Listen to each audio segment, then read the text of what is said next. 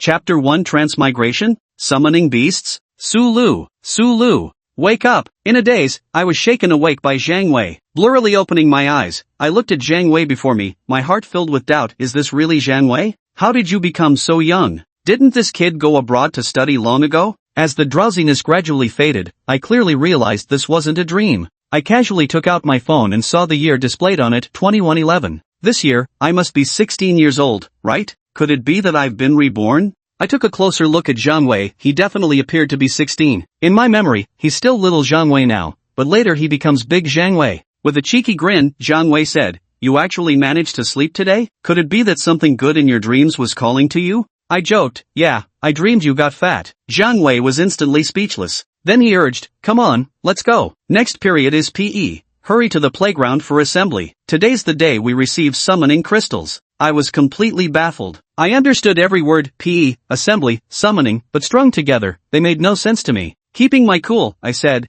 "Yeah, you go ahead. I need to use the restroom, I'll catch up soon." Zhang Wei nodded and scampered out of the classroom, shouting over his shoulder, "Then I won't wait for you, I'm going to be the man who becomes the Beast King." I thought to myself, the Beast King's man? Does this kid have someone he likes? Maybe I can help him out. Casually, I pulled out books from my desk drawer, 3 years of summoning, 4 years of beast taming, comprehensive guide to beast taming, the history of beast taming, breeding techniques for pippy pigs. As I looked through these books, it dawned on me, so it's not a rebirth, it's a transmigration. Just then, the class bell rang, and I hurried to the playground. Out of 40 students in the class, 39 were waiting for me. PE teacher Li Daming frowned and said, "Why are you so late?" I realized Li Daming was still the same PE teacher I remembered, but now he actually had a red-skinned rhinoceros following him around, occasionally exhaling tiny flames between breaths. Many students looked at him with envy. Apparently, PE teachers in this world were quite impressive, probably wouldn't catch colds so easily. Zhang Wei raised his hand and said, "Teacher, I know, he went to Magnify."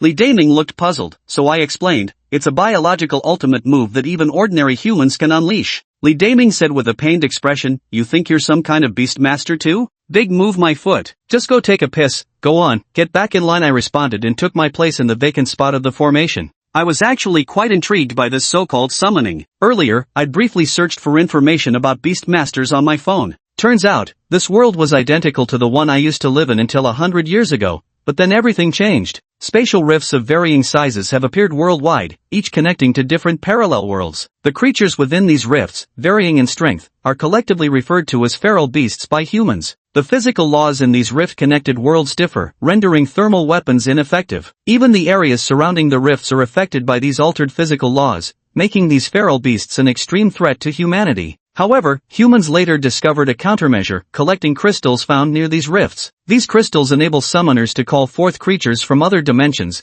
known as summoned beasts, which possess extraordinary abilities. The precondition for summoning is reaching 16 years of age, which is why regions universally schedule crystal distribution during the final days of the second year in high school, precisely today. I stroked my chin thoughtfully. What will my summon be? The creation dragon? The fairy queen? I'd even settle for a giant titan. After all, I'm a transmigrator, shouldn't my summon be something awesome? Even if it's trashed here initially, as long as the potential is high, I'd be okay with it. Just then, Li Daming announced, "Alright, the last person's arrived. Everyone, let's distribute the summoning crystals." With that, he produced a white leather pouch and poured out 40 thumbnail-sized, rainbow-colored crystals. He continued, "Every person only gets one summoning opportunity in their lifetime. I won't force you to perform your first summoning here immediately. Those who fail should bring their transparent crystal to me privately tomorrow. I'll keep your summoning results confidential. As for students who succeed in summoning, you must register independently with the Summoner Alliance. After registration, you'll receive a monthly stipend." This approach was designed to protect the student's self-esteem, as the presence or absence of an initial summoned beast makes a profound difference. After sophomore year, students will be divided into summoner class and academic class tracks, with completely different social benefits and statuses after graduation. To become a beast master, one must possess a summoned beast with 100% control mastery, as these creatures roam urban areas. No one would accept a summoned beast that isn't fully under control moving through the city. Every person's first summoned beast via a calling crystal starts with 100% control mastery. However, taming wild beasts to reach 100% control is extremely difficult, with risks of control degradation, which is why wild beast eggs are so valuable. Many choose to attempt summoning immediately since succeeding means instant profit, while failing carries no loss, especially since statistics show the summoning success rate is below 10%. A female classmate sighed in disappointment. It failed. The calling crystal in her hand faded from prismatic colors to transparent, which she then handed openly to Li Daming. He recorded the result meticulously in his little notebook. At that moment, a shout came from nearby. I did it. I succeeded. It was the history class representative Su Xianwei. The multicolored crystal in his hand had transformed into a 2-meter-tall skeleton. Li Daming seemed drawn by the sight and walked over to Su Xianwei's side. Zhang Wei said somewhat dejectedly, I failed to summon anything too. Looks like I'll never become a beast king. What about you, Su Lu? The crystal in my hand turned to dust. I had indeed succeeded in summoning something, but it was unsettling. Pokemon system activating. Please wait. While others summoned beasts, I actually summoned a system instead. Chapter 2, System Activation. About half the classmates chose not to attempt summoning immediately, preferring to wait until they got home, claiming better preparation might improve their success rate. Among those who tried, only Su Xianwei succeeded. Li Daming called out, "Alright, class dismissed for free activity." Originally, this PE lesson was supposed to teach basic combat techniques and strategies for dealing with ferocious beasts, but today everyone was too absorbed in the summoning frenzy to focus on training. The classmates began whispering excitedly. Wow, Su Xianwei, can I touch your beast's bones? Necromantic-type summoned beasts are quite rare, though they're generally said to have limited potential. Have you forgotten the Skull Emperor of the Necromancer King? The Skull Emperor? That's an incredibly powerful summoned beast capable of summoning 10,000 skeletons with just a wave of its hand. Damn, that's cool. But didn't he summon it as a skeleton commander right away? Even undead ones are good, they don't die easily. I really wish I had a summoned beast too. Speaking of which, did you watch yesterday's Summoned Beast Grand Tournament? The new champion already has a nickname, they're calling him Heaven's Radiance. You're talking about the new female Heavenly King? What an imposing title for a Heavenly King, I love it. I'm totally standing her, a female classmate exclaimed excitedly, stamping her feet. Listening to these discussions, I felt completely out of place. I had a vague impression of this female classmate. Wasn't she previously an obsessive fan of pretty boy idols? Now she switched to idolizing beastmasters?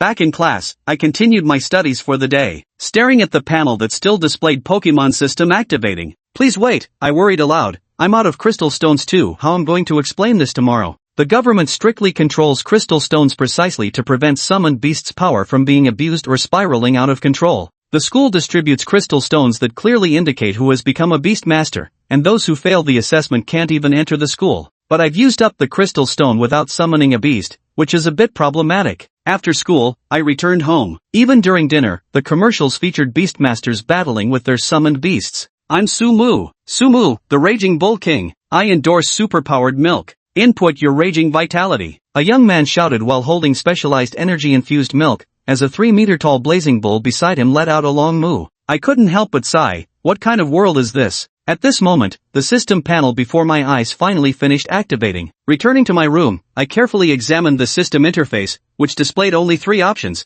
Number of Pokemon owned, 0, daily draw. First draw guaranteed to yield at least a pseudo-legendary Pokemon. Shop, current points, 0, my eyes lit up. I knew it. This is what I've been waiting for. I had to give Li Daming an answer tomorrow, either present a summoned beast or show the transparent crystal. With the Pokemon I draw, I should be able to pull this off. And over 100 years ago, the world changed. No one knew about Pokemon, and the variety of summoned beasts was vast. It was common for people to summon unknown creatures, so me summoning a Pokemon shouldn't be an issue. This Pokemon system mentioned that the first summon is guaranteed to be a pseudo-legendary or above. Doesn't that mean there's even a chance to summon a legendary Pokemon? Forget about mythical Pokemon, even a sub-legendary would make for a powerful summoned beast. Pull just one, nurture it well, and crushing the savage beasts in the spacetime rifts would be a piece of cake, right? At this thought, I glanced at my 3-meter-high ceiling and muttered, maybe I should go outside to summon, just in case I get a land-bomb legendary or a massive whale that bursts through the roof. Though the odds are low, one should always have dreams. I called out to my mom, "Mom, I'm heading out." She responded, "Alright, come back early. My family isn't exactly wealthy, but we get by just fine. Under the protection of the Summoned Beast Alliance, the city is quite safe. It's just that humanity has lost vast stretches of land, resources are scarce, and living standards have dropped, something you can sense from today's meal."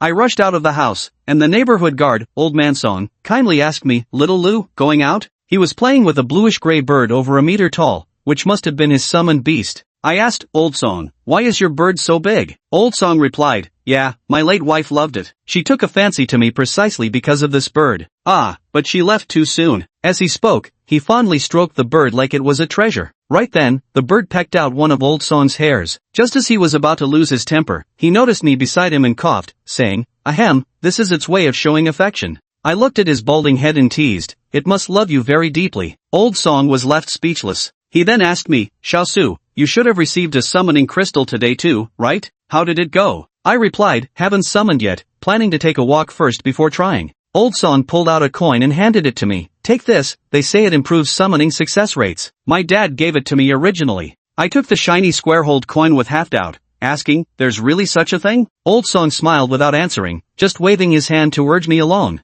Out on the street, vendors were hawking, psychic coins for sale can improve your summoning success rate. They seemed to know the academy was distributing summoning crystals today and were shouting with extra vigor. Looking at what they were selling, identical to the coin in my hand, I thought, well now, seems like a well-established industry. After wandering around for over 2 hours, I finally found a less crowded park. I was worried that my summoning process might look different from others, which could draw unwanted attention, so I deliberately sought out a secluded spot. It's starting!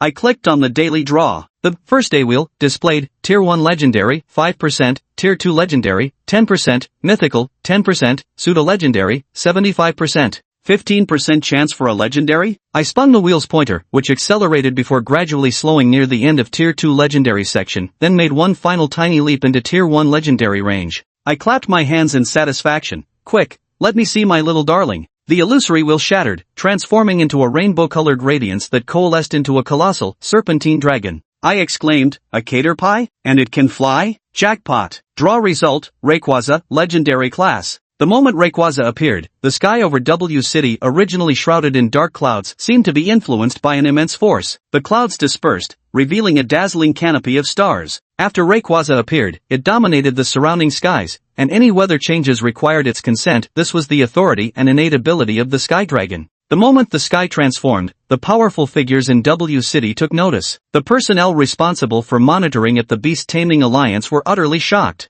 What kind of power is this? The sky for dozens of miles actually cleared up instantly. Unnatural force. At least at the Heavenly King level or higher. Today is the day summoning crystals are distributed. Could someone have summoned a Heavenly King level beast? May heaven bless our W City. Investigate thoroughly. Don't let a single promising talent slip through. The director of the Beastmaster Alliance in W City said excitedly. Naturally, I had no idea what Rayquaza's appearance had brought to W City. The majestic creature lowered its head to look at me. Even in its unextended state, it stood 7 to 8 meters tall. This green serpentine dragon measured about 2 meters wide, with strikingly handsome X-shaped ridges along its neck. I distinctly sensed I could command it freely. After all, this was a legendary Pokemon. It was impossible not to feel thrilled. I made it lower its head slightly and patted its body approvingly. Good, very good. Excellent development. Nice texture too. I opened the panel, and the number of Pokemon I possessed had changed to 1. Rayquaza quality, Tier 1 Legendary, current level, 5 type, Flying, Dragon, innate ability, Skylock, locks the weather in an area and manipulates atmospheric forces, status, healthy, moves, Twister, Scary Face. Quality is ranked from highest to lowest, Tier 1 Legendary, Tier 2 Legendary, Pseudo-Legendary, Champion, Elite 4, Elite, Normal, Inferior. Mythical Pokemon are calculated separately. Still at level 5? That's equivalent to a newly hatched Pokemon, I mused, stroking my chin. Before transmigrating, I was a longtime Pokemon fan, so I could recall plenty of information upon seeing one.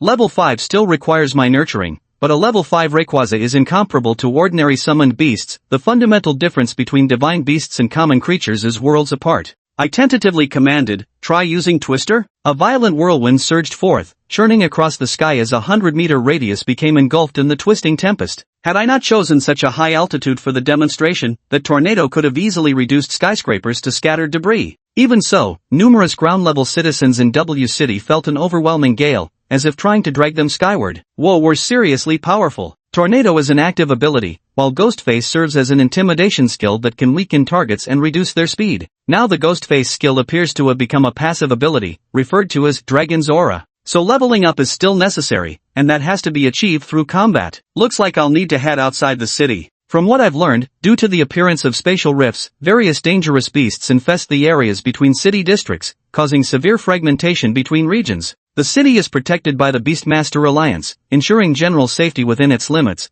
but beyond the walls lies extraordinary danger. Usually, only Beastmasters dare to venture outside. Even for intercity travel, one must be accompanied by a high-level Beastmaster. But should I really take you to get registered? I stroked my chin as I eyed the mighty Rayquaza. This is a Pokemon from another world, after all, not one summoned through crystal stones. If it fails the inspection, it might cause unnecessary trouble or even attract unwanted attention. Roar you're hungry? I roughly sensed what Rayquaza was trying to convey. Staring at the gigantic creature before me, I realized with astonishment that I probably couldn't afford to keep it. I knew Larvitar needed to eat an entire mountain, but what would Rayquaza consume? Even if it only ate meat, with such massive size, wouldn't several pigs be needed for just one meal? A sudden thought struck me. Could it possibly need to absorb energy from meteorites? At this realization, I felt my already financially strained household suddenly facing even greater hardships. Wait, there's still the system store. I hurriedly opened the system shop interface. Available points, 0 fairy plate, 100 million points stone plate, 100 million points.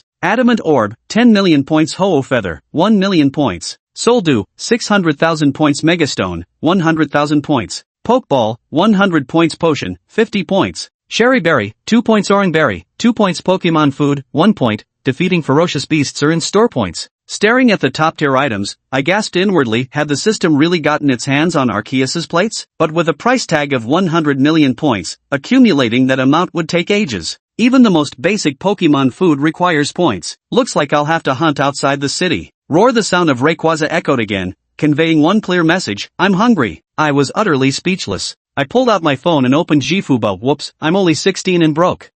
What can you eat? Should I ask my mom to make something? Growl growl. Oh, so you can absorb some atmospheric components too? Not very nutritious? Guess you'll have to be emergency rations then. Proper energy cubes are still necessary. Hearing Rayquaza's words, I breathed a slight sigh of relief. This is my treasure, I can't let it go hungry. Fortunately, it can survive just by eating the north wind. In a way, Rayquaza is quite low maintenance. And so began Rayquaza's first day of dining on the north wind. Can you take me up into the sky with you? I asked excitedly. If given the chance to fly, who wouldn't want to? Roar! Rayquaza shook its head. Haven't fully mastered the atmospheric barrier yet? Alright then, I replied, somewhat disappointed. I really wanted to go sky high with Rayquaza, but without an atmospheric shield, I'd probably kick the bucket the moment I reached the stratosphere. Go on. Be careful if there's any danger, you're still young, don't run too far. Oh, and don't make too much of a commotion. Don't block the weather either, I said, gazing at the stars in the sky. Right now, I don't have any shop points and can't even exchange for a Pokeball. To keep Rayquaza out of danger, it's better to leave it in the atmosphere for now. After all, the sky is its true domain. Within Earth's atmosphere, there's virtually no creature capable of capturing Rayquaza. With my approval, Rayquaza twisted its body and transformed into a green streak of light that shot straight into the clouds. Watching this emerald trail, I froze momentarily. Could this be Draco Meteor? I hurriedly opened Rayquaza's attribute panel, but the special move Draco Meteor hadn't appeared yet. Rayquaza is already one of the most elite legendary beasts, but that doesn't mean there's no room for further evolution. Rayquaza can also undergo Mega Evolution. Once it masters its exclusive move Dragon Ascent and possesses the Emperor's Organ, also known as the Megastone, it can transform into Mega Rayquaza. Seems like just a nascent form now, but the future holds great promise. Even in its embryonic form of Dragon Ascent, the speed of its flight is that emerald streak is terrifyingly fast. Even the surveillance cameras throughout the city couldn't capture Rayquaza's movements. In fact, they didn't even detect the green streak of light. Go home. I could check Rayquaza's status panel anytime and had a general sense of its location in my mind. There was no fear of anything going wrong with Rayquaza.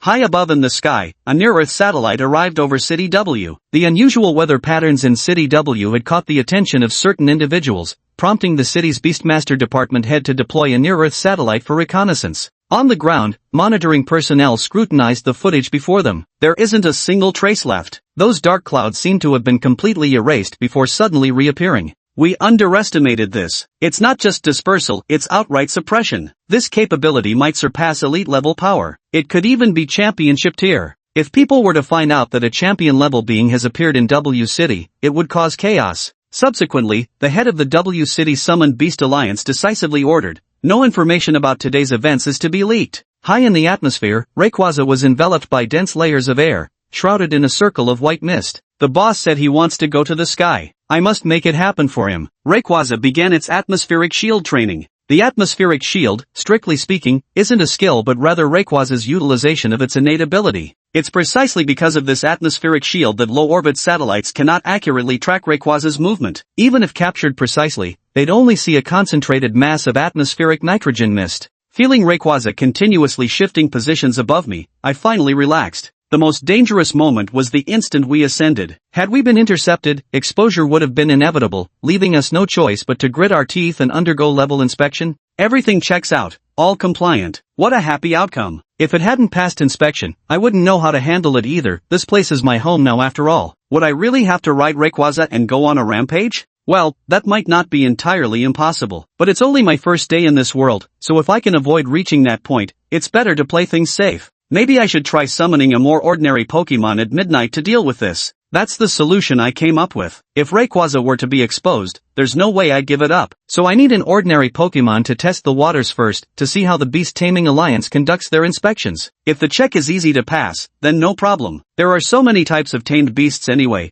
and Pokemon don't seem that different from them, right? There's still time, no need to rush. I clapped my hands and headed straight home. Old Man Son, the gatekeeper, glanced at me a few times and noticed I didn't have a summoned beast by my side. Yet my expression didn't seem disappointed, probably because I hadn't made up my mind to attempt a summoning yet. Xiaosu, you still haven't summoned one? It must be because you lack confidence. Come here, let me give you more summoning tools. These were all left to me by my father, guaranteed to help you succeed. With that, Old Man Son pulled out another large bundle of items. There are beads, cards, small figurines, and a USB flash drive. I have a familiar feeling. I think I've seen all these items at stalls outside before. Except for one thing, I pick up the USB drive. Was this USB drive also left to you by your father, Elder Song? USB drive? Old Man Song instantly snaps to attention, calmly snatching the USB drive back. Indeed, heirloom data? It's precious. Elder Song retorts irritably, shoving the other items into my hands. So I returned home with a handful of trinkets bought from the street stall. My parents had already gone to bed.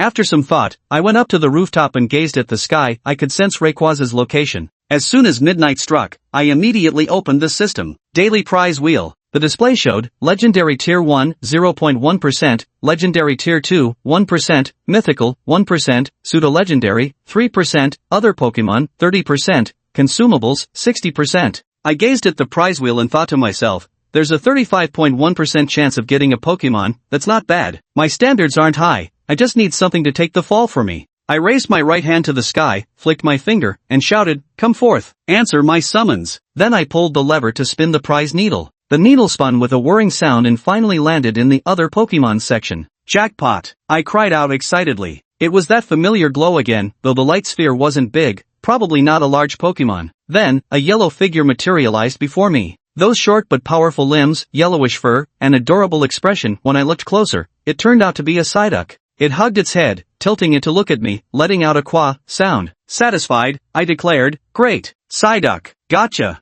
Psyduck tilted its head again and went quah quah, as if confused. I patted its shoulder and asked, you're confused? I'm your future trainer, no, summoner. From today onward, you'll be my ace. I thought to myself, having Psyduck as my official main combatant shouldn't attract too much attention, right? Tomorrow I'll take it to the Summoner Alliance to test the waters. Hearing my voice, Psyduck seemed to get fired up. After 30 seconds, it flexed its stubby little arms and let out a quack, as if to say, Ducky will do its best. Watching this Psyduck that took a full 30 seconds to react, I wondered if there might be something wrong with it. But oh well, at least it's perfect for testing the waters. I opened Psyduck's stats. Psyduck, potential, elite current level, 5 attribute, water. Innate ability, damp, can create dampness, reducing fire-type attacks. Status, healthy skills, scratch, confusion, hypnosis, Psybeam. I thought to myself, elite tier talent should be decent, ranking as mid-level at least. But suddenly, Psyduck's talent abruptly skyrocketed to champion tier. Could talent levels actually change?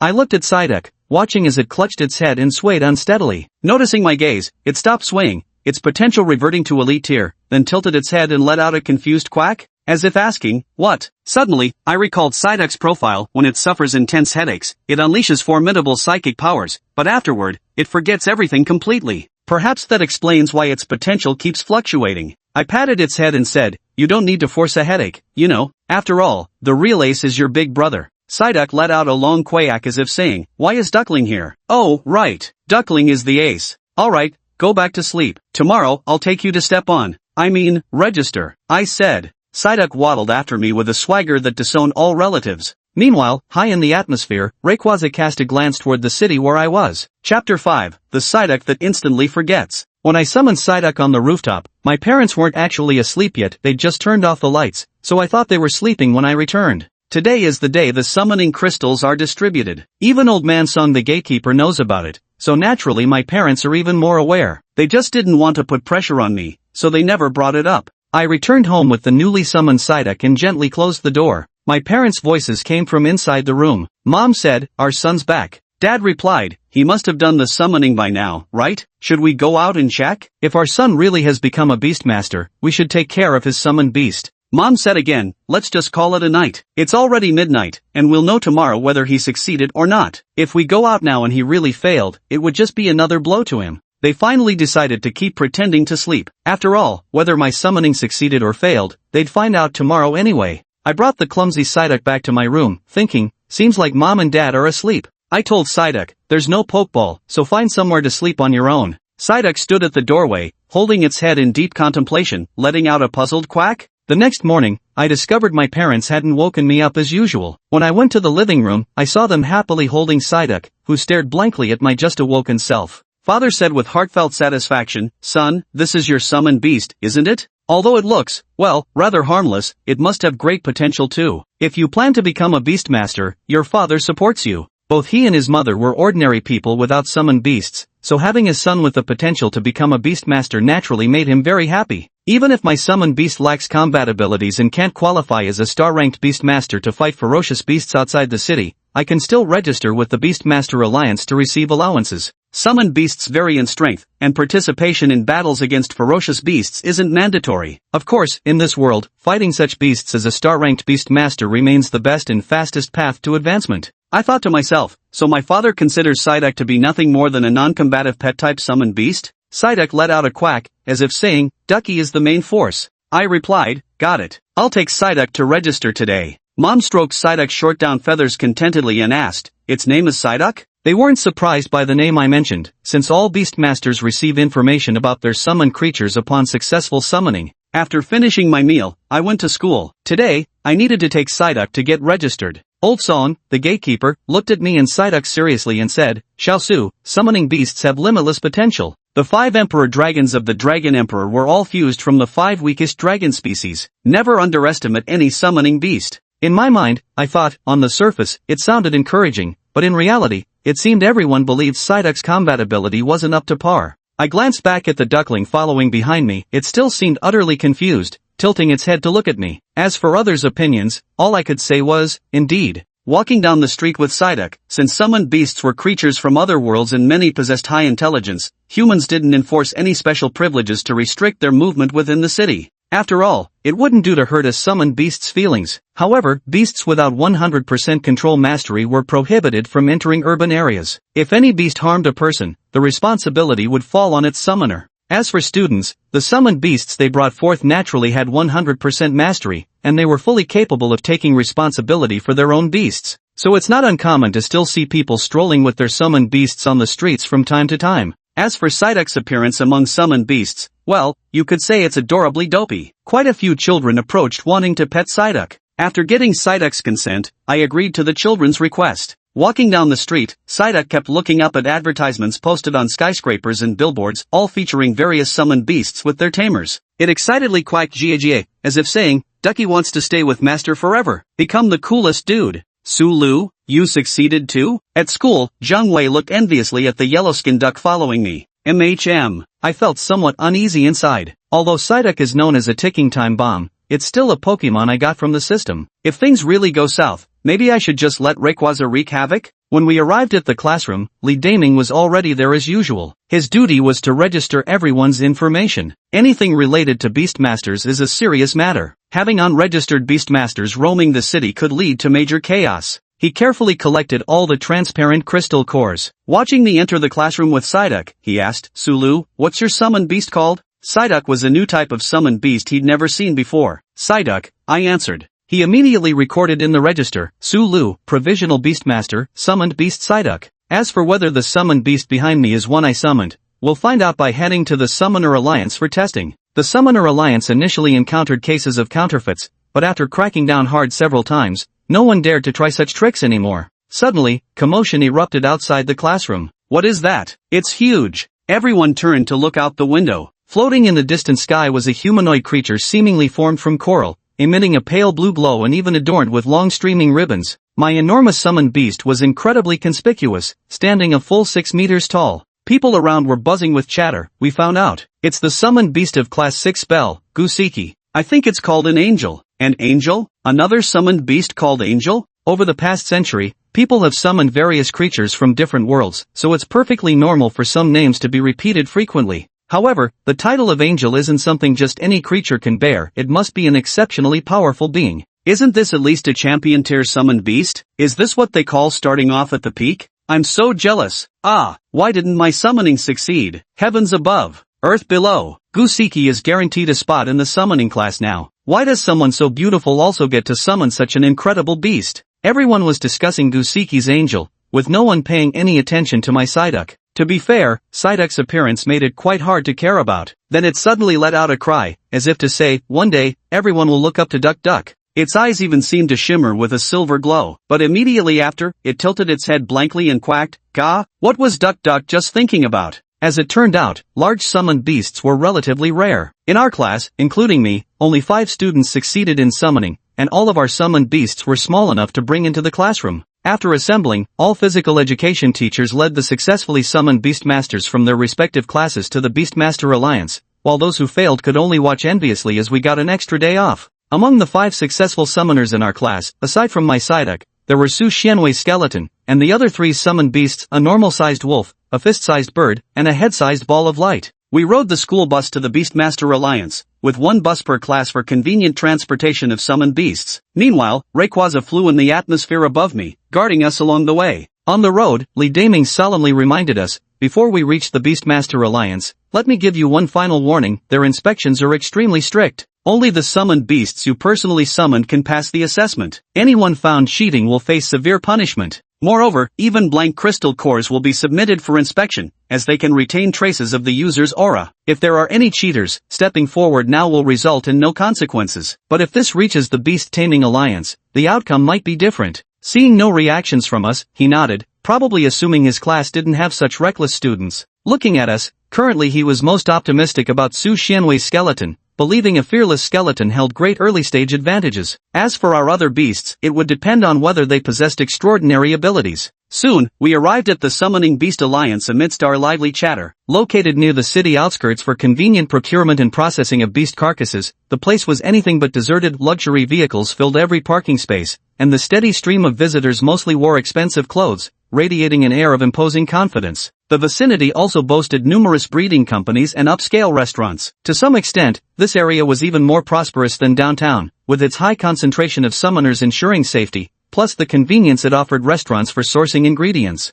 At this thought, I couldn't help but sigh. Yesterday, when I received my summoning crystal, my family put together a nicer meal, but it was still far from lavish, nothing compared to meals before my transmigration. The impact of the spatial rifts on this world was more severe than I'd imagined. Initially, I'd only wanted to level up outside the city walls, but now, seeing this thriving scene, I started entertaining thoughts of improving our living standards. With Rayquaza by my side, I definitely had the capability. Buying a house here and having my parents move nearby would probably be the safest option. Gah, the Psyduck let out a cry. Not just from our second high school, but all prospective beastmasters across the city had gradually arrived. Many hunting companies had long had their eyes on talents like us. Many people crowded around those summoning beasts that appeared extraordinary. The most eye-catching was that angel, while there wasn't a single soul near my dull-looking Psyduck. Although summoning beasts might possess supernatural powers, outsiders could only judge their combat capabilities based on their outward appearances. Psyduck tugged at my trouser's leg and quacked, "Qua, what are they doing?"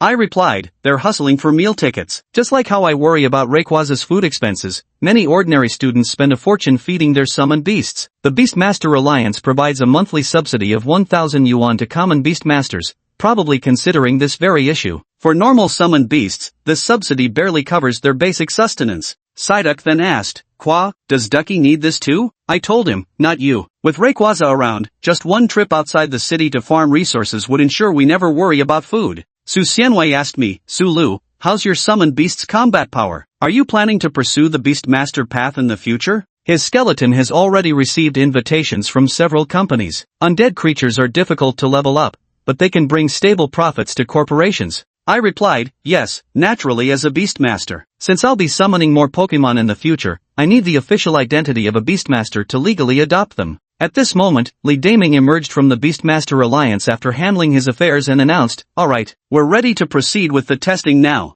We entered the Beastmaster Alliance one by one. The facility was constructed on a massive scale, presumably to accommodate those bulky summoned creatures. Apparently, this world hasn't yet popularized convenient storage devices like Pokeballs for summoned beasts. A quite attractive female staff member said to me kindly, "The student, please come with me." Anyone who could enter here was at least a prospective beast tamer, so she dared not show any disdain. She introduced herself, "Student Lu Su, right? Just call me Zhu Qin." Then she picked up my basic profile and saw that I had summoned an unrecorded Psyduck, thinking to herself, a summoning beast appearing for the first time? Without predecessors to pave the way, the progress of such a summoning beast would be very slow. If it's a summoned beast that has already appeared before, with established progression methods and evolution paths, raising it becomes much easier. Take for example Principal Song Changming of Northwestern Dragon University, who developed the progression and evolution path for the Stellar Dragon. Being highly specialized in Dragon-type and fusion evolution, Northwestern Dragon University even claimed that anyone who could summon another Stellar Dragon could cultivate it to its peak within 5 years. Yet Song Changming himself spent 40 years developing the Stellar Dragon's evolution.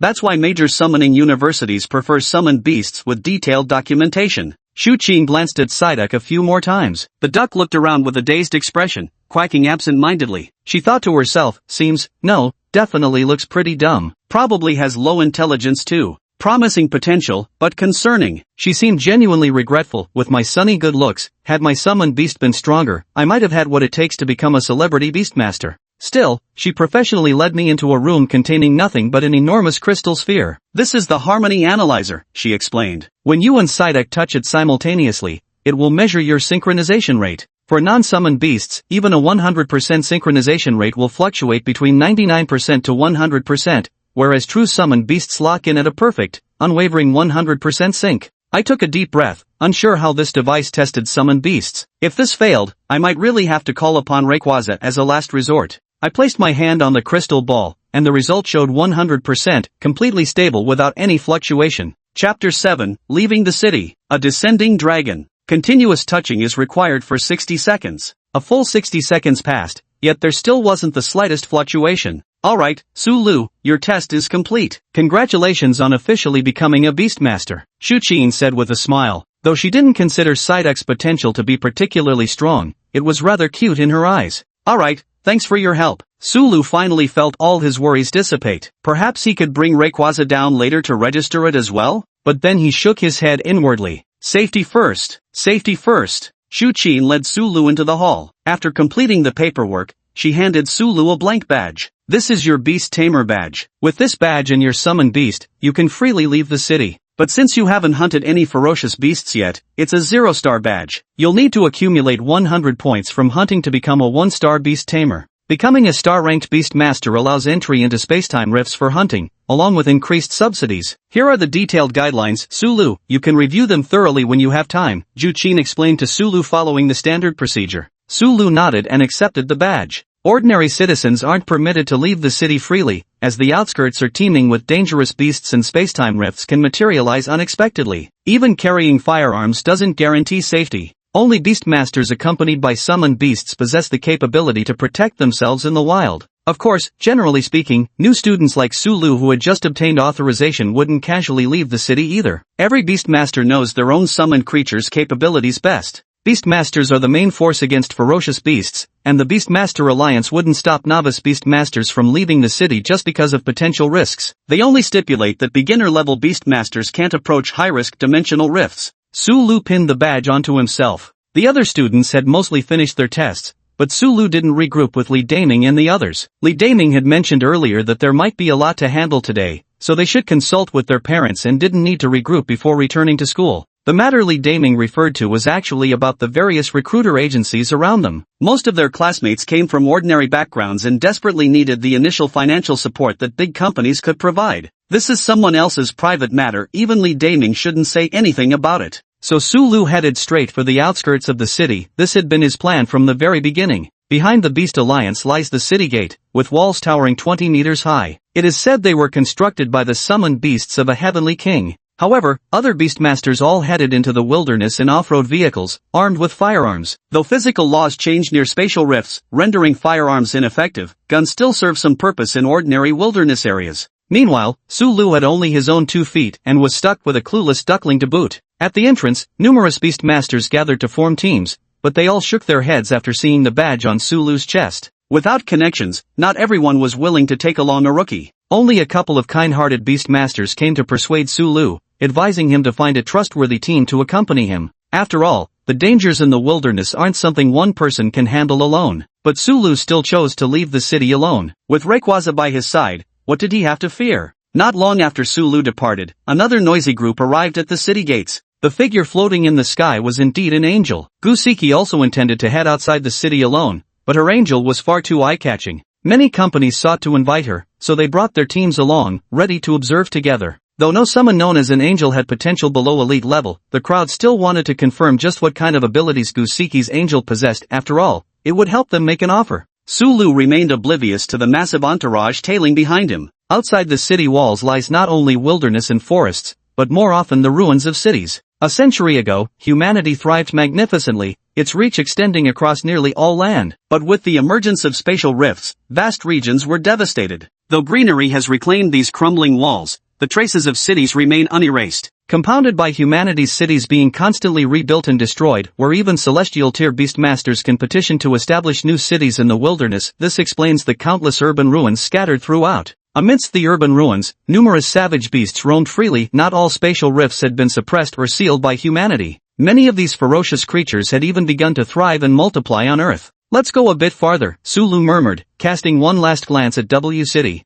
Half an hour later, Sulu came to an abrupt halt, not from exhaustion, but because over 20 savage beasts now blocked his path. These ferocious beasts that resembled wolves were a full 2 meters long. Had Sulu carefully studied the beast encyclopedia, he would have recognized them as ordinary tier scourge wolves, creatures capable of matching a car's speed when running at full tilt. When scourge wolves gathered in large numbers, there was even a chance an elite tier alpha scourge wolf might emerge among them. The moment the scourge wolves appeared, Psyduck immediately positioned itself protectively in front of Sulu. An average student accompanied by just one summoned beast would have panicked in this situation, but Sulu, a man who possessed a legendary beast, remained completely unruffled. Ducky wants to protect its summoner. Psyduck hugged its own head, attempting to deliberately induce a headache state. It too understood that its water-type abilities were largely ineffective. The only way to deal with these vicious wolves was to harness the tremendous psychic power generated during its headaches. Whirlwind, Sulu murmured softly. A terrifying tornado struck. Even the nearby trees and the already ruined city debris were snapped and swept away. Everything around seemed to have been ravaged by giant spiraling blades. If not for the small tornado that also formed around Sulu, with him standing at its windless center, even he would have been swept up in the frenzy. Roar! Ducky gazed upward in a daze. Ha! A dragon? Psyduck couldn't help but tense up. Rayquaza's ever-present Intimidate ability pressed down on Psyduck with overwhelming pressure. Under this pressure, its headache grew even more intense. You're here. How do you find the atmosphere? To your liking? Sulu said with a smile. With the protection of Rayquaza, it seemed unlikely for him to get into trouble. Roar! Still not quite full enough? Not enough energy in the atmosphere? Sulu nodded. Looks like it still needs to eat actual food. Sulu turned his gaze toward the corpses of the savage roaming wolves scattered on the ground. I've heard that beast meat is both nutritious and delicious. Let's get ourselves some beast meat to eat, Sulu clapped and declared. Rayquaza nodded repeatedly. With Rayquaza's strength, it certainly could hunt on its own, but it strictly followed Sulu's words, continuously patrolling the atmosphere without descending to hunt. Meanwhile, Psyduck kept shaking its head, glancing alternately at Sulu and Rayquaza, thoroughly confused. Sulu gently patted Psyduck's head. This is your senior brother. Gah! Psyduck swung its hands behind its back, looking startled. Then it crouched down dejectedly, drawing circles on the ground. Gah! Ducky should be the main one here. Chapter 8, Shop Unlocked, Exchange for Pokeballs. Ha, don't lose heart. I'll train you to become the world's strongest duck. Sulu chuckled and patted Psyduck's shoulder. Psyduck actually had quite good potential, having shown Elite 4 level potential earlier on the system panel. If its headache-induced psychic powers were fully developed, it would be guaranteed to reach Elite 4 level, with potential to become Champion Tier. Just how strong is Champion Tier? In the Pokemon world, a champion's Pokemon are all comparable to legendary standards. Powerful champions can even stand their ground against legendary beasts, showcasing truly remarkable potential. Quack. Deal. Just a conceited duck? Or has its intelligence improved due to Psyduck's potential development? Sulu glanced at the system again, where Psyduck's potential had decisively risen to Elite 4 level. Probably suffering from a headache right now, poor duckling. Meanwhile, Rayquaza couldn't wait to feast on everything in sight. So Sulu controlled Rayquaza to grab a few savage swimming wolves, taking only their meaty thighs, then skinned and roasted them. Venturing outside the city today was part of Sulu's plan, so he brought a lighter, though he hadn't packed any seasonings. Yeah, next time for sure. Even without any seasoning, the simple roasted meat emitted an enticing aroma. No wonder they say beast meat is delicious and nutritious. I heard eating more of it can even strengthen one's physique. Sulu was still just an ordinary person, so a single piece of meat left him completely stuffed. No matter how much he wanted to continue, his stomach wouldn't allow it. After eating the ferocious beast meat, Sulu felt warmth spreading throughout his body, as if he had gained an inexhaustible supply of energy. Psyduck, being an omnivorous Pokemon, could also eat meat. Due to its small size, it consumed even less than Sulu. But upon hearing Sulu say that eating meat could make one stronger, it struggled to pick up another piece and stuffed it into its mouth with a quack. Out of the 4 legs roasted, 3.5 were devoured by Rayquaza. Sulu's face was filled with satisfaction. Are you full? Sulu asked Rayquaza. Rayquaza nodded. Roar. I am, but isn't the energy level low? After all, it was a legendary Pokemon, so Sulu understood its higher standards. Even pseudo-legendaries like young Larvitar and Beldum require rare minerals to eat, let alone an actual legendary Pokemon. So either eat higher-level beast meat or energy cubes? Energy cubes? That's right. Thinking of energy cubes, Sulu opened his system store. The store points, originally at 0, had now changed to 181. A total of 23 ferocious roaming wolves were slain, so points earned per wolf are approximately 9 points each. Sulu chose to display only purchasable items. Pokeball, 100 points. Berries. A Pokeball is a must for security, so Rayquaza doesn't have to stay in the atmosphere drinking the northwest wind every day. Without hesitation, Sulu spent 100 points to purchase a Pokeball, and the familiar red-white sphere appeared in his hand. I wonder if other ferocious beasts can be captured with Pokeballs too. Sulu figured it probably wouldn't work. Pokeballs were designed for Pokemon. If they could randomly capture other creatures, humans should theoretically be capturable too. But he'd never heard of anyone capturing a person. The effectiveness of Pokeballs is inherently tied to the biological nature of Pokemon. Among the other purchasable items in the store were some common berries. While berries also had effects and could be used to make Pokeblocks, the recipes for Pokeblocks required at least 3,000 points. Simply eating berries seemed wasteful, so Sulu spent all his remaining points on Pokeblocks instead. As for Pokemon food that merely satisfied hunger, it didn't even register as an option for Sulu. 81 shop points, yielding only 81 Pokeblocks. Looks like I'll need to figure out how to grow berries myself and build a Pokeblock production chain. Relying solely on the system's supply will slow down my progress in exchanging for other items, thought Sulu before distributing the Pokeblocks to Psyduck and Rayquaza. However, Psyduck, lying on the ground while rubbing its belly weakly waved its hand. Quack, Ducky can't eat anymore, not even one more bite? So all the energy cubes went to Rayquaza. Devouring everything in one bite, Rayquaza's eyes narrowed with satisfaction. Everything produced by the system is guaranteed to be top quality. Sulu couldn't help but grow curious about the taste of energy cubes. Maybe he'd exchange for one to try next time? Humans should probably be able to eat energy cubes too, right? Now, Rayquaza's hunger and energy are both satisfied. Then, Sulu took out the Pokeball, and Rayquaza understood his intention. It nodded, lowered its head, and lightly tapped the Pokeball in Sulu's hand with its claw before transforming into a streak of white light and entering the ball. Rayquaza true capture. Then Sulu looked at the wolf corpses around him and couldn't help thinking about his family's meals. Yesterday had been a special occasion, so there was meat, but by this morning, the household meals had already returned to their usual standard. Sulu had also checked, the refrigerator was practically empty of meat. Beast meat that could strengthen the body almost never made its way into ordinary people's hands. It was usually bought by beast masters to nurture their summon creatures. As for ordinary meat, with urban land being so scarce, it was difficult to allocate large plots for livestock farming, so there wasn't much available anyway. Take some home with you. Looking at the twisted wolf carcasses littering the ground, Sulu sighed regretfully. To earn points from the Beast Taming Alliance for killing ferocious beasts, proof was required, either the beast's head or an intact corpse. After verification, the carcass would still belong to the hunter. That's why many beast tamers venturing out to hunt would drive vehicles beyond the city walls, some even preparing multiple empty trucks just for hauling their spoils. But Sulu was alone now and didn't have a vehicle, so he could probably only take back a small amount of prime meat. Sulu didn't doubt that Rayquaza could carry all the wolf carcasses,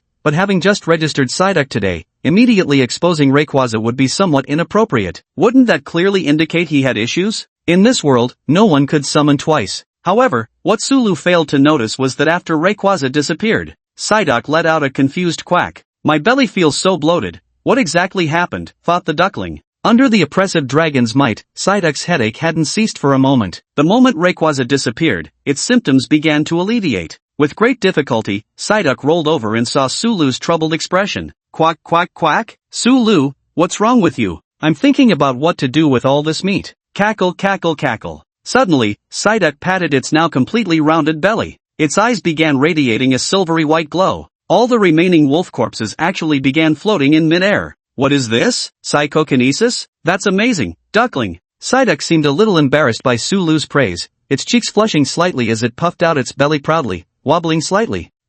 Of course, duckling's the main fighter. Let's go. We're going home. A man and a duck swayed side by side as they turned back toward the city. Chapter 9, Psyduck's True Power. The distance to W City was only half an hour's walk, so the path wasn't particularly difficult. There were even several well-trodden main roads that were relatively safe due to the steady flow of travelers. Sulu followed these roads as he began his journey back. But before Sulu could walk far, he encountered a group of people coming his way. In the sky was that strikingly conspicuous angel. Gusiki? That should be her name, right? Ha! Nothing special, just a schoolmate. If nothing unexpected happens, we might be classmates next semester, Sulu explained to the Psyduck. The success rate of summoning is approximately 10%, which increases slightly if both parents are Beastmasters. In second high school where Sulu studied, there were 800 sophomores. Among them, about 80 would become Beastmasters, but less than half of those would possess both the determination and talent to pursue the Beastmaster path. Hence, there had always been only one Beastmaster class. Classmates? That means comrades in arms. The clever Psyduck tilted its head thoughtfully. At the same time, Gusiki and her group approached. Psyduck happily quacked and even waved at Gusiki. In the little duck's mind, shouldn't it greet its master's classmate? The noisily quacking Psyduck also drew everyone's attention. As they approached for a closer look, they saw nearly 20 wolf corpses suspended in midair. Was this a psychic-type summoned beast? This seemingly dull-headed duck was actually a psychic-type summoned beast, its rarity second only to dragon-type creatures? And these were 20 savage wandering wolves, each typically weighing over 70 kilograms. 20 of them would amount to over a ton in total weight. To lift such a staggering load through psychic manipulation alone, this duck's power was truly terrifying. Gusiki also turned her gaze toward Sulu. With only about 800 students in their sophomore year, they inevitably crossed paths frequently, so she was somewhat familiar with Sulu. After all, his looks were among the best in number 2 high school, hard to forget once you'd seen him. Is it greeting me? Gusiki asked Sulu in surprise. Yes, this little one seems to quite like you, Sulu replied with a faint smile, patting Psyduck's head. He didn't elaborate or try to cozy up further. Though that angel-type summoned beast was considered highly powerful among its peers, to Sulu, it was nothing particularly special. Thank you. Do you need help carrying these wolf carcasses back? Can he really manage to transport so many? Gusiki glanced skeptically at Psyduck. No need, this counts as training too. It can handle it. Sulu waved his hand and refused without hesitation. And Psyduck nodded with a quack. For the little duck, this was no big deal. Then see you next semester. Gusiki didn't say anything more. Just by the strength Golduck has shown now, getting into the summoned beast class would be more than enough. Alright, see you next semester. Sulu calmly left with Golduck in tow. Miss Gu, is this your classmate? Asked a company staff member who had come out with Gusiki. We'll be classmates next semester since we're from the same school. Quite a few company representatives were following Gusiki. But with the big corporations stepping in, the smaller companies' representatives had lost confidence in being able to recruit Gusiki, whether in terms of financial resources or connections. They simply couldn't compare. The only reason they were still tagging along was to catch a glimpse of Gusiki's summoning beast's true power. But now, they had actually encountered yet another newly promoted Beastmaster, and judging by appearances, this one seemed to possess considerable potential. Many began contemplating how to approach and win over Sulu later. He came from that direction. Gusiki looked toward where Sulu had appeared. Among this year's newly promoted Beastmasters, she had originally believed only Zhongxia from First High could rival her. Yet unexpectedly, she had witnessed this scene unfold before her. Indeed, no summoned beast should ever be underestimated, should they? They embody infinite possibilities. Now Gusiki wanted to know just how strong Sulu truly was. If it had been 20 savage roaming wolves, there would definitely be some battle traces left behind. So she headed toward the area where Sulu had previously fought. A few minutes later, the group saw still warm ash piles and scattered ruins of tall buildings, while the ground looked as if it had been plowed through by giant swirling blades. The affected range is 100 meters. A battle range spanning 100 meters? What kind of monster is this? That seemingly ridiculous yellow-skinned duck actually possesses such terrifying combat power? Could it be he just got lucky? One member of the team swallowed hard and said, "This level of power is already beyond what an elite could achieve." It was completely and utterly a strength at the Heavenly King level and beyond. And what does the Heavenly King level represent? It signifies a guardian-tier existence with the authority to expand territories and rebuild cities. Gusiki also narrowed her eyes slightly. If this was truly Sulu's doing, then he was far more formidable than she had imagined. It said that summoned beasts resemble their summoners in certain aspects to some degree. That's why, after receiving the finest education, she managed to summon an angel that suited her so perfectly. And now the trait Sulu's summoned beast was exhibiting. A hidden genius? Appears dull-witted yet possesses boundless potential. Gusiki contemplated with composure. At that very moment, distant synchronized wolf howls echoed through the air. Ferocious roaming wolves began converging toward them, gradually encircling the group, their numbers swelling to nearly 100. These ferocious gale wolves had actually gathered around when Sulu was roasting meat. It's common knowledge that wild beasts have keen senses of smell, which is why almost no one would dare barbecue in the wilderness. But due to the presence of Rayquaza, the beasts were clearly affected by its intimidating aura, becoming too fearful to approach for a long time. Only after Sulu left did they dare to come forward. So many gale wolves? What's going on? How can there be this many so close by? Could it be a new spatial rift has appeared? Highly likely. Let's move. 100 common-grade ferocious beasts, potentially hiding elite-grade specimens among them. Even experienced hunting parties would struggle against such numbers without sustaining losses. With the swift strike wolves' burst speed nearly matching that of automobiles, the team could well be facing mortal danger. Fortunately, those who came to invite Gusiki weren't weaklings. No need. This is the perfect opportunity to show you my strength. Isn't that why you followed me out here? Gusiki stopped the group as she spoke. Angel, purify them, Gusiki commanded. Flickering points of light began coalescing around the angel drifting through the sky. Then beams of radiant light needles shot toward the ferocious roaming wolves. This was her summoned creature, dazzling and resplendent, just like her. After clearing out all the ferocious roaming wolves, the angel seemed to fall into weakness. After all, it was a summoned beast freshly called forth. Yet even so, it was more than enough to astonish onlookers. However, just as everyone was in shock, howling sounds came from afar once more. Judging by the noise, the numbers must have reached tens of thousands. Run! There must be a new spacetime rift nearby. Chapter 10, It's time to raise the price. Having already departed, Sulu naturally had no idea what was happening behind him. By the way, Psyduck, can you use your psychic powers to make us float? Sulu wanted to fly, but Rayquaza hadn't yet mastered the atmospheric barrier. At Rayquaza's speed, carrying him would probably snap his old back in two. And Psyduck's psychic powers seemed to be a decent way of flying. Quack! Psyduck let out a disappointed cry. Does manipulating objects with telekinesis require more mental energy for living targets? Well, looks like we'll have to keep walking for now, Sulu sighed. After all, Psyduck is just a water-type Pokemon. The fact that it can learn psychic-type moves like confusion is purely due to its extraordinary talent. Not every creature can unleash psychic power just by having a headache, most would simply become dazed. After 20 minutes of walking, the man and his duck returned to the gates of W City. Many people couldn't help but stare at the eccentric duo of Sulu and Psyduck. It wasn't uncommon to see summoned beasts carrying ferocious creature corpses, but using a psychic-type summoned beast's telekinetic abilities for corpse transportation seemed rather like overkill. The power of summoned beasts must all be conserved to deal with the ferocious creatures that could appear at any moment. No car? Could he be a rookie? Such formidable mental energy, could it belong to at least an elite-level beastmaster? Should we go and invite him? Look at his chest, it's a blank badge. After seeing Sulu's battle record, many people gathered around, eager to recruit him into their teams. This was a practical reality, every team needed powerful teammates. Sulu declined all their offers and brought the corpse of the ferocious roaming wolf to the Beast Tamer Alliance's purchasing station. Registered beast tamers could bring slain beasts here to tally and settle their spoils. Sulu's arrival caused a minor commotion, as using psychic abilities for transportation was quite uncommon. The people inside the Beast Tamers Alliance building also heard the disturbance, including Zhu Qin. During her break, Zhu Qin couldn't help but glance out the window. Her usual pastime was observing various fearsome beasts from this vantage point that overlooked the acquisition station. Is that Sulu and a Psyduck? Zhu Qin froze momentarily in surprise.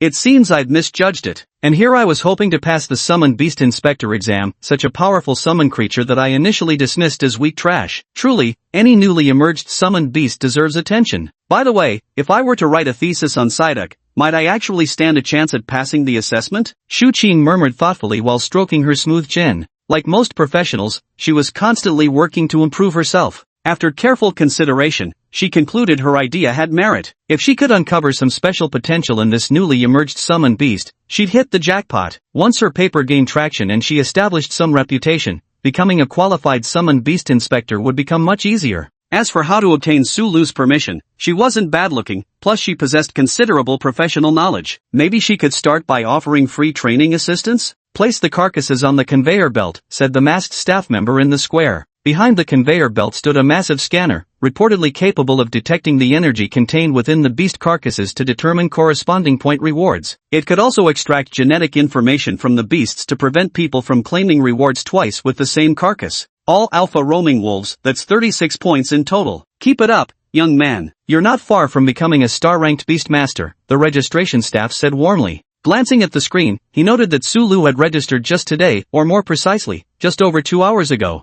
Though 20 ferocious roam wolves don't count as particularly challenging prey, achieving such results on the very first day and in such a short time, this beastmaster shows great potential. Of course, one shouldn't rule out the possibility of purchasing monster corpses to exchange for points, but it seems unlikely. There'd be no point, as unscanned beast corpses command even higher prices. With that kind of spare cash, why would one even care about the paltry subsidies for low-level beastmasters? As for the beast corpses required by high-star beastmasters, relying solely on purchases would probably bankrupt a corporation. The funds needed could instead properly train several genuine high-star beastmasters. Sulu nodded in agreement while casually collecting his monthly stipend of 1,000 yuan. Then there was the business of selling the beast meat. A large crowd was eagerly waiting at the Beast Taming Alliance's purchasing station for the scanning process to finish so they could buy the beast meat. Only after passing the Beast Taming Alliance's inspection and being confirmed as non-toxic and edible would they dare to safely consume this beast meat. However, due to Rayquaza's excessively brutal methods, the Skyfawn wolf corpses Sulu brought back weren't in very presentable condition.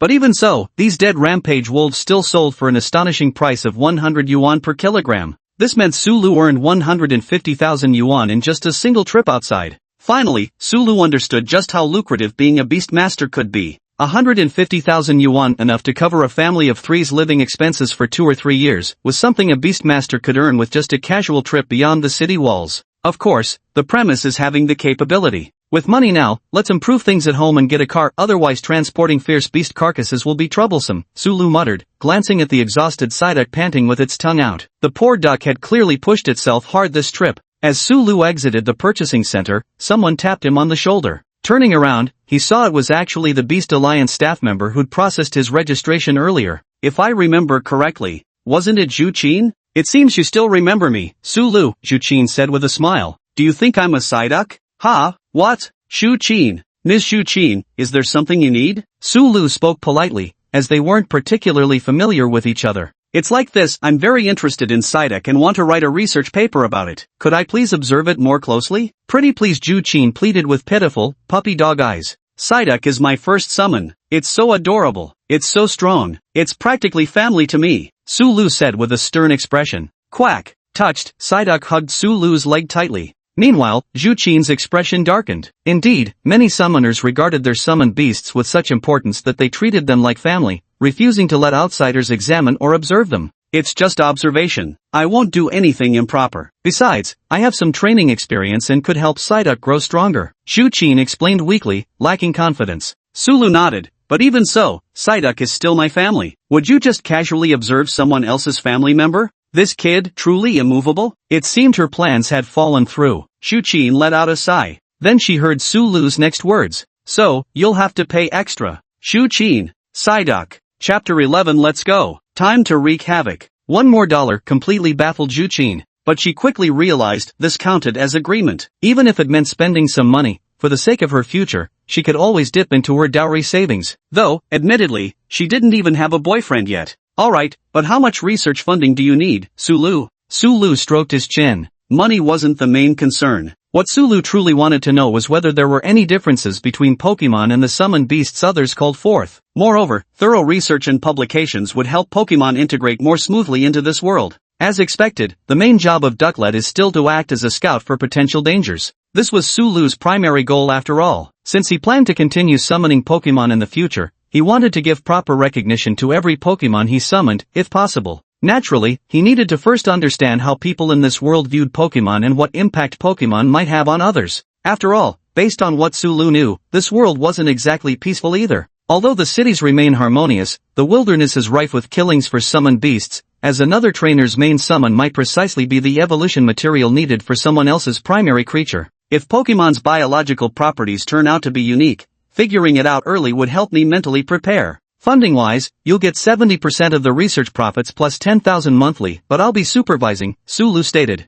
10,000 per month? That would slash more than half of my monthly salary. But Shu-Chin gritted her teeth. She'd misjudged once before, but this time, she trusted her intuition, so she immediately answered, deal. She actually agreed. Alright then, how do you plan to observe Psyduck? Let's pick a spot. I'll come observe every night after work and on my days off each week. Alright, it's settled then. By the way, aren't you supposed to be at work right now? What are you doing out here? Sulu asked. The busiest period is already over. Oh, then carry on. Give me a call when you need me. With that, Sulu left with Psyduck. However, Sulu didn't go home immediately but went out to do some shopping instead. Many things at home were too old and needed replacement. The 150,000 yuan was just the beginning. Su's parents actually worked quite long hours every day. Yesterday was a customary holiday called Awakening Day, which was why they had returned home early. Under normal circumstances, ordinary people worked over 12 hours a day and usually couldn't return home until 9 in the evening. Helplessly, due to the oppression of the monstrous beasts, human living space has shrunk, so ordinary people's lives are also under pressure, forcing them to work desperately. However, no one complains. After all, there's the constant threat of monstrous beasts. Moreover, jobs are guaranteed, monitored by the Beast Taming Alliance. Though life is tough, it's not unbearable, certainly better than wandering destitute outside and ending up as prey for the monstrous beasts. But having a beast master in the household makes all the difference. When Su's parents returned home in the evening, they found all the furniture completely renewed. The old bulky TV had been replaced with a large LCD screen. Many of the worn-out furniture pieces had been swapped out as well. Did we take a wrong turn? Father Su and Mother Su closed the door and glanced at the house number. This was indeed their own home, wasn't it? The layout of the house was exactly the same. Yet the two still couldn't quite believe it. Only when Sulu walked out did they finally confirm this was indeed their home. After Sulu's explanation, the two of them finally understood that Psyduck had done something significant today. 150,000 income. This was what the two of them could earn after working desperately for 2 or 3 years. Psyduck is amazing. Su's mother couldn't help but stroke Psyduck's head, and Psyduck tilted its head in enjoyment. Sulu, shouldn't you be praising me? Su's father also proudly declared that his son had made something of himself, while at the same time advising Sulu to nurture Psyduck well and to be extra careful about safety when going out, and so on. A day passed, and Sulu was naturally in high spirits. However, the head of the W City Summoned Beast Alliance was far from happy, for after a full day of testing, the powerful summoned beast suspected of being capable of controlling the weather still hadn't appeared. Actually, hidden within the coordination device's testing was an additional energy detection feature, accessible only to the Alliance head. Yet among all the newly registered summoned beasts, only 3 exhibited energy fluctuations at the Heavenly King level. However, possessing Heavenly King level energy fluctuations didn't necessarily equate to Heavenly King level combat power. Moreover, the weather-controlling beast he had hoped to find should have displayed champion level energy fluctuations, but it had yet to make an appearance. As for concealing summoning information, this was something he hadn't considered, since summoning crystals are entirely controlled by the Beastmaster Alliance. So it might still be outsiders? Continue investigating carefully. If it's a wild, ferocious beast, then the situation becomes even more dangerous. The mere thought of the information he'd received that afternoon, that another large spatial rift might have appeared near W City, made his headache even worse. Soon, the reconnaissance team sent out to investigate reported back. A spatial rift had been discovered, preliminarily assessed as elite class, located 3 kilometers from W City. Elite class? It seems I'll need to make a trip myself. If we can't handle it, we'll have to notify the city lord. At night, Sulu tossed and turned in bed, unable to sleep. This was his second day in this world, where he'd already witnessed countless marvelous summoned beasts and his beloved Pokemon. Can't sleep, might as well go out and grind some store points. Sulu suddenly got up and said. In the room, within a newly purchased duck nest, Psyduck also let out a quack and sat up. It had been startled awake by Sulu. With the power of Rayquaza, slaughtering those savage beasts was ridiculously easy. He could amass a huge amount of shop points in a short time. There were quite a few good things in that shop. After carefully browsing, Sulu actually discovered Psychic Talent and Aura Talent. The Psychic Talent can be exchanged for just 10,000 points. This made Sulu's eyes burn with desire. Aside from that, many secret recipes for poke blocks also stirred his heart. Rayquaza's Dragon Rage alone earns nearly 200 shop points. If it happens a few more times, 10,000 points aren't so far out of reach. Decision made, Sulu dressed, then quietly left home with the groggy Psyduck in tow. Sue's parents, exhausted from work, had already fallen asleep early, completely unaware that their son had gone out again. There was no curfew in W City, let alone any prohibition against beast tamers going out at night, especially since many summoned beasts were nocturnal by nature. After putting some distance behind him, Sulu pulled out Rayquaza's Pokeball. Roar! Let's go! Time to wreak havoc! Ha! A dragon! Chapter 12 Dragon Sighted. Rayquaza reappeared, and Psyduck once again became a literal dumbfounded duck. Quack! Ducky's head hurts. Looking at Psyduck's vacant expression, Sulu patted its head with practiced ease. Don't be so surprised every time you see your senior brother. You'll get used to it. Ha! Watching Psyduck's dumbfounded duck face, Rayquaza snorted twin plumes of nitrogen mist from its nostrils. Growl, making a fuss over nothing. Quack! Roar! Are you two bonding already? Let's focus on finding monsters to battle first. You'll have plenty of time to communicate later, Sulu interrupted the Pokemon's exchange. Rayquaza lowered its head, gesturing for Sulu to climb aboard.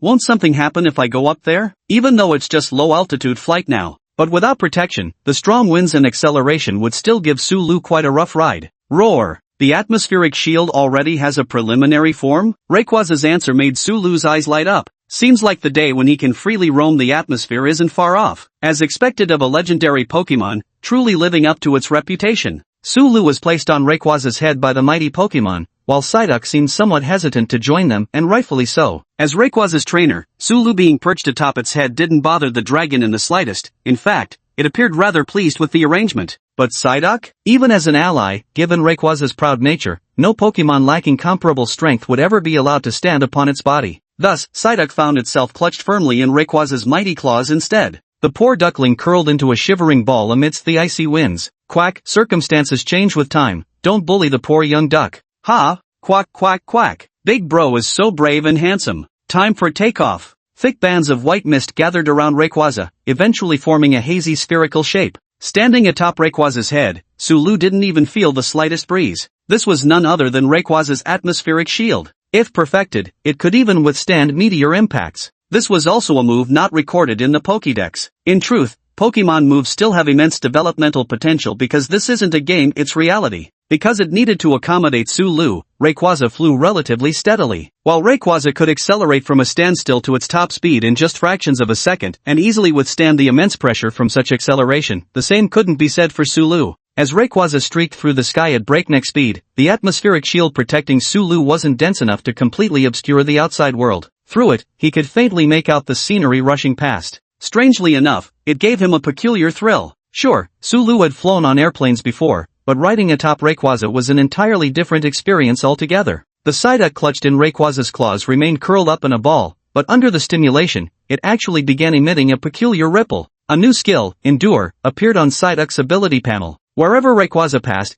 clusters of savage beasts trembled uncontrollably, some even wet themselves in terror, all cautiously hiding away. This was the ever-present Dragon Majesty effect of its scary face ability. However, precisely because the ferocious beasts were hiding, it actually made things difficult for Sulu. He had come out specifically to hunt monsters, but now that they were actively avoiding him, how was he supposed to farm them? For so long without encountering any ferocious beasts, there must be something wrong somewhere. Sulu opened the status panels of his two Pokemon. Rayquaza had already leveled up once, while Psyduck unexpectedly gained a new skill, Endure? Is it actually Ghastly Face? Ha! Exactly, tone down your aura pressure, otherwise we won't be able to grind any monsters. Roar! Now that's the proper demeanor of a divine beast, what kind of sacred creature wouldn't have an intimidating aura? After retracting the aura pressure, the fierce beasts indeed stopped avoiding them. Upon spotting the savage beast, Deoxys didn't even need to land a single long-range dragon cyclone was enough to reap its life. As for the carcass, let the other savage beasts fight over it. Meanwhile, Sulu's system points rapidly accumulated with each successful hunt. Within barely half an hour, the counter had already reached 400 points, but Sulu still furrowed his brow. It's still too slow. These savage beasts appear one by one. Although each is taken down with a single strike, tracking them down is troublesome. I've heard there are many savage beasts near spacetime rifts. If only I could find one. But since Sulu was a zero-star summoner, the Summoner Federation wouldn't even disclose the specific locations of spacetime rifts to him. Just as Su Lu was brooding over this, a wolf's howl sounded in the distance, followed by a series of echoing howls. The voices were deep and resonant, clearly coming from a large group. Su Lu's eyes lit up. Big job ahead. Rayquaza, let's move. The green dragon accelerated, sweeping through the air. In the distance, the Beast Taming Alliance was organizing beast tamers to resist the oncoming tide of wolves. Quickly, get the defensive beasts up front. Healers, we need healers. The wolf pack from the west is beginning their assault. Minister Yanfeng, we've spotted the target. Here's the photo we captured. At the frontline defense camp, Eastern Rock Peak, the minister of the Summoned Beasts Alliance took the photo. The image depicted a pale giant wolf with crimson gleams in its eyes. It's actually a Moonfang savage stray wolf. Among the 4 ultimate evolutionary forms of savage stray wolves, the Moonfang variant is the most formidable, exceptionally bloodthirsty, possessing champion-tier combat capabilities, and gaining immense enhancements whenever bathed in moonlight. Oh. A cold, piercing howl rang out. Bad news, these wolf pups are about to attack. I'll hold off that Sun US savage roaming wolf first. You contact the city lord immediately if the situation turns critical. Summon all beastmasters within city limits to join the battle. Dong Yanfeng declared decisively. The current standing of the Beastmaster Alliance was built through countless beastmasters and their summoned beasts fighting tooth and nail together. Besides, his family was right here in W City District. Firework Butterfly, it's our turn now, Dong Yanfeng said. A fiery red butterfly with a 3-meter wingspan descended from the high-rise buildings and landed on Dong Yanfeng's head. This was the Firework Butterfly, the lifelong summoned beast of the director of W City's Summoning Alliance. In the distance, packs of savage roaming wolves stood scattered across the urban ruins, their bodies seemingly draped in silver straw cloaks. This is the ability of the Sun Yue direwolves, the moon's blessing they can bestow upon allies. Their emerald green wolf eyes stretched as far as the eye could see, and the number of these direwolves was staggering. There must have been 10,000 of them. 10,000 ordinary-level dire beasts. But he had no choice, he had to charge forward. Fireworks Butterfly, bloom forth. Dong Yanfeng waved his hand. The scales of the Fireworks Butterfly began to shed, each trail of scale dust transforming into a fireball the size of a human head. The densely packed fireballs numbered in the thousands. These fireballs rained down upon the wolf pack, erupting in countless explosions. Although they made some impact, they still failed to deliver a lethal blow to the wolf pack. The severely wounded dire moon wolf didn't die under the moon's protection effect, its wounds quickly healed. Dong Yanfeng took a deep breath. In a one-on-one fight, he was confident he could hold off the dire moon wolf, but with the pack's support, he stood no chance of winning. It seemed the only way to temporarily halt the pack's advance was to plunge into their midst and confront the dire moon wolf directly. Yet that would mean almost certain death. Just as Dong Yanfeng was about to enter the wolf pack alongside the fire moth butterfly, the once clamorous battlefield suddenly fell into eerie silence. It seemed something had descended, something blotting out the moonlight. Dong Yanfeng raised his head. It's a dragon. Chapter 13, Overpowering, the Sky Dragon. This was pressure. Everyone clearly sensed the overwhelming dominance emanating from that flying dragon. The crescent moon direwolf's fur stood completely on end as it fixed its stare firmly on Rayquaza. The moment Rayquaza appeared, the lunar blessing shielding all the direwolves shattered instantaneously. The moon's protection of the azure moon wolf actually originates from the condensing effect of moonlight. The moonlight spills from the sky and is then converted into energy for the wolf to utilize. Any power that passes through the sky can be effortlessly intercepted by Rayquaza. This is its innate ability, Skylock. It's here. That's the one. Dong Yanfeng exclaimed excitedly, staring at the dragon that blocked the moonlight. It was an instinctive perception, the intuition honed through years of being a beastmaster. Moonlight? I wonder if that could count as fairy type. Su Lu, standing atop Rayquaza's head, furrowed his brows. Fairy type is super effective against dragon type,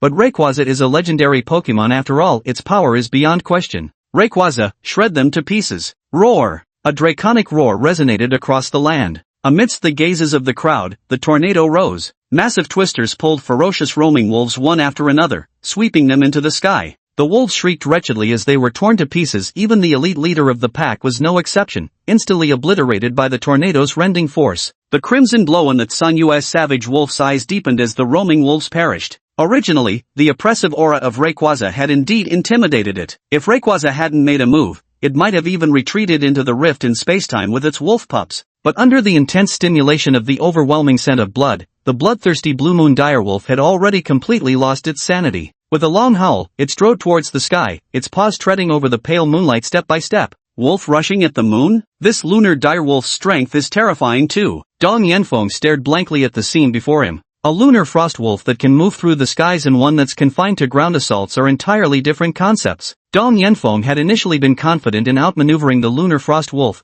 banking on his fire moth's aerial advantage to buy time. But now it seemed clear that if he confronted it directly, he'd likely be torn apart in just a few rounds once the wolf leaped into the sky. But if it were that sky dragon instead? As one savage wolf after another fell, Sulu amassed a massive amount of store points in an instant. Sulu also noticed the Azure Moon direwolf charging rapidly towards Rayquaza. The Azure Moon direwolf plunged headfirst through all the obstructing whirlwinds, the razor-sharp wind blades even slicing through its fur. Yet not only was the wounded Azure Moon direwolf unaffected, its speed actually increased. This was the Azure Moon direwolf's innate trait Bloodlust, where sustaining or dealing damage would significantly enhance its attributes. Closer, closer, just a bit nearer and he would win. In the instinctive cognition of the Moonfang direwolf, any creature that hid in the sky was inherently fragile, easily torn apart once seized in its grasp. Rayquaza, use Twister to restrain its movement, then follow up with Ancient Power, Sulu calmly instructed. A peculiar ripple emanated from Rayquaza's body. This is the additional effect of primal energy triggering. Rayquaza's all stats have been boosted. At the same time, an energy sphere 1 meter in diameter coalesced and was ruthlessly hurled at the Blue Moon direwolf. While Rayquaza was effortlessly slaughtering the dire wanderwolves, Sulu had been continuously observing Rayquaza's attributes. This batch of kills easily raised Rayquaza's battle experience to level 20. Through leveling up, Rayquaza effortlessly mastered the skills inherent in its bloodline.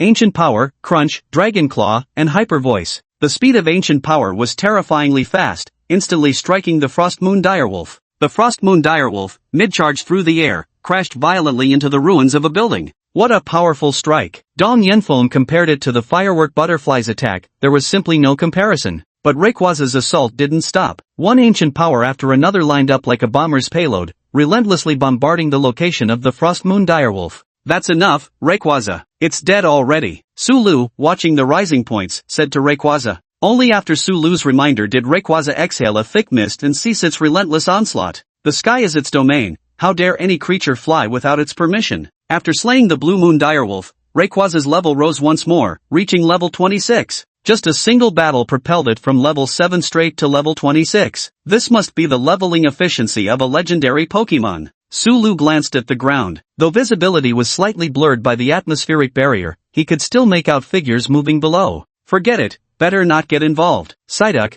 take that alpha wolf's corpse with you. Let's leave. Quack. Psyduck effortlessly lifted the tattered remains of the Tsanyue fierce wolf off the ground with its psychic powers. Originally, Sulu had planned to have Rayquaza move closer before commanding Psyduck to act. Who knew Psyduck could manipulate objects psychically from this distance? Ever since Rayquaza appeared, Psyduck's headache hasn't stopped, and its frenzied psychic power is almost overflowing. Even at this distance, Psyduck can still exert control with its current psychic abilities. Minister, the corpse of the Frost Moon direwolf. The body of a king-tier beast is worth at least 10 million, not to mention this Frost Moon direwolf had also mastered the special skill Frostwolf's Moonchase. Many beastmasters who own Frostwolves are eager to obtain such a corpse, as consuming it might allow their wolves to learn the special skill Frostwolf's Moonchase. Shut up if you want to live. That's the spoils of that powerful being. Dong Yenfeng stared at the flying dragon overhead. A figure seemed to be standing atop the dragon's head, shrouded in mist, appearing overwhelmingly mighty. This dragon was also a never-before-seen summoned beast. Caution was paramount. For now, it appeared the mysterious powerhouse bore them goodwill, otherwise they wouldn't have intervened to stop this beast rampage. Sulu currently had no intention of engaging with the others. He'd wait until Zhu Qin completed her research on the anomaly within the Pokémon before reconsidering. As for the carcasses of those vicious wolves,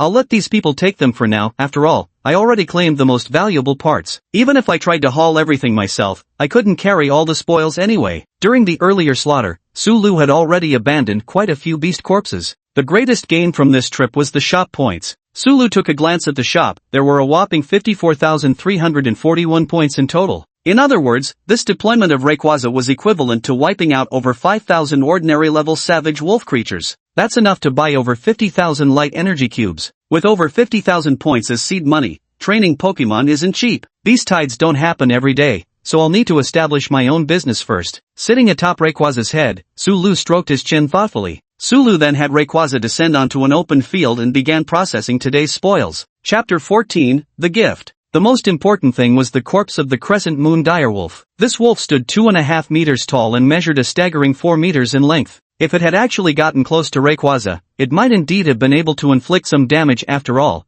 This was a suspected fairy-type beast of calamity. Sulu only knew that the fairy type was strong against dragon types, but he wasn't entirely clear on the underlying principle. If type advantages exist here as well, revealing this could cause quite a stir, couldn't it? I should test it when I get the chance, see if the type advantage system holds true. Then Sulu took out bottles of seasonings. Having learned from last time's mistake of lacking seasoning, he had specially brought seasonings from home when going out this time. With the help of Rayquaza, the Crimson Crescent Wolf was effortlessly dismembered and placed on the fire. Rayquaza primarily feeds on energy, generally sustaining itself by absorbing atmospheric components and swallowing meteorites. But after tasting Sulu's grilled meat once, it also developed a strong interest in meat. Moreover, the large-scale skill activation earlier had consumed a considerable amount of Rayquaza's energy, which now needed replenishment. The beast meat contained massive amounts of energy. Psyduck certainly wouldn't miss out on beast meat either. The little duck absolutely wants to get stronger. Slow down.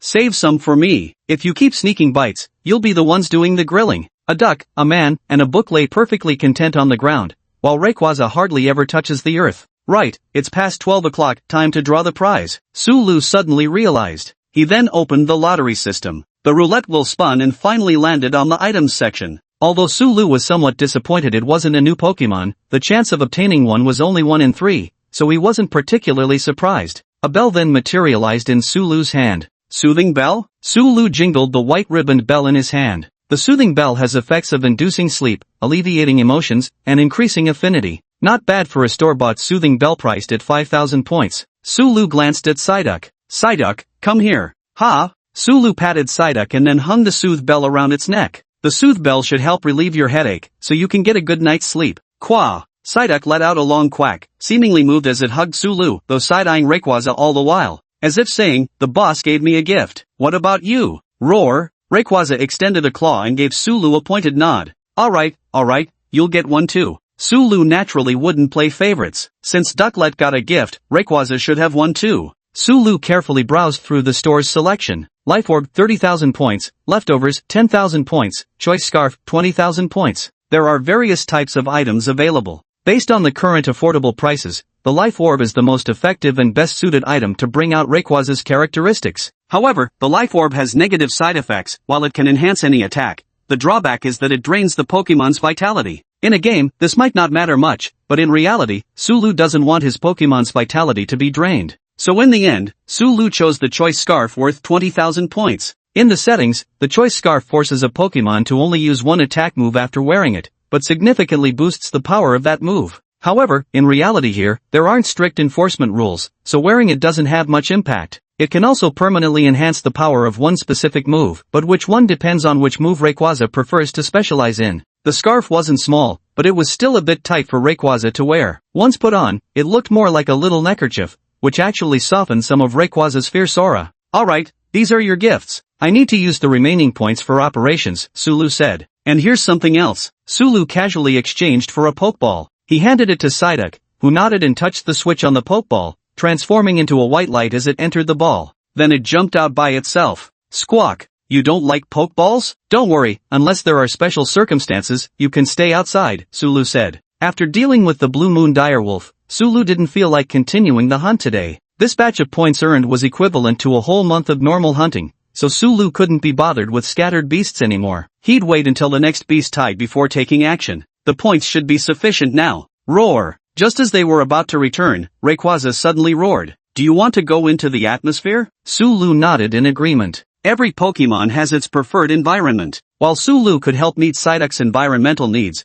Rayquaza preferred the atmospheric layers. There was no way Sulu could recreate a low-altitude atmosphere, was there? Go ahead, but don't venture too far. Return immediately if you sense any danger, Sulu said. Rayquaza nodded and soared into the sky. Compared to its Pokeball, it much preferred the feeling of being in the open air. Sulu could indeed have forced it to obey, but instead he set it free to soar, which deeply moved Rayquaza. I must master the atmospheric barrier technique as soon as possible, it thought, so I can take the boss flying with me. Psyduck, let's head back, Sulu said, stroking Psyduck's head as they watched Rayquaza disappear into the distance. Truth be told, the moment Sulu successfully summoned Rayquaza, he had been absolutely ecstatic. But as time passed, Sulu became more concerned about how to help Rayquaza improve. If he couldn't contribute anything useful as a trainer to his own Pokemon, he would feel disappointed with himself. so Sulu also needed to enhance his own abilities. Sulu planned to develop a detailed training regimen for Rayquaza. Yes, Psyduck must have one too. The corpse of the Frost Moon direwolf was huge, but the famished Rayquaza had devoured more than half of it. Only a leg of meat remained,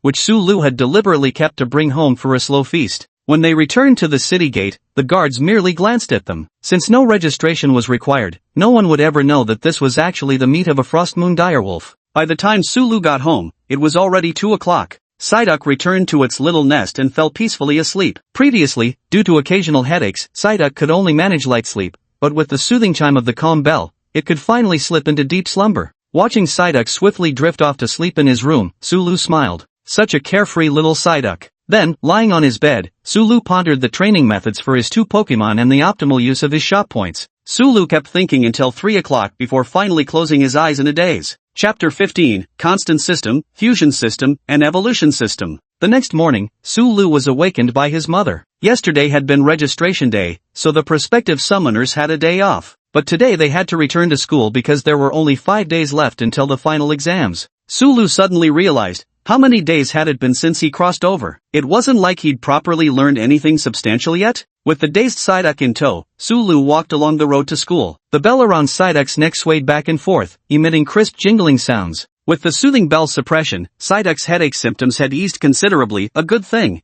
But it also made Psyduck appear even more vacant. Only when frowning from headaches did Psyduck not look quite so blank. Yet Sulu actually felt this version of Psyduck was just right. Psyduck needs to develop its psychic abilities. The goal is to control that powerful psychic energy without getting headaches, Sulu thought as he walked. Dude, you've changed. Getting a summon and forgetting about your bro? Let me pet your duck. Zhang Wei suddenly popped out. The two lived close by as kids, right across from each other. Though Zhang Wei's family later moved away, they never lost touch. Seeing how close they were, Psyduck just stood there dopily, letting Zhang Wei approach. What are you planning to do next, Zhang Wei? Sulu casually asked, watching Zhang Wei cautiously pat the Psyduck's head.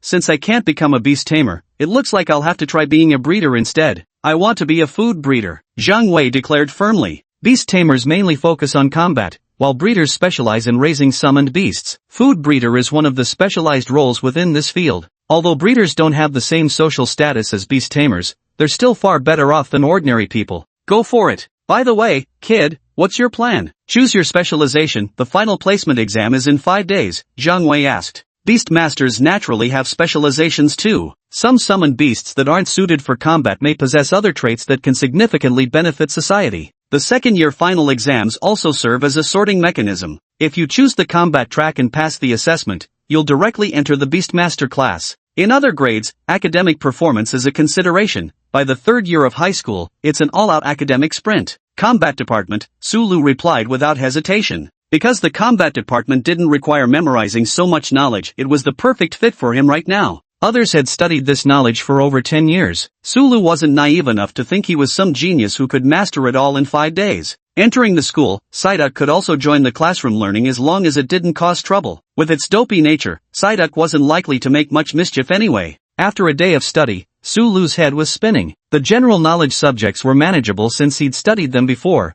but the information about fierce beasts truly left him bewildered. Nevertheless, Sulu earnestly tried to learn. The wise man learns from the follies of the foolish. He hoped he might discover methods for training Pokemon within this world's knowledge system. When school ended, Sulu rubbed his aching head, while Psyduck mirrored the gesture, staring back at him while massaging its own forehead. Gusiki, who was observing Sulu from a distance, showed an understanding expression. As expected of a soul-bonded summoned beast, even the head-scratching and headache gestures are identical. You're finally out of school. I've been waiting for you so long. Juchin, dressed casually, cheerfully approached Sulu at the academy gate and said, The Summoner League gets off work this early? I'm working daytime hours, 9 to 5. Where's Psyduck? Ha? Psyduck emerged from behind Sulu. Why's it wearing a little bell? Shuchin asked curiously. Psyduck likes it. Oh, let's go. I've already arranged a meeting spot. Shuchin didn't pay much attention to the soothe bell anyway. Decorating one's summoned beast wasn't anything unusual. Sulu nodded. Watching Sulu leave with Juchin, Zhang Wei was completely baffled. That guy promised to become a mage together, yet you ran off first. How do we test this? Sulu asked. Today we'll conduct a physical assessment first to see which type of summon Psyduck belongs to, along with its potential and characteristics. There are different types? Have you even been paying attention in class? Shuchin wore an expression that said, I give up on you. Summoned beasts are generally divided into three categories: the invariant type, the fusion type, and the evolution type. The fixed type refers to summoned beasts that cannot evolve or fuse, only growing stronger through training. Generally, their strength is predetermined upon summoning, resulting in relatively low potential. The fusion type, as the name suggests, allows multiple entities to merge into a single more powerful being. While there are many special fusion methods within this category, the fierce competition, sometimes even leading to theft of fusion beasts, is inherent to its nature. As for the evolution type, they can transform into entirely new and powerful creatures as long as specific conditions are met. This is the most beloved category, as a single summoned beast can go very far, Shu Qin explained. Is that so? Psyduck probably belongs to the evolution type, since it can evolve into Golduck.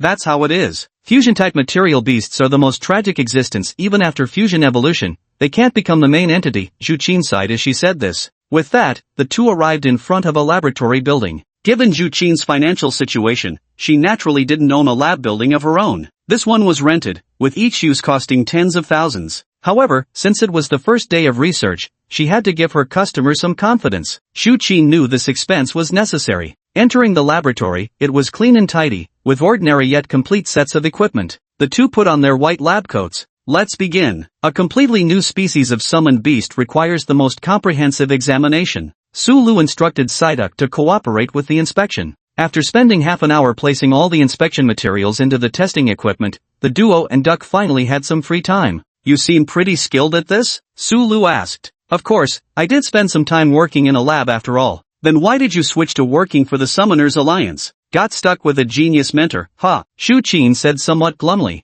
No wonder he's going solo. While the equipment was still running tests, Su Lu turned his gaze to the other instruments in the lab. Could you tell me about the functions of these instruments? Last night, Su Lu spent 10,000 points to exchange for extensive knowledge on crafting energy blocks from the store. Su Lu originally planned to purchase equipment and make them himself, but having ready-made instruments available made it easier to test their effectiveness. Since I'm free anyway, might as well tell you, Shu Qin said casually, figuring even if Su Lu learned the instrument's purpose, he probably wouldn't conduct experiments, right? After absorbing all the information, Su Lu nodded, picked up his backpack, pulled out 3 berries, and walked toward the testing platform. Su Lu began experimenting with making energy cubes. He's not just messing around, is he? If the testing equipment gets damaged, I'll have to pay for it. Initially thinking Su Lu was just fooling around, Shu Qin gradually grew serious as she watched his precise movements. Because every single step Su Lu took seemed purposeful and meaningful. Chapter 16 Energy Cubes, Shu Qin's shock. This step involves material separation. This step seems to be screening and filtering, but why filter like this? Could this step be energy fusion? Shu Qin stared blankly as Su Lu conducted the experiment. His proficiency was even greater than her own. Or rather, his familiarity with this particular experiment surpassed hers. He clearly knew exactly what to do next without the slightest hesitation. After Su Lu fiddled with the setup for 15 minutes, he poured the translucent liquid from the beaker onto the tray. The liquid instantly solidified into a solid mass, completely covering the tray. Then Su Lu took the knife and cut it into small cubes, which, after being separated, had their previously rough edges miraculously shrink into smooth curves, a sign of concentrated energy. Success! Looking at the pieces of energy cubes, Su Lu sighed in relief. It seemed that even in another world, energy cubes could still be made. The berries were exchanged by Su Lu on the spot. Pulling them out from his backpack was just a cover-up. Psyduck also seemed to pick up on the scent, drooling at the corners of its mouth as it stared at Su Lu. That was the smell of energy cubes. Haha, you greedy duck, do you know how a treasure duck is made? Su Lu said to Psyduck with a strange expression, simultaneously handing it an energy block. Quack! Psyduck gave Su Lu a scornful glance. But as Su Lu gradually described the cooking process of a treasure duck, Psyduck's food-grabbing movements slowly came to a halt,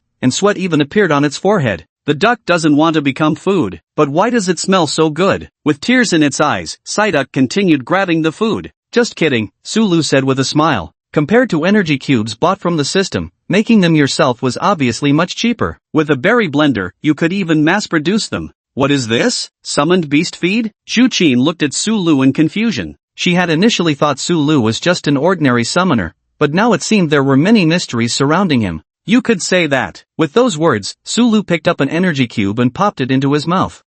Very refreshing. It had a sensation like ocean waves. This was an energy cube specifically crafted by Su Lu for Psyduck, designed to enhance the Pokemon's overall attributes. Humans could eat it too, though the strengthening effects were pitifully weak for them. Have you studied this before? Shu Qin asked cautiously. If Su Lu turned out to be an expert more skilled than her, what should she do? Self-taught, right? Can I test the beast feed you made? Although she knew inquiring about others' formulas was highly improper, seeing the Psyduck's look of pure enjoyment made Zhu Qin unable to resist discovering what effects Sulu's beast feed actually had. Sulu pondered for a moment. Only he possessed the raw ingredients, and only he knew the method for creating energy cubes. Even if others wanted to replicate them, it would be nearly impossible. Moreover, Sulu's plan was to make big money through energy cubes. That was how he could effortlessly support more Pokemon in the future. Take this for testing. Sulu fished out another energy cube from Psyduck's dinner plate and tossed it to Zhu Qin. Psyduck rolled its eyes, turned around, and resumed eating. Oh okay. Zhu Qin carefully accepted the energy cube and found an analyzer in the laboratory. After placing the energy cube inside, several differently colored indicators appeared on the screen. 93% compatibility rate, extremely potent water-type enhancement effects, other attribute enhancements. Zhu Qin muttered the figures in astonishment. A 93% compatibility rate meant this summoning beast feed was suitable for 90% of summoned creatures. With such powerful water-type enhancement effects, even ordinary water-type summoned beasts would experience tremendous growth after long-term consumption. What kind of god-tier feed is this? It wasn't like there weren't foods on the market capable of improving a summoning beast's constitution. Many heavily purchased savage beast meats were precisely used to produce summoning beast feed. But such effective beast trainer rations require at least heavenly king-level monster meat to produce. Yet this young man achieved the same effect using just a few fruits. Wait, fruits? Could these fruits be exceptionally rare? But fruits mean they're plants, they can be cultivated. Some grass-type summoning beasts can even accelerate their growth. At this thought, Zhu Qin swallowed hard and glanced at the composed Sulu beside her. She suddenly recalled her own predicament, how her research achievements had been appropriated by her advisor. If she were to publish this breakthrough about the rations, wouldn't it wipe that smug look off her face? But Zhu Qin shook her head fiercely and decisively pressed a button, ejecting a disc from the machine. Then she tossed the disc into the high-temperature incinerator. What are you doing? Upon hearing Sulu's words, Zhu Qin took several deep breaths. Do you know what you've created? If the big corporations find out, you could be in serious danger, Zhu Qin warned. Sulu simply nodded in response. Indeed, it seems the results are quite remarkable. Are you actually considering mass production and sales? Your beast feed is made from fruits, while most commercial feed uses flesh from monstrous beasts. Your actions could disrupt the market. Those beast feed companies won't allow you to do this, Zhu Qin said. Shouldn't the things I create benefit beast masters? Sulu countered. Yes, but this affects others' interests. No matter. The Beastmaster Alliance will support anything that benefits Beastmasters. Sulu waved his hand, adding silently to himself, and I have the power to protect these interests. Hand over the technology to the Beastmaster Alliance? That might indeed be the best outcome. This single achievement alone would probably earn this young man a doctoral title from the Alliance, Zhu Qin thought. So she stopped inquiring about the energy cubes matter, recognizing it was too deep and dangerous for her to meddle in. Another half hour passed. Psyduck's test results finally popped up on the screen. The two approached the machine together. Sulu also felt a bit nervous. The Dojua's report concerned the unique nature of Pokemon in this world. Zhu Qin carefully scrutinized the data on the report. Water type, evolution line, physical strength. She recited Dojua's attributes one by one. Is there a problem? Sulu asked casually. No problem at all. Everything is above average. Psyduck has great potential. It's also an evolving summoned beast. Congratulations. As long as you uncover Psyduck's evolution conditions, it can undergo a transformation, Zhu Qin said cheerfully. The higher Psyduck's potential, the more attention her published papers would receive. In the future, if anyone else summons a Psyduck, when searching for the research papers, hers will be ranked first. Is there any abnormal data from that Psyduck? Sulu continued to ask. Zhu Qin also calmed her excited mood and continued with her meticulous analysis. Another half hour later, her brows furrowed. Some of these readings are abnormally high. Sulu immediately perked up. These particular data points must represent the unique characteristics that distinguish Pokemon from other summoned beasts. Chapter 17, Pokemon and Bonds. The energy activity level in Psyduck's body is remarkably high, placing it among the top tier of all registered summoned beasts. Additionally, its spiritual particles exhibit extraordinary stability, Zhu Qin explained to Sulu. Just tell me the practical implications. Sulu cut through Zhu Qin's technical jargon. High energy activity means it can master skills more easily and evolve with greater readiness. Sulu stroked his chin, thinking that perhaps the high energy distribution within Pokemon was the reason they could be contained in Pokeballs. If it were a solid piece of meat, it would naturally be impossible to compress into a Pokeball, just like how humans couldn't be stored in one. From this perspective, being containable by a Pokeball isn't a unique characteristic of Pokemon. Other summoned beasts with high energy activity levels should also be able to be sealed inside Pokeballs. So in this regard, Pokemon wouldn't cause chaos in this world, it would only prove their high innate potential. It's actually the Pokeballs that might cause a greater sensation. As for overly stable psychic particles, there are both advantages and disadvantages, Juchin explained. The benefit is that Psyduck fully acknowledges you, exhibits remarkable friendliness, and maintains mental stability. Under your command,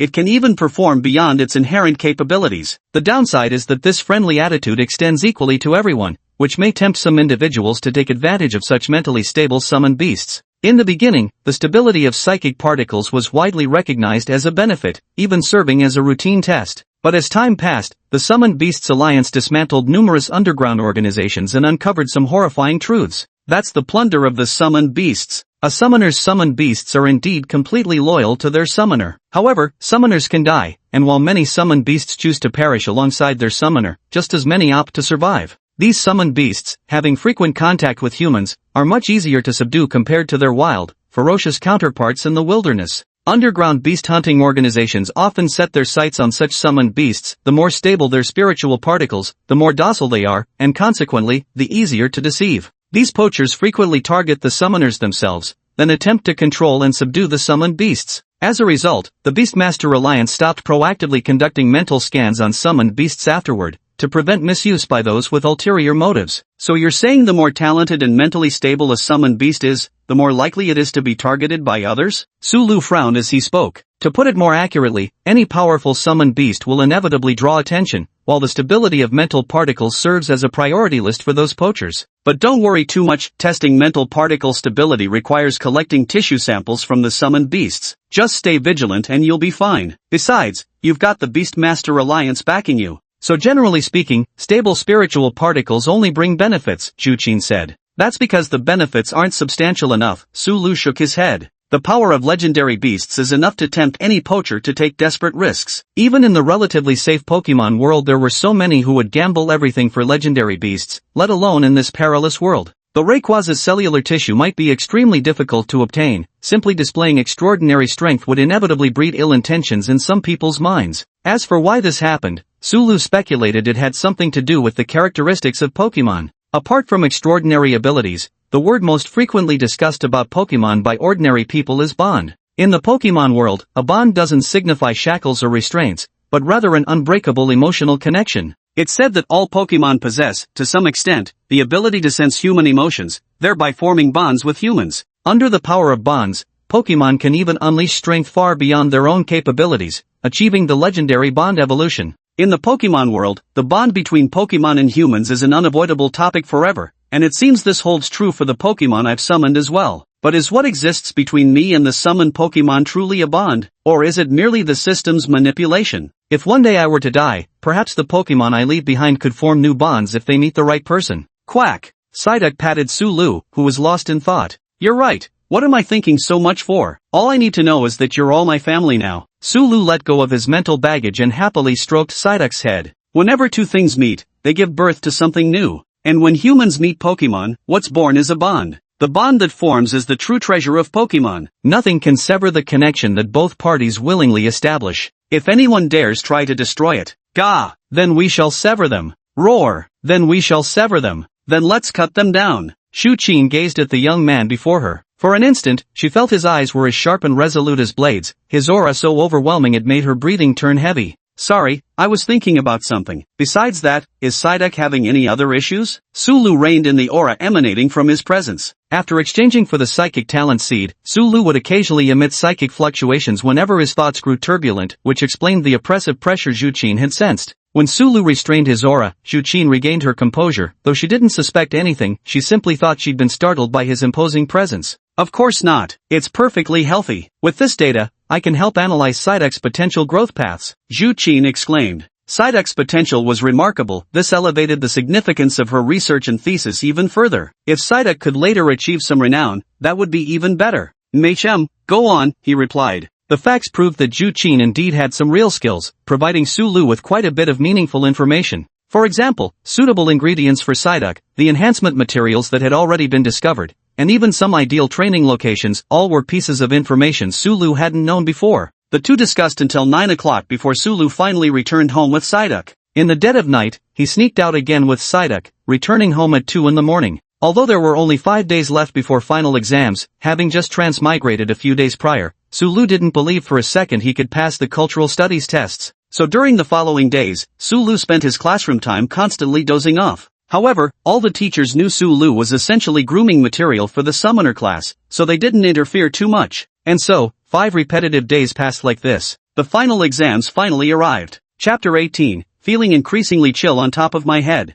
The cultural subjects examination lasted only a day. Although Sulu had chosen the summoner class, even summoner class college entrance exams required meeting certain cultural subject standards. Therefore, Sulu had no choice but to grit his teeth and take the exams. Sulu, how do you think you did on the exam? You've got the summoned beast evaluation tomorrow, right? Zhang Wei asked with a relaxed expression after finishing the test. What else can I say? It was a disaster. My only hope now is tomorrow's summoned beast evaluation. Sulu had already made peace with it, shrugging indifferently. Beside him, the Psyduck quacked in agreement. The Psyduck had watched Sulu transition from struggling to improve outright giving up. 5 days can produce miracles for summer homework, but they can't fix a decade-plus gap in knowledge. Suddenly, as if struck by a thought, Sulu turned to Zhang Wei and asked, by the way, didn't you say last time that you wanted to become a culinary nurturer? A culinary nurturer specializes in cooking with fierce beast meat to achieve therapeutic effects through dietary cultivation. Absolutely. You wouldn't believe it, I've already signed up for XDF's summer cultivation training program. If all goes well, I might even get my junior culinary nurturer certification.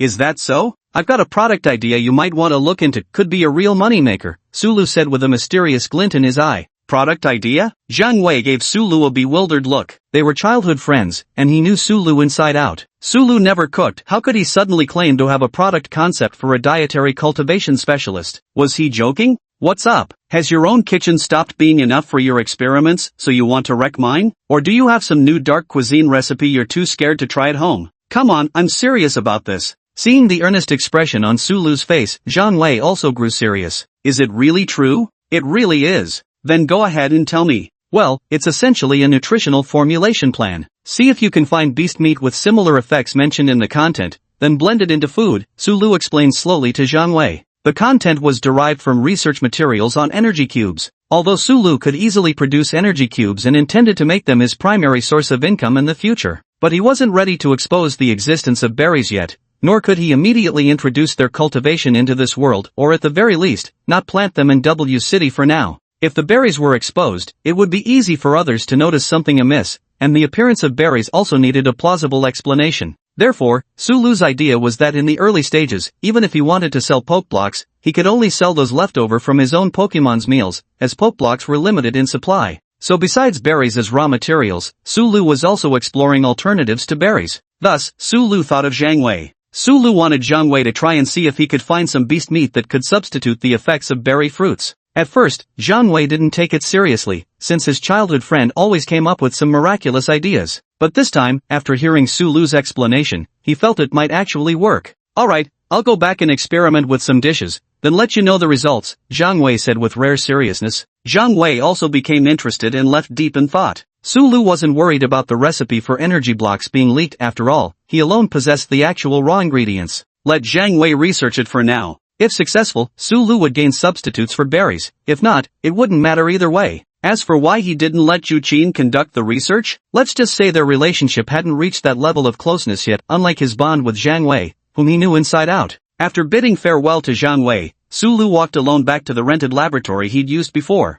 Though humanity was now confined within city walls, every metropolis actively supported research and development, this public laboratory being living proof. Yu Qin naturally couldn't afford daily lab rentals, but Sulu certainly could. Over the past few days, Sulu went out every night. With Rayquaz's help, his efficiency was remarkably high, allowing him to easily locate prey. Although the corpses of ferocious beasts he brought back weren't numerous, he still earned 30 to 50,000 each day. This was more than enough to cover his expenses. Sulu skillfully put on his white lab coat and entered the laboratory. Yu Qin was busy conducting various tests. Sulu, you're here. Guess what I found? Psyduck has a high compatibility with Lumawave crystals. Yu Qin excitedly exclaimed to Sulu. Lumawave crystals? It's a material that can stimulate psychic energy and has excellent synergy with Psyduck. I bought some with my own money, let Psyduck try them. So they'd finally found a material in this world suitable for Psyduck? Sulu nodded in agreement. The store carried a large quantity of materials, but points were limited. In Sulu's mind, points were far more valuable than money. For anything that could be substituted with money, he preferred to purchase it in reality whenever possible. Shuqin took out a pale blue crystal, its halo shimmering like rippling water. This was the so-called Mingwave crystal. Psyduck, you give it a try, Sulu said as he accepted the Mingwave crystal. Sulu had already gained psychic abilities. Though not comparable to humanoid psychic-type Pokemon like Sabrina, it was sufficient. Sulu could sense the psychic fluctuations within the Lumino crystal. The Lumino crystal showed almost no reaction in Sulu's hands, but when placed in the paws of Psyduck, a faint blue shimmer actually began to slowly flow toward the duck Pokemon. Psyduck stared blankly at the Lumino crystal in its grasp. Within the crystal, it detected a soothing pulse of cool energy, as if using psychic powers now wouldn't give it a headache anymore. Yet as the crystal's radiance faded completely, Psyduck returned to its usual bewildered state. It works. How much does this thing cost? Sulu asked. 5,000 per piece, boss. Think you could reimburse me? Shuqin said. She now understood that Sulu was the real moneybags a single trip out earned in what would take her 1 or 2 months to make. Other Beastmasters didn't have this kind of efficiency when going out hunting. Could it be that Psyduck's psychic abilities were especially suited for scouting, making it easier to find monsters suitable for hunting? Keep researching. At 5,000 apiece, Psyduck seems to absorb one every minute. The daily expenses add up quickly. As expected, Pokemon training inevitably requires money. With that, Sulu took out berries and began making Poke Blocks. Both Psyduck and Rayquaza's daily meals have now been switched to Poke Blocks. One of the reasons Sulu rented the lab was to conveniently produce energy cubes. After completing the daily tasks, Sulu plucked a handful of Psyduck feathers for Shuqin's experiment and then left directly. As he walked, Psyduck kept scratching its head, wondering if it was just its imagination. Its scalp seemed to be getting colder and colder. There's still time. Tomorrow marks the start of summer break, so I can buy the car first. That'll make it easier to earn money. Chapter 19, the Veteran Driver Training Program. Because of school commitments, Sulu hadn't really had much free time these days. With tomorrow's test coming to an end, Sulu would soon have more leisure time, and he could now consider bringing back all the loot that was previously too cumbersome to carry. Sulu arrived at the car dealership with Psyduck in tow. Seeing Sulu wearing his 1-star badge, the shop clerk warmly greeted him. Over these 5 days, Sulu had been bringing back some wild beast corpses daily,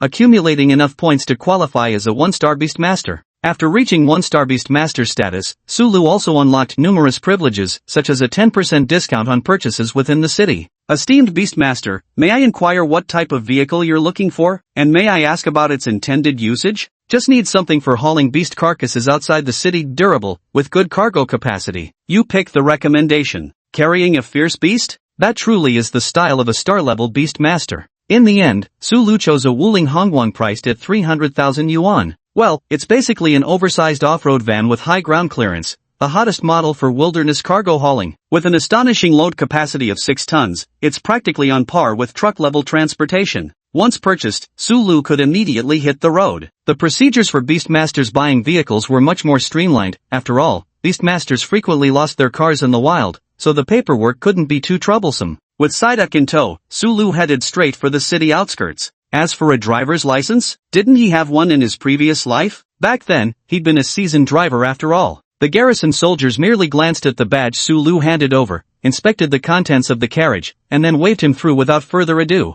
Sitting in the vehicle, watching Sulu's practiced maneuvers, Psyduck seemed utterly fascinated. Psyduck, are you interested in being the driver? Quack quack. I can tell just by looking at your yellow hide that you're born to drive. You'll definitely become a super pro driver someday. Sulu suddenly had an epiphany. Come here, let me teach you the ways of driving. Sulu began carefully explaining driving techniques to Psyduck. Whether it was due to the effect of the Brightwave crystal or not, Psyduck seemed to learn remarkably fast. Quack quack. Ducky learned it. Ducky learned it. Psyduck exclaimed excitedly. The reason Psyduck was so thrilled was because this was the first skill it had actively learned on its own. Learned it just like that? Could yellow skin really have some kind of enhancement? Sulu muttered to himself before stepping on the brakes. Then let's switch, you drive. Ga ga. Psyduck chirped with delight as Sulu placed it in the driver's seat. Then Psyduck stretched out its limbs. Ga-ia. Psyduck let out a miserable scream. Its stubby arms couldn't reach the steering wheel. Its stubby legs couldn't touch the clutch. The poor duck can't even see the ground after plopping down onto the driver's seat.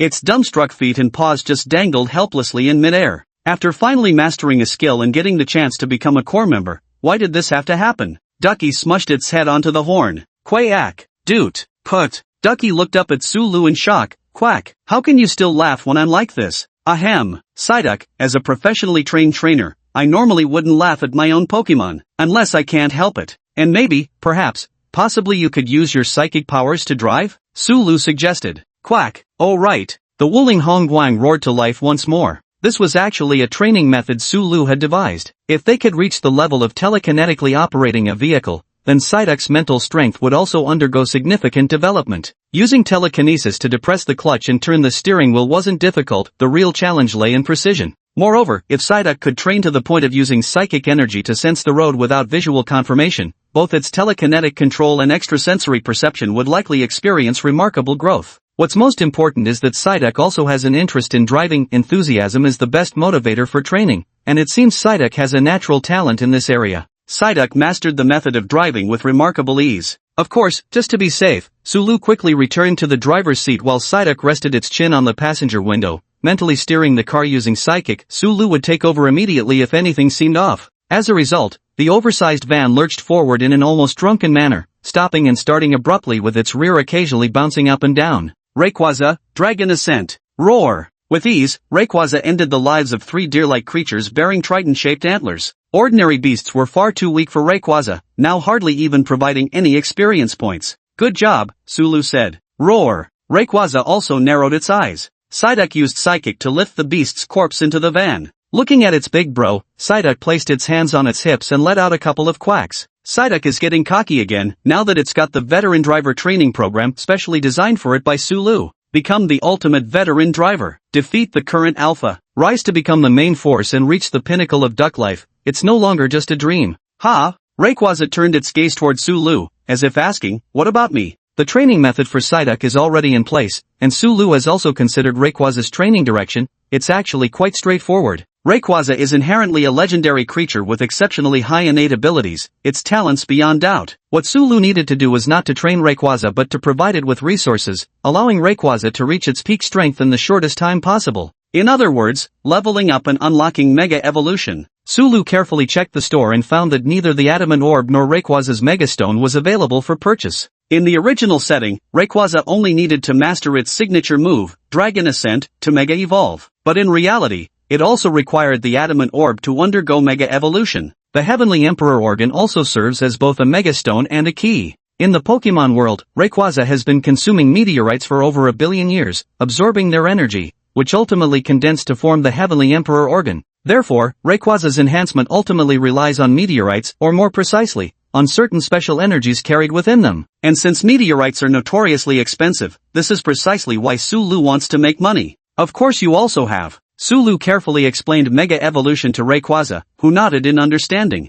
So there are 2 things you need to do. First, fly rapidly through the sky to master Dragon Ascent technique. Second, intercept meteorites. Of course I'll also purchase meteorites for you. Then you'll need to identify your most needed components. I'll try to analyze them and purchase in bulk to help you quickly form the Weather Institute, Sulu explained. Rayquaza nodded again. It had finally found a concrete goal for becoming stronger. Time passed minute by minute until another new day arrived. Sulu could draw another lottery again. Chapter 20 New Pokemon. Oddish? After drawing the soothing bell, Sulu hadn't gotten any items worth high points. They were all small objects worth less than 50 points. For the past 4 days, it's been only ordinary items. It's about time to get a Pokemon, right? Sulu flicked the roulette pointer, which spun around before slowly coming to rest on the common Pokemon category. It's coming! It's coming! Sulu stared eagerly at the space before him. A moderately sized Pokemon materialized, small in stature with slender leaves, its deep blue plant bulb resting atop 2 tiny round feet. So it's an Oddish. Sulu picked up the little cutie. Perhaps because Oddish's level was still low, it wasn't very big. Oddish seemed to sense Sulu's affection and happily nuzzled against him. Ha! Psyduck came waddling over and began curiously inspecting Oddish from all sides. Gah! Dajuo! Rayquaza also turned its head to glance at Oddish, who seemed somewhat frightened by the aura emanating from it and timidly shrank back toward Sulu. Alright, these are all your seniors, Sulu said, patting Oddish's head. Oddish wasn't exactly a power Pokemon. In the Pokemon world, it was considered one of the most common species. Sulu looked at Oddish's stats panel. Oddish. Quality, Elite. Current level, 5. Attribute, Grass, Poison. Ability, Run Away, almost 100% chance to flee successfully. Status, Healthy. Moves, Absorb, Growth. Well, with elite level potential, Sulu wouldn't presume that every Pokemon he summons needs to have champion tier prospects. That simply isn't realistic. Besides, it's still a relatively low base stat Oddish. For an Oddish to reach elite level potential, it must rank among the more outstanding specimens of its species. And most crucially, this Oddish even possesses a hidden ability, whereas the ordinary innate trait for Oddish is chlorophyll. No wonder this little one is so timid.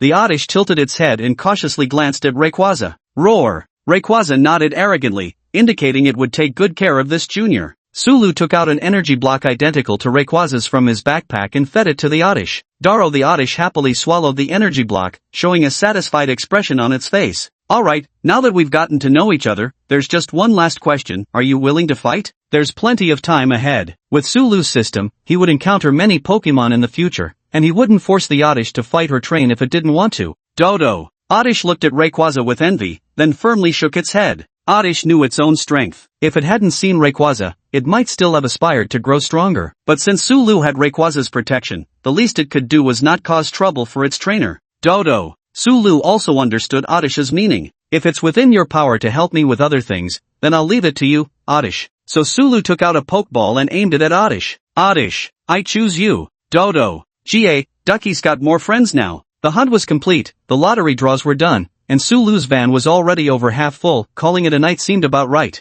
Alright, Rayquaza, while you're up there, keep an eye out for any good spots. Maybe we could build ourselves a secret base. Rayquaza nodded, then transformed into a green light and vanished before Sulu's eyes. Sulu still planned to plant the berries outside the city. Firstly, there was more space, and secondly, it would allow him to create a designated area for housing Pokemon. With a summoning probability of over 30% for Pokemon, roughly over 100 Pokemon could be summoned in a year. Once more grass-type Pokemon were summoned in the future, these Pokemon could even cultivate the berries themselves. Perhaps many years later, Pokemon might take root in this world just like the savage beasts, who knows? Such a world would probably be quite wonderful, Sulu thought seriously. Alright, let's head back. Psyduck, you're on driving duty again. Quack, leave it to Ducky. Did the test detect anything? We've detected it, but still couldn't get detailed photographs. In the Beastmaster Alliance of City W, Dong Yenfeng carefully examined the satellite-transmitted images. Due to Rayquaza's elusive nature, incredible speed, and atmospheric barrier, even satellites struggle to capture clear images of it. Searching for Rayquaza in the vast skies remains quite challenging. Although there are no detailed photographs, we've discovered that this mysterious flying dragon, temporarily named Sky Dragon, flies at an extremely high speed. This creates ripples in its wake, allowing us to barely trace its path.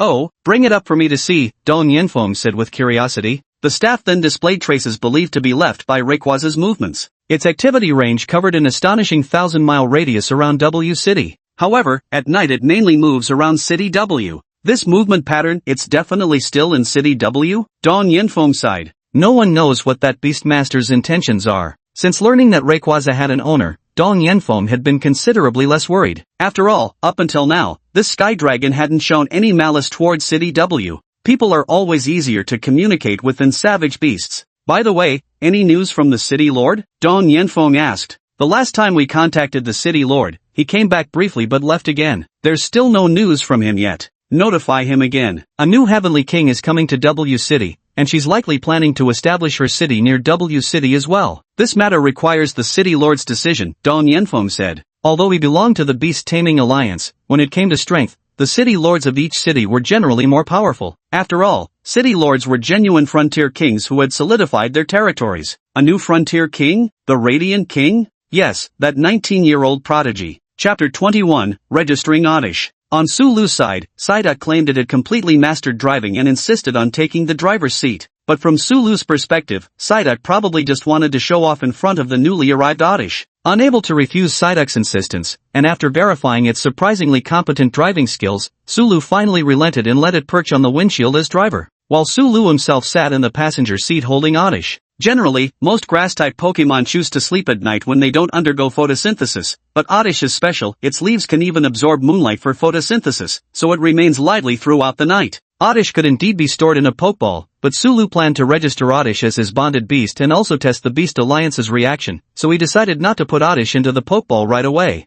Psyduck quickly drove the car closer to the city gates. A Beastmaster is returning, go check, the city guard said routinely. But before they could approach, they sensed something unusual. Ha, am I seeing things? What's wrong? Asked another city guard. This beastmaster looks rather distinctive, sort of like a duck. The other guard also began examining him carefully. As Sulu's car approached, the two city guards finally had to admit this damn duck was actually driving. Both of them wore expressions of utter disbelief. A duck behind the wheel, this was definitely the first time they'd witnessed such a sight. Beep beep. Seeing the city guard frozen in place, Psyduck even honked the horn. Sulu, so you're Psyduck's beastmaster? You actually dared to let Psyduck drive? Does it even have a license? The city guard said with a pained expression after finishing the registration. Understood. I'll take it to get one tested in a few days, Sulu nodded, relieved that the guard hadn't asked about his own driver's license. Forget it. Just don't let your summoned beast drive in the city. Open the carriage for the routine contraband check. Sulu opened the compartment, revealing a wagon fully loaded with fierce beast carcasses. Not bad at all. Quite the haul, remarked the city guard, his expression softening slightly at the sight of the wagon full of monstrous corpses. After scanning the load with his device, he waved Sulu through the inspection. Then there was the oddish clutched in Sulu's hand.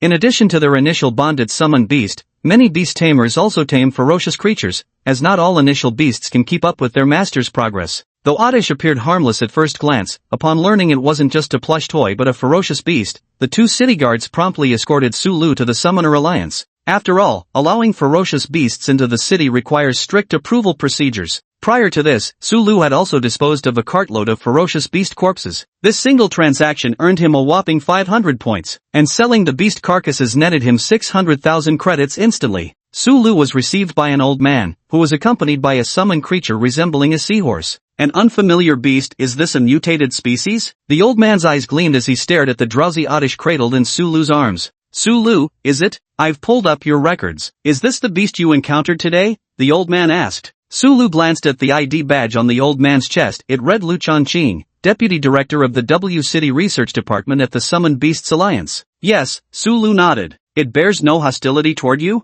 Sulu suddenly understood why Lu Changqing was so excited. Most creatures in the wild were ferocious beasts brimming with hostility. Even those brought back to the city were usually captured beasts destined for taming. Few people would be like Sulu, who simply brought back a ferocious beast without taking any precautions. This actually makes it seem more like a pre-trained summoning beast specifically bred by an institute. Well, though Oddish doesn't really look all that ferocious anyway. Not to mention that Oddish is also an entirely new type of ferocious beast. A new type of ferocious beast has appeared. While there's a chance it could be a hybrid, the greater possibility is that a new spatial rift has opened. No hostile intent, this little guy seems quite friendly. Dajuo? Oddish also peered curiously at Lu Changqing and Sulu. Friendly? That's most likely a newborn. But even a newborn savage beast must achieve over 99 control points before being registered as your tamed beast, Lu Changqing said. So where are those savage beasts with control points below 99% usually kept? Sulu asked. The observation zone provided by the Tamed Beast Alliance. All uncontrolled savage beasts and potential tamed beasts are kept in the observation zone, Lu Changqing explained. The observation zone is also the official region for live savage beast trading. Trading savage beasts in other areas is mostly illegal. Then I'll trouble Minister Lu to help conduct a control proficiency test, Sulu said. Registration costs money. If you fail, you'll have to pay again next time, and the fee doubles each attempt for the same savage beast. This is a beast you just met today, are you sure you want to register it now? Lu Changqing's beard twitched as he patiently explained. The doubling fee exists to ensure beastmasters are fully prepared before attempting certification, while also effectively reducing the workload for staff at the Beastmaster Alliance. I feel a special connection with this little fellow, it's quite possible we have exceptionally high compatibility. The Oddish and Sulu's arms also agreed. Like this? Alright. Lu Changqing didn't say anything further. After Sulu paid the fee, he was led back before that harmonization device once again. Oddish touched the tuning device with the leaf on its head. 100%. 100%. Still 100%? Is this the perfect spirit beast? Lu Changqing widened his eyes as he examined the data before him.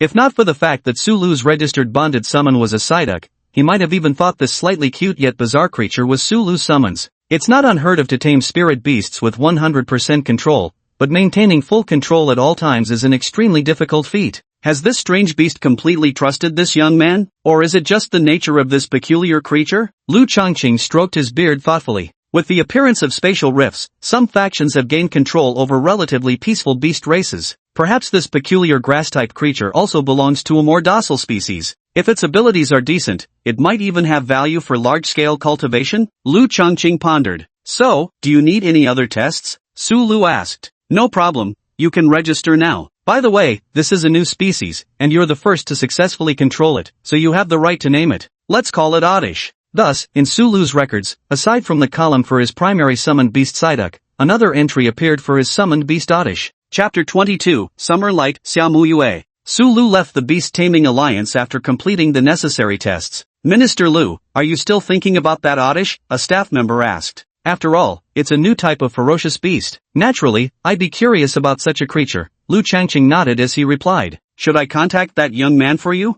No need. For now, our primary focus remains researching the berserker's blood. Sulu returned home with his Oddish, finding his parents had already gone to bed as usual. After becoming financially independent, Sulu had suggested his parents retire and enjoy life. However, both stubbornly refused to stay idle, so they continued working without resigning from their companies. The next morning, when Sulu emerged from his room with the adorable Oddish, his parents were astonished all over again. It's only been a few days, and their son has already brought back another summoned beast? Others might take 10 or 20 years just to tame a wild summoned beast. And their son? Just a few days? The couple couldn't help but exclaim how extraordinarily talented the Su family child was. After dinner, Sulu headed back to school. After today's test, Sulu would have 2 months of summer vacation free time. The summoned beast class students were gathered together, led by their respective summoned beast teachers, in other words, the physical education instructors. Li Daming noticed that Sulu actually had another summoned beast behind him. Many eyes turned towards him with envy. They were still struggling to properly nurture their own bonded summoned beasts, yet Sulu had already managed to capture a new one.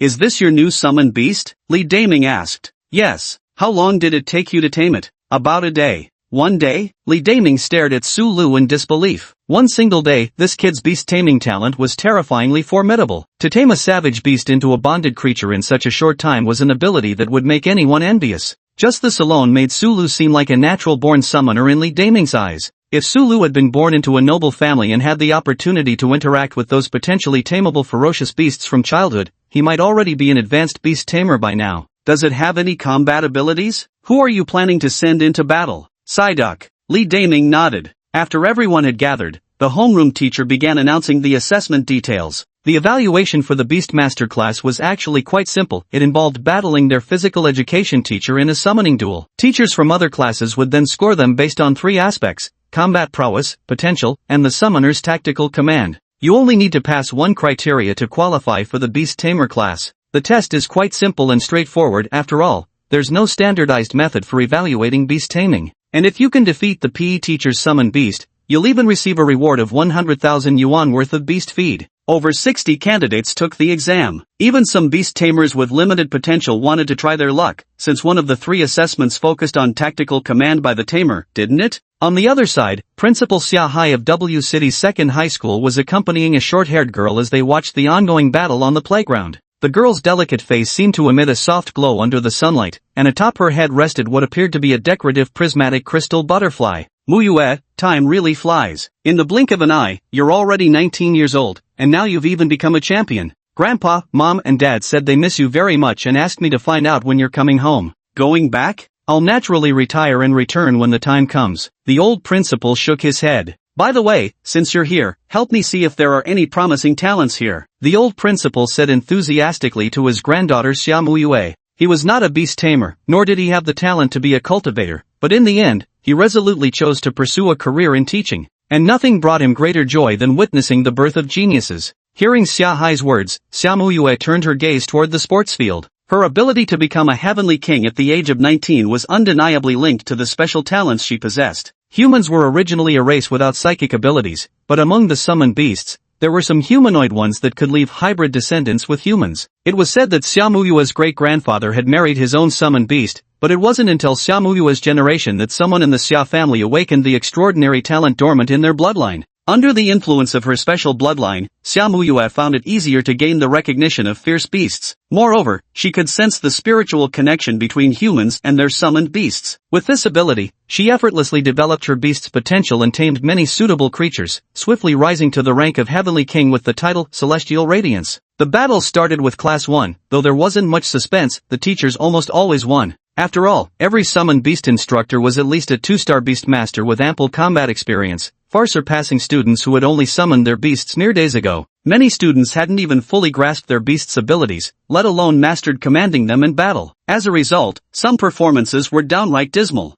Xia Muyue simply watched with indifference. In her view, combat experience and innate talent were secondary. True longevity in this field belonged only to beastmasters who could forge profound connections with their bonded beasts. This held true regardless of how powerful one's primary contracted beast might be. Though beastmasters could forcibly control their summoned creatures, unlocking a summon's full potential went far beyond mere obedience. But now she could sense that all the beastmasters she perceived had extremely faint mental connections with their summoned beasts during battle. It was completely like game players using controllers to manipulate their game characters in combat. So, any with particularly good potential? Xia Muyue shook her head. I see. Xia Hai also understood that his granddaughter had very high standards, and so it continued until it was Gu Siki's turn. The summoning beast teacher in Gu Siki's class possessed an armored wild boar. The ironhide boar was utterly helpless against the angel flying in the sky. Even its steel armor was shattered by Gu Siki's angel with dazzling beams of light. She also became the first student to receive the reward of summoned beast kibble. Listening to her classmates' cheers, Gu Siki curled her lips in satisfaction. She thoroughly enjoyed this feeling of being the center of attention. But suddenly, a figure flashed through her mind. Even he would probably be shocked by my strength, right? Gu Siki glanced at Su Lu, only to find his expression utterly unchanged. He wasn't even paying her any attention, instead preoccupied with interacting with his Psyduck. She's the top student of this year's batch, with an angel as her summoned beast. Her potential isn't low, right? It even somewhat resembles your own innate tamer ability, Muyu, Xia Hai remarked approvingly as he turned to Xia Muyue. If possible, he even planned to introduce the two of them properly. She's worse than all the other beastmasters, Xia Muyue said coldly. With others, she could barely sense a faint connection during battles, but with Gu Siki, she couldn't detect even the slightest mental fluctuation. This meant that apart from issuing a few commands, there was absolutely no connection between the beastmaster and her summoned beast. As for why this happened, both the summoned beast and the beastmaster were to blame. Two equally proud personalities resulted in extreme independence and mutual exclusion. Their relationship was like a hidden explosive. Given the right trigger, it would detonate instantly. Next, Su Lu, it's your turn, Li Daming said. At the same time, he directed his flaming rhinoceros to step forward. Psyduck, let's go. Quack. At this very moment, Xia Muyue felt she caught a glimpse of brilliant light. Chapter 23, Got it, let's battle. Quack. This is Ducky's first battle. Ducky must win. This was Psyduck's simple and straightforward thought. Compared to Su Lu, the Psyduck seemed even more eager to win. Quite spirited, Li Daming nodded in approval. It was clear that Su Lu and the Psyduck shared an exceptional rapport. Tackle, Li Daming initiated the attack first. Before the match, he had instructed Flame Rhino that as long as it didn't seriously injure its opponent, there wouldn't be any problems. Psychokinesis. A silvery white light flickered in Psyduck's eyes. Flame Rhino, which had been charging forward, suddenly slowed down. Standing a full 2 meters tall, this massive summoned beast weighed at least 6 or 7 tons. Even now, Psyduck's psychic abilities weren't strong enough to directly lift such a target. But tripping them up was more than enough, and Duckling's mental training focus was precisely on micromanipulation.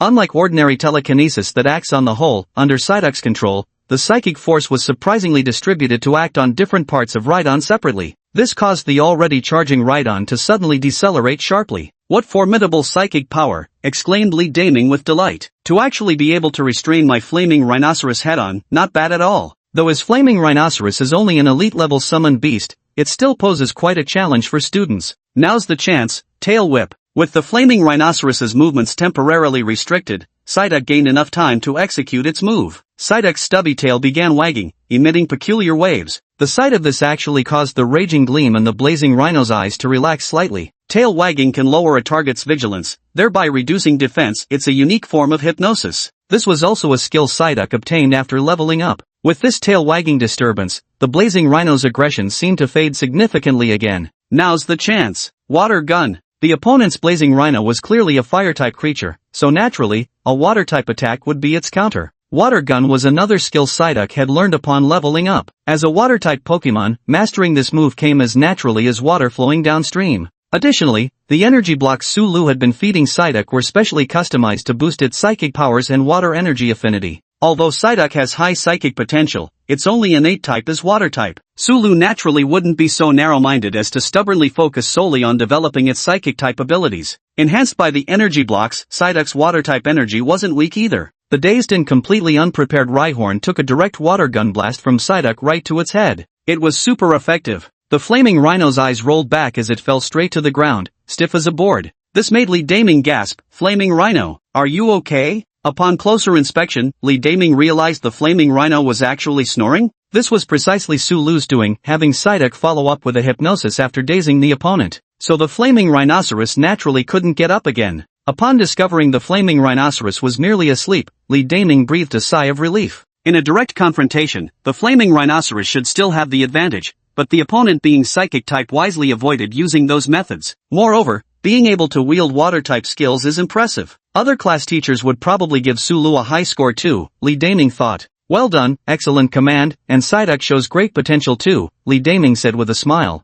Then I've passed? Sulu asked. Absolutely no problem. He even defeated his opponent's flame rhino, how could he not pass? Quack! Quacky chirped happily, almost as if seeking praise from Sulu. Dodo! Oddish hopped beside Quacky while Sulu gently patted the duckling's head. Good job, let's go out for a feast today. Xiaomuyue watched Sulu from afar, a faint smile finally curling at the corners of her lips. Amidst that spiritual fluctuation, she seemed to feel the same exhilaration she had experienced 3 years ago when she obtained her glimmer butterfly. That emotional bond was unshakably firm. If there's anyone most likely to achieve great things, I believe it should be him. Xiaomuyue pointed at Sulu, who was wearing a smile. But his summoned beast doesn't seem as strong as an angel, Xia Hai asked with a furrowed brow. Because they've only had their summoned beasts for less than 10 days, Xiaomuyue explained, knowing her grandfather wasn't a beastmaster and didn't fully understand these matters. Moreover, without having fought an actual battle, who dares claim whose beast is stronger? At that very moment, Xiaomuyue's phone rang, and the screen displayed Beast Tamer Alliance.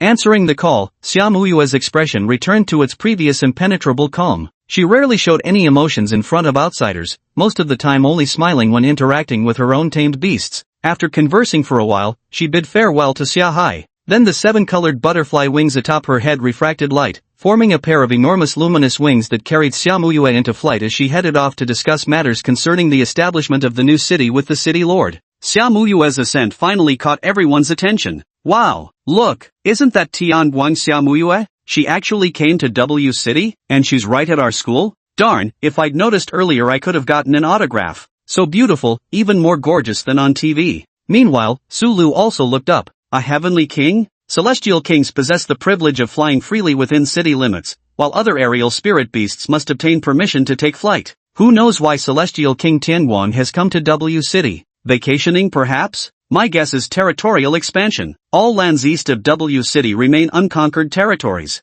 Opening new territories? Are you joking? Isn't that something only veteran heavenly kings do? Though I know Xiaomuyue is strong, pacifying an entire region is probably beyond her capabilities, right? Who knows? Xiaomuyue's brief appearance caused a huge sensation, but the testing continued. In the end, Sulu naturally passed the test with flying colors and even won 100,000 yen worth of beast-feeding rations. However, Sulu had energy cubes, which were far superior to ordinary beast rations, so he requested to exchange them for cash instead. After handling school matters, Sulu went to the lab again. He prepared Rayquaza's daily rations. Shu Qin was curious about the oddish Sulu brought back, but since she was still working on studying Psyduck, she didn't have the intention to study Oddish. Researching Psyduck had already worn her out completely. If another Oddish came along, she estimated her daily sleep time would have to be compressed to barely 5 or 6 hours. Sulu then drove away from City W with a trunk full of supplies. Chapter 24, The Atmospheric Shield, Edge of the Earth. Having left City W, Sulu, Psyduck, drove for roughly an hour until he was well beyond the city limits. The surrounding roads gradually vanished, and what lay ahead was perilous territory seldom traversed by humans. Not all areas have been reclaimed by humanity. Some dimensional rifts have remained open for centuries,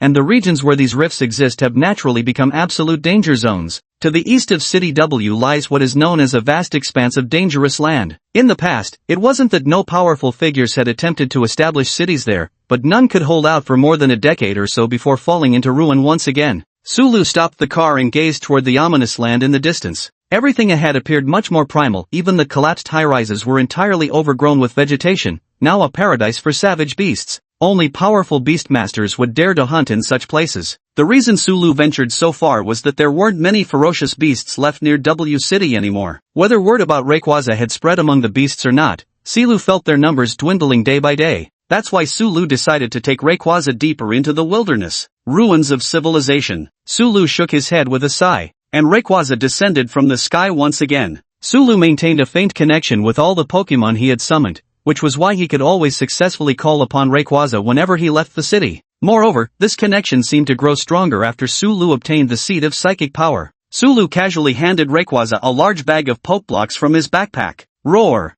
Rayquaza narrowed its eyes as it ate. These flavors never got old. Roar roar. Once satisfied, Rayquaza roared at Sulu. News already? That was fast. Sulu perked up immediately. Rayquaza transmitted information to Sulu. It had found a location matching his requirements. Sulu had previously mentioned to Rayquaza that while patrolling the skies, it could casually look for flat and fertile land to serve as a secret base, suitable for growing berries and the like. The money earned from hunting fierce beasts was barely a drop in the bucket. Supporting a whole family of Pokemon required actual steady industry. Thus, a suitable plot of land became extremely important. Land fit for growing berries was particularly hard to come by, so Sulu hadn't expected Rayquaza to find one so quickly. Too far? Roar. About 400 miles? That is indeed quite a distance. Ha ha ha. Rayquaza suddenly patted his chest with his little claws. You've fully mastered the atmospheric shield? Sulu's eyes lit up. Rayquaza has mastered the atmospheric shield, which means I can fly through the atmosphere alongside it? And Rayquaza's flying speed effortlessly surpasses any modern aircraft. 400 miles is just a short distance for it. Then let's put today's hunting aside for now and go check out our base. Sulu clapped his hands excitedly. As for the large van they drove out, there were still some structure ruins around, so Sulu casually parked it in one as a temporary parking spot. There wasn't anything valuable in the car, so he wasn't too worried about it being stolen. Return, Oddish and Psyduck. Sulu recalled the other two Pokemon back into their Pokeballs. Let's go. Rayquaza placed Sulu atop its head once again. They ascended gradually, the speed increasing bit by bit, but even so, Sulu felt the acceleration pressing down on him until he could scarcely breathe. If it weren't for eating Shonshou meat and energy cubes all these days, Sulu might have even fainted outright. It looks like I still have a lot of training to do if I want to fight while standing on Rayquaza's head, Sulu thought to himself. Faster and faster, like a streak of emerald light piercing through the sky. In the eastern Forbidden Lands, Xiaomuyue raised her head, her superhuman vision catching sight of the green glow in the sky. Summer King, have you discovered something? An elderly woman in formal attire asked beside Xiaomuyue. The old woman was none other than the city lord of W City, the veteran Heavenly King Hu Yunji, accompanied by an emerald green giant serpent. The two of them were preparing to venture into a perilous area to survey a territory already identified by satellites as suitable for expansion.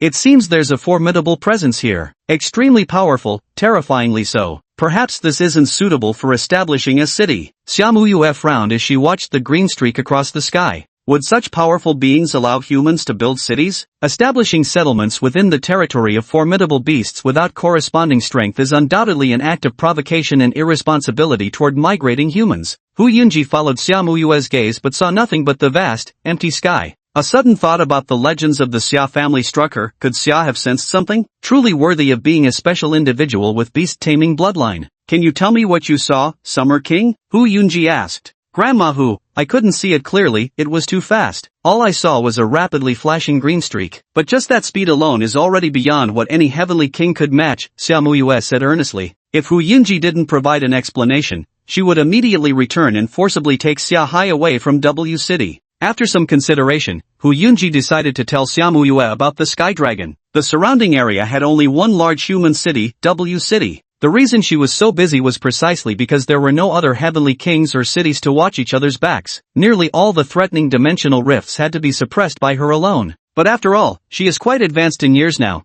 and no one knows how much longer she can continue to protect City W. If even Xiaomuyue were to leave, no one could predict when the next heavenly king willing to expand territories would appear. She must secure this potential ally. If Sky Dragon were a wild beast, it would naturally attract prying eyes and unrest. But since it already has an owner, revealing its existence shouldn't cause too much trouble. That green one must be Rayquaza. Rayquaza? That should be a summoned beast controlled by a beastmaster. Sulu naturally didn't know that someone had actually spotted Rayquaza's movement with the naked eye. Now Sulu only feels extraordinarily thrilled, as the altitude has already climbed to over 700 kilometers into the exosphere, the edge of Earth's atmosphere. At Rayquaza's speed, flying just a bit higher would soon take them beyond the bounds of Earth's atmosphere. Sulu could also distinctly sense the change in gravity. If not for Rayquaza's atmospheric shield, he would have instantly perished due to issues like pressure and temperature in a matter of moments. Looking down below, Sulu saw the ground already curved into an arc. With his vision, he could only make out vast stretches of greenery. The vast view gave Sulu a uniquely profound sensation. This was the sky, this was Rayquaza's domain.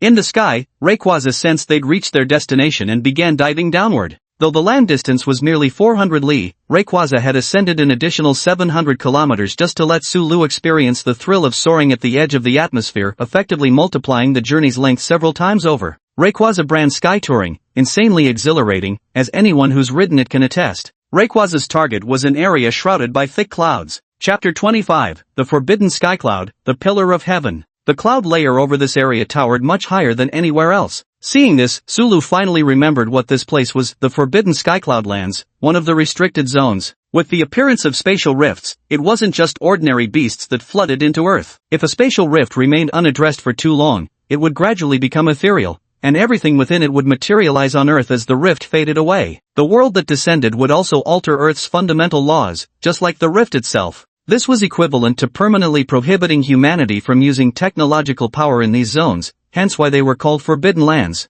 Moreover, some incredibly powerful beasts, once too mighty to pass through the spatial rift, would use this opportunity to descend in their complete form. The Skycloud Forbidden Land was one such place entirely shrouded in massive cloud formations. Due to these thick vapors, even satellites couldn't scan what lay within. There are said to be quite a few beastmasters who ventured inside for exploration, but very few came out, and even those who did return brought back little valuable information. A forbidden land? Rayquaza, how did you discover this place? Sulu asked. Roar, just flew around randomly, saw thick mist here and got curious. Found it by flying aimlessly. Well, this is very Rayquaza. How thick is this cloud cover? Sulu asked curiously, seeing that Rayquaza had been flying for a couple of minutes and was still shrouded in the mist. Ha! Rayquaza rolled its eyes upward as if trying to catch Sulu's expression. The boss is doubting my abilities. How could the mighty Rayquaza, the ruler of the skies, be powerless against such measly mist in clouds? This still counts as part of the weather. Sulu had previously warned Rayquaza not to casually use its innate abilities while outside,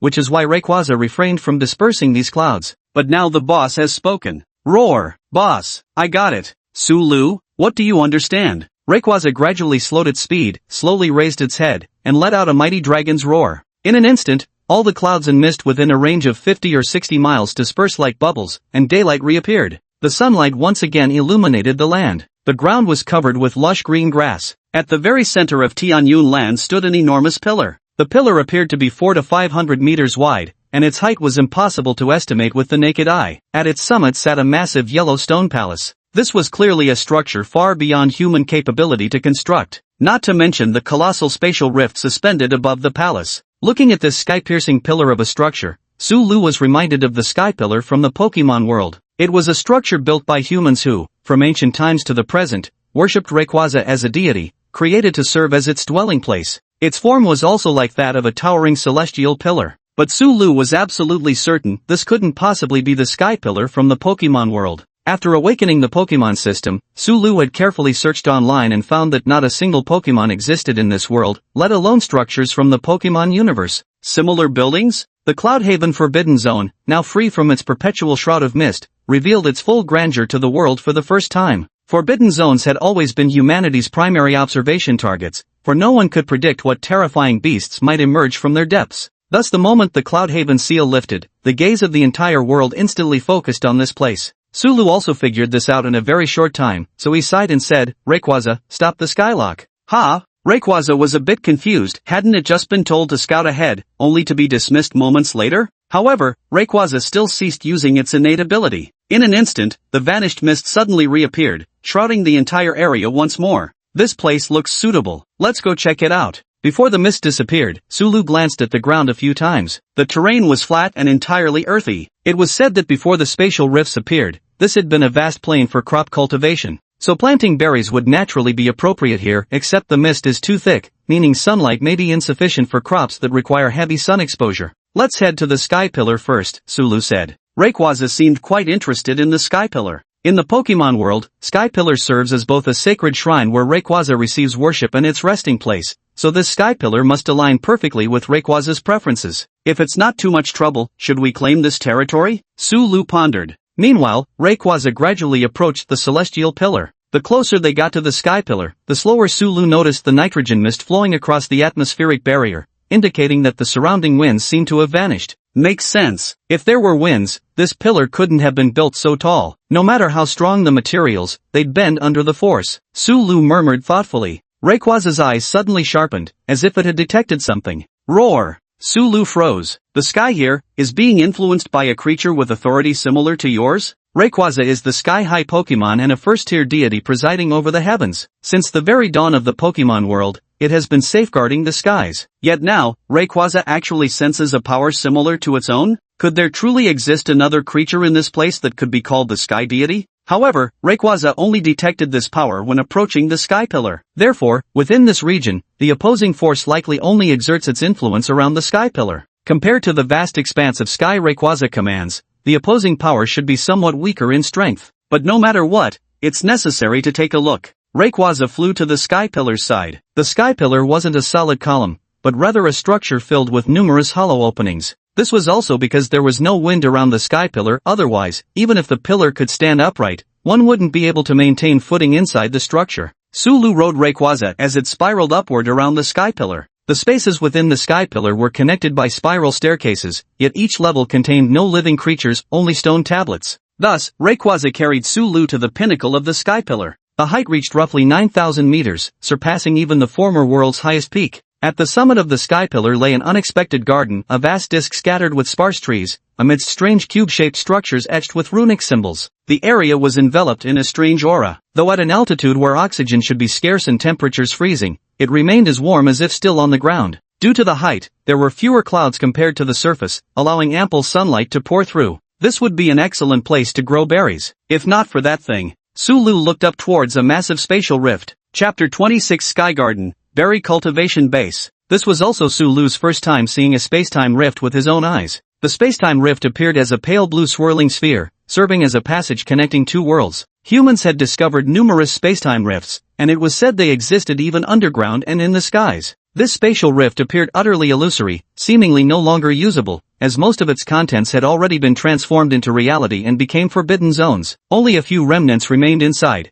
and the transformation process could neither be halted nor reversed. Below the spatial rift, at the very center of the Sky Garden, lay a stone slab. Sulu leaped down from Rayquaza's head. If a battle were to truly erupt, standing upon Rayquaza's head would only hinder its combat effectiveness. Even while standing on the ground, Rayquaza's atmospheric barrier would still remain active. Sulu looked at the stone slab, which stood 30 meters tall, and noticed that what was carved on it was also a long dragon. The dragon on the slab bore some resemblance to Rayquaza, though it had a pair of wings and was covered in sharp spines along its sides and head. It also appeared to have menacing double rows of teeth. Your relative? Sulu turned back and asked Rayquaza. TSK. Rayquaza sprayed 2 streams of nitrogen gas, shaking its head with what seemed like disdain. Seems that's not the case. It probably hasn't descended yet. I wonder if such a vicious beast even exists, Sulu muttered, shaking his head. But this thing is definitely dangerous, Sulu said solemnly, his intense gaze fixed on the spatial rift. The nearly dissipated spatial rift remained treacherous even with Rayquaza present. Sulu didn't dare enter recklessly. If he went in and the rift completed its transformation, there'd be no way back. If the intensity of this aura is what we're dealing with, Rayquaza, can you win? Sulu asked. In response, Rayquaza slapped its chest with a loud pat. This particular Rayquaza hadn't lived for hundreds of millions of years like the one in the Pokemon world, so it wasn't as composed. To Sulu, it seemed more like a mischievous child declaring, I can do it. Truth be told, aside from the possibility of encountering some colossal monster, Sulu was actually quite satisfied with the Skycloud restricted zone. But this big creature might also help me solve a lot of troubles. Sulu stroked his chin and began to ponder. Rayquaza then extended its claw and tapped Sulu lightly. When Sulu turned around, Rayquaza pointed at the soil in the Sky Garden. Do you want me to plant the seeds? Rayquaza nodded. It began searching for a suitable planting spot as Sulu had suggested. Meanwhile, Sulu walked over to the soil in the Sky Garden, where only some completely dried up tree stumps remained. At this altitude, naturally no creatures could have brought plant seeds up here. Sulu took out some prepared berry seeds from his backpack. First were the Whatmel berry seeds, a crucial raw material for Rayquaza's Poke Blocks. Whatmel berries themselves could enhance flying-type energy. Besides these, there were also seeds for various other berries. Sulu wasn't actually very knowledgeable about growing berries either, so for now, he could only plant them and see what happened. But miraculously, the berries showed changes the moment they were buried in soil. A tiny green shoot actually broke through the soil almost immediately. So soon? Roar, the energy here is very dense, so the plants should grow exceptionally fast. After Rayquaza's explanation, Sulu also understood the principle behind berry growth. But precisely because of this, Sulu found it even harder to abandon this area. The likely owner of this territory, the stone slab dragon, made him hesitate even more. Finally, Sulu let out a sigh. It seems we'll have to let the berries on Sky Garden grow naturally for now. Consider this as berry planting base number 1. Originally, Su Lu planned to have Pokemon with little combat talent take care of the berries while supporting themselves. But given Sky Garden's current condition, it's absolutely impossible for Pokemon to stay here. Come on out, Oddish, Psyduck. Dajuo. Oddish happily hopped out, seemingly sensing the surrounding energy as well, almost ready to root itself directly into the soil to absorb nutrients. Su Lu handed the seeds from his backpack to the two Pokemon. Let's plant the berries together. Like this. Su Lu demonstrated once, pressing a seed into the soil. Ha! Psyduck stared blankly at the seed, seemingly confused. Dodo. Oddish suddenly stopped Su Lu's action, used the leaves on its head to dig open the soil, retrieved the seed, and then surprisingly dug a new hole at an appropriate depth before burying it again. Oddish, do you know how to plant berries? Su Lu asked. Dodo. Oddish nodded happily, seeming pleased to be able to help Su Lu. As a grass-type Pokemon, Oddish can sense the grass-type energy in seeds, pick out qualified ones, and also use its roots to detect nutrients in the soil, naturally making plant cultivation much easier. However, Su Lu also knew that regular Oddish don't possess this ability. In the Pokemon world, Oddish were even considered harmful Pokemon that only stole nutrients from crops and soil in ancient times. So the one I summon must be considered exceptionally gifted. No wonder it has elite-level potential. If it were among a wild Oddish herd, it might even become the leader. Then I'll leave all these seeds to you. Psyduck, lend a hand. Su Lu took out the small pouch containing seeds, and Psyduck used its psychic power to levitate them. Quack, where should I plant them? Duh, here. Ga, duh, ga, duh. The duck and the grass type communicated as they worked together, and with Psyduck's help, the planting progressed at incredible speed. Moreover, shortly after planting, all the seeds sprouted and grew into saplings. The Sky Garden was even larger than expected, so even after planting all the 1,000+ seeds Su Lu had brought, it still wasn't fully filled. At this growth rate, they might mature into full trees in just a few months? Su Lu nodded in satisfaction. He had previously been troubled by how long it took for berries to ripen, but now having discovered this treasure trove land, it shouldn't take too long after all. After planting the berry trees, Su Lu recalled his two Pokemon and rode Rayquaza down to the base of the Sky Pillar. At the foot of the Sky Pillar lay a lush green plain covered in grass, which had served as farmland a century ago. Su Lu could faintly make out some severely dilapidated farmhouses. About 10 li away from the Sky Pillar, Su Lu discovered a secluded valley. With a single roar from Rayquaza, the ferocious beasts inhabiting the valley instantly fled in panic, scattering like frightened rabbits. From now on, this will be our second base. Su Lu nodded in satisfaction. With Rayquaza's intimidating aura keeping watch, ordinary fierce beasts posed no real trouble. The Oddish also jumped for joy, realizing this was precisely where it could prove its worth. Chapter 27, The Celestial Cloud Incident. The mists of the Celestial Cloud Forbidden Zone have dispersed. Heavens, what is this? A structure of such incredible height. How is this possible? With a width of 400 meters, its height actually reaches 9 kilometers? What grade of material could possibly withstand such dimensions? Treasure. There must be treasure inside. Quick, send someone to investigate. Due to the sudden dissipation of the clouds, everyone noticed this peculiar sky pillar. Even Hu Yunji and Xiaomuyue, who were conducting surveys outside, received the news immediately. After all, the city closest to the Tianyun Forbidden Zone is W City. If any major changes were to occur in the Tianyun Forbidden Zone, W City would be the first to be affected. Therefore, Hu Yunji and Xiaomuyue immediately returned to W City. This matter also had a significant impact on Xiaomuyue, as territorial expansion wasn't solely her initiative. Behind Xiaomuyue stood a large group of companies backing her, all for the sake of the benefits a new region could bring. Under these circumstances, without clarifying the situation, the territorial expansion operation will certainly not proceed. Xiaodong, have you identified the cause? Hu Yunji, who had rushed back to the Beast Taming Alliance on urgent business, asked Dong Yanfeng. Yet Dong Yanfeng's expression was somewhat peculiar as he glanced at Xiaomuyue standing nearby. Speak plainly, Summer King isn't an outsider. With her talents, she couldn't possibly be associated with underground organizations. Moreover, once Summer King's pioneering succeeds, she'll become the new city lord standing together with our W City. Hu Yunji understood Dong Yanfeng's concerns. Although Dong Yanfeng was from the Beastmaster Alliance, he was currently the head of W City's branch. While the alliance was vast, it wasn't monolithic. Department heads from various cities and regions would still consider matters based on their own interests. Seeing no objections from the city lord, Dong Yanfeng nodded and continued, I suspect the anomaly in Tianyun Forbidden Land this time might have been caused by the Sky Dragon. We've detected traces of the Sky Dragon's movement, with indications pointing to its entry into Tianyun Forbidden Land. The Sky Dragon? Xiaomuyue frowned,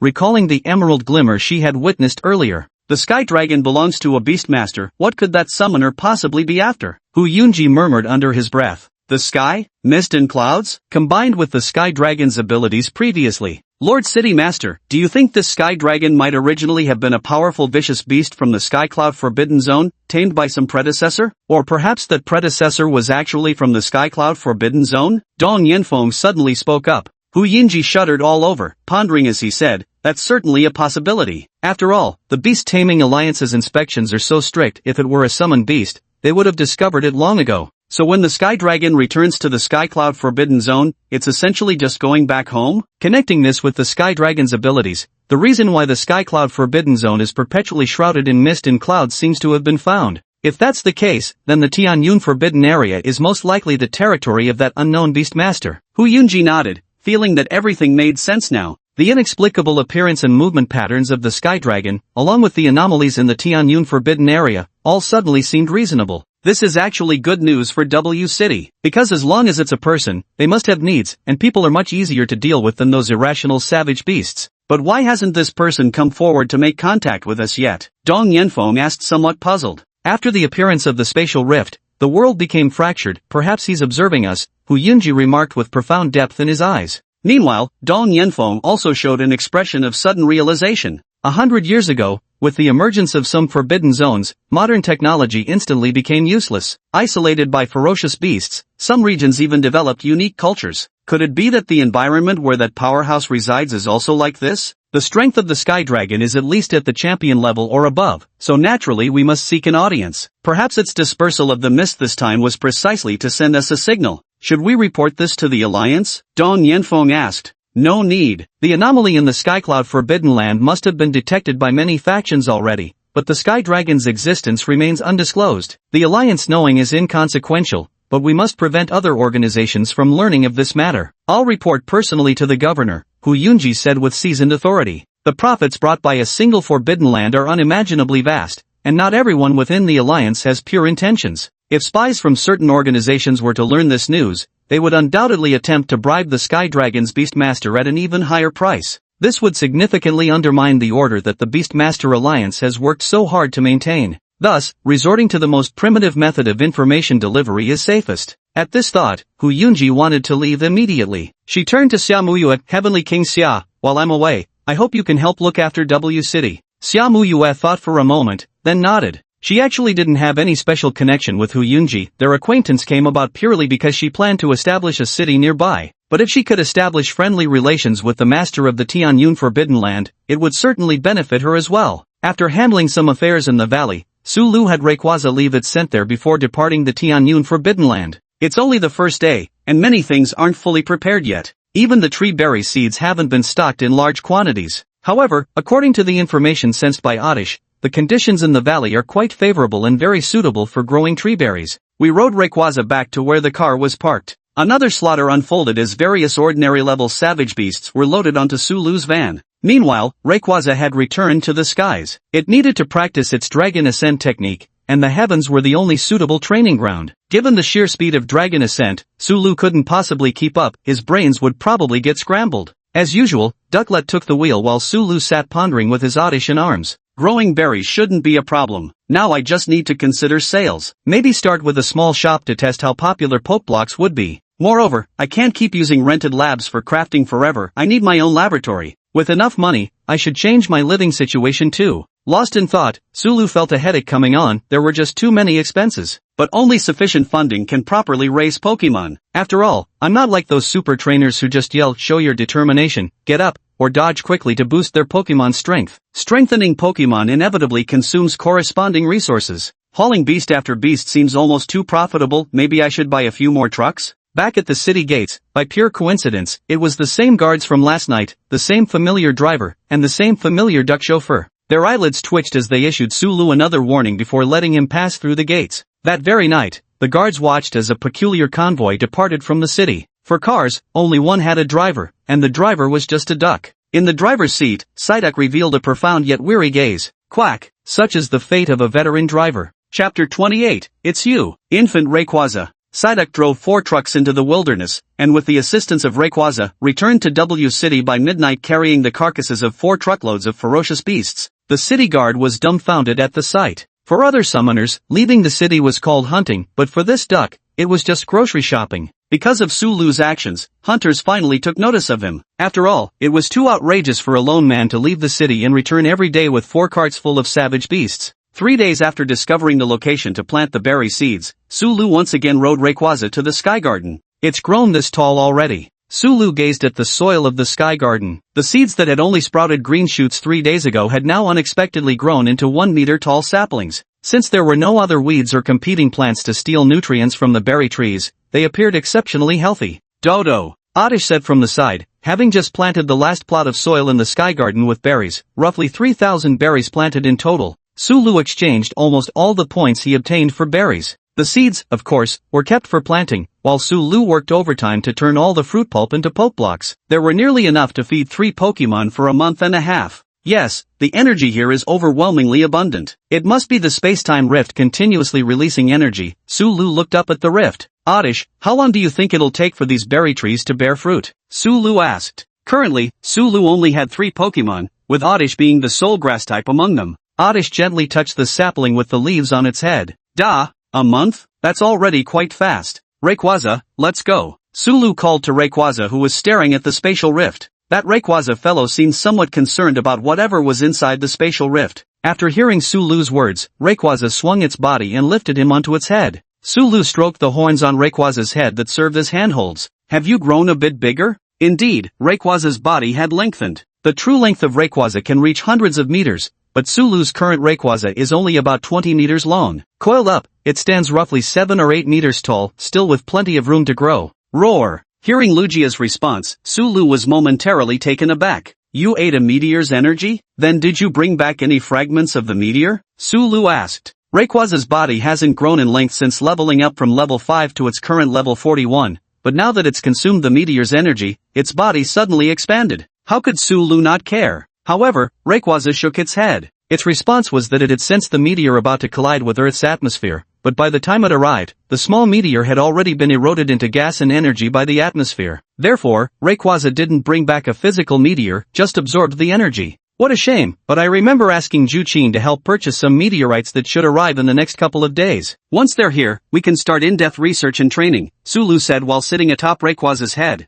These days, Rayquaza had been practicing its dragon ascent technique all on its own, without any help from Sulu, which made Sulu feel somewhat embarrassed. Hearing Sulu's response, Rayquaza also nodded happily. As a legendary Pokemon, it desired to reach its ultimate form even more strongly than other Pokemon. Descending from the Sky Pillar, Sulu arrived at Pokemon Valley, a name he had personally decided upon. However, unlike the Sky Garden already filled with saplings, Pokemon Valley only had some cleared patches of land so far. The Psyduck wearing a hat also seemed to hear the commotion, raising its head and waving at Sulu with a quack. The Oddish that Sulu had recalled to its Pokeball also popped out on its own, greeting the Psyduck. Then it puffed up its cheeks, the leaf on its head pointing toward a patch of soil, chattering something to Psyduck. Turns out Psyduck hadn't pulled up all the weeds cleanly when using its psychic powers. Oddish gave a helpless expression before using its absorb move to clean up the remaining patches of ground that Psyduck had failed to clear properly. Quack, life's hard, sighing duck noises. Now Psyduck isn't just an experienced driver with its excellent psychic abilities, it's also become a seasoned duck farmer. The valley carried the aura of Rayquaza, so no fierce beasts dared intrude, allowing Psyduck to farm carefreely, train its psychic powers without worries. Alright, Psyduck, I'm counting on you. Sulu patted Psyduck's head. Quack. Encouraged by Sulu's words, Psyduck regained its motivation. Statistically speaking, today should be the day to summon another new Pokemon. Sulu began today's summoning lottery. Sulu felt that conducting the summoning lottery in the wilderness wasn't safe enough, as there was a risk of being discovered. The most suitable place for summoning would still be within the Forbidden Cloud territory. If he summoned Pokemon that weren't suitable for battle, they could be directly released to roam freely in Pokemon Valley. Of course, since Pokemon Valley currently had no crops planted and not even any buildings, the conditions would still be quite harsh. The needle turned, and Sulu summoned another ordinary Pokemon, a long, green-skinned figure. It's appeared, a baby Rayquaza. Upon hearing this, Rayquaza gradually clenched its fist. An ordinary Caterpie stared blankly at the Rayquaza floating beside it on the ground. Then, as if having discovered something, its eyes narrowed as it squirmed inch by inch toward Rayquaza, clearly wanting to get close and snuggle. Rayquaza then picked up the Caterpie with extreme disdain using its claws and placed it before Sulu. Let's get along from now on, Caterpie. Caterpie looked back at Rayquaza, then at Sulu, seemingly giving a somewhat sundera nod. Apparently, this Caterpie was a girl. So, Cater Pie, do you want to fight alongside me or live a peaceful life? Sulu asked. Not just Cater Pie, even if it were a legendary Pokemon, Sulu would ask the same question afterward, because in his eyes, all Pokemon were sentient beings with their own will. Cater Pie nodded vigorously, its bright eyes fixed on Rayquaza. This little worm might genuinely want to see if it could mega-evolve. But for now, Sulu decided not to register Cater Pie. Only 4 days had passed since he registered Oddish. Registering another unfamiliar summon with 100% control so soon would inevitably raise suspicions, making others curious about his secrets. Besides, with Pokeballs on hand, exposure wasn't likely so easy. After controlling 4 Pokemon to do some land clearing for a while, Sulu returned to W City. And precisely at this moment, a group of Beastmasters clad in trenchcoats stepped into the Tianyun Forbidden Land.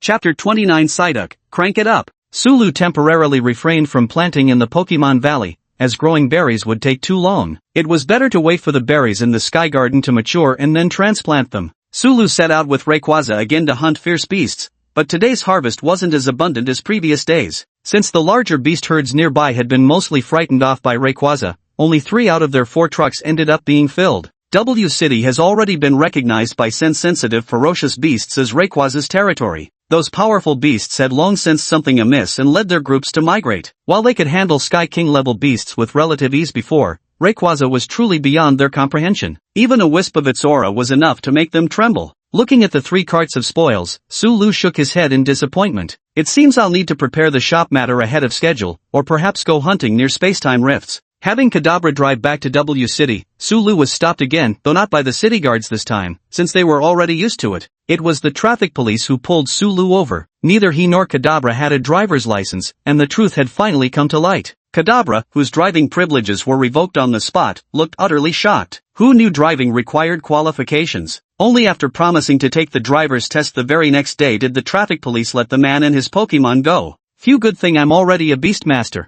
or today would have been trouble. Sulu wiped his sweat. This is all your fault. Sulu glanced at Psyduck and said, "Quack." Psyduck looked utterly bewildered. How could this possibly be blamed on the duck? I told you on the very first night that you had to get your driver's license, and you still haven't gotten it yet? Sulu questioned. Ha, did you say that? If you don't remember, that means you forgot because of your headache. There should be a driving test app on your phone that I taught you to install. Sulu reminded. Psyduck nodded, then used psychic power to pull out a brand new phone from Sulu's bag, one that Sulu had bought for it. Psyduck adeptly turned on the phone, then opened a driver's license test application. Ha, there really is? By the way, how's your studying coming along? Psyduck secretly glanced at the screen showing a score of 68, peeked at the results again, then quietly put the phone back. Seems like it overclocked its brain during the test. Quack quack. Psyduck confidently patted its chest while saying so, but beads of sweat were already forming on the back of its head. Good, looks like we're all set. You'll take the test tomorrow, Sulu said with satisfaction.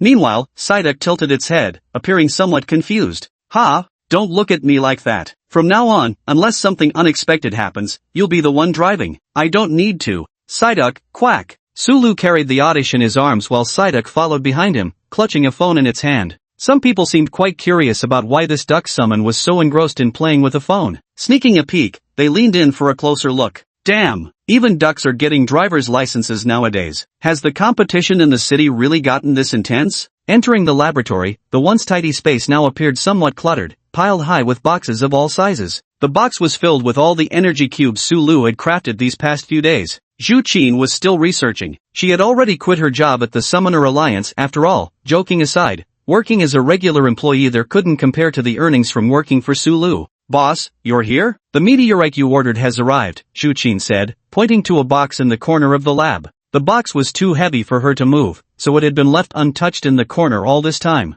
Sure. Sulu's eyes lit up as he approached the meteorite, a massive chunk over 1 meter in diameter, with strange crystalline fragments embedded within. This single meteorite had cost him a staggering 1.2 million. Had it not been for the 4 truckloads of ferocious beast carcasses Sulu hauled back daily, he'd never have stomached spending so much on what might prove utterly useless. But with Rayquaza currently absent, Sulu had no way to immediately verify whether the meteorite held any value. Sulu chipped off a small piece of the meteorite, planning to show it to Rayquaza later for verification. By the way, Zhu Qin, are you familiar with running shops and selling beast feed? Sulu stood up and asked. Zhu Qin, who was currently conducting experiments, shuddered all over. Had the moment finally come? Ever since Sulu revealed the matter about energy blocks in front of her, she'd been thinking about this from time to time. Sulu intends to sell it, which means it truly can be mass-produced? She had no idea where Su Lu got his daily supply of fruits, perhaps gathered from the wilderness. But to open a store and sell them, he must have either found substitute ingredients or confirmed that the original materials can be reliably sourced. I know some details, but before selling, all Summon Beast feed must pass the Summon Beast Alliance's approval to enter the market. Then, you'd need to register a company for sales. Given your status as a summoner, registering a beast-related company wouldn't be troublesome. Alright then, lead the way. Let's try to get it done today. Today? Zhu Qin set aside what she was doing and took Su Lu to the Summon Beast Alliance. After all, she was planning to follow Su Lu's lead from now on. After several days of research, she had realized that her current financial resources were nowhere near sufficient to sustain her studies. Only by following this rising star of a young man could she secure a better future. So the richer Su Lu became, the better her research conditions would be in the future, right? Truth be told, Su Lu did value Zhu Qin to some extent. After all, she was this world's first researcher to study Pokemon. Whatever outcome Su Lu ultimately achieved, whatever future Pokemon might have, she was bound to become world famous. She just didn't realize yet how profound the significance of her current research truly was. Su Lu once again arrived at the Beast Taming Alliance. The Beast Taming Alliance was an enormous structure, not only designed to accommodate massive summoned beasts for inspections but also due to its numerous departments. This time, Su Lu wasn't heading to the combat division but the business registration department, where Zhu Qin skillfully handled all the necessary procedures. All Su Lu had to do was play on his phone while waiting. Perhaps this was the true value of having a competent secretary. Su Lu was even considering whether to start paying Zhu Qin a salary. New summoned beast feed? Could it be yet another batch where they just changed the flavor? The Summoned Beasts Alliance acted swiftly. Barely 10 minutes after submitting the project, someone arrived to collect the samples. However, the inspector wasn't particularly concerned. After all, Summoned Beast Feed was a massive market where practically every few days someone would bring in new feed formulas for registration. Most of them were just ordinary beast fodder with no substantive improvements, not even capable of long-term preservation, hardly anything remarkable. How could high-energy beast fodder capable of long-term storage be so easily developed? Even major corporations needed over a decade of massive investment to achieve any breakthroughs. Not to mention, this time the inspectors weren't even researchers by qualification. The inspector casually tossed in a tribute-less energy cube into the testing machine. The inspection equipment of the Beastmaster Alliance was naturally more advanced than those in rental labs, with more comprehensive and detailed testing items. A 10-year shelf life? That long? Heavenly King-level energy intensity? With 93% compatibility. The inspector exclaimed in astonishment. Chapter 30, The Advent of Energy Cubes. Deputy Director, come take a look at this quickly. The inspector urgently found Lu Changqing, who was seated before a microscope. The research division did have a director. However, since the director's research involved relatively hazardous materials, most experiments were conducted at an outdoor laboratory. Under normal circumstances, Deputy Director Lu Changqing was responsible for managing affairs. As he routinely worked the latest hours, it was Lu Changqing whom Su Lu encountered during night inspections several days prior. Lu Changqing pushed aside the microscope slide stained crimson with blood. He furrowed his brow. Panicking like this? Have you lost even your basic psychological preparedness? The inspector straightened his expression upon hearing Lu Changqing's reprimand. Minister Lu, take a look at this. The inspector handed Lu Changqing a data sheet. Though Lu Changqing's primary research focus was strengthening type beast-taming drugs, having risen to the position of deputy minister in the research department, he naturally possessed some profound insights into other beast-taming disciplines as well. After carefully reading the materials, a look of admiration appeared on his face.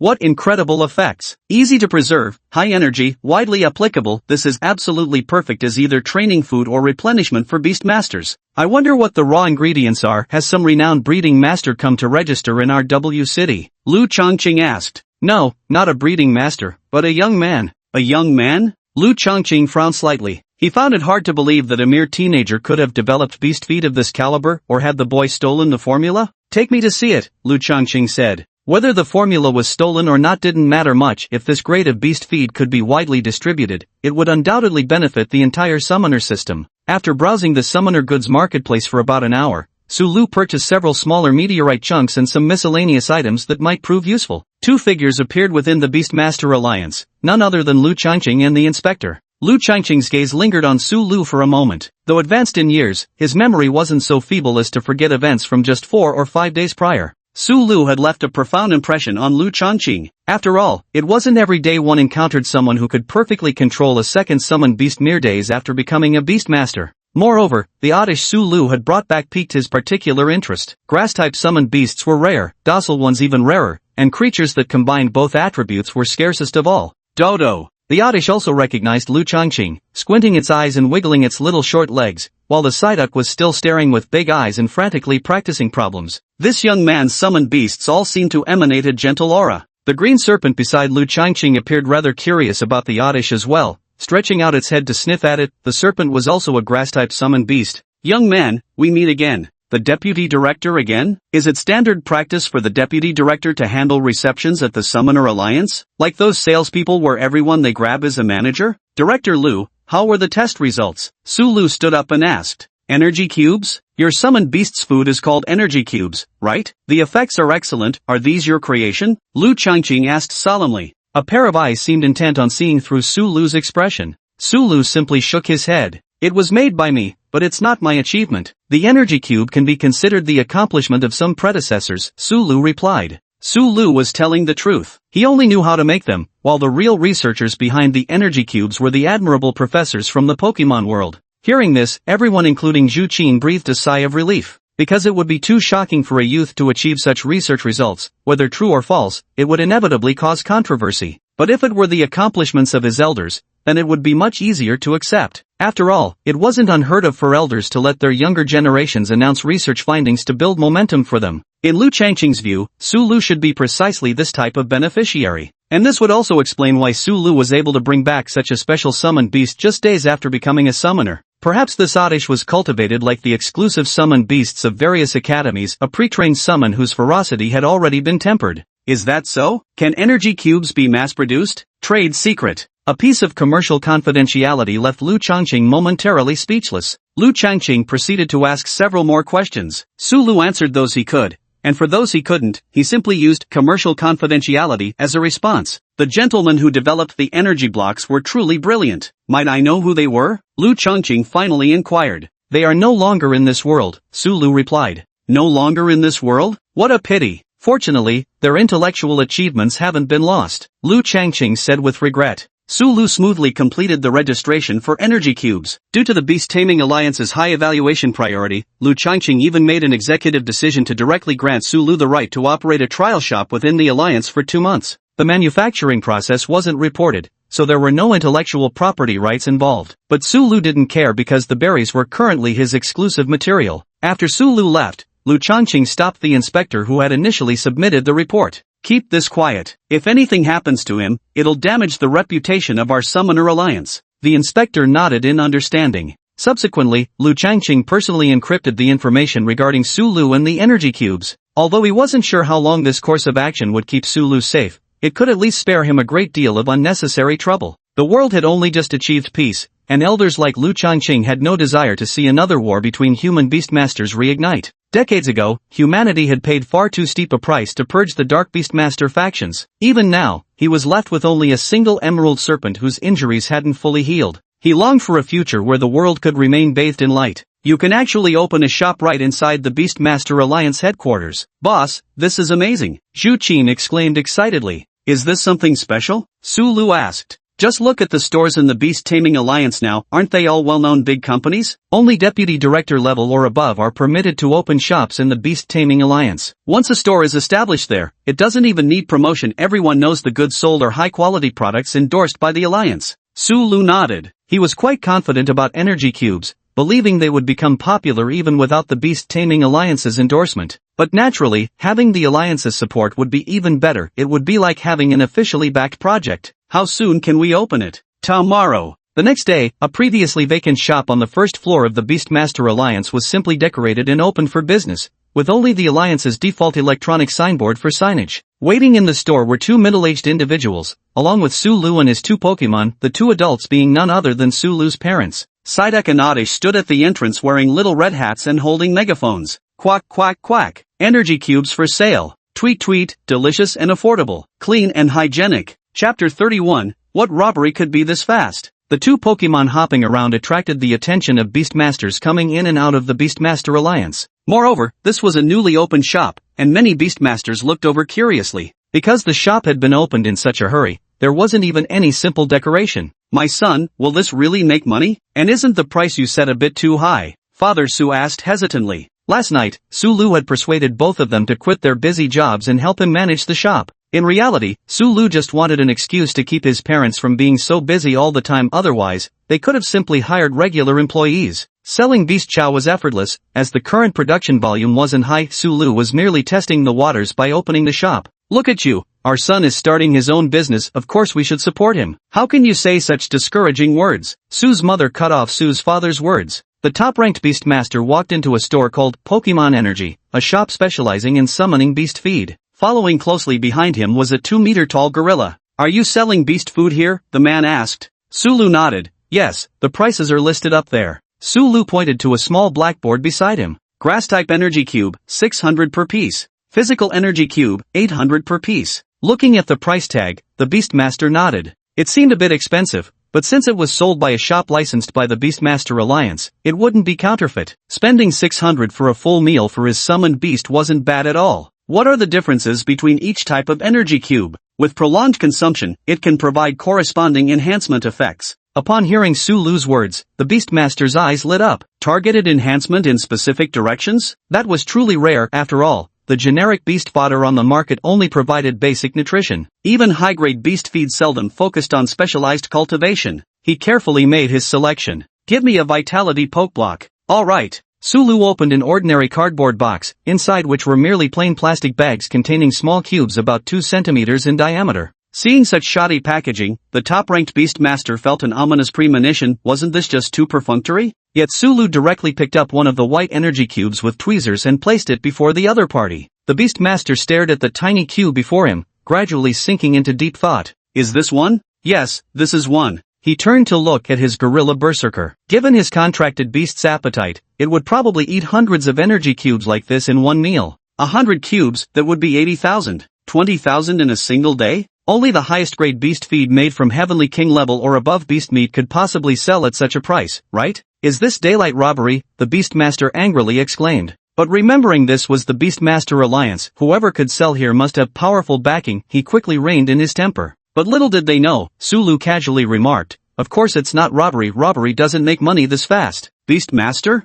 After calming himself, he decided to test its effects first. The Beastmaster handed the square to his summoned beast. The violent ape carelessly tossed the square into its mouth. But the next second, the violent ape narrowed its eyes. It gobbled up the cube with relish, then looked at its Beastmaster with eager anticipation. Could it really be that delicious? Seeing his summoned beast's expression, the Beastmaster's anger subsided a bit. Even if nothing else, the taste alone should justify the price. Consider it buying tasty snacks for his pet. Should I buy some more? He thought. Son, help me pack up all the grass-type energy cubes, came a somewhat aged voice from behind the Beastmaster. He turned around and saw, wasn't that the deputy director of the Beast Taming Alliance's research department? Lu Chongqing was well aware of the effects of the energy cubes Su Lu was selling. Given his status, he wouldn't disrupt the market by buying up all the cubes, but he was more than willing to let his green snake indulge in some quality treats. Hiss! The emerald green serpent fixed its gaze on a particular box, having already caught the scent of its favorite flavor. That's 600 pieces, totaling 360,000. Su Lu handed the cardboard box directly to Lu Chongqing.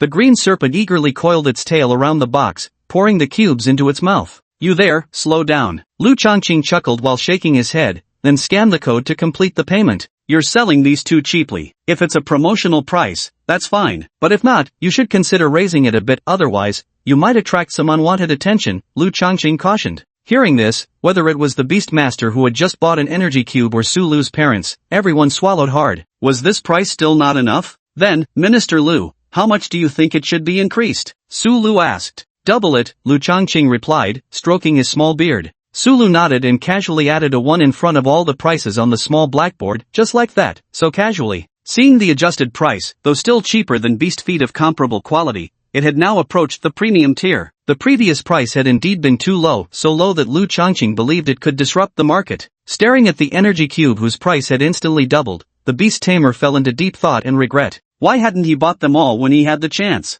I'll take all the Constitution energy cubes too, the first beast tamer said through gritted teeth. In just this short while, the price had jumped from 800 to 1800. He feared that any later, the leading digit might change from 1 to 2. And so, the Poke Energy Rations shop officially opened for business. Many Beastmasters hesitated because of the price, but even more Beastmasters, having caught wind of the news from who knows where, rushed over to snap up the goods. You've got to be kidding, this is premium Beastmaster rations we're talking about. Let it be known that premium Beastmaster rations are typically made from the meat of predators at the Heavenly King tier or above. But Heavenly King tier predators are hardly common fare, so getting your hands on premium rations is often impossible. They're usually reserved for closed circles and distributed through connections. But now that this shop openly sells them, business is naturally booming. If Sulu hadn't reacted quickly and set a limit of 100 cubes per person per day, they probably would have been bought out entirely. Chapter 32, Attempting to Learn Draco Meteor. After selling all the energy cubes, Sulu checked his account balance. Just these few cases had earned him over 3 million directly.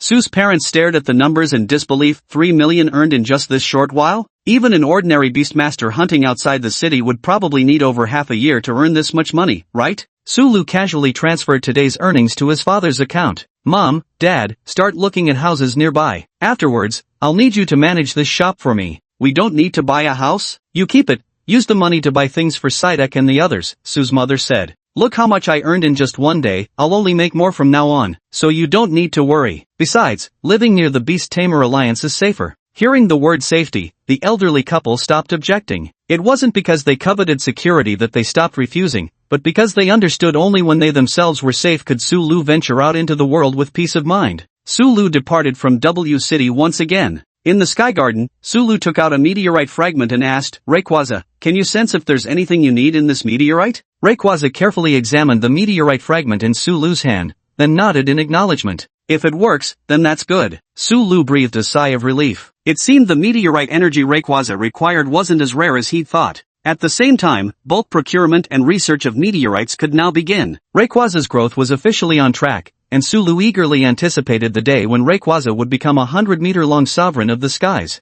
They soon arrived at Pokemon Valley. Sulu also released Caterpie. Seemingly upset from being cooped up for too long, the little bug turned its head away in a huff, refusing to look at Sulu, then wriggled toward Rayquaza. It was asking Rayquaza how it could grow stronger, but Rayquaza simply shook its head, picked up Caterpie again, and placed it before Sulu. Roar, he's your trainer. Only he can make you stronger, not me. Hearing this, the Caterpie nodded at Sulu. Ha, as long as you train seriously, you'll become stronger too, Sulu said as he patted the Caterpie's eyebrow like antennae. You know how to use tackle, so focus on training that move. Who knows, you might even be able to fly with it someday. At these words, the Caterpie's eyes sparkled with longing. It wanted to fly, soar through the sky like Rayquaza. So Psyduck happily headed toward the small grove outside the valley with Caterpie. Ha? Rayquaza scratched its head and asked. They can train while chopping trees, and the feldwood can be used to build houses. But tree chopping won't help you improve, Sulu replied. As for the two of us, let's patrol the Forbidden Cloud Realm first to check for other spatial rifts and see what the situation is with the fierce beasts here.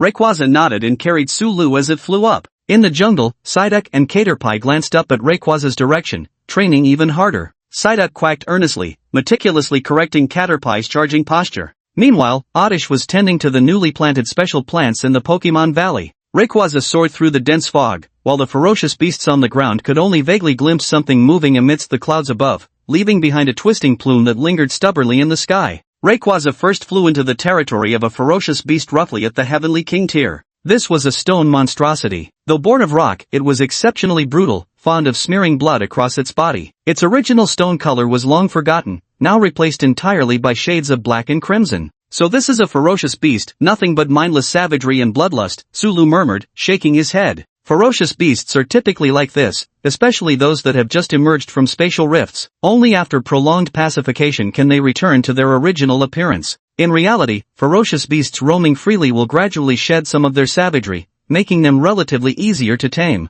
However, this is a forbidden zone, so the ferocity of the beasts here diminishes much more slowly. Due to the influence of summoning crystals, Beastmasters can pacify ferocious beasts much faster than ordinary people. At the Celestial King level, it's already a strength that many Beastmasters would be reluctant to eliminate outright. They would much rather attempt to subdue and capture it, even if it meant investing significantly more time in the effort. But Sulu didn't want such a vicious beast lurking near Pokemon Valley. Corrupted by the influence of Brutalize, this Bloodstone Golem had completely lost its sanity, appearing immune even to Rayquaza's majestic pressure. With an enraged roar, the clumsy stone monster found itself utterly powerless. Rayquaza was simply flying too high for it to reach. Even with its immense power that could effortlessly condense boulders over 2 meters in diameter and hurl them fiercely, it still couldn't even touch Rayquaza. In Sulu's view, this king-level ferocious beast was even inferior to the Moonfang direwolf. At least the Moonfang direwolf possessed some intelligence, capable of leading wolf packs and taking flight. Rayquaza, let's try that move, Sulu said.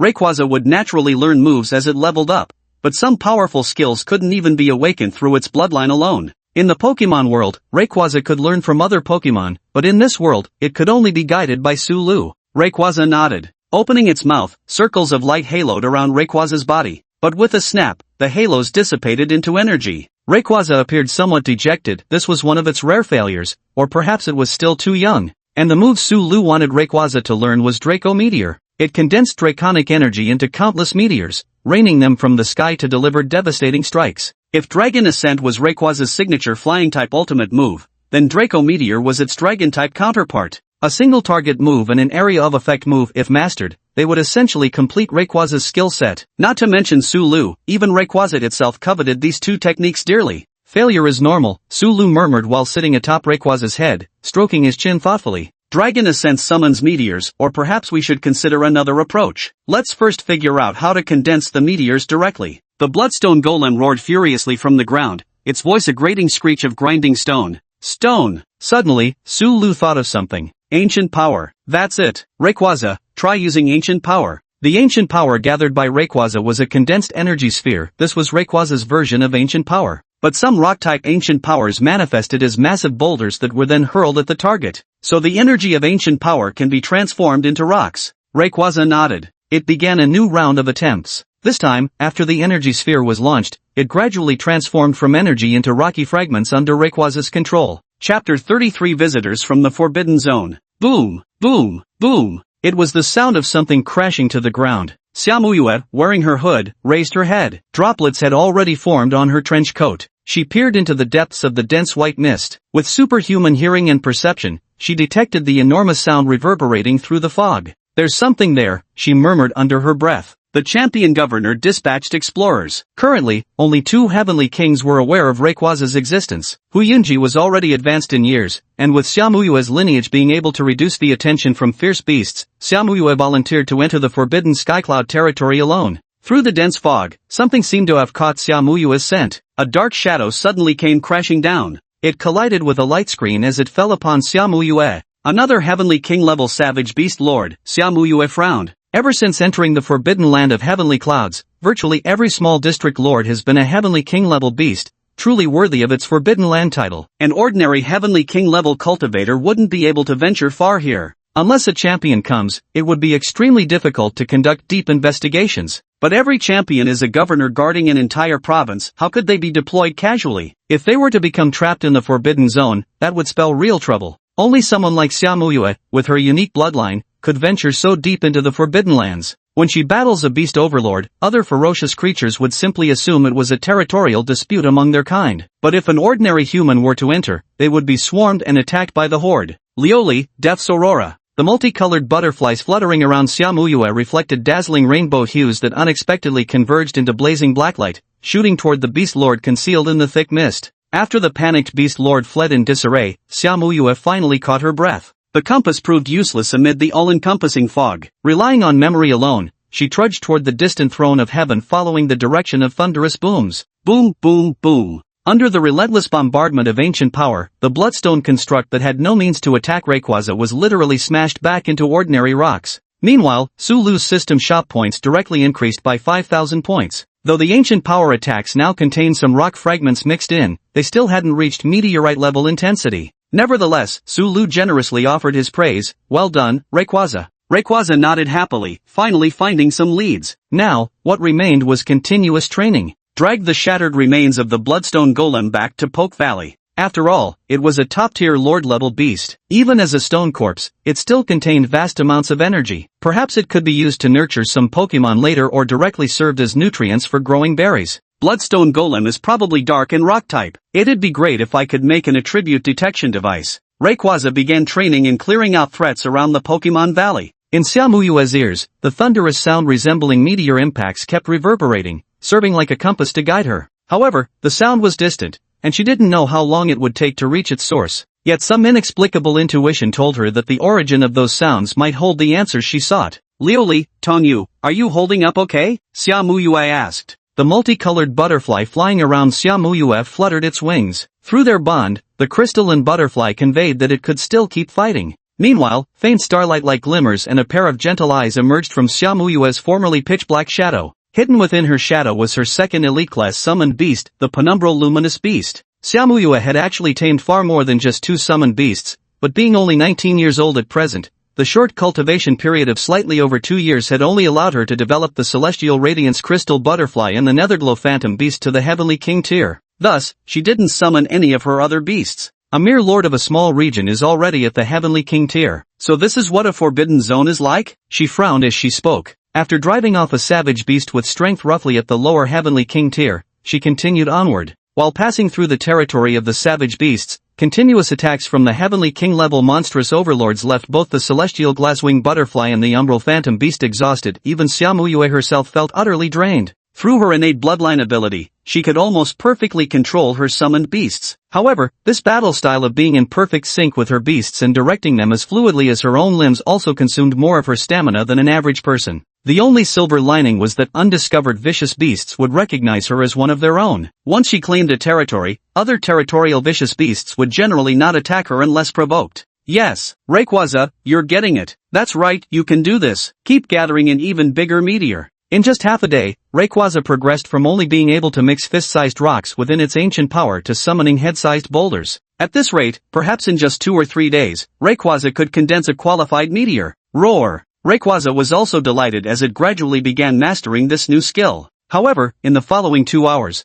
there was no further progress in the meteor condensed by Rayquaza. Rayquaza's originally high spirits seemed to have dampened slightly. As Sulu repeatedly witnessed the formation of meteorites, he unexpectedly gained some insight. It was a pity he lacked a Pokemon's energy, otherwise, he might have been able to unleash a move himself. Sulu longed to share this feeling with Rayquaza, only to realize the epiphany was indescribable in words. This sensation left Sulu deeply unsettled. Until the day's training ended, Sulu comforted Rayquaza. Skills aren't mastered overnight. Don't lose heart, we still have plenty of time. Rayquaza nodded and continued training. After the training session concluded, Rayquaza transported Sulu back to W City. On the way back, Sulu kept thinking about how to convey his insights to Rayquaza. Psychic abilities did allow Sulu to communicate directly with Pokemon, but ultimately, information could only be exchanged through words or images. For the current feelings, Sulu found it incredibly difficult to relay them to Pokemon. At night, Psyduck and Oddish had already gone to bed. Meanwhile, Sulu lay awake staring at the ceiling.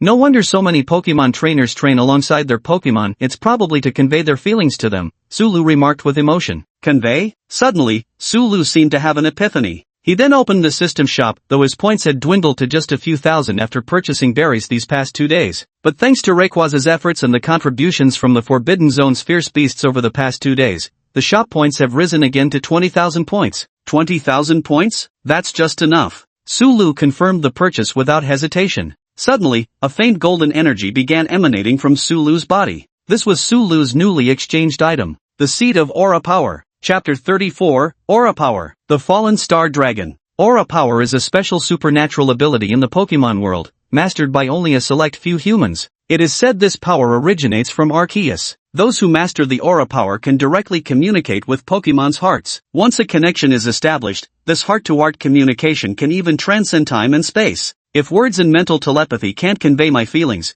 then I'll use deeper heart-to-heart communication. This way, Rayquaza should be able to sense my thoughts too, Sulu smiled. Then he turned his head to look at the Psyduck soundly sleeping in its fluffy duck nest. The pale golden power of transcendence connected to Psyduck. In an instant, Sulu sensed Psyduck's mind. Sulu could sense Psyduck's inner desire to become stronger, to stay by his side, and preferably to encounter many interesting adventures together. Sulu then established an aura connection with Oddish, where he saw a vast flower field. The Oddish held his hand as they danced together with a group of Oddish under the beautiful moonlight. As for the Caterpie inside the Pokeball, in its heart, it imagined itself growing huge and enormous, carrying Sulu freely across the skies. All of them were pure and kind-hearted souls with simple wishes. Perhaps this is what Pokemon truly are. Being able to directly perceive Pokemon's thoughts, Sulu proceeded to the next step by conveying his own ideas and feelings to the Pokemon. The sleeping Psyduck in the dream suddenly jolted awake. What had been a pleasant dream somehow turned into a cooking tutorial scene for braised duck. Seeing Psyduck's reaction, Sulu realized that the power of Aura was likely capable of meeting his expectations. The aura power seemed to suit him better than psychic abilities. It had already grown enough to be practically useful almost immediately after obtaining it. The next day, Su Lu once again entered the Tianyun Forbidden Ground. Rayquaza, let's continue training. I've got a new training method today. Rayquaza gave Su Lu a somewhat surprised look. What new trick was his trainer cooking up this time? But the next moment, Su Lu and Rayquaza established a mental connection through the power of aura. Now, no matter how far apart they were, Su Lu's thoughts could be accurately conveyed to Rayquaza, unlike before when he could only barely manage to call out to it. Now, he could even effortlessly perform remote control. Thinking of this, Su Lu felt that he might have had the latent potential for the power of ether all along. After all, he had already shared a faint connection with all Pokemon before. Could it be that he carried the scent of Arceus? But this thought vanished as quickly as it came, and Su Lu immediately conveyed his insight to Rayquaza. Rayquaza shuddered all over, as if struck by a sudden revelation. Roar! Rayquaza burned with eagerness to unleash its newfound move. Go train outside the valley, don't wreck the hard-earned sanctuary we've built here. Rayquaza swiftly lifted Su Lu and flew him beyond Pokemon Valley. After devouring the meteorite Su Lu had purchased, Rayquaza's size began to increase as well. And just yesterday, after slaying a monstrous beast lord of champion rank, Rayquaza's level had reached 45. Rayquaza already possesses quite a few naturally awakened skills by now. Crunch, Dragon Claw, Hyper Voice, Dragon Dance, Rest, Air Slash, Fly, Extreme Speed. Though the number of skills is considerable, most are auxiliary buffing moves. Even its frequently used Air Slash falls far short of Draco Meteor's destructive power, which explains why Rayquaza is so eager to master this particular move. Soaring through the skies, Rayquaza opened its maw once more, gathering primordial energy. This time, the meteorite coalesced by Rayquaza followed Su Lu's intuition. Ancient power was no longer just an impact mixed with energy and stones, now it materialized into a colossal 2-meter diameter boulder. It worked! Su Lu couldn't help feeling exhilarated. What was originally near weightless ancient power had now transformed into a 2-meter wide stone. Under gravity's pull, the resulting impact would be incomparably more devastating. A massive meteorite, soaring 200 to 300 meters high, plummeted to the ground with devastating force, bolstered by Rayquaza's draconic energy. Upon impact, it erupted in a thunderous explosion, sending shockwaves rippling outward and scattering vast swaths of mist in clouds. But with only one meteorite right now, calling it Draco Meteor or Ancient Power doesn't seem quite fitting, so let's temporarily name it Dragonfall Meteor. Roar roar! Rayquaza also nodded in satisfaction. Regarding this Dragonfall Meteor technique, images of meteorites crashing into the earth seemed to flash through its mind. Then let's keep training. Once you've mastered converting energy into meteorites, mass-producing them should let you unleash Draco Meteor. Roar! Rayquaza continued its training in psychic synchronization with Su Lu, the condensed meteorites growing larger and larger. The sound of meteors crashing to the ground once again echoed through the forbidden Skycloud territory. Not only did Xiaomuyue notice the commotion caused by Rayquaza, but the ferocious beast overlords in the Skycloud Forbidden Land, who had regained some of their sanity, also sensed Rayquaza's presence. These overlord-level ferocious beasts are beings capable of rivaling champion-level summoners. Only quasi-deity-level alliance leaders from the Summoners Union could confidently claim to defeat them one-on-one, yet several such creatures existed within the Skycloud Forbidden Land. But now, none of these overlord-level beasts dared approach Pokemon Valley. In their instinctive perception, Rayquaza's aura truly resembled that of the deity they feared.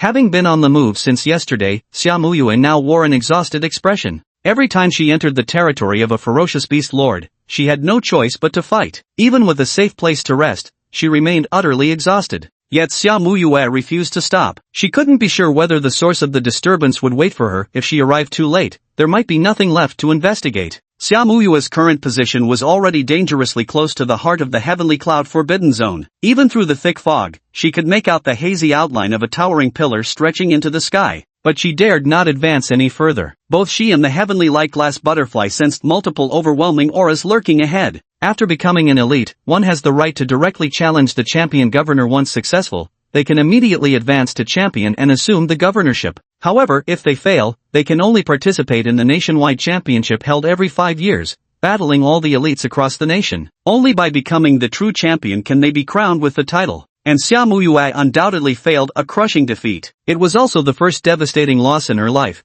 as the veteran champion defeated her entire team using just one of their main summoned beasts. Now, she once again sensed that overwhelming aura reminiscent of the champion's power. You mustn't approach the sky pillar, it's too dangerous. Xiaomuyue glanced upward at the sky pillar before turning her gaze toward the source of the noise. Fortunately, the sound wasn't coming from too close to the sky pillar, otherwise, she truly would have had to return empty-handed this time. She could only hope that whatever was making that noise held what she'd been searching for. With that thought, Xiaomuyue set off toward Pokemon Valley. But before Xiaomuyue could get far, she was spotted by a colossal fiendish beast resembling a Medusa. This area was already near the center of the Tianyun Forbidden Zone, where Overlord-class fiendish beasts possessed combat strength at the peak of Heavenly King level. This was its domain. Chapter 35, A Beastmaster's Methods, the Aurora Night-Veiled Butterfly. When it comes to ambush tactics, ferocious beasts are far more concealed and cunning than humans, for this is one of their fundamental survival strategies. By the time Xiaomuyue sensed the Medusa, it was already the precise moment the creature unleashed its full-force attack. Two pale gray beams shot forth from the Medusa's eyes, targeting Xiaomuyue directly.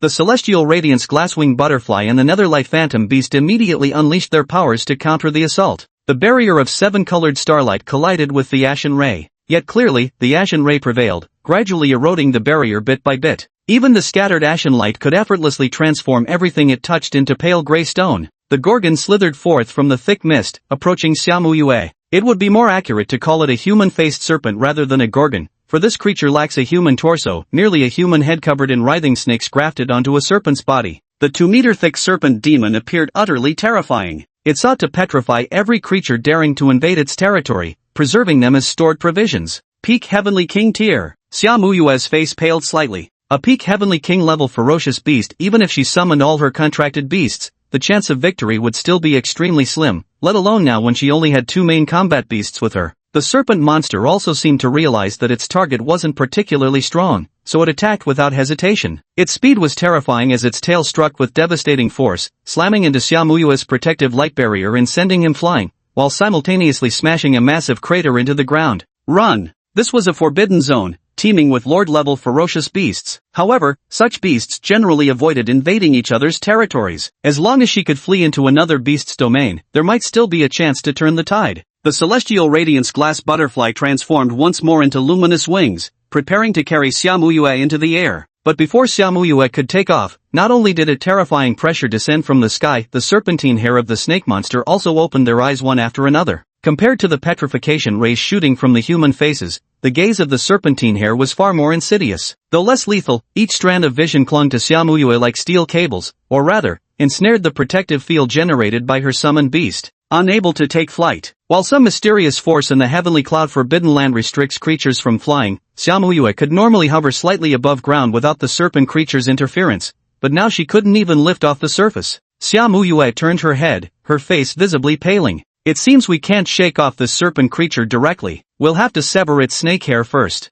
Xiaomuyue finally reached a decisive resolution. Liuli, Tongyu, prepare for synchronization. This time, we must succeed. Xiaomuyue's eyes sharpened. She abruptly extended her hand. A strange fluctuation emanated from her palm as light enveloped her two spirit beasts. Synchronized evolution is an advanced evolutionary method. Unlike fusion evolution, which merges two entirely unrelated spirit beasts into a completely new entity, synchronized evolution combines compatible energies to achieve metamorphosis. This power is generally beyond the independent mastery of spirit beasts, requiring the assistance of their beast masters, one of the key reasons why beast masters participate in combat. Advanced evolution is a special evolution method that only champions and above can master proficiently. Even with Xiaomuyue's talent, she's only just begun to grasp it now, and the number of times she's successfully performed a synchronized evolution can be counted on one hand. This was also her ultimate trump card. Xiaomuyue's mental fluctuations transmitted outwards, and the shadow gas lumbeast that had been clinging to her shadow finally revealed its true form,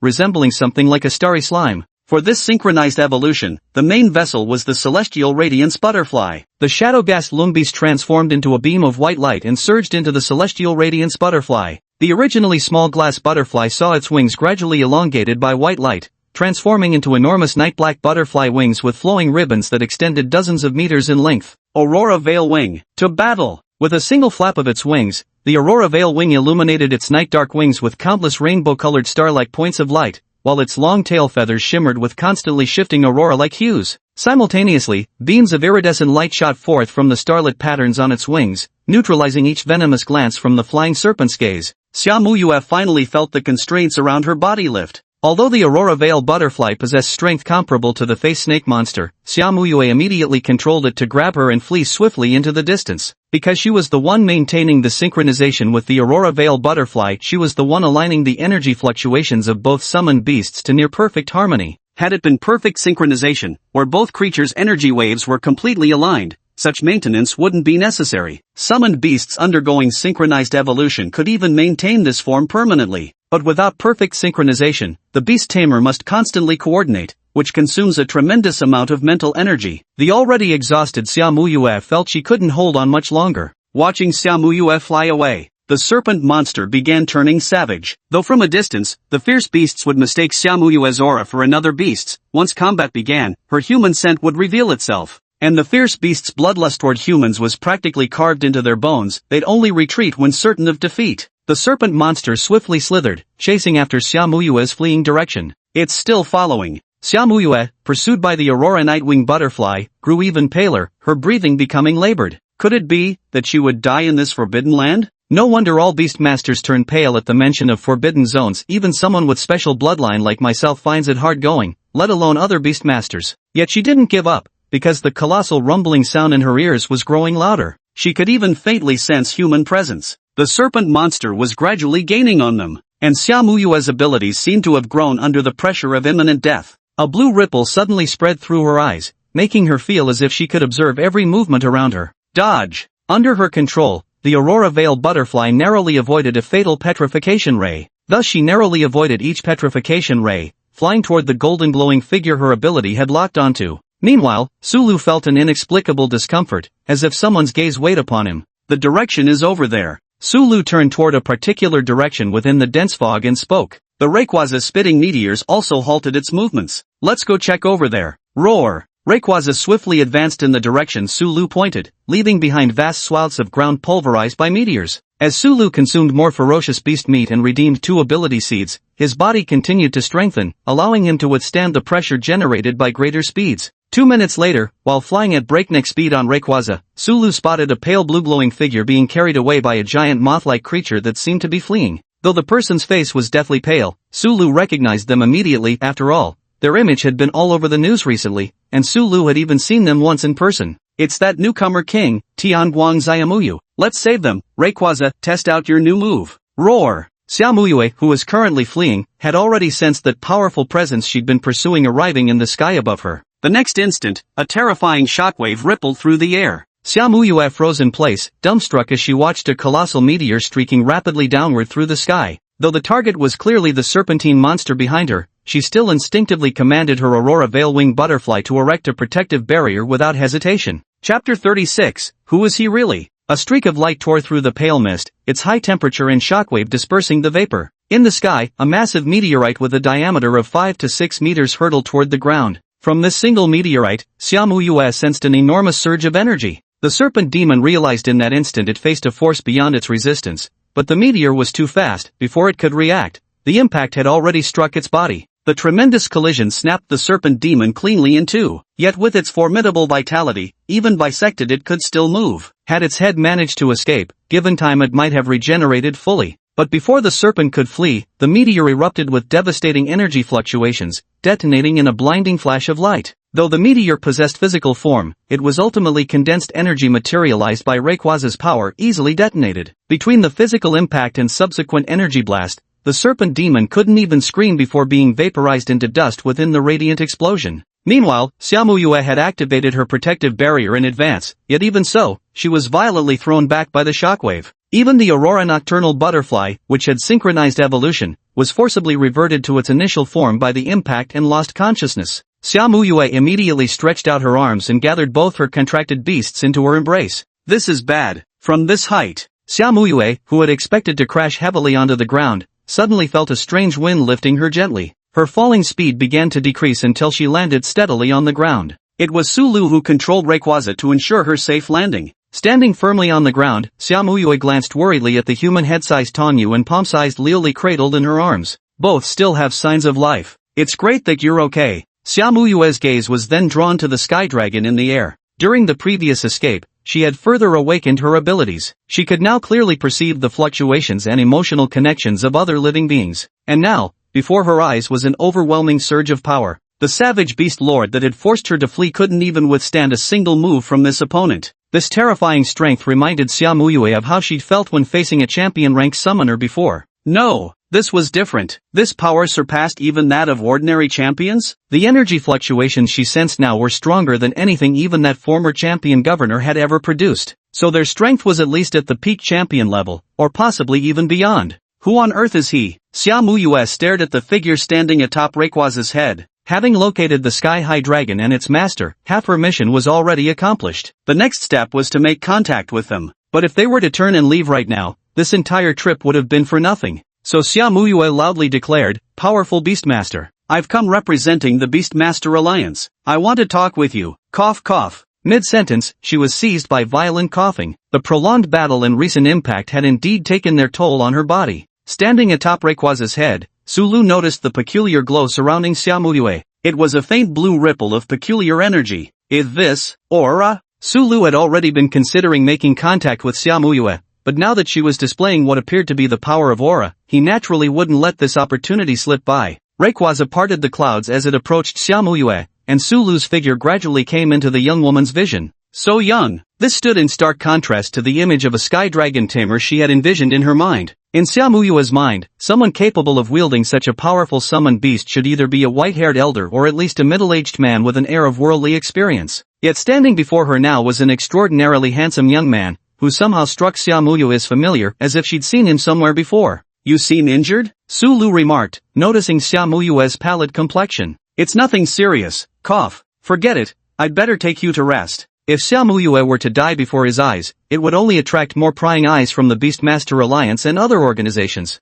Moreover, Sulu couldn't bring himself to let a girl willing to expand humanity's territory die in front of him. Thank you. Xia Muyue's pale face regained a hint of color as she tightly hugged her summoned beast. Sulu used the transcendence power to tell Rayquaza to bring Xia Muyue along. At this moment, Xia Muyue once again saw that golden energy emanating from Sulu, a power that spoke directly to the soul. Profound beyond measure, it gave Xia Muyue another overwhelming shock. This was a force far surpassing her own perception. If one possessed such power, surely they could effortlessly strengthen all summoned beasts, right? No wonder he was a summoner who commanded such mighty beasts. Perhaps this miraculous power was merely the tip of the iceberg of his true capabilities. But just as Xia Muyue was conducting her perception, Sulu frowned slightly. I don't like people examining me with aura, Sulu said. Earlier, he had vaguely sensed someone watching him, and now it seemed clear that Xia Muyue had been using this aura-like power to locate him. If it really was the aura power adept at perception and tracking, no wonder the Beast Taming Alliance sent her to find him. Wave guidance? Xia Muyue was baffled. What was wave guidance? The sensing ability she was currently using? So even her own ability had a name,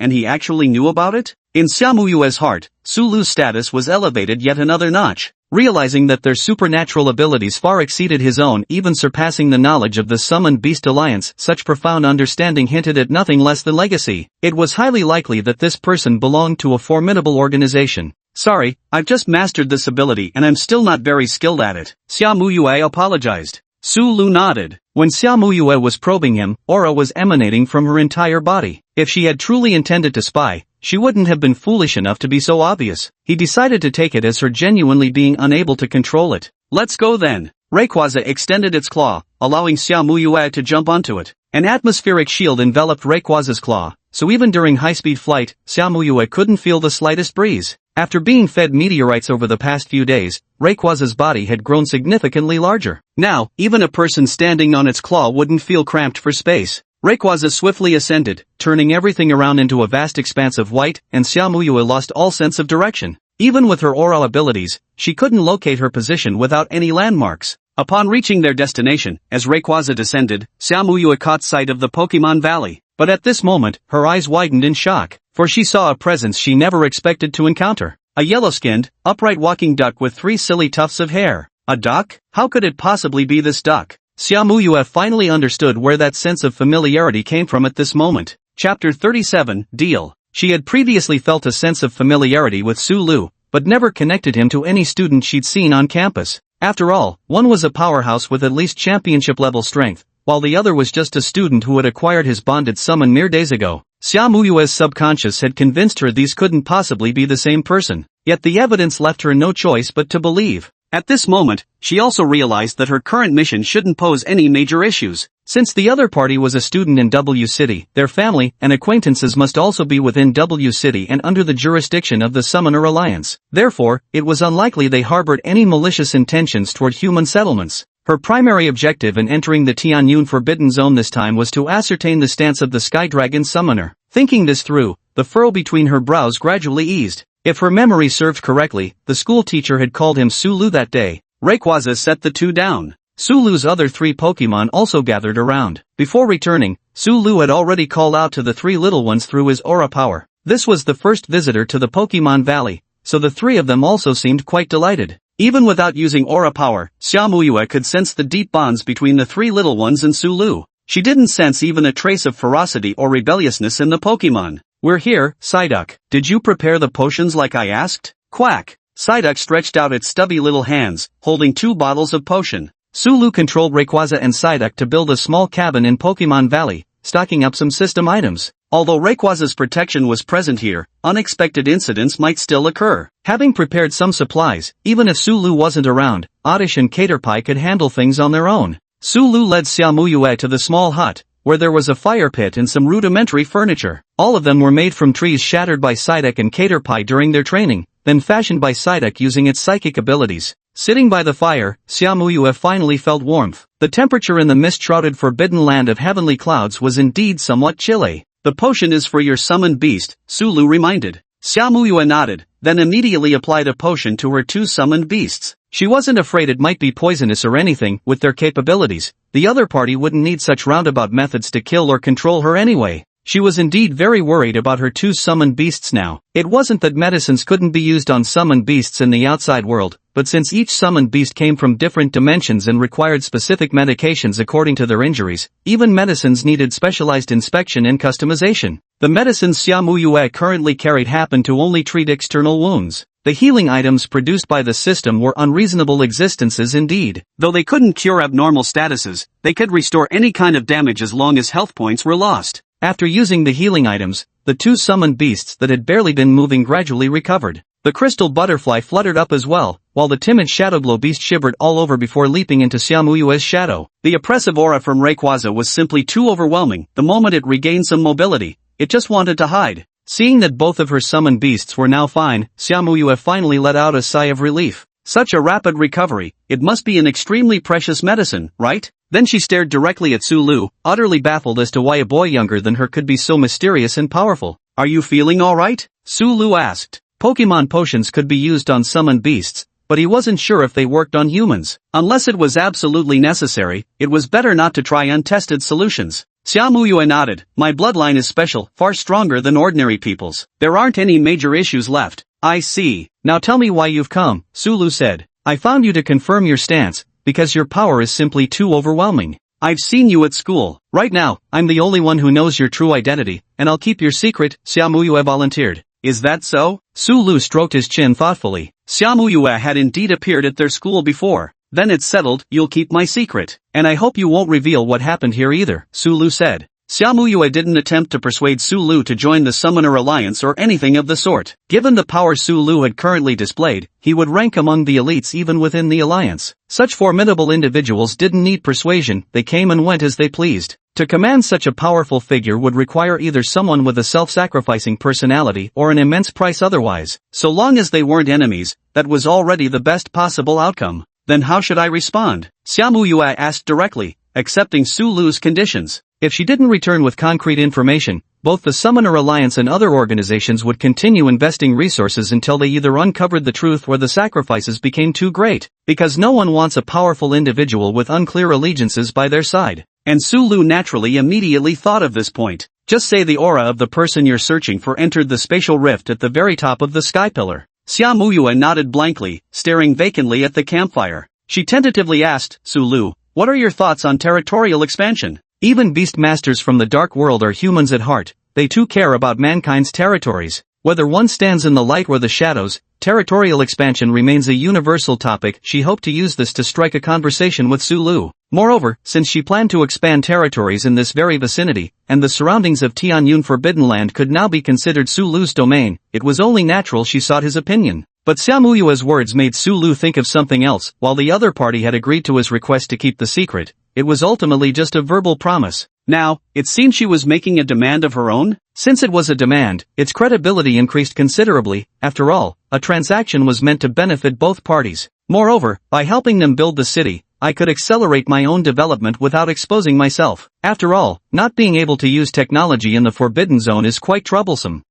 That's reasonable. Well, if you run into any trouble during the city's construction, feel free to call me. As he spoke, Su Lu extended his hand, and a glimmer of golden light appeared. Using the transcendence power, he established a faint connection with Xiaomuyue. Chapter 38, The Beautiful Valley. Though faint, Xiaomuyue could clearly sense a peculiar energy flowing into her body. Su Lu, however, was surprised, because the use of aura seemed far more effective on Xiaomuyue compared to others. Before leaving, Su Lu had also used aura on his parents, but the effects weren't nearly as pronounced. Aura's primary function was to connect the hearts of humans and Pokemon, while for humans alone, it merely served as a means of locating them. But for Xiaomuyue, Su Lu surprisingly discovered he could transmit some simple messages, though only unilaterally, it was sufficient. Su Lu recalled Xiaomuyue's earlier words about her unique bloodline. Could it be that she possessed summoning beast ancestry, granting her this additional effect? Or was it amplified by the power of aura? Once locked by this energy, Xiaomuyue also understood there was no turning back. This connection between them served both as a means of communication and a shackle upon her.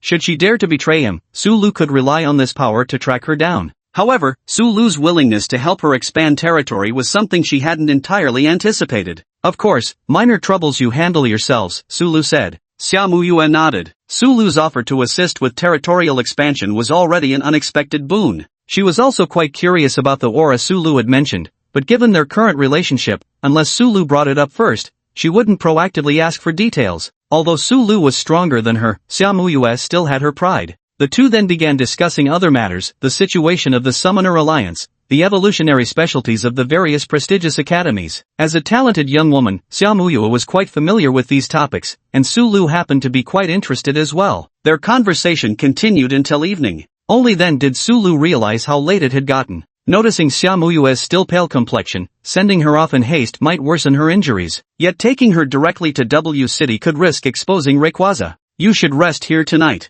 I'll take you away tomorrow when you're feeling better, Su Lu said. In the evening, Su Lu retired to a room in the wooden cabin to rest. After the cabin was built, Su Lu had also brought along some daily necessities, since going back to W City every day would be too troublesome. Su Lu had also informed his family that he might not return at night, something quite common for beastmasters out hunting or training. The wooden house had many rooms. During its construction, rooms were arranged for all the Pokemon. If more Pokemon were summoned in the future, the house would continue to expand. Naturally, there was also a room for Xiaomuyue to reside in. However, Xiaomuyue did not go to sleep immediately. Instead, she began to wander around the Pokemon Valley. Su Lu didn't mind her wandering around the valley. The evening in the mist seemed even gloomier, yet Xiaomuyue could still see everything clearly. Walking, she came before a meadow of colorful grass. A fresh fragrance flooded Xiaomuyue's nostrils, seeming to replenish her depleted mental energy while also accelerating the healing of her physical injuries. What is this? Some miraculous plant? Within forbidden lands where energies saturate and natural laws bend,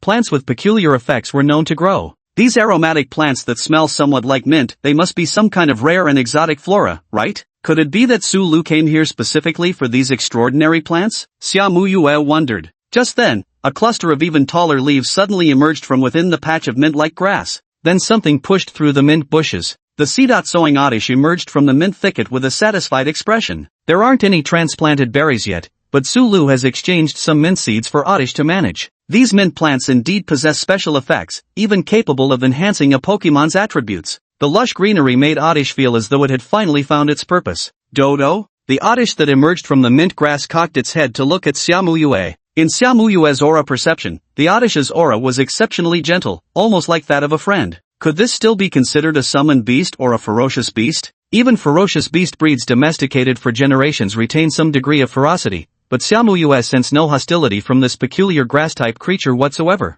This also proves its gentle nature is innate. Thinking of this, Xiaomuyue felt somewhat incredulous. A creature with an inherently gentle and friendly disposition toward humans, could such beings truly exist? Then she felt a pang of heartache. Such a temperament isn't necessarily all advantageous, because creatures with this nature are more likely to be harmed by humans. Fortunately, your owner is him, a warm and powerful person. Xiaomuyue squatted down and said to Oddish with a smile, Dodo? Dodo. Although I don't know why Xiaomuyue would say that, as long as she's complimenting my trainer, then we're friends. Making friends means giving gifts. This is Odish's philosophy, because Sulu also gave it a present after summoning it. Odish nodded affirmatively, then burrowed into the flower bushes. Then Odish brought back a small pale blue herb and handed it to Xiaomuyue with squinted eyes. This is cheerful mint. Any Pokemon that smells cheerful mint will become cheerful and gradually increase its defense. A gift? Thank you, Dodo. Oddish continued its work, scattering seeds. The period after moonrise was Oddish's active time, allowing it to produce more plants and gradually fill Pokemon Valley with vitality. Truly worthy of being his summoned beast. It would be hard to find such pure-hearted creatures outside this place.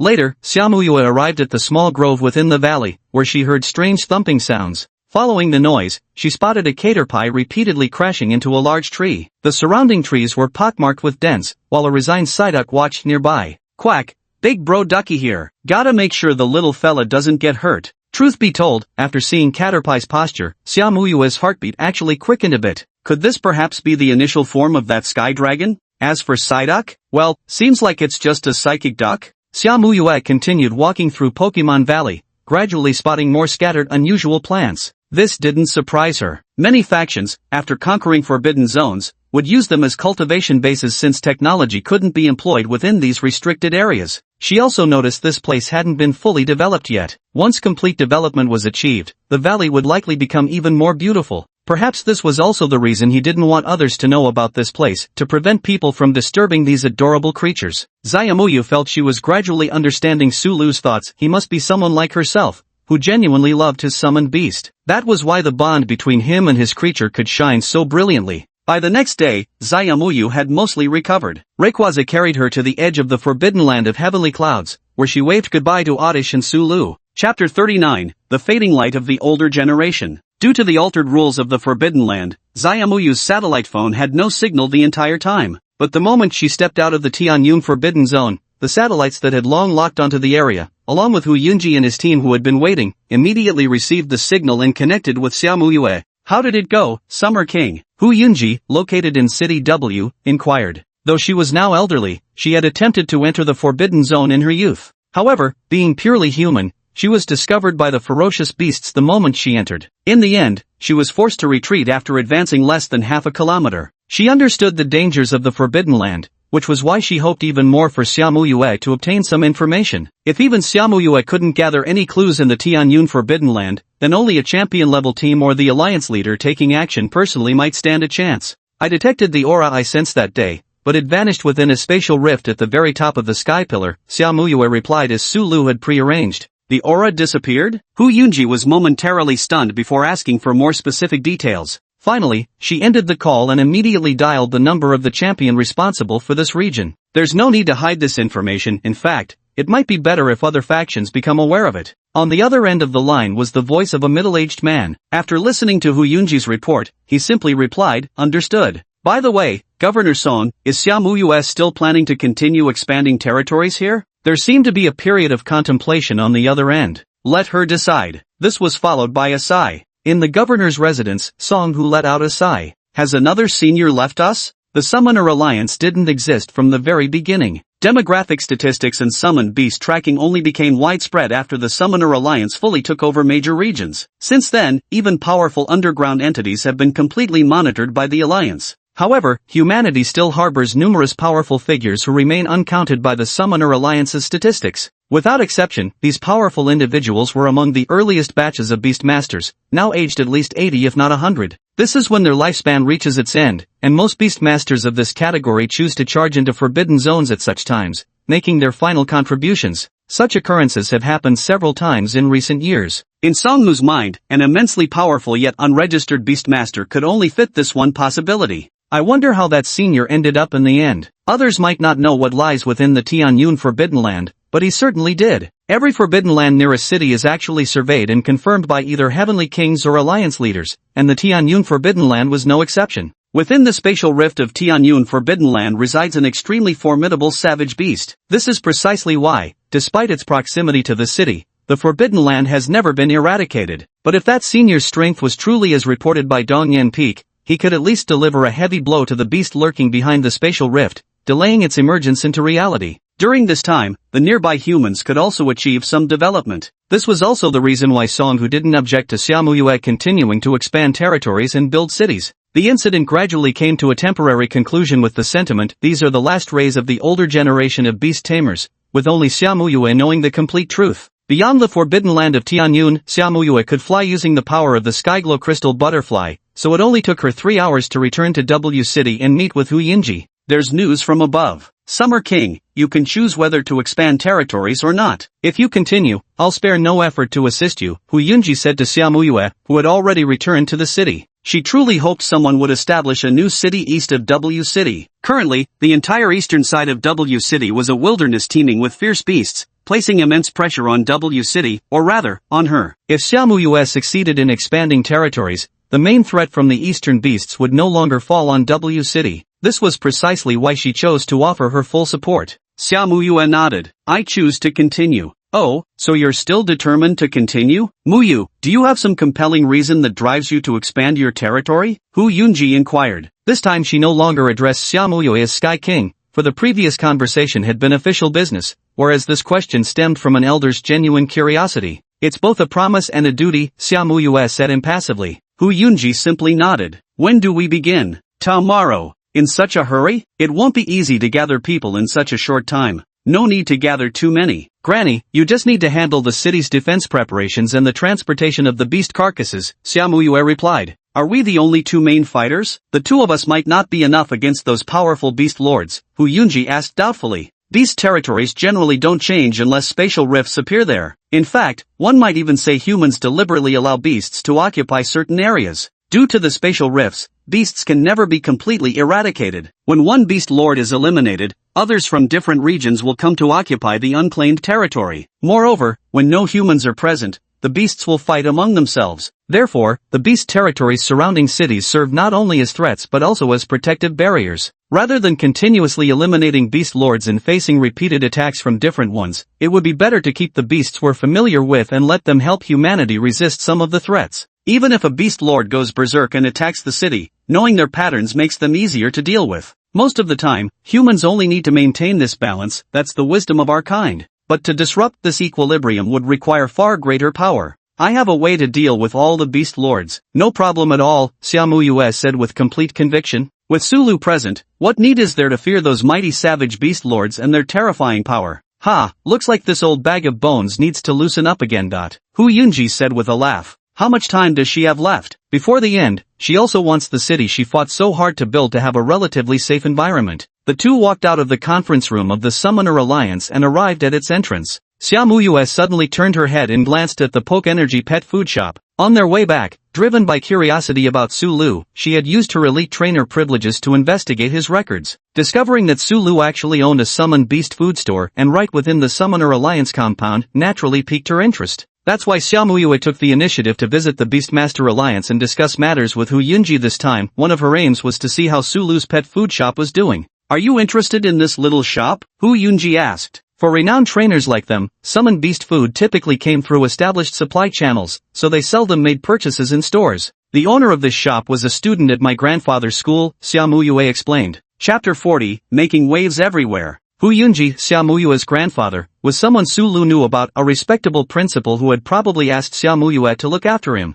As the two walked toward the Pokemon energy feed, the surrounding beast masters gradually recognized them. One is the rising new star currently trending on TV, the beautiful girl Xiaomuyue, while the other is the powerful veteran champion who has guarded W City for decades and is widely known throughout the city. Their appearance together caused quite a stir. Their destination was Baoka's feed shop. What kind of small shop could possibly attract two champions? Meanwhile, Su's parents had already finished their day's work and were preparing to close up the shop. There's no helping it, Sulu explained to the couple that they were only selling a fixed amount per day, calling it hunger marketing. Though the two didn't quite understand, they followed Sulu's arrangement anyway. So, before noon even arrived, the couple was already closing shop. This left many beastmasters exclaiming in disbelief. Other companies, lucky enough to secure trial sales rights from the Beastmaster Alliance, would have loved to operate 24/7, yet this shop barely stayed open for 24 minutes a day. Su's parents noticed the commotion outside the store and turned around. Lord Hu, both naturally recognized Hu Yunji from frequent TV appearances. The fact that the city lord had come in person left them overjoyed. Hello everyone, I'm just accompanying Summer King, no need to be so formal. Hu Yunji nodded. Being over 70 years old, Hu Yunji was of an older generation compared to Sulu's parents, which explained why they seemed somewhat nervous. Sulu's parents turned their gaze to Xiamu Yue. Their first impression was how strikingly beautiful this girl was, followed by the fleeting thought that she'd make a lovely daughter-in-law. Only then did it occur to them, wasn't this the recently famous champion from television? Uncle, auntie, could you sell me some beast food? Xiamu Yue asked gently, treating them with utmost respect since they were Sulu's parents. Oh, we're sold out for today, Father Su said bluntly. Then Mother Su tapped him. Of course we have some. Old Su, don't we still have inventory in the shop? Oh, right. By the way, Summer King, what type of energy cube do you need? Mother Su asked. You can just call me Xia. What do you mean by types? Xiamu Yue asked a little shyly. Of course. Actually, all these are things my little Su came up with. He said attributes can roughly be divided into 18 types, and energy cubes can also strengthen the corresponding attributes. The attribute types are normal, fire, and dragon. Hu Yunji, who had originally been somewhat dismissive, gradually grew serious upon hearing the mention of types. Could you explain in more detail the differences and significance between the systems? Hu Yunji asked. Su's mother shook her head. That child just mentioned it casually, and I only remember the name of the department. That's a pity. Meanwhile, Xiamu Yue was pondering what attributes her two main summoned beasts possessed. Judging by their names, both the celestial glasswing butterfly and the umbral phantom beast could probably be classified as fairy types, right? Though the celestial glasswing butterfly should still be flying type, possibly also bug type, while the umbral phantom beast most likely has either psychic or ghost type characteristics. So Xiamu Yue purchased energy cubes from all four elemental categories. Upon catching the scent, both summoned beasts immediately emerged. Even the normally shy Tanyu revealed its true form, transforming into a starlight slime that began voraciously devouring the cubes. Under Xiamu Yue's perception, her two summoned beasts gradually began their transformation. This effect surpassed even that of her custom-made feed. Yet when she thought about the owner of this small shop, Xiamu Yue could only sigh and admit it was exactly what one would expect from his establishment. Originally planning just to browse, Hu Yunji grew interested after hearing about the category theory and bought several packs of energy cubes. The two had initially intended to continue chatting with Su's parents but soon realized they didn't know much more, so they took their leave. Their son is truly a talented individual. If he perfects the attribute system theory, he might even become a doctor. By the way, Muyu, do you know their son's name? Hu Yunji asked. Su Lu, huh? Noted. Hu Yunji began to take special notice of Su Lu. After all, this was a talent emerging from his own city. Meanwhile, what Xiamu Yue was thinking was that Su Lu was, after all, a resident of W City. If he wanted to completely conceal his identity, he would have to get past Hu Yunji first. And since I might have future interactions with Su Lu in the outside world, it would be best to let others think that's how the two of us first met. With two heavenly kings visiting, the previously obscure treasure trove of a shop, known only to a few beast tamers, suddenly drew the attention of crowds. But the reason Su's parents were willing to sell from their private stash was entirely because of the two heavenly kings' patronage. Other beast masters? Don't even think about it. There's only so many available each day. If we sell too much, my son has already said there's temporarily no way to restock. After leaving, Xiamu Yue began to let his counterparts contact various companies, and the expansion was about to begin. The first step to expanding territory is to clear out the beast hordes and slay their lords. Beast carcasses, exotic plants, ores, and city ruins, these are all projects that can yield enormous profits. After Xiamu Yue officially announced the expansion plan in the morning, media outlets across the nation quickly seized upon the major story that very afternoon. Expanding territories may no longer be novel, but in the past decade, Xiamu Yue stands as only the third rising generation heavenly king to do so. Not to mention that Xiamu Yue is a young female heavenly king, which naturally attracts massive public attention. Almost every news channel was discussing this matter. Even Xiamu Yue's recent whereabouts were dug up and the channel briefly flashed a glimpse of the Pokemon Energy snack shop. Meanwhile, Su Lu opened the system interface, ready to draw prizes before heading home. Send me some more adorable Pokemon. Su Lu clasped his hands together. Summon. The roulette wheel spun once more. Finally entered the Pokemon area. Unfortunately, he still didn't make it to the legendary Pokemon area in the end, remaining stuck in the regular Pokemon zone instead. Actually, the summoning rate for pseudo-legendary Pokemon and above isn't that low, it adds up to 5% in total. With decent luck, that means you could summon a Pokemon with formidable combat power roughly every 20 days. According to probability, in about 10 more days there should be a pseudo-legendary or stronger Pokemon. Hopefully my luck holds out. And at that moment, the Pokemon summoned by the system appeared before Su Lu. However, what surprised Su Lu was that the Pokemon appearing before him wasn't just one, but two large-eared mice, one purple and one blue. Chapter 41, an Elite Four member knocking at the door? These are, Nidoran male sign and Nidoran female sign? Sulu remarked as he gazed at the two mouse-like Pokemon before him. Both Nidoran female sign and Nidoran male sign are Pokemon that can evolve twice. Nidoking and Nidoqueen, being final evolution forms, may not be considered pseudo-legendary Pokemon, but with proper training they can become formidable combatants. The two Pokemon looked up at Sulu with curious eyes. Sulu immediately connected with them through telepathy, instantly understanding their thoughts. The two were siblings, and as members of the same Pokemon species, they didn't want to be separated, which is why they were summoned together. The two little creatures didn't have any particular desire to grow stronger. Let's take good care of each other from now on, Nidoran male sign and Nidoran female sign, Sulu said as he squatted down to address the two Pokemon. The Nidoran male sign and Nidoran female sign nodded in response. If you two don't want a battle, you can follow Oddish intending to Pokemon Valley. But if you're willing to fight, you can go find Psyduck and Caterpie to learn some combat skills, Sulu suggested. Sulu didn't insist on ordinary Pokemon battles, since he already had legendary Pokemon, and would continue summoning more legendaries in the future. After arranging for Nidoran male sign and Nidoran female sign, Sulu exchanged for 2 more Pokeballs and carried all his Pokemon with him as he prepared to return to W City. Looking at the increasing number of Pokeballs on his belt, I can't possibly carry them all forever. I'll probably summon even more Pokemon later, one belt won't even be enough. I need a stronger Pokemon to come soon, so I can feel completely at ease leaving all my Pokemon in Pokemon Valley. Sulu considered that since the Beast Taming Alliance could send people into the Heavenly Cloud Forbidden Zone,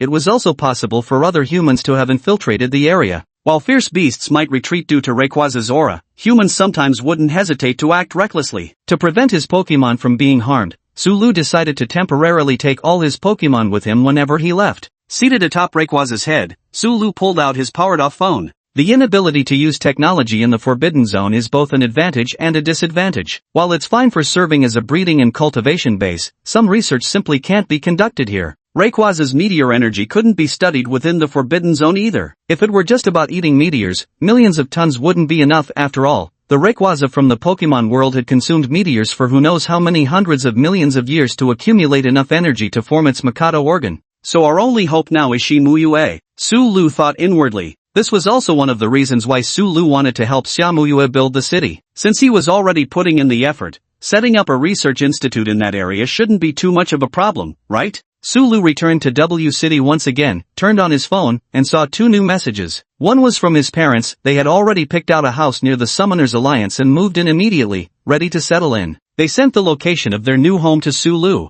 That's fine for now, but I'd feel much safer with a Pokemon by my side, Sulu remarked, glancing back at the Psyduck and Oddish trailing behind him. These 2 Pokemon may have good temperaments, but in Sulu's eyes, they still weren't enough. It seems I'll have to wait a little longer, Sulu muttered as he hurried toward his new home. The other message was from Zhang Wei, who announced that after days of painstaking research, he had finally developed some practical recipes and wanted to invite Sulu to try them out. When? Sulu typed back. You finally replied to my message. Let's do it tomorrow. I'll prepare some materials today and give you a surprise tomorrow. Alright, it's settled then. Sulu hadn't expected Zhang Wei to make progress so quickly. This was probably related to Sulu providing him with detailed berry efficacy ratios. As long as materials with similar effects to berries could be found, replication would be easy by following the corresponding proportion formulas. Following the address his parents provided, Sulu arrived at an upscale residential compound. Seeing the address, Sulu shook his head. The two of them still wanted to save money. Not just the earnings from the first day, but also the subsequent earnings. Sulu gave a portion to his parents too. If they had spent it all, buying a villa wouldn't have been a problem. Yet, his parents only bought an ordinary house. Sulu didn't need any formalities to enter the premises. His identity had already been registered when his parents bought the property, and after the surveillance scan, the neighborhood gate opened directly. Then what exactly are those two doing? Didn't they say they'd come pick me up? Sulu scratched his head in confusion. Watching Sulu's puzzled expression, Psyduck mirrored the same look on its face. Only after Sulu knocked on the corresponding doorplate did he finally understand why his parents hadn't come down to greet him.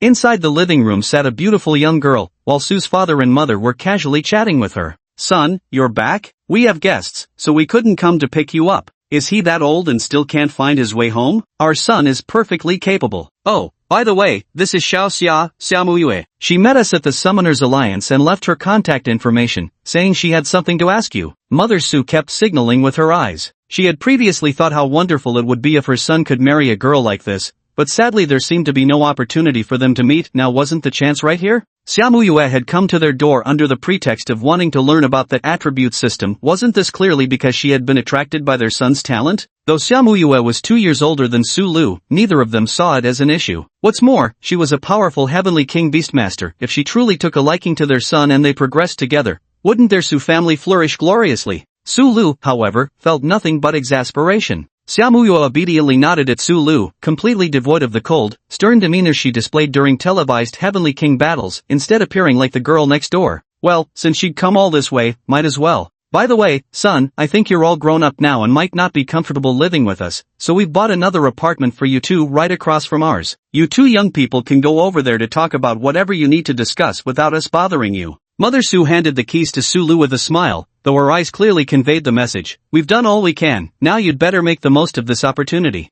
Su Lu, Sky King, come with me, Su Lu said helplessly. Hearing the title Sky King, Xiaomuyue trembled all over like a startled little animal. While others calling her this title might please her, coming from Su Lu, it instead carried a tinge of dissatisfaction that she couldn't ignore. Could it be because she had interacted with his family? Xiaomuyue stood up and followed Su Lu into the room across the hall. Hey, old Su, don't you think our son did well? Su's mother asked. Xia is a nice girl, but something feels off. It's almost like Xia is afraid of our little Su. Oh, what do you know? That girl's just well-mannered, gentle-natured, and doesn't throw her champion status around. What a fine young lady she is, isn't she? Chapter 42 The Theory of 18 Attributes. I have officially announced my intention to expand our territory, said Xiaomuyue, sitting across from Su Lu. Is that so? How long? Tomorrow it begins. How long until the new city can start construction? Su Lu asked. Clearing out the beast lords, sweeping through spatial rifts, plus leveling the land and collecting scattered data from the ruins, at the fastest, it'll take about 2 months. Hearing the time frame of 2 months, Su Lu furrowed his brows. That would be somewhat slow. I want you to help me construct some facilities, Su Lu said. Xiaomuyue nodded in understanding. This was something she had anticipated, otherwise, how could such a simple reason as concealing her identity alone warrant his assistance? Not only Su Lu, but every frontier king was entangled in immense interests. Certainly, I can help you contact the best construction team, and we can also procure the finest equipment directly from the Summoners Alliance at the original price, Xiaomuyue said earnestly. Su Lu finally nodded in satisfaction. Research still requires scientific methods. Nothing profound can be studied within the Forbidden Zone. Not just Rayquaza, but even the legendary beasts I summon later would likely be like the initial Rayquaza, unlikely to appear in their perfected forms immediately after summoning. They would require substantial resources for cultivation and research. How much would it approximately cost? Su Lu asked. That depends on how big you need it and what kind of research equipment you require, Xiaomuyue continued. Actually, she currently had a small research institute working for her too, dedicated to studying her existing summoned beasts to provide the best evolution paths and nutritional formulas. So she fully understood Su Lu's intentions in building a research institute. Moreover, by understanding Su Lu's research direction, she could roughly deduce the tendencies of the summoned beast in his possession. Of course, Su Lu hadn't thought that far ahead, as research indeed requires appropriate equipment. Su Lu's main focus remained on the legendary beasts. The most crucial aspect is energy research equipment. Other items can wait a bit longer, but eventually we'll need them all. As for sizing, let me explain the placement specifics to you. Research on energy? Xiaomuyue recalled the terrifying meteor summoned by that green dragon. Could it become even stronger? And he wants all the top-tier research equipment? Just how many powerful beasts does he have contracted? Xiaomuyue hummed softly in response. Su Lu also felt considerably more at ease. Acting with the authority of a frontier heavenly king truly made things much more convenient. How much money would that take? Su Lu casually inquired. Su Lu knew this was quite a substantial project. If they really proceeded according to his requirements, it might completely drain Xiaomuyue's fortune and still fall short. Most likely, he'd have to cover the difference himself. As for the laboratory, Xiaomuyue extended 4 fingers. About 40 billion without including the equipment. Su Lu, 40 billion? Su Lu rubbed his forehead like a confused Psyduck. Although Su Lu had mentally prepared himself, the quoted price still came as a shock. After all, he wanted to build a research institute akin to Professor Oak's backyard, capable of sustaining Pokemon of any attribute. I'll figure out a way. Just go ahead and arrange it, Su Lu replied. Once the Pokeblock industry fully matures, 40 billion shouldn't be an insurmountable issue. However, this would require some development time, especially since berry cultivation itself takes considerable time. So for the initial funding, alternative solutions would have to be found. After settling Su Lu's requirements, Xiaomuyue seemed much more at ease. After detailed discussions, she could confirm that Sulu wasn't teasing her. He genuinely intended to invest in constructing a massive research institute in the city she was about to establish. She couldn't be more welcoming of this arrangement, as it was equivalent to inviting a champion-level trainer to help safeguard her city. By the way, won't directly contacting me like this expose you? Sulu suddenly asked. This final question was the one that concerned him most. Sulu certainly didn't want his parents to be harassed by random people if his secrets were exposed. No, I approached you for other reasons. No one else will know you're the Sky Dragon Envoy, Xiaomuyue explained. Sky Dragon Envoy? Since when did he get such a flashy title? Well, whatever, let them call him that. I heard from your uncle and aunt that you've classified the attributes of fierce beasts, so I came under the pretext of learning about your classification system. By the way, City Lord who was quite interested in your theories about attribute classification too. Is that so? Sulu mused, stroking his chin. Then let me explain in detail so you can report back properly. Besides, we do need a legitimate reason to maintain contact, Sulu said. Xiaomuyue's eyes sparkled as she uncovered yet another intriguing aspect about him. Just how many secrets was this boy hiding? Attributes have indeed been a tired old topic. Many have tried classifying them, but each summoned beast's energy signature is too chaotic. This has spawned countless attribute lineages, preventing any unified attribute theory from ever taking hold. But through the method I'm using, even complex attribute races can be expressed through combinations of basic attributes, allowing us to research type matchups. Sulu slowly recalled the theory of attributes. This wasn't just wild speculation on Sulu's part. In the Pokemon world, the 18 types actually correspond to the 18 creation plates of the creator deity Arceus. Strictly speaking, a complete world is composed of these 18 fundamental energy attributes. In Sulu's view, this world was also complete and should contain these same 18 attributes. Therefore, the principle of attribute counters should still hold true, as it originates from the divine creator's theory of attributes and possesses universal applicability. Listening to Sulu's explanation, Xiaomuyue felt utterly fascinated. She even leaned her face closer towards Sulu, reducing the distance between them. Then what about the type matchups? How do you identify a summoned beast's attributes? And what are the characteristics of each attribute? Xiaomuyue asked excitedly. Hu Yunji was absolutely right. This could be a world-changing theory. If they could determine their summoned beast's attributes, raising them would become much more efficient, avoiding so many detours. Even moves and evolutions could be guided by this theory. But Sulu only replied with, more research is needed. Xiaomuyue calmed his excited mood while also wanting to quickly help Sulu build the research institute. Soon after, Xiaomuyue left. When he briefly mentioned the 18 attributes theory to Hu Yunji, the latter didn't show any suspicion. After all, he himself was quite curious about this concept. Meanwhile, Sulu went to the rented laboratory again to pick up a batch of meteorites and other Pokemon breeding supplies. The next day, the land reclamation operation began. Chapter 43: The Conquest Frenzy. With the launch of the Frontier Expansion Initiative, the world of journalism seemed to enter a golden age as well. Major and minor television networks have arrived in W City, with some even planning to report directly from the front lines of the battlefield. Newly crowned Heavenly King Xiaomuyue teams up with veteran W City Heavenly King Hu Yunji to officially announce the commencement of the expansion campaign. Everyone knows what territorial expansion signifies. It represents the reclamation of human territory. It's common knowledge that expansions usually begin by occupying a small area, building towns, and gradually developing them into cities. However, based on our interviews, Heavenly Light Heavenly King's target this time is a region comparable in size to the current W City. This also means the operation requires clearing out 4 major monster territories, along with countless hidden dimensional rifts lurking within. Many are already voicing concerns over whether Summer Heavenly King possesses the strength needed for such an expansion. Let's wait and see. Breaking news! Breaking news! Summer Heavenly King and Mayor who have unexpectedly declined assistance from collaborators. The 2 Heavenly Kings intend to pioneer this land alone. Is this arrogance? Or do they truly have the power to back it up? Stay tuned after the commercial break. The answer will be revealed shortly.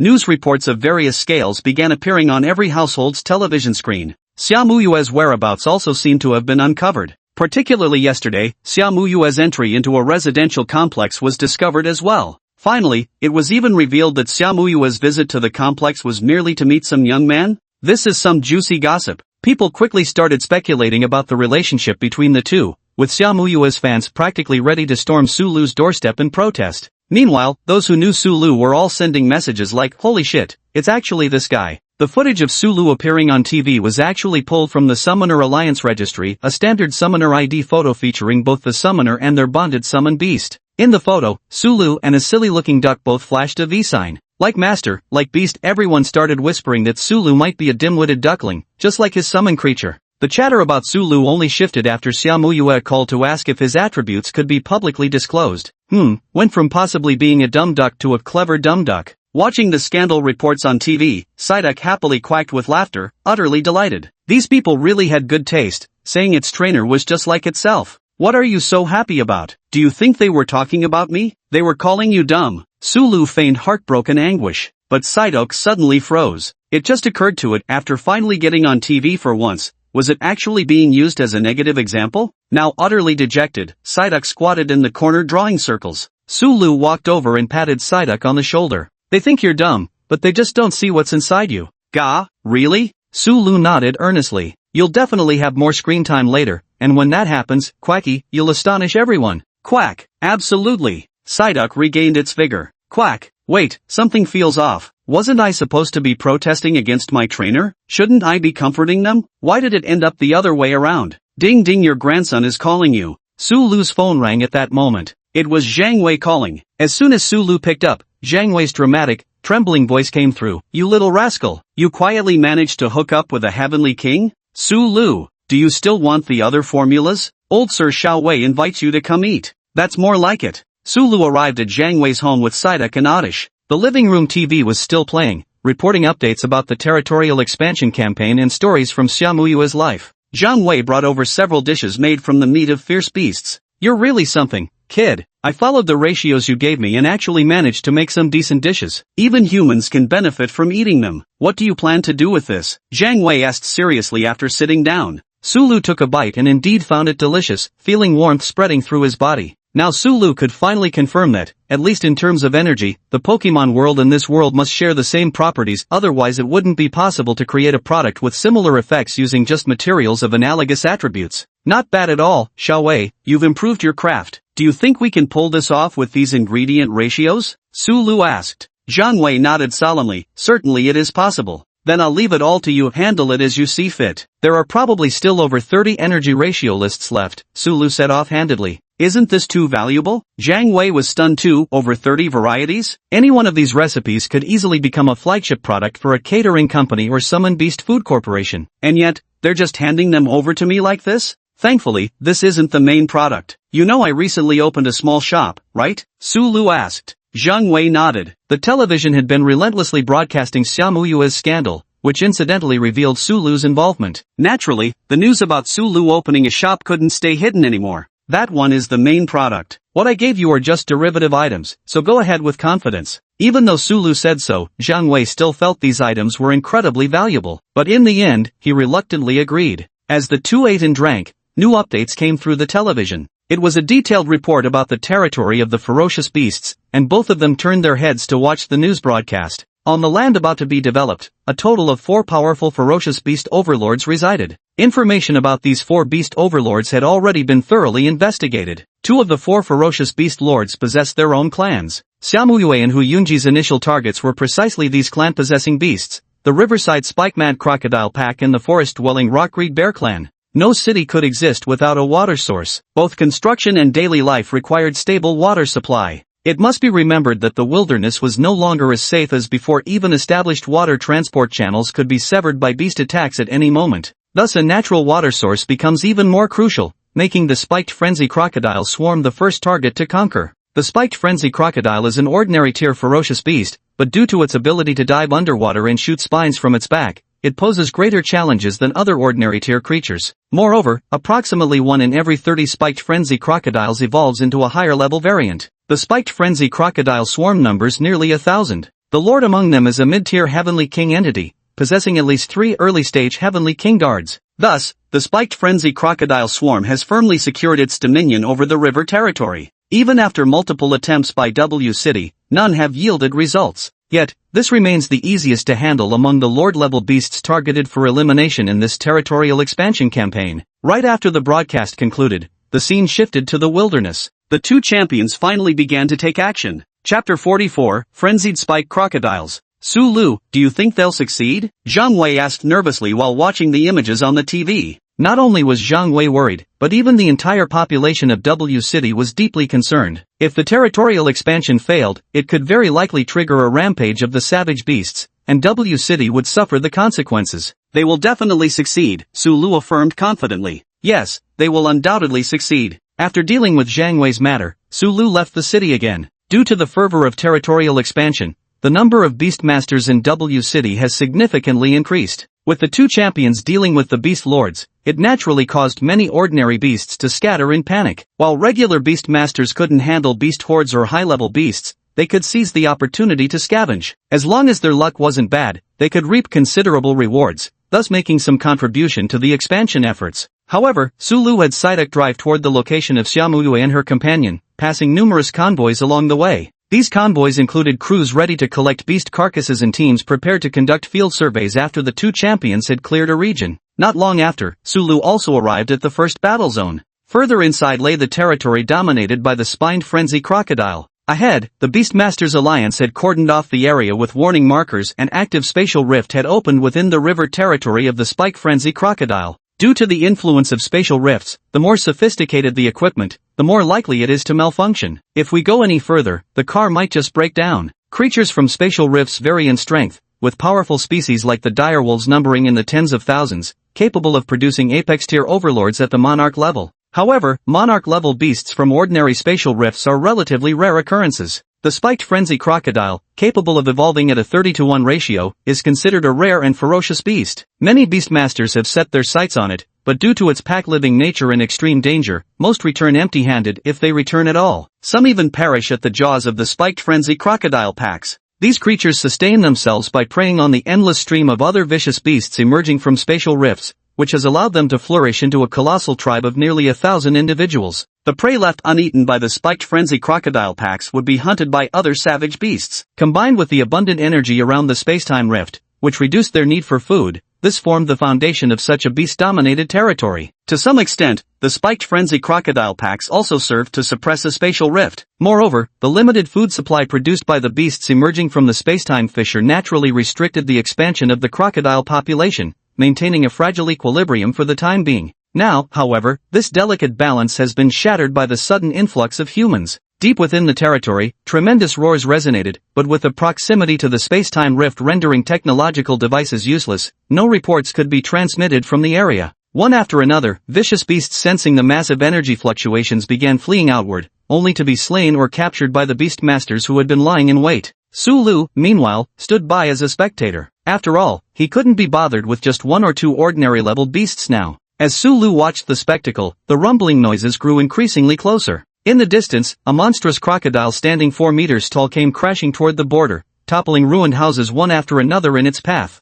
And in the sky, a striking figure with starry wings was swiftly approaching. It's the Heavenly King. What's behind Summer Heavenly King? Doesn't seem like her original summoned beast, huh? These energy fluctuations, it's synchronized evolution. Has Skybeam Heavenly King actually touched the threshold of the championship? No way? Special evolution at such a young age? Brilliant light continuously radiated from the wings behind Xiaomuyue, transforming into a luminous cage that enveloped the spiked frenzy crocodile lord. Hu Yinji temporarily held off the larger beast horde, while she focused on swiftly eliminating this solitary spiked frenzy crocodile king that had wandered far from the river. To save time, Xiaomuyue directly unleashed her trump card without hesitation. The fleeing spiked mad crocodile kicked up clouds of dust, yet it seemed aware that venturing beyond the spatial rift's vicinity would likely invite technological retaliation. After running for so long, the spiked mad crocodile's ferocity had been thoroughly roused. Trapped within the luminous prison, the spiked mad crocodile's body erupted with crimson light as it entered a frenzied state. Its thick scales stood erect like bristling spears, radiating scarlet light in all directions. Xiaomuyue also manipulated her summoned beast to conjure a multitude of light shields. Nearby onlookers watched with pounding hearts and trembling legs. Though everyone had witnessed high-level beastmasters battles during championships like the Heavenly King Cup,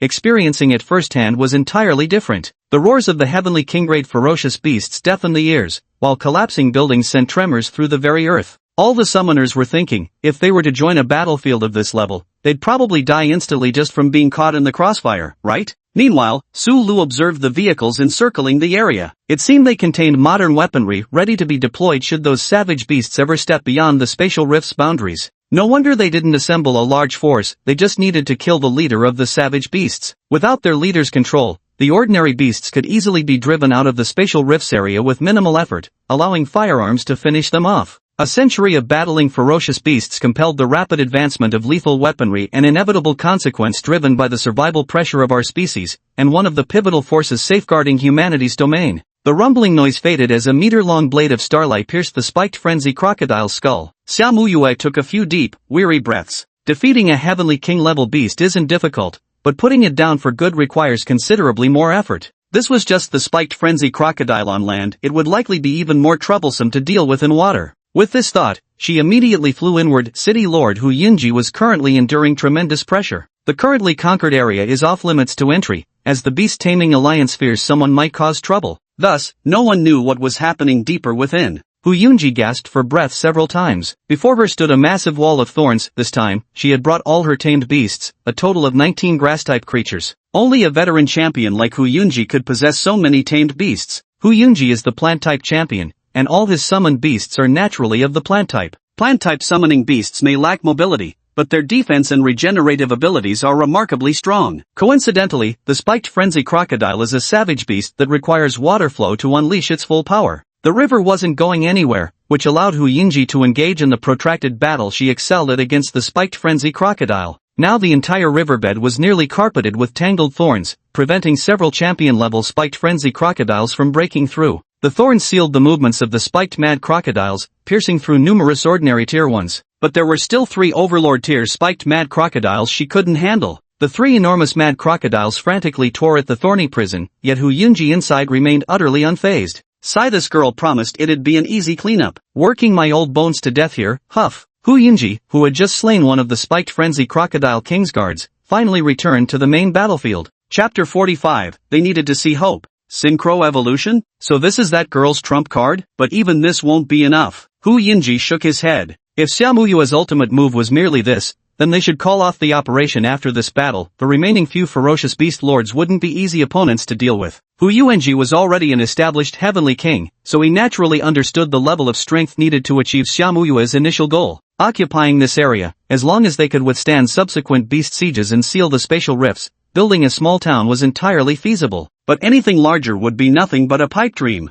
City Lord Hu, let's begin, Xia Muyue said. Hu Yunji nodded. The spiky frenzy crocodiles were the weakest targets they had chosen, and they had prior information about these creatures, so they knew the crocodile's weaknesses. Just as Xia Muyue arrived, sharp spines wrapped in swirling water suddenly shot out from the depths. The spines flew with terrifying speed and devastating impact force. Xia Muyue swiftly dodged away and hastily retreated into the thorny fortress Hu Yunji had already constructed. The 3 early-stage Heavenly King Spinosaurus guards seemed to sense their overlord's death, their eyes brimming with even greater ferocity. After meeting up with Xia Muyue, the 2 of them immediately launched their counterattack. With thorns as his shield, Xia Muyue's summoned beast served as the primary damage dealer. This time, Xia Muyue also brought along more summoned beasts, all of which were relatively small in size. Some were winged spheres of light, while others resembled concentric circles of luminous rings. If Su Lu were to see this, he would most likely think that Xia Muyue must be a summoner specialized in fairy-type creatures. Beams of light shot towards the spiked frenzy crocodile lord.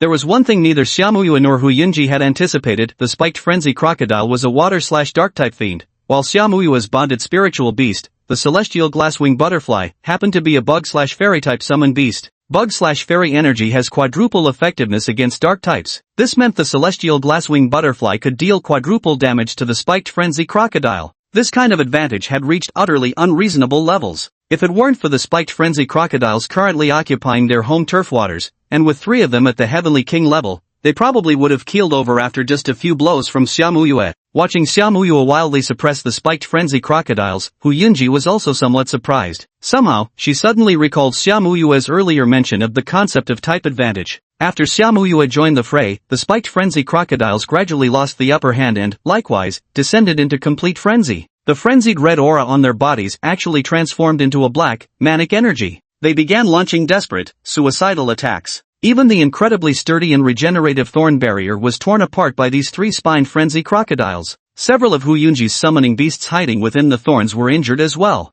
After the spine frenzy crocodiles entered their frenzied state, while Xia Muyue found it easier to land hits on them, she also became far more vulnerable to their counterattacks. After the last mid-stage Heavenly King-ranked spiked frenzy crocodile lord was slain, even Xia Muyue felt utterly exhausted. Don't let your guard down. There's still one final wave, Hu Yunji loudly reminded. Though utterly fatigued, Xia Muyue steeled herself once more. With this area's lord eliminated, the spatial rift had effectively been unsealed. A horde of ferocious beasts might come pouring through any moment. Worse yet, beasts from other regions in the real world might converge here as well. If luck were any worse, they might even attract several king-level ferocious beast lords. In their current state, the two of them would struggle to handle even a single one of these monstrous lords. If that were truly the case, retreat would be their only option. But suddenly, Xiaomuyue seemed to recall something, an idea forming in her mind as she began calling out to Sulu.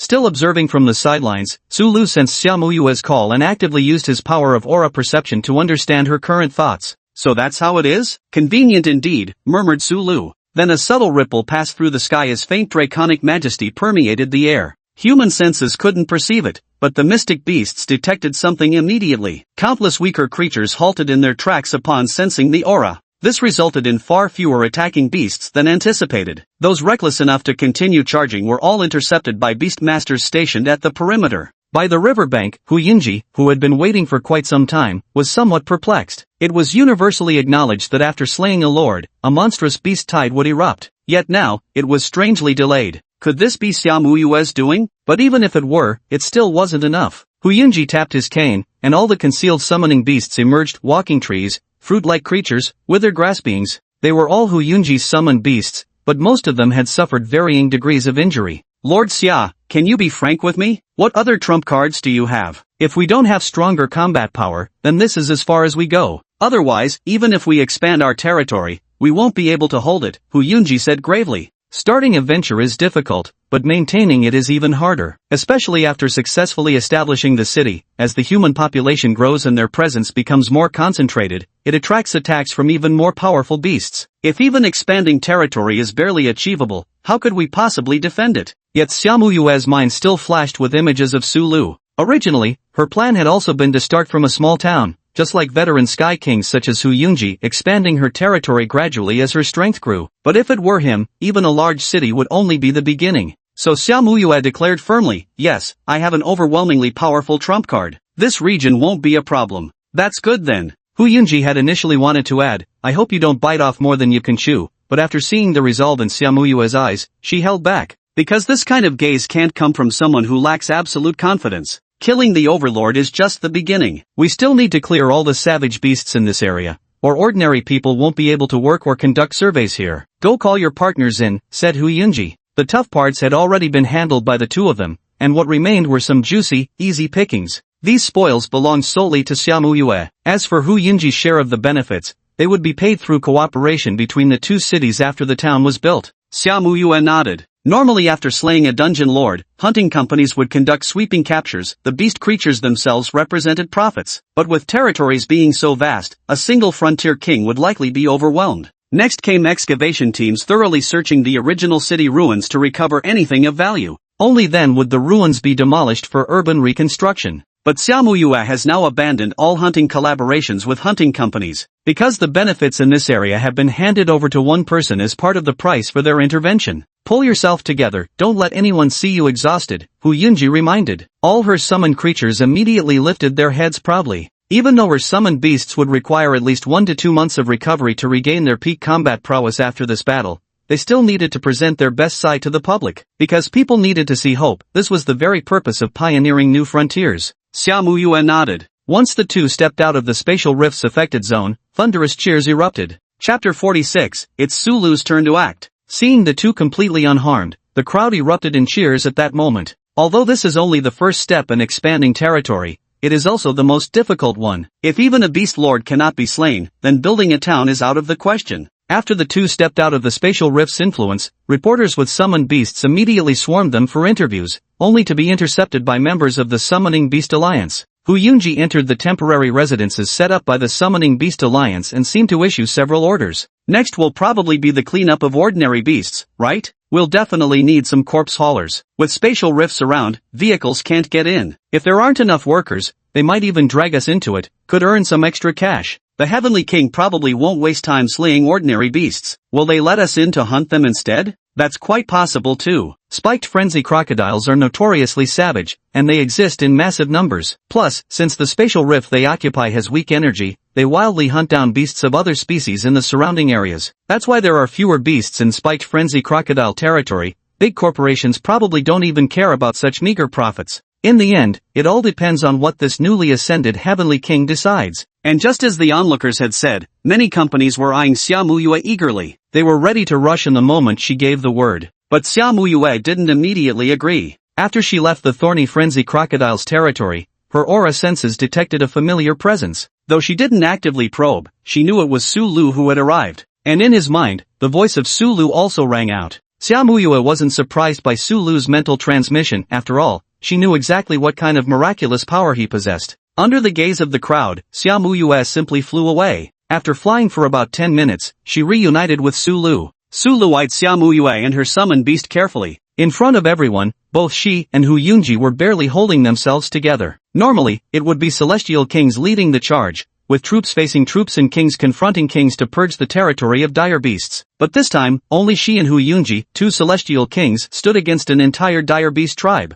Yet upon meeting Su Lu, she revealed the injuries sustained by her tamed beast. Su Lu could see that Xia Muyue's victory hadn't come easily. But this first battle was something she had to face alone. Even though Su Lu offered his help, Xia Muyue still didn't call for him immediately because she needed to prove herself. If everything were done by Su Lu, then what difference would it make to replace her with just another ordinary person? This was something Xia Muyue didn't want to see, or perhaps it was her pride at play, refusing to be just a pretty vase. And the truth was, she succeeded. Even if Su Lu had to step in for future battles, it wouldn't leave any lingering resentment in her heart. Su Lu casually pulled out a few bottles of healing potions from the backpack he carried and tossed them to Xia Muyue. Xia Muyue knew exactly how effective these potions were, so she didn't refuse. Taking them, she immediately applied them to summon beasts under her care. What are you going to do next? Su Lu asked. For this battle, Kirin and the others will need at least half a month recuperating, so it's all up to you now, Lu Su, Xia Muyue said. And Su Lu nodded in agreement. Are the remaining regions all about this level of strength? A tad stronger. Just a tad stronger? In Su Lu's comparison, if it's only slightly stronger, it still wouldn't stand a chance against Rayquaza.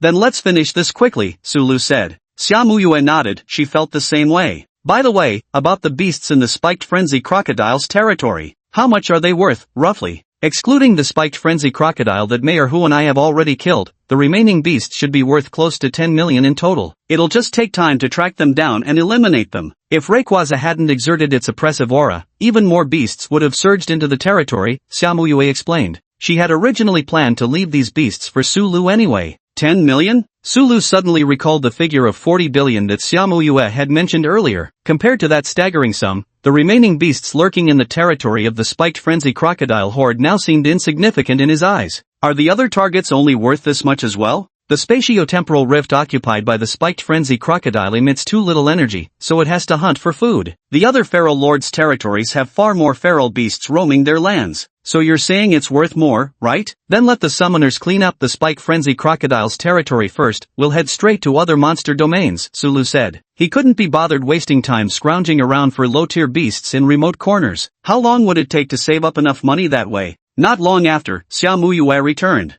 Everyone was somewhat puzzled as to why Xia Muyue had left in the first place and then suddenly came back. However, the sharp-eyed Hu Yunji noticed that Xia Muyue's summoned beast seemed to be recovering unusually fast. An injury that should have required 10 days to half a month of recuperation now appeared to be fully healed by tomorrow at the latest. And beside Xia Muyue stood a young man carrying a yellow platypus. Su Lu? So that girl hurriedly left just to meet him? Could those rumors actually be true? Despite his advanced age, Hu Yunji remained quite interested in such matters. Su Lu seems quite knowledgeable about the attributes of fierce beasts and even their feed. Perhaps Xiao went to find him precisely to heal those injured summoning beasts. Hu Yunji made his own deduction. However, since no one else knew Su Lu's identity, it caused quite a stir again. After Xia Muyue had been in contact with Hu Yunji for a while, a hint of surprise also flashed across Hu Yunji's face. Because Xia Muyue told her there was no need to postpone, they would continue attacking the beast territories today. Meanwhile, the Thornfang alligator's territory would be temporarily opened for ordinary beastmasters to clear out and hunt. When the ordinary beastmasters learned they could also enter the Thornfang alligator's territory, they erupted in cheers. With a bit of luck, they might even capture one or two Thornfang alligators, creatures with the potential to reach Heavenly King tier if properly trained.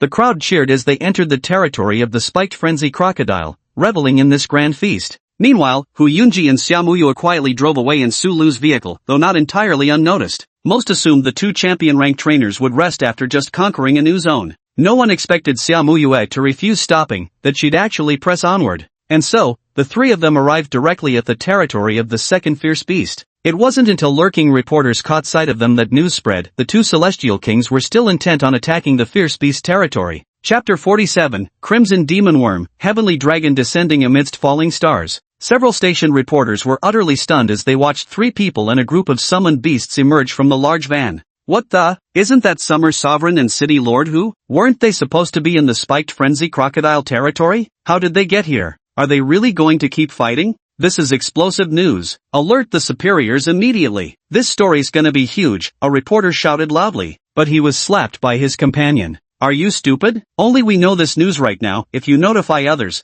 how many people will come scrambling for the scoop? Wouldn't it be better if we reported it ourselves? Haven't you wondered why we weren't assigned to cover the spiked mad crocodile territory but were sent here instead? This is our golden chance to turn things around, the man exclaimed loudly. His words weren't just meant for his companion, but also for the competitors from other companies listening nearby. Hearing this, the reporters who had initially planned to notify their headquarters immediately paused their transmissions. What he said made perfect sense. King Xiaomi and Lord who continue their relentless battles, whether they win or lose, regardless of casualties, it's all major news. Unfortunately, after the three entered, the area was once again sealed off by the Summoner Alliance, with monitoring at the perimeter and even formidable peak-tier beasts inside. So even the most daring reporters wouldn't dare force their way in. What should we do now? Just wait around, someone asked in stunned disbelief. The journalist who had advised everyone not to leak the information seemed to have figured out a way to maximize the benefits. Let's break the news about the beasts in this area first, right now. Mobilize all your resources. Now Xiaomuyue and Hu Yunji were walking across a stretch of red moss,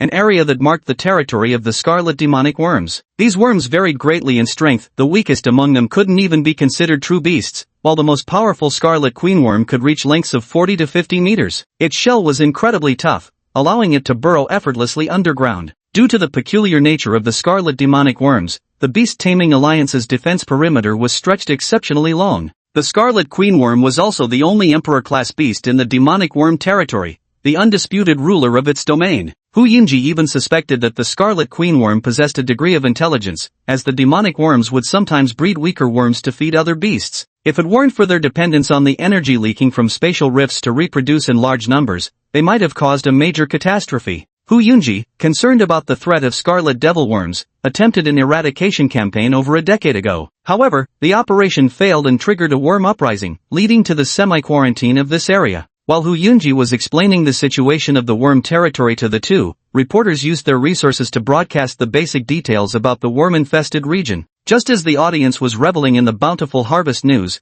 they suddenly realized how tough the next challenge would be. Meanwhile, the elders in W City shuddered at the memory of the devil worm uprising. There is only the Crimson Worm Queen among the scarlet demon insects. Any scarlet demon insect that reaches the heavenly king level will be devoured by the queen. So as long as we kill the Crimson Worm Queen, the scarlet demon insects will lose their primary breeding ability, Hu Yunji said, while giving Xiaomuyue a meaningful look. Directly continuing to conquer the next savage beast territory meant that Xiaomuyue was going to use her trump card. This was what Hu Yunji concluded in her mind. At the same time, she glanced at Su Lu. Xiaomuyue bringing Su Lu along had seemed suspicious from the start. Even so, in Hu Yunji's thoughts, Su Lu was probably only related to Xiaomuyue's trump card. Perhaps Xiaomuyue would enlist the help of Su Lu's senior, or perhaps Su Lu's summoned beast was a powerful support-type creature that could synergize with Xiaomuyue to unleash overwhelming strength. The trio walked across the scarlet moss, dyed red by the dense aura of countless scarlet demon insect eggs embedded within. As the three ventured deeper, crimson demon worms burst through the soil one after another, their red bony limbs supporting circular maws lined with razor-sharp teeth, each gigantic mouth fringed with clusters of blood-red eyes. Even their mere aura exuded unparalleled ferocity. But what was even more horrifying was that these crimson demon worms of varying sizes didn't immediately attack. Instead, one worm, measuring a meter in diameter, regurgitated a chunk of flesh and spat it before the trio. Within the meat writhed countless crimson thread-like parasites. These demon worms actually intended to farm humans. At this moment, Hu Yunji spoke up, "We can go no further. Beyond this point, I can't assure we'll escape unscathed with both of you. The moment these demon worms detect any attempt to flee, they'll strike without hesitation. Disgusting bugs." Su Lu frowned. The behavior displayed by the crimson fiend worm filled him with an icy revulsion. So this was what a monstrous beast was like? But this distance should be sufficient. Su Lu raised his head. Everything around them had already been crushed into powder by the crimson fiend worm to facilitate its burrowing, leaving the flat terrain that allowed Su Lu to clearly see the massive spatial rift at the center and the crimson worm queen. What distance was sufficient? Hu Yunji was somewhat confused. Moreover, ever since Sulu appeared, Xiao Xia had also fallen mostly silent, as if this young man was clearly the one in charge now. But how could this be? As the city lord of W City, she had the authority to access detailed information on all citizens. She knew Sulu's particulars clearly. If it were scientific research or conjecture, one could rely on intellect, but with summoning beasts, there were always signs. Such a ferocious beast, it's better it doesn't exist in this world. Sulu raised his gaze to the sky. Hu Yunji also followed Sulu's line of sight and looked up. Those were streaks of flowing light. Like a meteor shower, the radiance targeted precisely the area where the Crimson Mother Worm resided. Like a shower of falling stars. Hu Yunji had witnessed the brutality of war. She had even seen collisions between cluster missiles and beastmasters with her own eyes. And now these cascading meteors brought her back to the cruel scenes she had experienced in her childhood. Amidst the meteor shower, a particularly dazzling green light stood out. A single beast matching the might of human technology. This was every beastmaster's ultimate aspiration, the very embodiment of champion-tier strength. This was power comparable only to that wielded by a provincial governor capable of suppressing an entire region. Perhaps the power of this dragon beast far surpasses even that of a champion. Hu Yunji thought dazedly. Roar! Rayquaza felt utterly exhilarated in this moment. With a roar that even drowned out the thunderous impact of the meteorite, Rayquaza instinctively unleashed its move, Hyper Voice. The weaker demonic insects near the surface were instantly reduced to dust. Although this technique wasn't Rayquaza mastering Draco Meteor, but rather multiple Draco Meteors condensed in batches during its dive after receiving Sulu's positioning coordination, their combined force still managed to demonstrate some of Draco Meteor's true power. As expected, the boss's training is paying off. Chapter 48, Going on a Rampage with Rayquaza. The earth trembled so violently that Hu Yunji could barely maintain his footing. This was also the first time Xiaomuyue had witnessed Rayquaza unleashing such a wide-scale meteor assault. Back when Rayquaza had saved her, it had merely condensed a single meteorite to slay the serpent monster. Thus Xiaomuyue understood, this move of Rayquaza's wasn't just terrifying in its single-target destruction. Its area of effect was equally horrifying. If every meteorite possessed the same destructive power as the one she'd witnessed back then, wouldn't that mean Rayquaza could effortlessly slaughter celestial-ranked monstrous beasts? Did even celestial-tier beings count as mere cannon fodder in its eyes? At this thought, only two words surfaced in Xiaomuyue's mind, pseudo-legendary. Only the legendary pseudo-legendary summoning beasts controlled by the guild leaders could achieve something similar. Even Psyduck was stunned by the sight before its eyes. It knew that Sulu had taken Rayquaza for training, but Psyduck never expected that under Sulu's guidance, Rayquaza had grown to such formidable strength. Tears welled up in Psyduck's eyes. Wasn't I supposed to be the main fighter? Sulu's aura powers could also sense the emotional fluctuations coming from Psyduck. Sulu gently patted Psyduck's head. Psyduck. Ha, we three are truly powerful. Quack, really? Can't you see us dominating effortlessly? I'm in charge of commanding, you're responsible for the quacking, and Rayquaza handles the slaying. Quack, I see now. Quack, Ducky's going on a rampage. Quack. In truth, the Pokemon's thoughts were quite simple. Sulu, with his power to understand them, clearly knew that Psyduck was just a bit sad about not having a chance to participate. Under Sulu's persuasion, Psyduck also opened up its heart. Or perhaps it's just that Pokemon are so pure, sometimes all it takes is a few comforting words to solve the problem. Fortunately, Sulu possessed the aura of transcendence, otherwise it would have been quite difficult to perceive the truest thoughts of a Pokemon. If he hadn't realized it, Psyduck would have been heartbroken for quite some time. The aura of transcendence truly is an incredible ability. Beside them, Hu Yunji could only marvel, so that's how it is. Xia, your hidden ace is truly terrifying.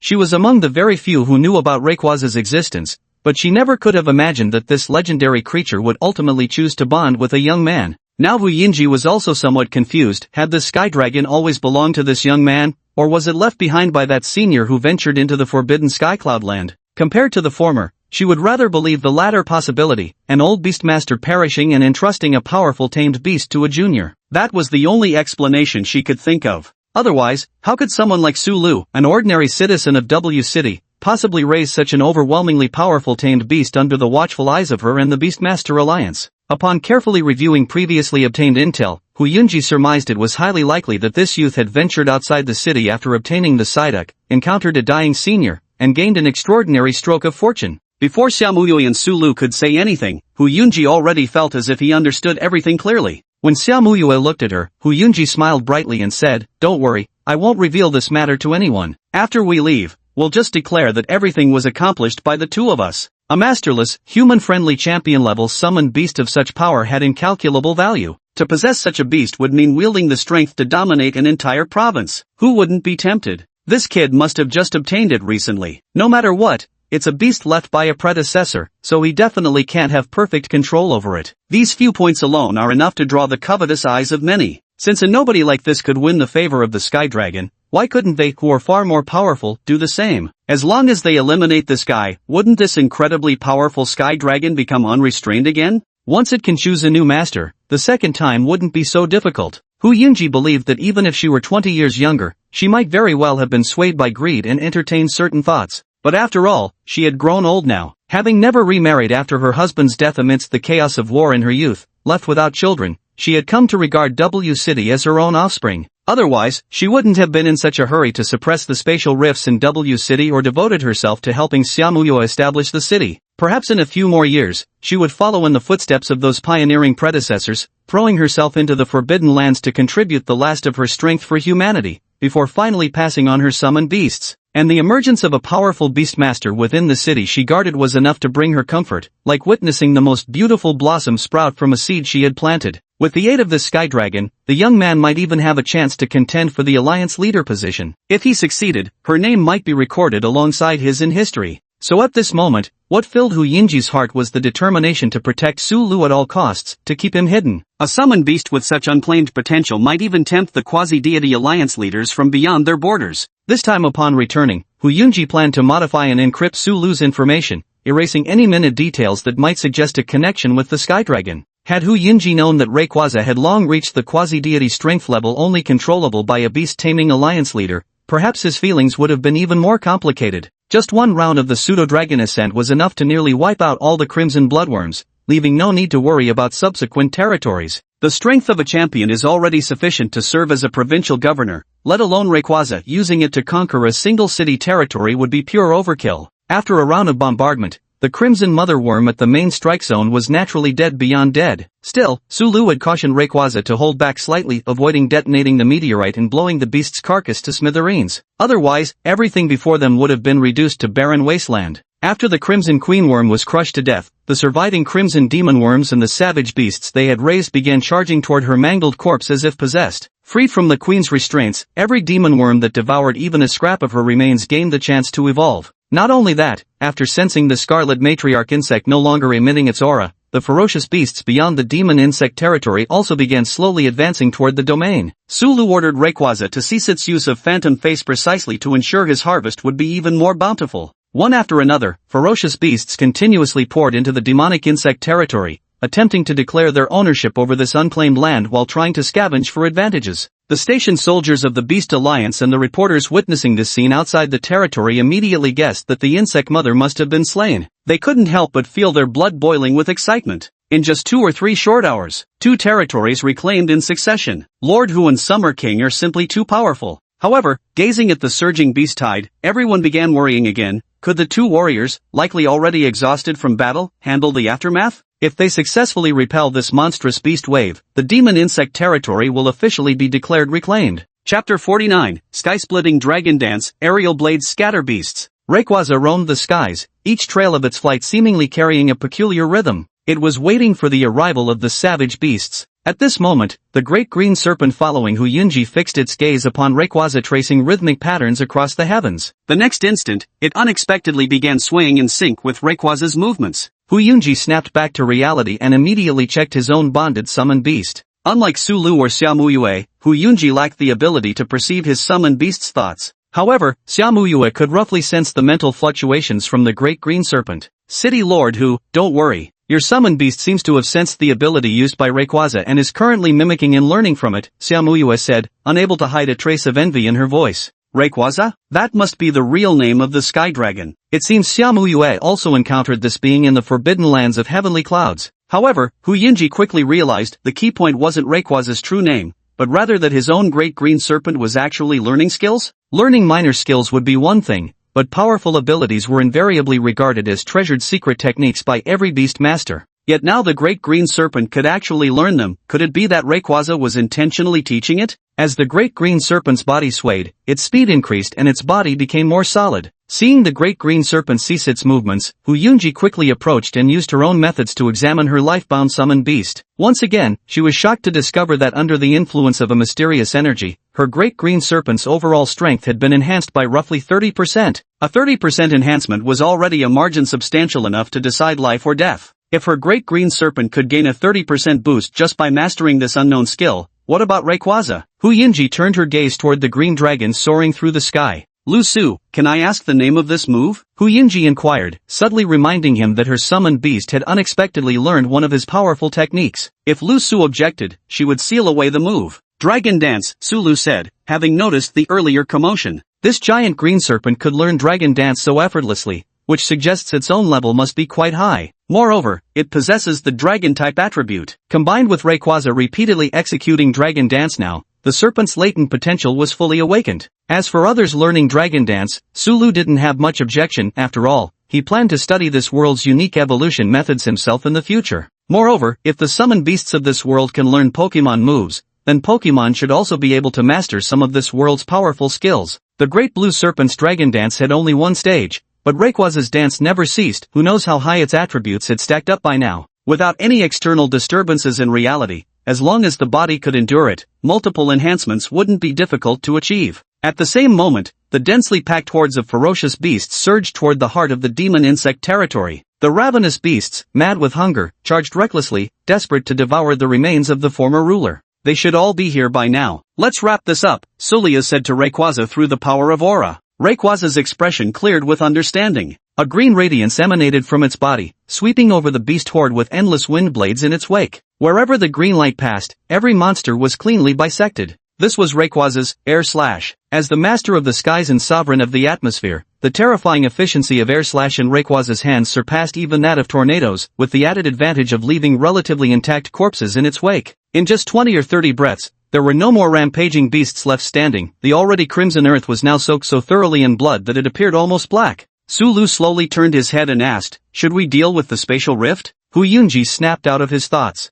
The spatial rift in the demon insect territory hasn't been scouted for too long, so we don't know the exact situation, said Hu Yunji. We'll have to wait for the vanguard team to investigate first. If we rashly enter and the rift collapses from the strain, getting trapped in another world would be disastrous. Su Lu nodded. So it meant everything was fine for now? Time to loot the battlefield? Su Lu glanced around at the mountain of corpses and sea of blood surrounding him, still reeking with the stench of gore. All of this meant money. A quick check at his system store showed that the points previously depleted from purchasing the super ancient power had now skyrocketed to a staggering 230,000 from this single massacre. Indeed, hunting packs of savage beasts was still the fastest way to rack up points. From the looks of it, even the creation slate isn't entirely out of reach. Still, these 230,000 points should be spent wisely. Better decide the specifics later. Su Lu closed the system shop. Caw! Psyduck suddenly patted Su Lu's pant leg. You want to carry these things yourself? Su Lu looked at Psyduck. Psyduck then quacked and nodded vigorously. For transporting goods, wasn't Psyduck naturally the perfect choice? Who else could do it if not him? Fine. Battlefield traces might reveal something to others anyway. After you finish moving everything, PSYDYCK, we'll clean up the remaining traces here. Su Lu nodded in agreement. Can you really handle moving all these monster corpses by yourself, Psyduck? Su Lu asked. This wasn't the small-scale haul like with the minivan before, it was a genuine whole area's worth of monsters. But Psyduck nodded its head firmly. Clutching its head with both hands, intense white light shone from its eyes as waves of formidable psychic energy erupted from Psyduck's body. In Su Lu's perception, even Psyduck's head wasn't hurting anymore. It seemed that after this period of development, Psyduck's mental strength had also undergone tremendous growth and refinement. Although the materials consumed by Psyduck weren't as expensive as Rayquaza's meteorite, the combined daily cost of energy cubes and the artifacts developed by Zhu Qin still amounted to at least 500,000. The corpses of nearby savage beasts floated into the air one by one. Back when Psyduck hadn't undergone any training, it could already lift over a ton of inanimate objects with its psychic powers. Now that its mental strength had increased, the weight it could manipulate had multiplied several times over. But even so, given Psyduck's current carrying capacity, it would probably need to make hundreds of round trips to barely haul all these monster carcasses. At this thought, the originally enthusiastic Psyduck slumped a little again. It wasn't that it couldn't run that many trips, but Su Lu was about to move on to the next region for cleanup. With hundreds of trips, plus the time needed for rest, poor Psyduck simply couldn't manage it. This really gave the little duck a headache. Psyduck wants to transport the monster carcasses, right? Using some simple tools might make it a lot easier. Luckily, there are plenty stored in the Summoner Alliance outpost, who Yunji reminded. While technology couldn't be used, some basic mechanical structures were universal. So, 10 minutes later, Squirtle fetched a large number of handcarts from the Beast Alliance base. For a moment, 1,000 carts surged forward in a grand procession. Well, 1,000 wooden, three-wheeled handcarts, to be precise. With the commanding presence of a general surveying his troops, Squirtle stood atop the lead three-wheeled handcart, arms crossed imposingly. Chapter 50. The driver's seat is the last bit of stubbornness. After the mother insect died, a massive horde of savage beasts came pouring forth, finally capturing everyone else's attention. People snapped out of their days one after another and gathered not far outside the demon insect territory. Due to the earlier beast rampage, even the reporters who had originally been stationed outside the territory had all fled from this troubled zone, and the garrison soldiers had taken refuge in the fortresses. Once the beast rampage subsided, they immediately emerged from their makeshift fortresses to resume guarding the area. Noticing there weren't too many savage beasts near the defensive lines, the latecomers grew curious about why the garrison hadn't intercepted the beast horde this time. Why haven't the two heavenly kings shown up yet? Could they be injured? Right, even the subsequent waves of beasts have stopped. The two heavenly kings must have already cleared this demon insect territory, shouldn't they? Brothers, get ready. The demon insect territory will only have more beasts, we'll need more corpse carriers. Today we're going to make a killing. Another success? How is that possible? Even if it were two champions, they shouldn't have taken two regions in a row like that? We've long known about City Lord whose strength. It must be that Summer Tianwang still holds some powerful trump cards up his sleeve.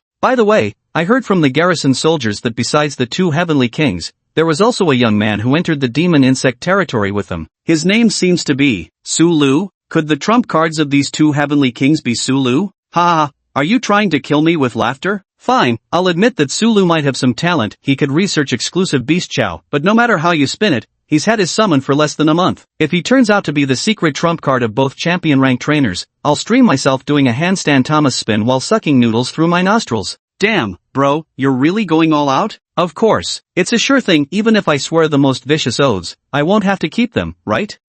Look quick, there's movement inside, someone shouted, pointing toward the area shrouded by the spatial rift. Because spatial rifts could gradually alter the laws of reality, even light appeared distorted and hazy. No matter how sharp one's vision was, it remained impossible to directly perceive what was happening in the depths since even the path of light itself might have been fundamentally altered. As they gradually approached the edge of the fissure, a gurgling sound finally became audible. Reporters and onlookers alike witnessed an utterly absurd sight. A fleet of wooden tricycles slowly emerged outward, laden with the meat of fearsome beasts that had been chopped into countless unrecognizable pieces. Many corpse haulers were quite familiar with these three-wheeled handcarts, having even operated them personally before. But if there were only a few or a dozen wooden carts, that would be one thing, yet now, the number before their eyes was easily in the thousands. Even more astonishing was the fact that this vast swarm of wooden tricycle carts showed no sign of being steered by anyone. Only the handles of the carts gleamed with a bright white light of psychic energy. The two heavenly kings, why are they on tricycles? And that teenage boy too.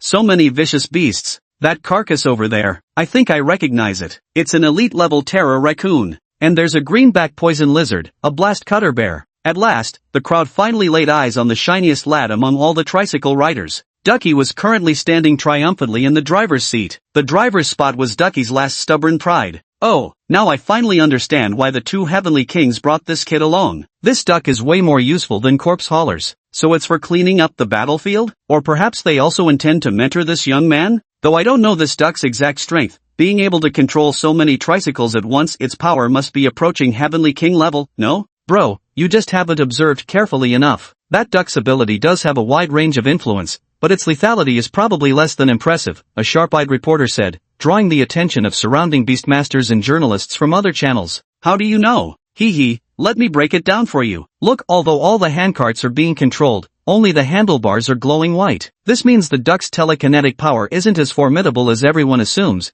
otherwise it would cover the entire carts. Plus, haven't you noticed? These carts still bump along unevenly. So this Psyduck's psychic control intensity must be relatively weak. The force exerted per unit area isn't substantial. That's why even though it can lift objects weighing several tons, it can't deliver effective attacks. The pressure distribution is too diluted. The reporter's analysis was meticulous and convincing. However, he swiftly shifted the topic. Although its offensive capabilities might be relatively weaker, this skill alone reveals the potential of a heavenly king. Right now, this summon beast called Psyduck already possesses such formidable psychic power. If its psychic ability continues to be refined and developed, it might even have a chance to reach the heavenly king level. Perhaps this is why both heavenly kings brought this young man along. After hearing the explanation, the group suddenly had an epiphany. It turned out that controlling thousands of vehicles was achieved by harnessing thousands of psionic coverage points. No wonder it's a seeded contender, of course they'd bring it along. However, becoming a champion isn't that easily achieved. Normally, one would need an entire team of elite-level summoned beasts to reach champion status. Of course, there are exceptions like Xiaomuyue, who managed to become a champion with just 2 or 3 mid-tier champion-level beasts. Yet even so, Psyduck's potential was enough to make any ordinary beastmaster green with envy.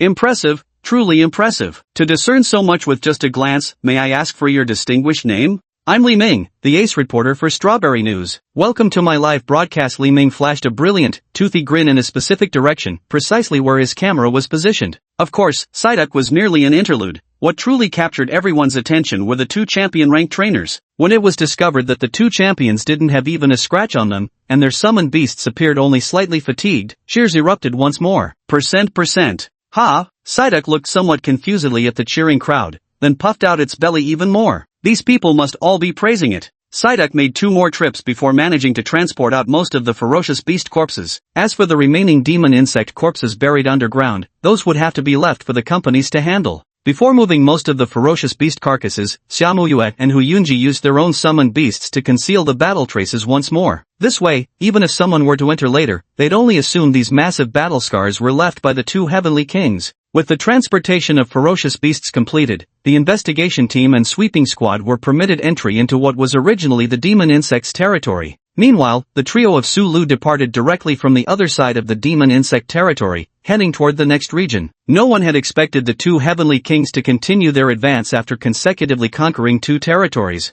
Upon entering the demon insect territory, the group discovered that the blood-red patches of blood moss had been uprooted and torn apart in large swaths. The official Beastmaster Alliance began organizing Beastmasters with fire-type summoned beasts, commanding their creatures to scorch the earth with flames, wiping out all remaining insect eggs of the demonic pests. Approaching the central zone, when they saw the massive thorn-covered craters one after another, the assembled warriors finally understood the true meaning of the 2 heavenly kings' might. Chapter 51. The future belongs to your generation now. Given how remarkably profound the battle scars were in this area, many observers lingered to study them closely, hoping their summoned beasts might glean a move or 2 from these traces of combat. Incredibly powerful. It seems Mayor, who has already brushed against the threshold of champion rank, perhaps she could even be called a quasi-champion now. A pity she's advanced in years with limited time left. Mayor, who excels in battalion warfare, if she passes, even if her summoned beasts remain, there likely wouldn't be anyone capable of commanding them properly. The battle marks left by the newly promoted Heavenly King are also extraordinarily potent. Even if not quite quasi-champion level, this undoubtedly represents the pinnacle of Heavenly King tier strength.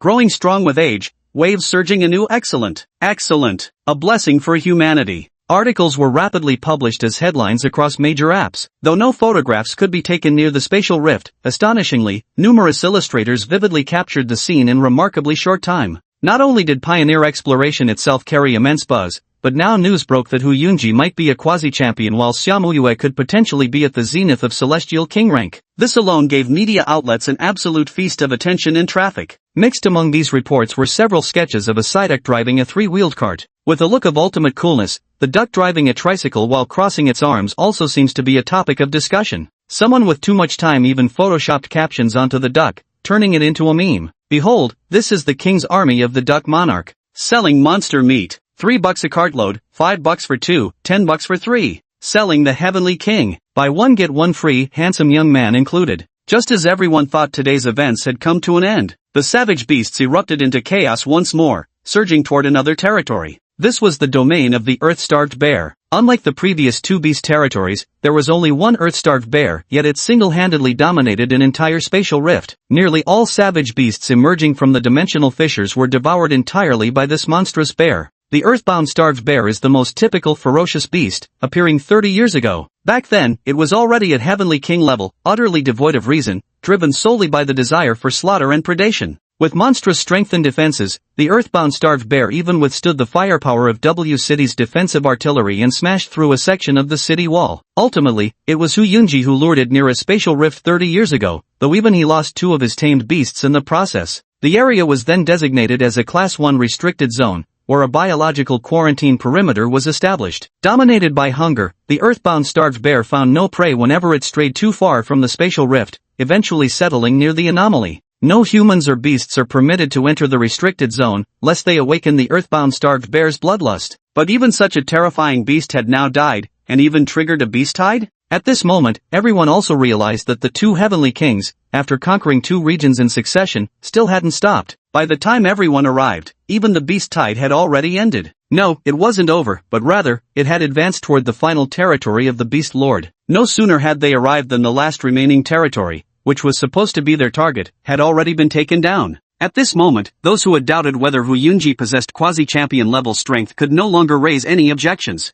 With such combat power, such speed, and such efficiency, it would be unreasonable not to call him a quasi-champion. But matters were far from as simple as the crowd had imagined. Even after slaying 4 savage beast lords, Su Lu showed no signs of stopping. Are there any other savage beast lords nearby? Might as well deal with them all at once, saves the trouble of cleaning up later. Hu Yunji had been about to say that even if cleared, they'd be overwhelmed again by savage beast lords migrating from other territories. But recalling Rayquaza's overwhelming aura, the words died on his lips. If Rayquaza maintained its presence here, then as long as the legendary Pokémon lived, any savage beast with a shred of self-preservation would surely avoid this territory entirely. Moreover, Lord-level ferocious beasts aren't infinite in number, so eliminating more now means greater safety in the future. Thus, Hu Yunji stopped trying to dissuade him and instead took out his phone to retrieve classified information, handing over all data on nearby beast lords for Su Lu to review. The map displayed clusters of red dots of varying sizes, each representing a heavenly king-level beast lord. Within this vicinity and slightly further away, there were 6 such beast lords marked. When Su Lu zoomed out the map slightly, deeper into the eastern regions beyond the specially marked Forbidden Cloud territory,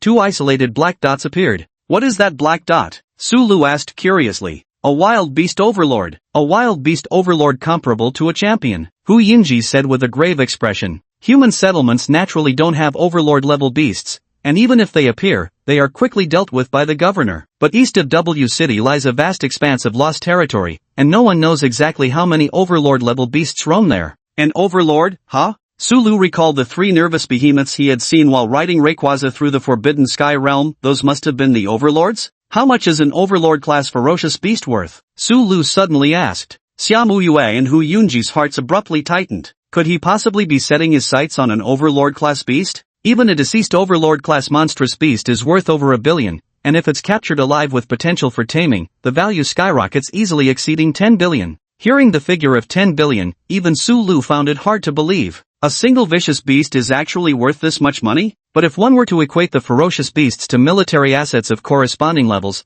then Lu Su could make sense of it. Champion class was comparable to the defensive power of an entire province. From this perspective, 100 billion is actually cheap. After all, when it comes to military equipment, prices can get outrageously absurd. What about higher tiers? Su Lu asked curiously. Both Hu Yunji and Xiaomu Yue's eyes gleamed with longing. Beyond that are the beasts controlled by alliance leaders. Creatures so powerful they're even worshipped as deities in some ignorant nations. Out of humility, the alliance leaders referred to those monstrous beasts as quasi-deities. Rayquaza can now effortlessly defeat elite monsters, so its current strength can be placed above that of a fully evolved pseudo-legendary. Truly worthy of being a legendary beast, just born and already possessing such power. At the same time, Su Lu gained a deeper understanding of just how terrifyingly valuable his system truly is. I'll patrol the surrounding area and clear out the monster territories on the periphery for added safety. Lord Hu, Xiaomu Yue, I'll leave the matter of selling the monster carcasses to you too. With that, Rayquaza descended once more from the clouds in the sky and carried Su Lu away into the distance. Hu Yunji watched Su Lu's departing figure with a satisfied nod,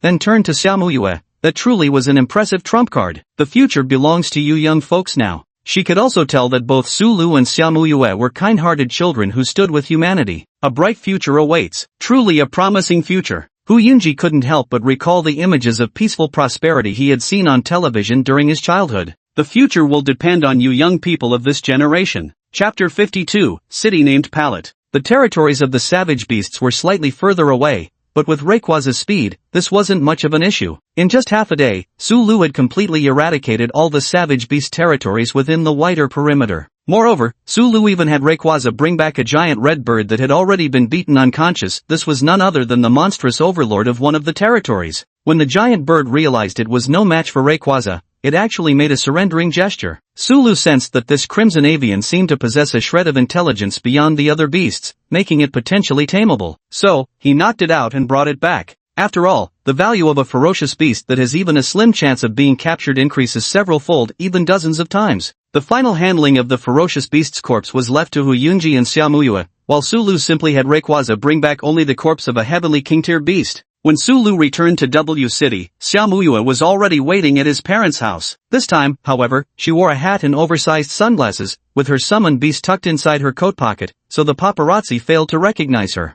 Previously, she hadn't bothered hiding her identity because doing so openly had its advantages. Xiaomuyue's visit tonight was entirely for the distribution of profits, which required some concealment as it involved keeping secrets from Sulu. In Sulu's room, Xiaomuyue presented a list containing the preliminary estimate of the value of the slain beast carcasses. Sulu picked up the list and was astonished to see an approximate harvest of 3 billion, and that was only the publicly disclosed yield from a few beast territories. Considering Sulu's subsequent kills in more peripheral areas, this number might even multiply several times over. The base price per kilogram for ordinary class savage beasts starts at over 100 units, with some special varieties commanding even higher prices. This means each ordinary savage beast would typically bring Sulu an income of 20 to 30,000 units. Higher grade elite savage beasts are priced 10 to 100 times higher than ordinary ones, while the Lord class tier exceeds tens of thousands per kilogram. Moreover, Lord class savage beasts possess massive physiques, making nearly every specimen worth tens of millions. This is also the reason why Sulia had such income.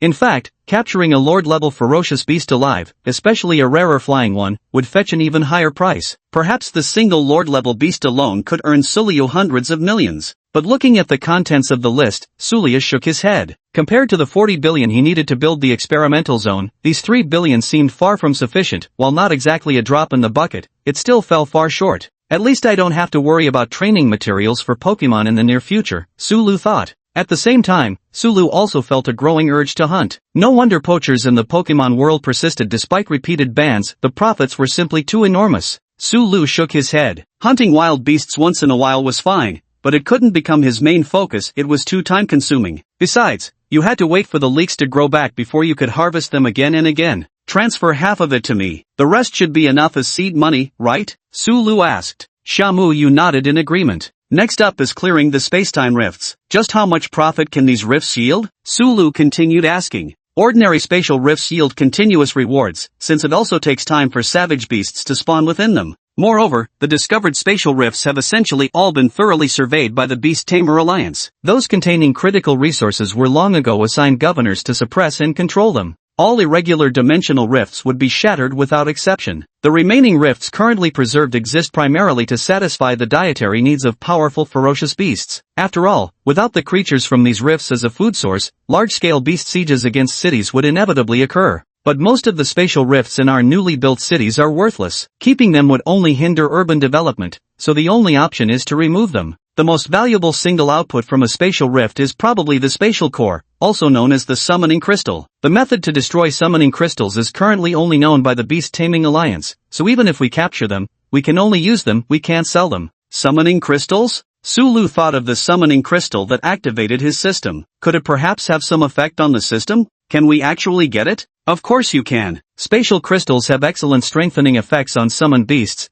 but they all need to be processed through the Summoned Beast Federation. After use, the empty shells must be returned. If you want some, I can help you apply for a portion, Xiaomuyue responded earnestly. Sulu nodded in agreement. That would be troublesome. I'll build the energy cube factory in your new city. By the way, what name do you plan to give your new city? Sulu asked. Establishing the factory in Xiaomuyue's new city marked yet another transaction between Sulu and Xiaomuyue. The efficacy of energy cubes was well understood by Xiaomuyue. Simply expanding production could easily make them a nationwide sensation. Therefore, locating the energy cube factory meant attracting massive foot traffic and capital inflows. Such a promise held immense value no matter where it was placed. Hearing this, a trace of relief flashed across Xiaomuyue's expression. Indeed, this had been part of her objectives all along. I did come up with a city name, but it doesn't seem appropriate anymore. Do you have any good suggestions, Sulu? Xiaomuyue asked. How about Shinjo City? The name suddenly flashed through Lu Su's mind. Makoto? That's a great name, full of meaning. Let's call you Makoto.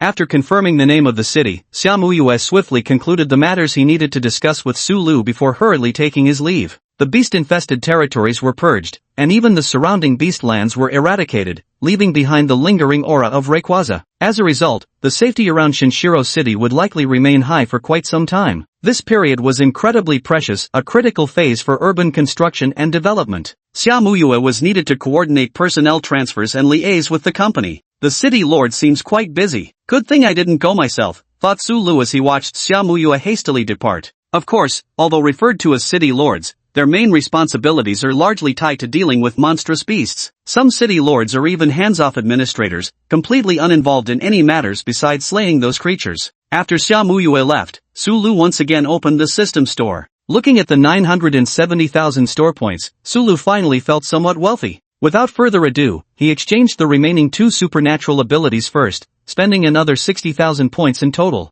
The first were the Aura Seed and Viridian Seed. Chapter 53, Exchange. Extraordinary Powers, the 3 Enhancement Paths. The Aura Power is an excellent ability, even capable of detecting the fluctuations of the world. Not only does it possess powerful sensory effects, but each person who awakens it develops unique derivative abilities, though this requires dedicated cultivation. Then there's the Evergreen Power. This ability functions as a weaker form of psychic perception with healing properties. Moreover, it allows the accumulation of evergreen energy to temporarily boost a Pokémon's level during critical moments. Jumping 10 or 20 levels in a pinch isn't particularly difficult. With this ability, Su Lu essentially becomes an infinitely replenishable potion. Of course, both abilities currently exist only as seeds within him, unable to fully manifest their effects. Su Lu will need to train diligently to develop them. However, feeling the 4 types of energy within his body, Su Lu was still quite satisfied. With just these 4 abilities, perhaps he could even confront an ordinary-level ferocious beast head-on? What am I thinking? I'm a trainer, not someone like Bee or Ash who are practically human Pokemon. How could I fight personally? After testing out his 2 newly acquired abilities, Su Lu turned his attention to the few items he intended to purchase. If only I had a few more points,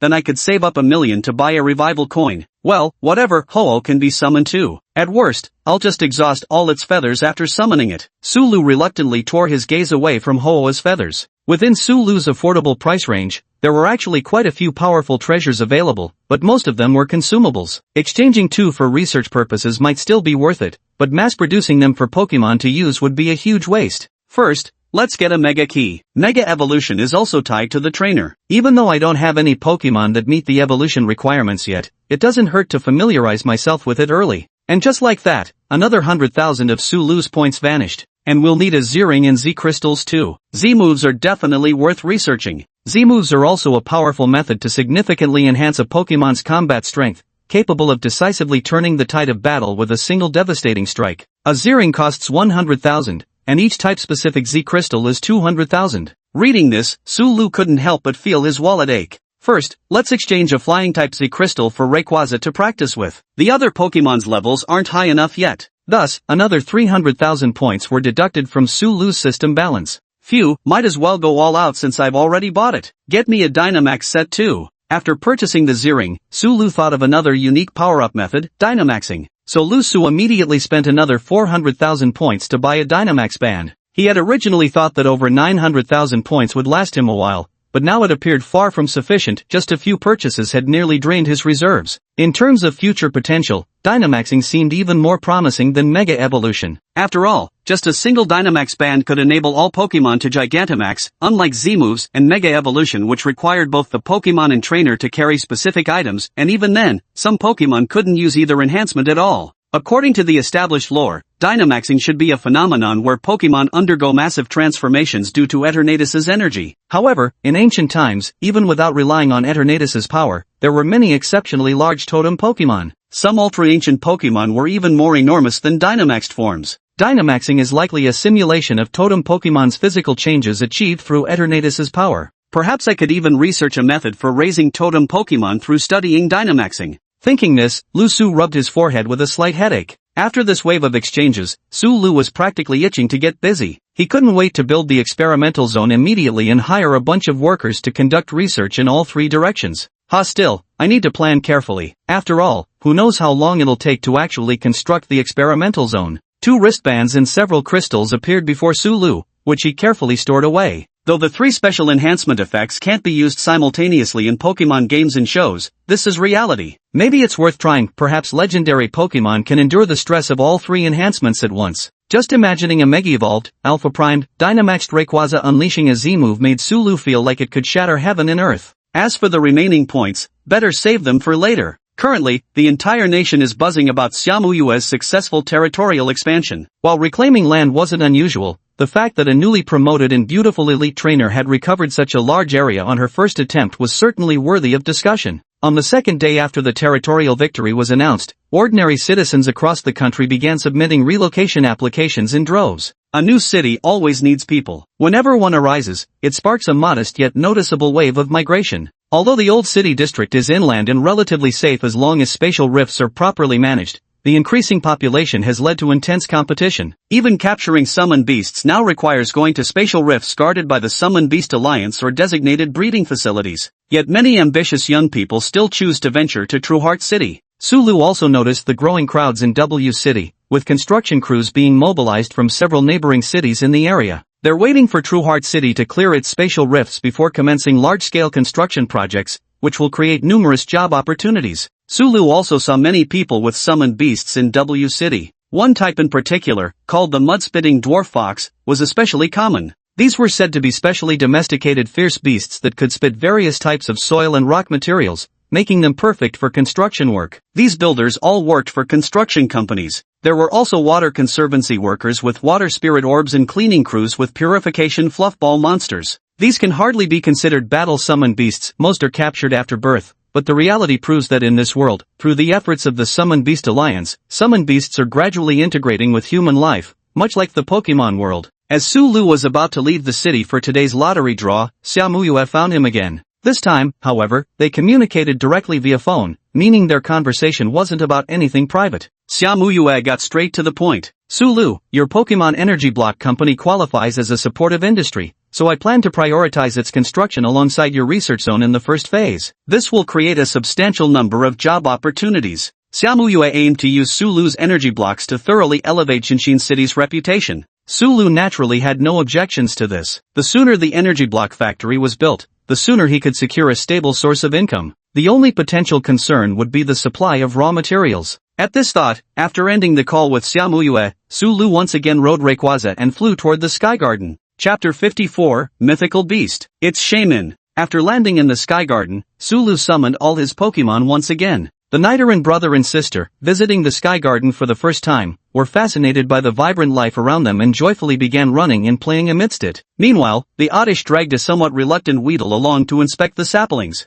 In Oddish's view, there was currently only Caterpie as the sole bug-type Pokemon, and later only Caterpie would be available to help with pollination. Sulu glanced around, the once tiny berry saplings had now grown waist-high. In another half-month, they should reach fruit-bearing maturity. It seems the energy here is even higher than I thought. The seeds are growing so fast, if I fertilized them, they'd probably grow even quicker, right? With that thought, Sulu opened the system store. Quick Grow Fertilizer, 10 points/unit. Damp Grow Fertilizer, 10 points/unit. In addition to berries, various berry fertilizers were also available. Previously priced at 10 points per unit, Lusu couldn't bring himself to purchase them due to his tight budget. Moreover, he had thought that the energy block factory wouldn't be built so quickly. But now, with the emergence of Xiaomuyue, the energy block factory was expected to be completed soon, so it was necessary to rapidly expand the berry cultivation business. Thus, Lusu bought 10,000 units of quick-growth fertilizer to accelerate berry growth in one go, then had Oddish and Psyduck start spreading the fertilizer. While the two Pokemon were busy with their task, Lusu also began his daily prize draw.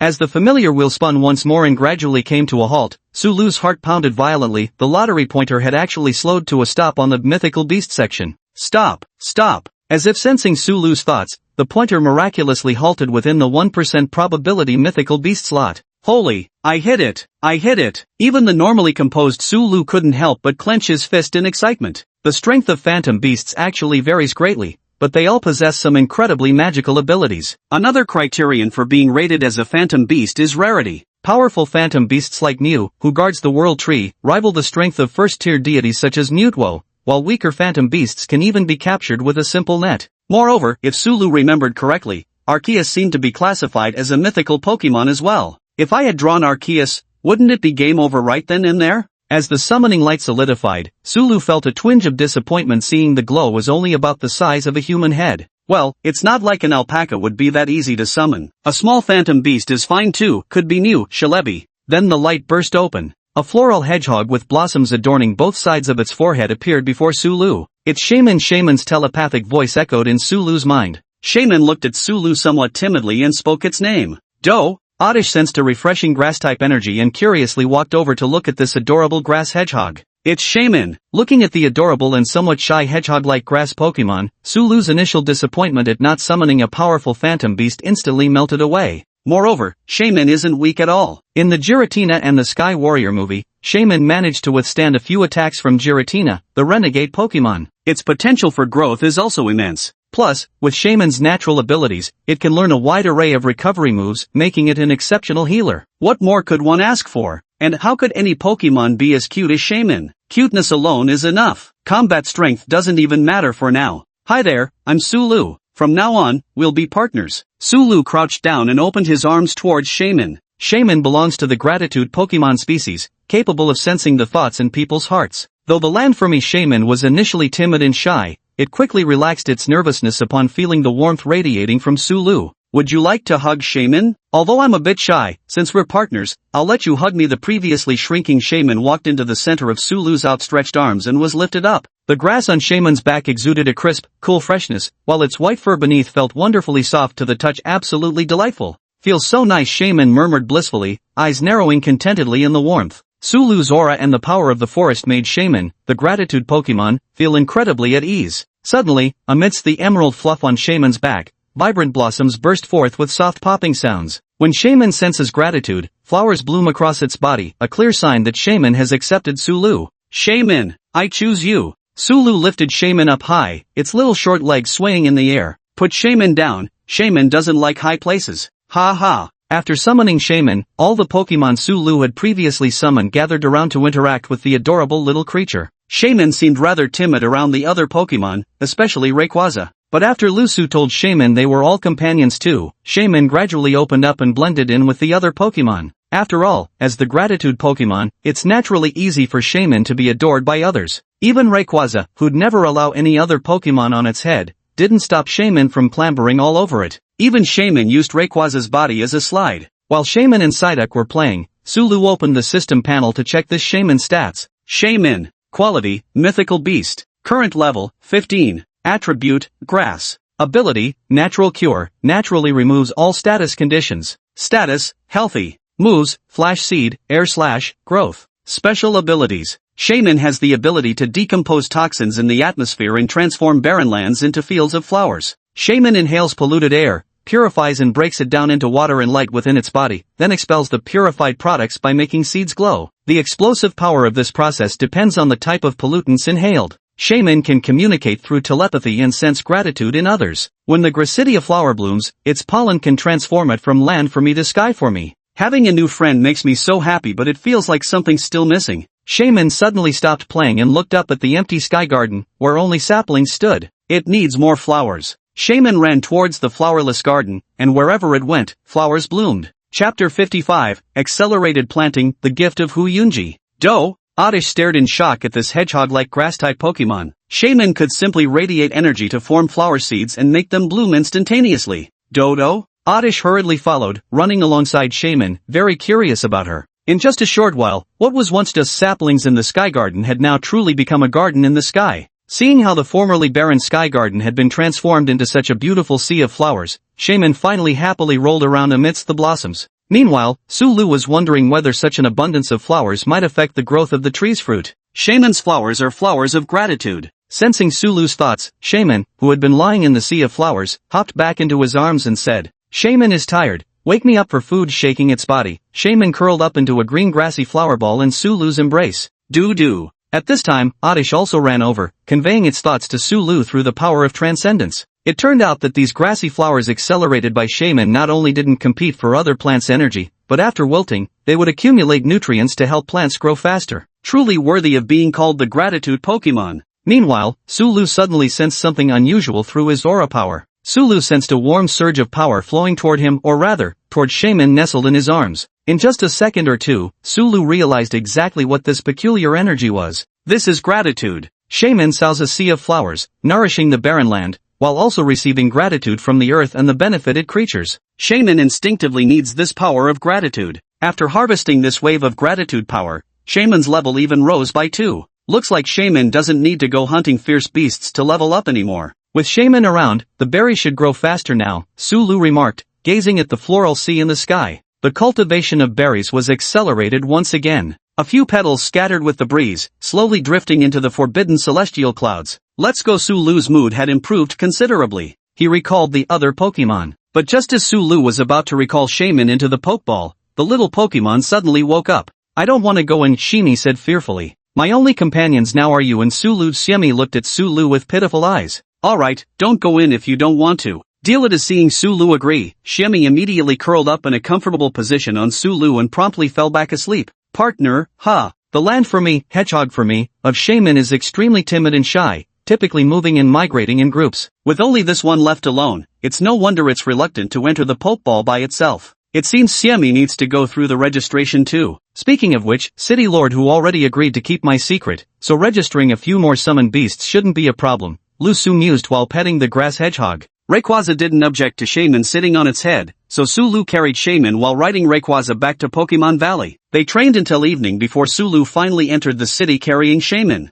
After turning on his phone, Sulu received several text messages. Xiamuyue, the recruitment for the Energy Block Factory and Experimental Zone construction projects is complete. Preliminary completion is expected in 15 days. Sulu, you'd better start purchasing equipment soon. Jiangwei, Sulu, I discovered 6 more ingredient combinations. When will you come try the new dishes? Shuqin, the research and development direction for Psyduck has been basically sorted out. When will you come take a look, boss? Once your approval for the Psyduck thesis comes through, I'm submitting it to the Beast Taming Research Association. Yanan so smelly, the Shaman in Sulu's arms drowsily opened its eyes. Sulu lifted Shaman onto his shoulder, and the Pokemon instinctively settled there. Psyduck watched enviously. The duck wanted hugs from its master too. It wanted to perch on its master's shoulder. Clearly, Duck had been there first. Sulu glanced back at Psyduck, whose gaze followed his master's eyes to its own round, protruding belly. For a moment, silence descended. Squawk. Ducky wants to lose weight. Ducky also wants to be carried. This is the city, and due to the impact of the vicious beasts, the area where humans can move around has been compressed, so the air pollution is a bit worse too, Sulu explained. Achoo! Shemi sneezed, releasing a small burst of scattered energy that made many of the surrounding summoned beasts turn their heads. This was also Shemi's special ability, to purify air pollution by releasing the contaminated energy through seed flare. As Shaman kept sneezing little sneezes, the city air, previously filled with various smells, instantly became fresh and clear. However, the energy released by Shaman also attracted the attention of the city guards. Upon discovering it was a new summon beast, Sulu was quickly taken to the Summoner Alliance for registration. But this time, Sulu wasn't greeted by the usual staff members. Instead, he was met by the city lord Hu Yunji and deputy director of the research department, Lu Changqing, who came to see him together. Both were accompanied by green snakes, though Hu Yunji's was noticeably larger, with its entire body entwined with thorns. From the looks of it now, Hu Yunji's green snake should be the evolved form of Lu Changqing's. Xiao Lu, help register Sulu. Lu Changqing nodded in agreement. Hu Yunji looked at Shaman cradled in Sulu's arms and the oddish behind him. The large blue serpent beside her nodded slowly. Hu Yunji revealed an expression of understanding. This new summoned beast was also of the grass type. As it happened, Hu Yunji was a veteran heavenly king specializing in grass-type creatures. It was clear that the 2 grass-type summons Sulu had consecutively tamed weren't particularly strong. So, Hu Yunji concluded that Sulu might very well be intending to focus on the grass-type path. Seeing that Sulu had a Budu, she had already wanted to establish a friendly connection with him, and now he had another grass-type summon beast as well? As for Rayquaza, she assumed the unknown elder must have left behind training methods for it. After Lu Changqing left, Hu Yunji took out a printed document from her bag and handed it to Sulu. Though I've wasted my whole life only to reach the rank of Heavenly King, my insights on raising grass-type summon beasts should still be worth a look. If you don't mind, Sulu, feel free to browse through it and see if there's anything you can learn, Hu Yunji said with a nod. Sulu was momentarily stunned before accepting the printed materials from Hu Yunji. Miscellaneous notes on grass-type training. an elderly grandmaster nearing 90 years old, one who had essentially witnessed the evolution of beast training since the early days of the monstrous beast upheaval, combined with the fact that Hu Yunji had devoted most of his life to governing W City. Had he been unburdened, he might have long reached championship level. How could the insights from such a venerable senior merely be worth a glance? Thank you, City Lord Hu, Sulu said earnestly. And the shaman in Sulu's arms also looked up at him. She's a good person, it said. Lu Su, from now on if you need to register anything, just go directly to Changqing Lu. I've informed him, and he'll keep it confidential for you, but for now, let's avoid registering Rayquaza. With that, Yunji Hu departed with her giant green serpent. Truth be told, her main purpose in coming here was to deliver a copy of miscellaneous records on grass-type cultivation to Lu Su. Chapter 56, Lu Su's Golden Ticket? Another simple test, still with 100% control mastery. But this time, Lu Changqing didn't dwell on the anomalies surrounding Su Lu. Hu Yunji was practically his half-mentor, and Hu Yunji had instructed him to turn a blind eye even if Su Lu exhibited any peculiarities. Moreover, Su Lu's control level fully met the requirements, so the certification was quickly processed. After returning home, Su Lu's parents were delighted to hear he had acquired another summoned beast. Shaman's adorable appearance quickly won them over, and they kept feeding it treats non-stop, raising concerns it might grow chubby. So satisfied, Shaman chirped happily while nestled in Su Lu's arms. Amidst the cheerful clamor, the day quickly came to an end. The next day, Su Lu first stopped by the temporary research facility. Although Zhu Qin had dark circles under her eyes, she seemed to be in good spirits. For the past few nights, she had been burying herself in research and analysis of Psyduck data, and yesterday she finally completed the first phase of her study, presenting Su Lu with outstanding findings. Armed with Zhu Qin's research materials and his own understanding of Psyduck, Su Lu could now develop a perfectly tailored training regimen for the Pokémon. After carefully reviewing the research report, Su Lu nodded. You've worked hard these days. I've checked it over, just delete the cellular comparison data about Psyduck before publishing. Hearing Su Lu's approval, Zhu Qin finally relaxed her somewhat nervous heart. She had suffered before when a supervisor took credit for her research findings, and her current relationship with Su Lu wasn't vastly different from those days. Great, I'll go take care of it right away. Su Lu nodded again. By the way, I have a new research topic I'd like to assign to you. Would you be interested?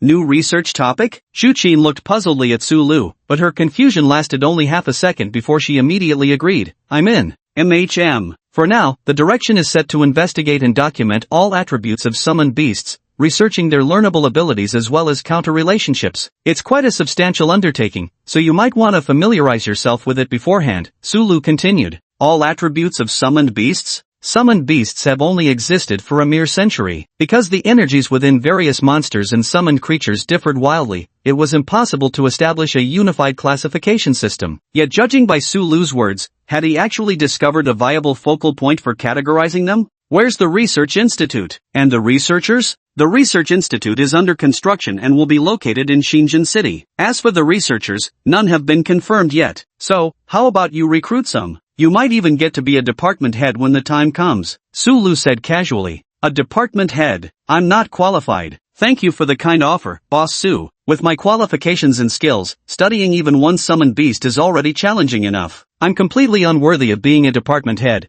but I can help you contact my classmates. Su Lu nodded. I'll send you the documents later. Submit them together when you deliver them to the Summoned Beast Alliance's research department. As for the establishment of research projects and other matters, the deputy director of the research department will assist you when you get there. Zhu Qin nodded in understanding. After receiving Su Lu's information, she carefully reviewed it before heading off to the Beastmaster Alliance. However, Su Lu stroked his chin thoughtfully. Zhu Qin really isn't suitable for research department head, her seniority is too low and her abilities insufficient. But right now I don't seem to have any better options. After all, future research will involve Pokemon even more, so I need someone I can trust. Let's observe for now. As for attribute research, this was actually just a topic Su Lu used to attract researchers. After dealing with matters concerning Zhu Qin, Xiaomu has summoned Su Lu away again. The two met up outside the city. The city gates, which normally required summoner certification or travel permits for passage, were now crowded with large numbers of people. It was easy to see they were all construction workers. 2 days after the beast territory was flattened by Su Lu,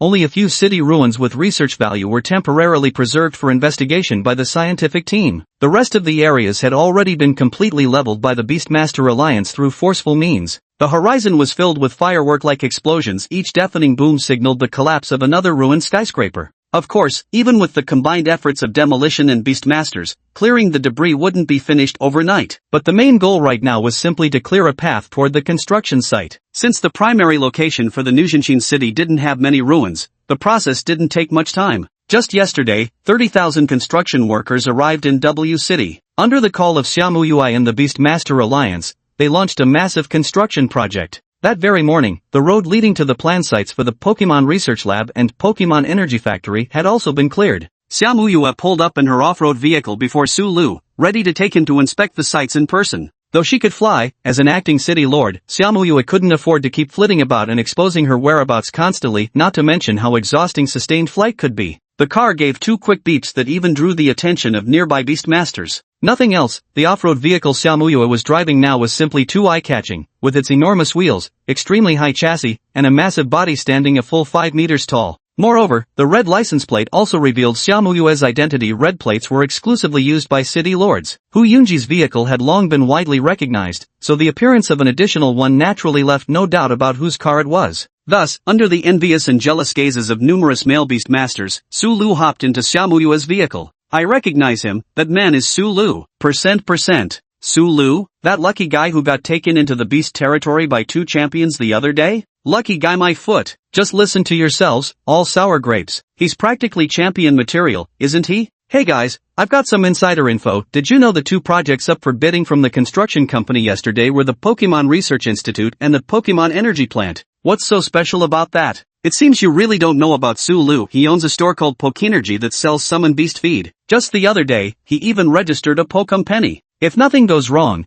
both the Research Institute and the Energy Factory are likely subsidiaries of Pokem Penny. Damn, now that you mention it, I realize Su Lu must have hit the jackpot and grabbed hold of a thick thigh to cling to. What do you mean thick thigh? That's a golden thigh. A newly appointed city lord, and so young at that. Why don't I have Su Lu's face? Looks like I'll never get to live the easy life. Boo-hoo. Su Lu came from an ordinary family and definitely didn't have that kind of money to build factories and research institutes, so it was most likely Xiaomuyue who provided the funding. Just how much money does this require? If these 2 aren't involved, I'll bathe in mint oil. A conservative estimate starts at 10 billion, with future investments only growing larger. What the hell? They're just throwing away billions on some youngster to squander? And so, as Su Lu and Xiaomuyue continued to interact, rumors began spreading alongside the construction bidding for Pokemon Company. After all, no one was willing to believe that the Pokemon Company was solely funded by Su Lu. Chapter 57, Summoning Stone? An extra draw chance. In the car, Su Lu watched as civil engineering beastmasters with their bison-summoned beasts manipulated the creatures to push light walls like steamrollers,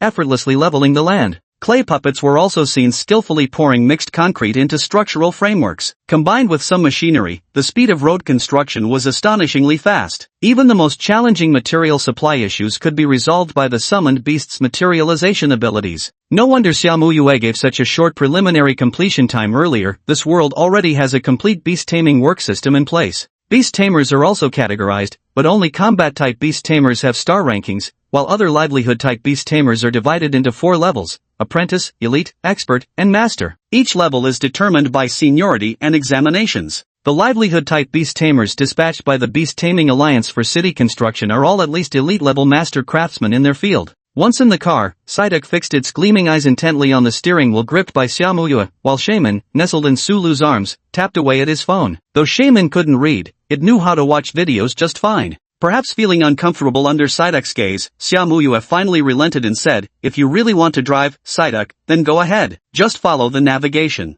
Quack, quack, quack. Psyduck chuckled and then psychically took over the steering wheel with its psychic powers. Finally free to converse with Su Lu in detail, Xiaomuyue, being the conscientious type, would remain silent unless Su Lu initiated the conversation while she was driving. Xiaomuyue took out a faintly shimmering rainbow-hued crystal from the nearby bag and handed it to Su Lu. This is a summoning stone sample obtained from clearing out a useless space-time rift yesterday. See if it's useful. If it is, I'll apply for it on your behalf. The rift wasn't big, so the quality of the stone isn't particularly good. Su Lu accepted the summoning stone. It was something Xiaomuyue had explained to him before. Though summoning stones couldn't allow beastmasters to perform another summoning, they could strengthen existing summoned beasts and even help develop a beastmaster's abilities to some extent. Some advanced evolutions and strengthening abilities require the participation of beast tamers, but the majority of people in this world are ordinary. Only a rare few, like Xiaomuyue, are born with the innate talent to trigger mega evolution. Most people need to utilize special methods to unlock their potential in order to master special evolutions or enhancements. Summoning stones serve as crucial tools for this development. Thus, the value of summoning stones is self-evident. They serve not only as essential materials for Tamer's awakening but also for reinforcement purposes. This is precisely why the Summoner Alliance exercises such stringent control over them.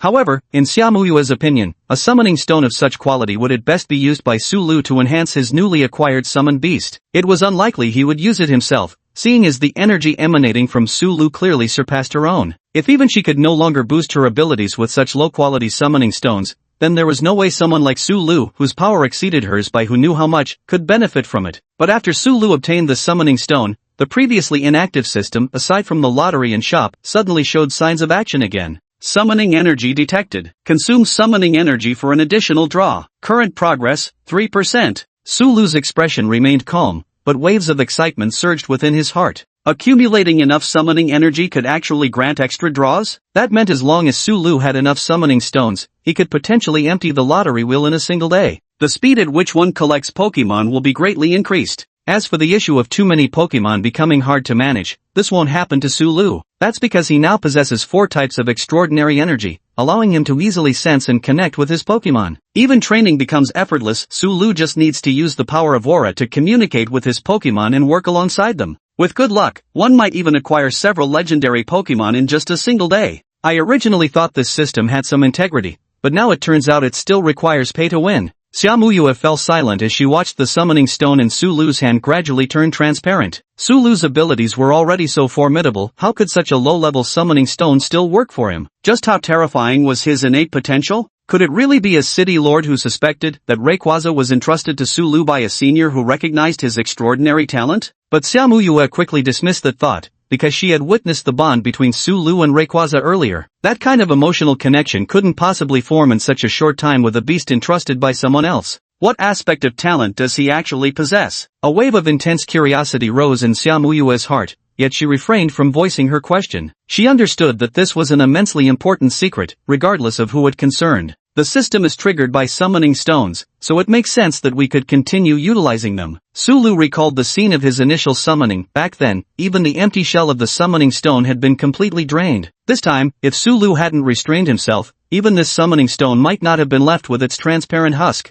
It seems summoning stones still have their uses for me now, Su Lu remarked. I'll help you requisition them. After becoming the provisional city lord, Xiaomuyue's authority expanded significantly. After all, in name, a city lord had the power to mobilize any city-level summoned beast alliance department at will, provided it didn't violate established protocols. Summoning stones are naturally a resource that can be deployed, as long as the empty shells are returned for verification. How many, approximately? Su Lu asked. A single summoning stone of this grade provides 3% of summoning energy, so 34 identical stones would be needed to perform one additional summon. Since this was a spatio-temporal rift that hadn't been cleared for a long time, it had accumulated a considerable amount of energy. Destroying it yielded over 200 units of output, Xiaomuyue explained. After the entire territory is cleaned up, we estimate the total output will exceed 4,000 units. I can allocate half for myself, while the other half will be stored by the Summoner Alliance for students' awakening ceremonies in the future. A long unattended dimensional rift only yielded just over 200 stones? It seems the summoning stone output is even lower than I imagined.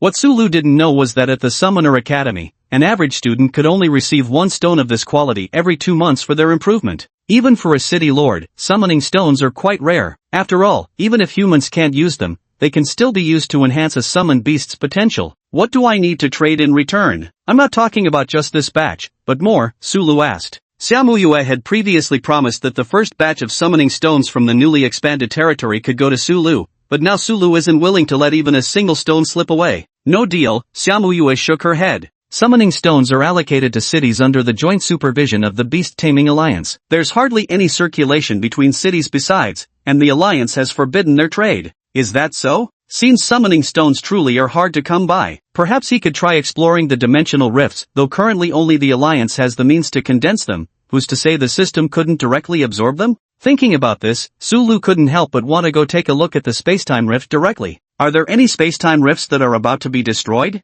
Xiaomuyue nodded lightly, tapping her finger on the navigation screen. Instantly, their original destination was replaced with the coordinates of a spacetime rift that had been deemed unworthy of preservation. As for the construction of the factory and research facility, that could wait until later. Chapter 58, Extra Summon. There are usually people from the Beast Taming Alliance stationed around spacetime rifts, and this one is no exception. This spacetime rift was originally occupied by a small group of ferocious beasts as a food source. Now that the beasts are dead, the rift has naturally come under human control. Sulu and Xiaomuyue got out of the car, passed the checkpoint with ease, and arrived before the spacetime rift. Previously, the spacetime rifts occupied by beast lords had diameters exceeding 10 meters, but this one before them was only 3 meters across. Even the range of spatial distortion was pitifully small, spanning just about 100 meters. The size of a spatial rift is also a crucial factor in determining its energy level, and naturally, the larger the rift, the higher the quality of the summoned stones it produces. This spatial rift is highly stable, not the kind that's on the verge of collapsing or manifesting in reality.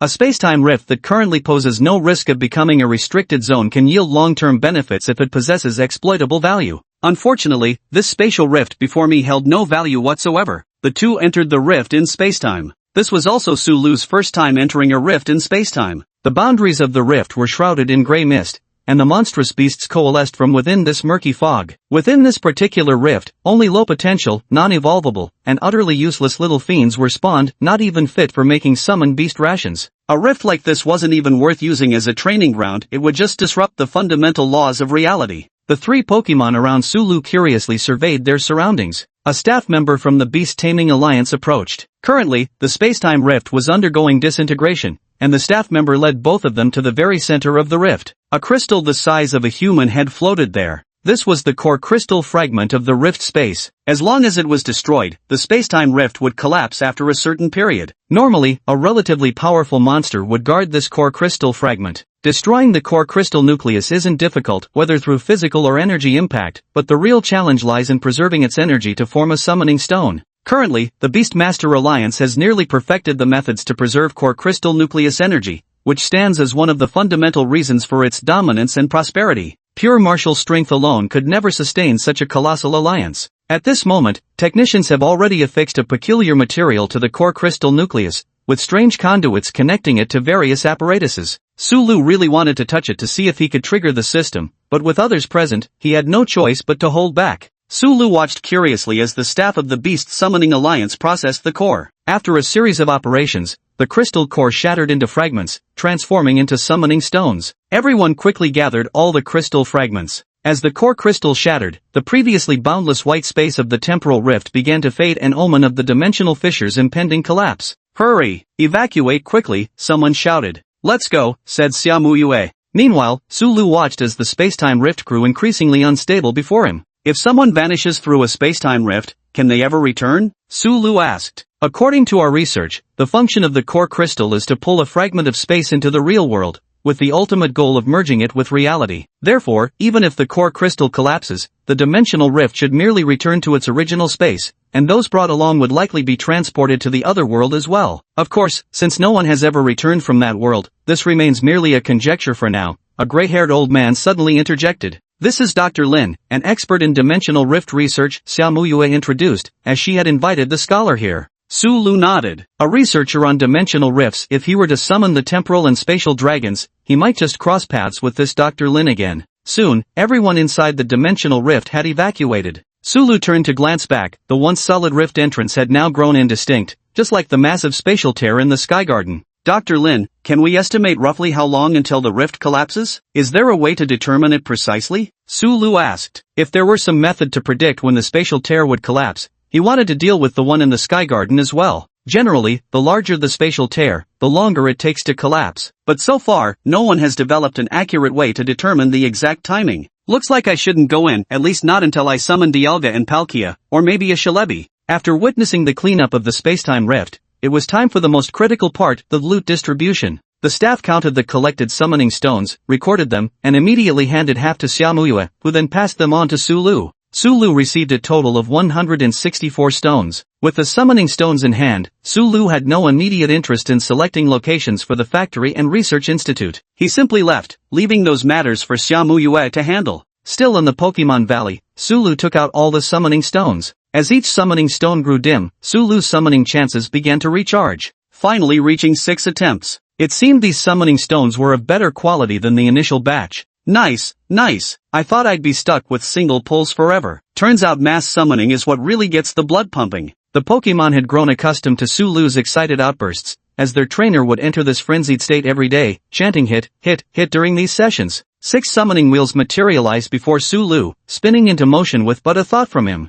You obtained a Sunstone. You obtained a Wishing Star Fragment. You obtained an Attack Boost Potion. You obtained a Dragon Fong. You obtained a Common Pokemon. You obtained Golden Fruit. 5 items, 1 ordinary Pokemon? The summoned Pokemon gradually materialized, appearing enormous in the radiant light. It stretched nearly 25 feet long. Then a giant Onix appeared before Sulu. Onix, nice to meet you. Sulu's telepathic voice echoed in Onix's mind. Onix looked around blankly, specifically at Rayquaza, thinking this must be the trainer taking care of me? Soon, Onix also blended into the Pokemon family. And Sulu also began to take stock of the other materials he had obtained. Chapter 59, Sky Dragon, or Ground Roller? The Sunstone could trigger the evolution of certain Pokemon, and even if not used as an evolution material, its energy could still be absorbed. After glancing at the surrounding Pokemon, Sulu called Oddish over and handed the fist-sized Sunstone to it. With the power of Aura, Sulu had long known that Oddish's wish was to quietly fulfill its role of farming. Thus, among its 2 evolutionary branches, Bellossom, which evolves with a Sunstone, naturally suited Oddish better.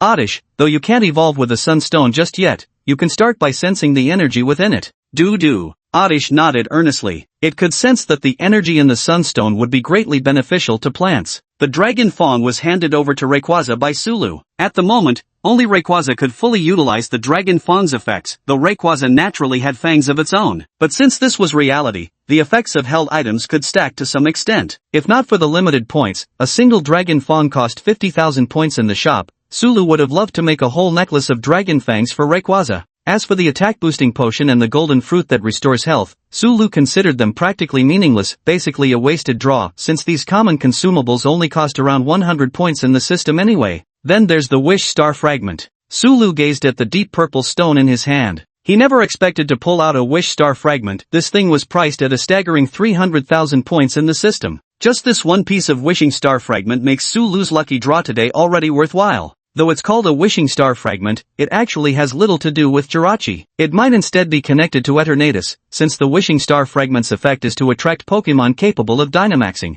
Currently, Sulu possesses a Dynamax band but has yet to discover how to make his own Pokemon undergo Dynamax transformation. Thinking about it now, perhaps there are still some special factors missing. Would any of you like to give it a try? Maybe touching it could help you comprehend the method of Dynamaxing, Sulu said to the Pokemon surrounding him while holding the Wishing Star Fragment. The Wishing Star Fragment can attract Pokemon capable of Dynamaxing, which likely means the fragment is beneficial for Dynamaxing. The Nidoran siblings shook their heads, while the Oddish caressed its Sunstone as if it were a precious treasure. The Psyduck blankly reached out and touched the Wishing Star Fragment. Ha, what's this? Alright, it seems Psyduck hasn't mastered Gigantamax yet. Then Rayquaza swam up. Rayquaza tapped one claw onto the piece of Wishing Star. After a brief moment, Rayquaza nodded at Sulu. It worked? Sulu exclaimed in pleasant surprise. Truly befitting of a legendary Pokemon, its aptitude was outstanding. Previously, there was only a Dynamax band without any reference, but now with the secret manual, Rayquaza effortlessly grasped the method of Dynamaxing. If Rayquaza could Dynamax, how terrifying would the boost in combat power be? Forget about the tenfold increase from Dynamax, even just a 3 to 5-fold expansion in size and energy would be absolutely horrifying. Roar!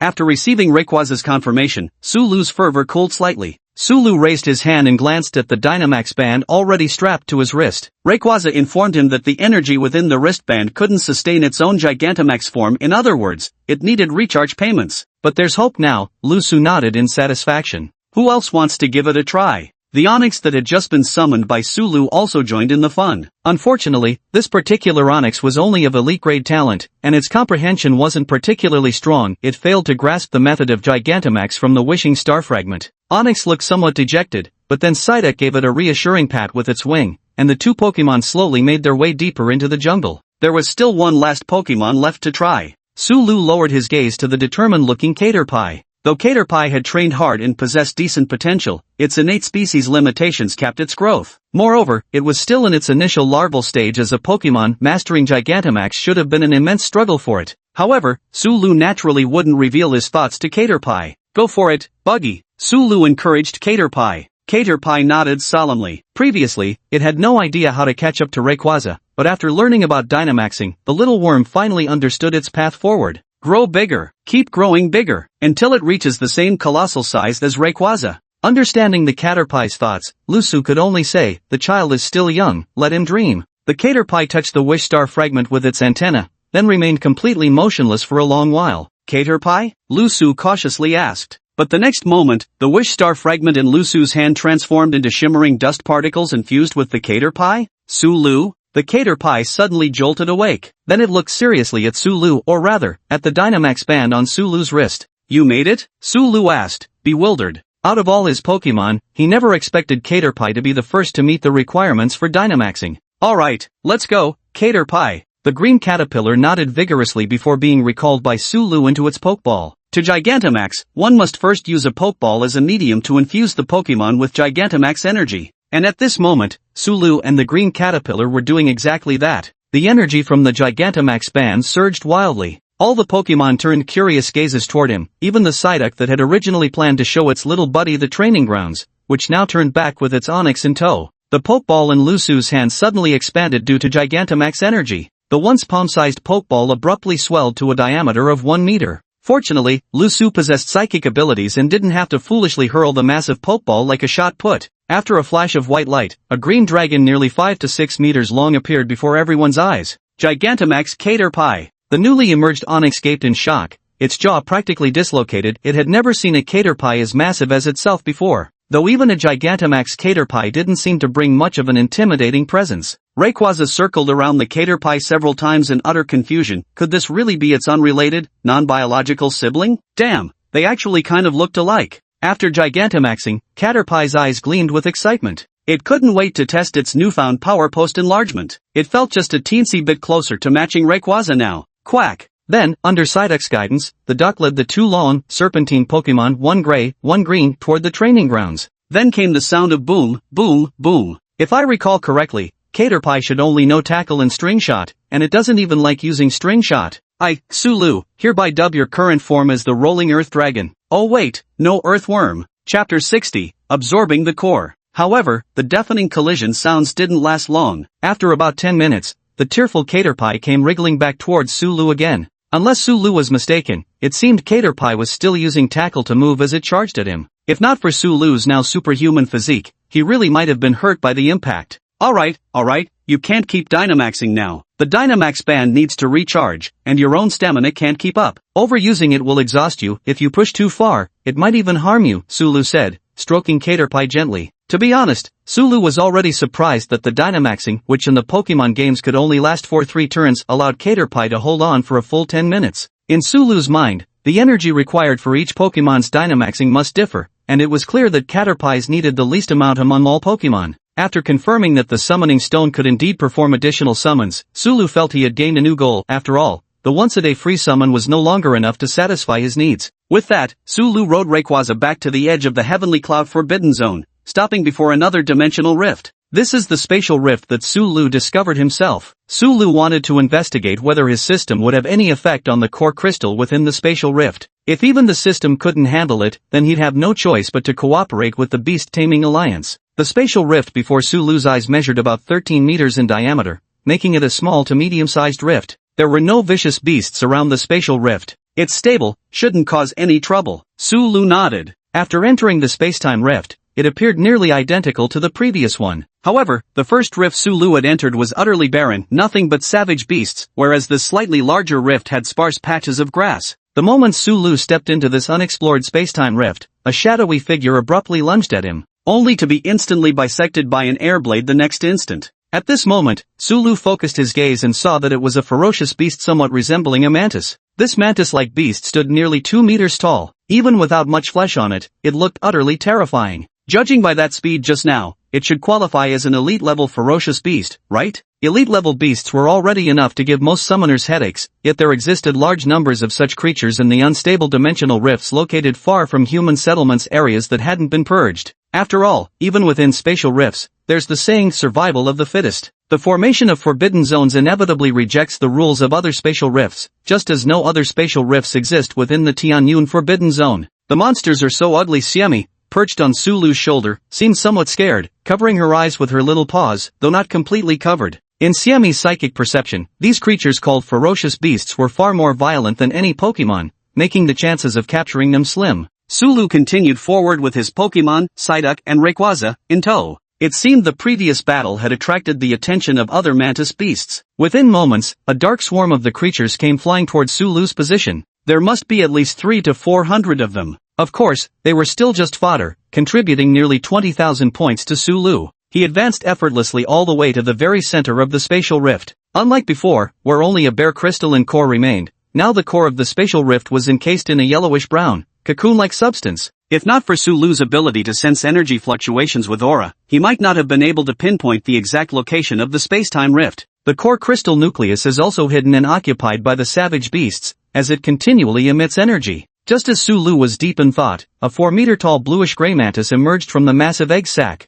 Not only that, but one after another, half-meter-long mantises crawled out from the enormous egg sac as well. Those with trypophobia would probably suffer an episode on the spot if they saw this scene. And then there was no more. In an instant the egg sac nest was blown apart by the meteor blast impact, leaving only a floating core crystal suspended in the air. The eager Psyduck, once again, showed an expression that seemed to say, "I've long gotten used to this." This core crystal was about the size of a basin. Sulu approached it. The system remained unresponsive, so Sulu directly touched the core crystal nucleus, but still, nothing happened. Still no good? Could it be that only the Beastmaster Alliance has mastered the method of generating summoning stones? Then how did the world's first Beastmaster come into existence? Sulu rubbed his chin thoughtfully. Wrong, there's still one method I haven't tried. A faint blue ripple began emanating from Sulu's hand touching the core nucleus, gradually forming a sphere roughly the size of a human head. Aura sphere. Handcrafting an aura sphere. This could be considered one of Sulu's recent breakthroughs. Of course, Sulu's handmade aura sphere was extremely crude, nowhere near as refined as a Pokemon like Lucario, a true master of aura manipulation. He had merely condensed his aura energy in a rudimentary fashion, yet even so, the attack packed enough punch for what he needed. Low-level core crystals weren't particularly durable to begin with. Had Sulu not instructed Rayquaza to hold back earlier, even a stray shockwave from Dragon Ascent would have been enough to shatter this one apart. After a crisp sound, a series of dense clicking noises followed close behind. All mantis-like monsters within the space-time rift have gone berserk. With the destruction of the core crystal nucleus, they too must flee. In their desperate escape from the spatial rift, these creatures will destroy everything in their path, scattering chaotically like ants whose nest has been destroyed. For this reason, whenever possible, people will thoroughly purge the rift of monsters before collapsing it, preventing excessive numbers of beasts from running rampant and causing riots. Summoning energy absorption in progress. Absorption complete. Obtain 16 lottery draws. It's done, but we must leave quickly. 16 lottery draws. This was already considering the energy loss from direct destruction. Otherwise, there would have been even more draws. To make a swift escape, Sulu immediately recalled Psyduck into its Pokeball and, carrying Shaman on his shoulder, fled at light speed aboard Rayquaza. Of course, when encountering larger groups of savage beasts along the way, Sulu would also command Rayquaza to strike. 3 points were there for the taking, and it would be a waste not to claim them. After emerging from the space-time rift, Sulu had initially planned only to gather summoning energy, but now his objectives had changed once more. Sulu summoned all his Pokemon at once. This move was what you'd call an entrance massacre. Chapter 61, 200 Summons, a legendary Pokemon. Though some larger space-time rifts have multiple exits, this one clearly wasn't that type of major rift. Thus there was only one exit, forcing all the monstrous beasts to emerge from this single point. Wave after wave of beasts surged forth, only to be harvested like crops by Psyduck, Caterpie, and Onix again and again. Sulu's points kept climbing steadily. Only half an hour later, when the number of ferocious beasts emerging from the space-time rift had significantly dwindled, did Sulu finally stop tormenting that single Terran reality. This single mission alone had earned Sulu a whopping 70,000 store points. Seems like no more beasts are coming through. Might as well move on to the next rift, he mused. Sulu himself discovered a total of 3 space-time rifts. However, due to the suppression from the Tianyun Forbidden Zone, these rifts were all relatively small. Sulu dealt with them using the same method as before. The accumulated lucky draw attempts reached 44 times. Shop points also increased by 260,000, back up to 400,000 again. Even the Pokemon's levels experienced a significant boost. However, Lusu only discovered 3 spatial rifts. Although Lusu now possesses the more perceptive aura ability, he's ultimately still human, not an aura guardian, so his detection range is limited to about 400 or 500 meters. Therefore, using aura to search for spatial rifts systematically isn't practical in the short term. But Sulu, having tasted the sweetness, naturally wouldn't give up on clearing out the spacetime rifts. Who knows, maybe he could even pull off 100 consecutive summons in a short time. The combined probability for legendary and mythical beasts was 2%. In other words, with a little luck, those 100 summons might even yield 2 legendary or mythical beasts. At this thought, Sulu couldn't help but get excited like a free-to-play player who'd suddenly discovered the joy of whaling. Keep going, wipe out all the spacetime rifts. Though he said that, Sulu found it quite troublesome to search for spacetime rifts alone. If it were just an endless plain all around, it wouldn't be so bad, but many spacetime rifts were hidden in dense jungles or building ruins, making them hard to spot at a glance. So Sulu turned to the ever-reliable Xiaomuyue again. On a mountain ridge, Sulu surveyed the vast clearing that had already been cleared. That was the Pokemon Power Factory already under construction. At that moment, Xiaomuyue descended with a flutter of wings. Without questioning why Sulu had departed so hastily earlier, I've sent you the architectural blueprints for the Poke Energy Factory and the experimental zone. Take a look when you have time, said Xiaomuyue. These are all trivial matters. Sulu waved his hand and replied. Do you have any location information about the spacetime rift? Xiaomuyue suddenly recalled what had happened earlier. Sulu had rushed off in a hurry today with the summoning stone. Could it be that Sulu had never used a summoning stone before? But how could that be? Were all his powerful psychic abilities innate? Yes, the dimensional rifts near Shinjuku City are controlled by the Summoner Alliance, but the outer ring of rifts remains. Would you like me to contact the professor for you? Asked Xiaomuyue. To destroy the spatial rifts, bringing Summoner Alliance members along would undoubtedly yield greater benefits. After all, only the special division of the Summoner Alliance can currently condense core crystals into summoning stones, but Sulu could directly absorb summoning energy from shattered core crystals, so why would he bring along Beastmaster Alliance members to split his energy in half? No need. Upon hearing this, Xiaomuyue gave Sulu a thoughtful look. She had heard that some of the most exceptional talents could directly absorb a portion of energy from shattered core crystals. That's how the first Beastmasters came to be. This very phenomenon led the top-tier Beastmasters to become extremely passionate about conquering spatial rifts. Perhaps Sulu truly possessed such innate talent? No, it would be more accurate to say he was destined to have such extraordinary gifts. At this thought, Xiaomuyue's expression cleared with sudden understanding. Given this circumstance, Sulu venturing alone into the spacetime rift became entirely reasonable. If you discover any spacetime rifts of substantial value, you can reserve them. Whether it's me or the Summoner Alliance, we'd be willing to assist you in managing them, Xiaomuyue advised. Sulu nodded. Naturally, money was meant to be earned, and leaving behind a few valuable time-space rifts wasn't entirely unreasonable. Besides, Xiaomuyue had even provided him with the coordinates of those rifts. But how do you define valuable? Sulu asked. I'll send you the list. If you discover anything similar, you can consider it valuable. Oh, and by the way, I've also gotten the summoning stones approved for you. When do you plan to come pick them up from me? Sulu nodded and handed the backpack he was carrying back to Xiaomuyue. It was filled with spent summoning stone shells, all drained of energy. Sulu himself didn't really care anymore even if he didn't return it. The Summoner Alliance probably wouldn't say much. But then again, he couldn't let Xiaomuyue be put in an awkward position, could he? After obtaining the location information about the spatial rifts, Sulu became busy once again, spending several consecutive days clearing the anomalies outside Jinshin City. Meanwhile, the spatial rifts in Xincheng City were finally cleared by the Summoner Alliance. After all the useless rifts were removed, Sulu obtained over 2,000 more summoning stones. After absorbing all the summoning energy, he gained another 60 draw chances. Of course, this was also the final part of the deal between Lu Su and Mu Yuxia. Once the summoning stone transaction was settled, Mu Yuxia no longer needed to give Lu Su anything more. Su Lu was responsible for conquering the territories of the ferocious beasts, reaping the majority of the immediate benefits from these lands. Meanwhile, Xiaomuyue managed the long-term ownership and operation of the territories, ensuring their sustained value. Both of them were thoroughly pleased with this arrangement. After all, Su Lu didn't have the time to spare managing a city. It was said that after the city was built, each branch of the Summoning Beast Alliance would have space suppressors installed, drastically reducing the probability of spacetime rifts appearing within the city. Obtaining summoning stones inside the city would become even harder. Even if Su Lu wanted to summon more Pokemon, he wouldn't stubbornly confine himself to a single city. Over the past few days, Su Lu had cleared out a full 7 spacetime rifts. Only one of them was valuable enough for him to keep, and afterward, he used it to sign a cooperation agreement with Xiaomuyue, securing yet another source of income. However, after the spatial rift outside Shinjo City was cleared, Sulu temporarily had no information about other rifts. To find more spatial rifts, he'd either have to search himself or travel to the outskirts of other cities. But for now, Sulu felt it was enough temporarily, because his lottery spins had now reached a staggering 214.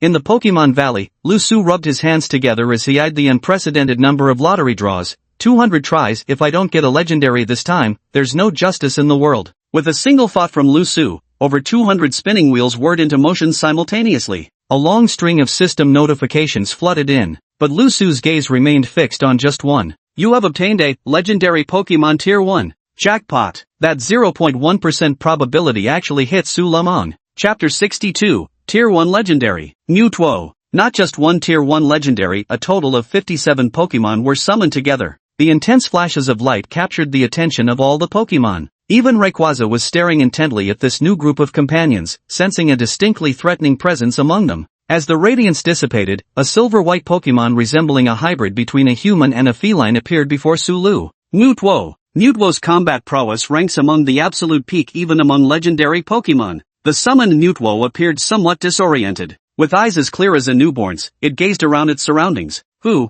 am I, and who are you? Mewtwo's telepathic voice resonated simultaneously in the minds of every Pokemon in Su Lu's consciousness, even reaching half the savage beasts within the Cloud Reach domain. Seeing the somewhat confused look in Mewtwo's eyes right now, Su Lu also recalled the information about Mewtwo. The perfect Pokemon created by science, dreamlike powers exceeding all others. Currently, Mewtwo seemed to be in a newly born state, which meant Su Lu could easily brainwash it if he wanted. Moreover, with the system he possessed, he could perfectly control any Pokemon he summoned. Yet Su Lu chose not to do so. You are Mewtwo, and you're all Pokemon. Su Lu solemnly gazed at the massive swarm of Pokemon he had summoned before him. I am Pokemon. Mewtwo's eyes finally showed a flicker of emotion, accompanied by the surge of Su Lu's aura power. Including Rayquaza and Psyduck among a group of senior veterans, all Pokemon had their minds interconnected through Su Lu's aura power. Then all the Pokemon witnessed a dreamlike scene, every Pokemon living in peace and contentment, some growing stronger with their trainers, others spending their lifetimes under the care of rangers from the Pokemon League.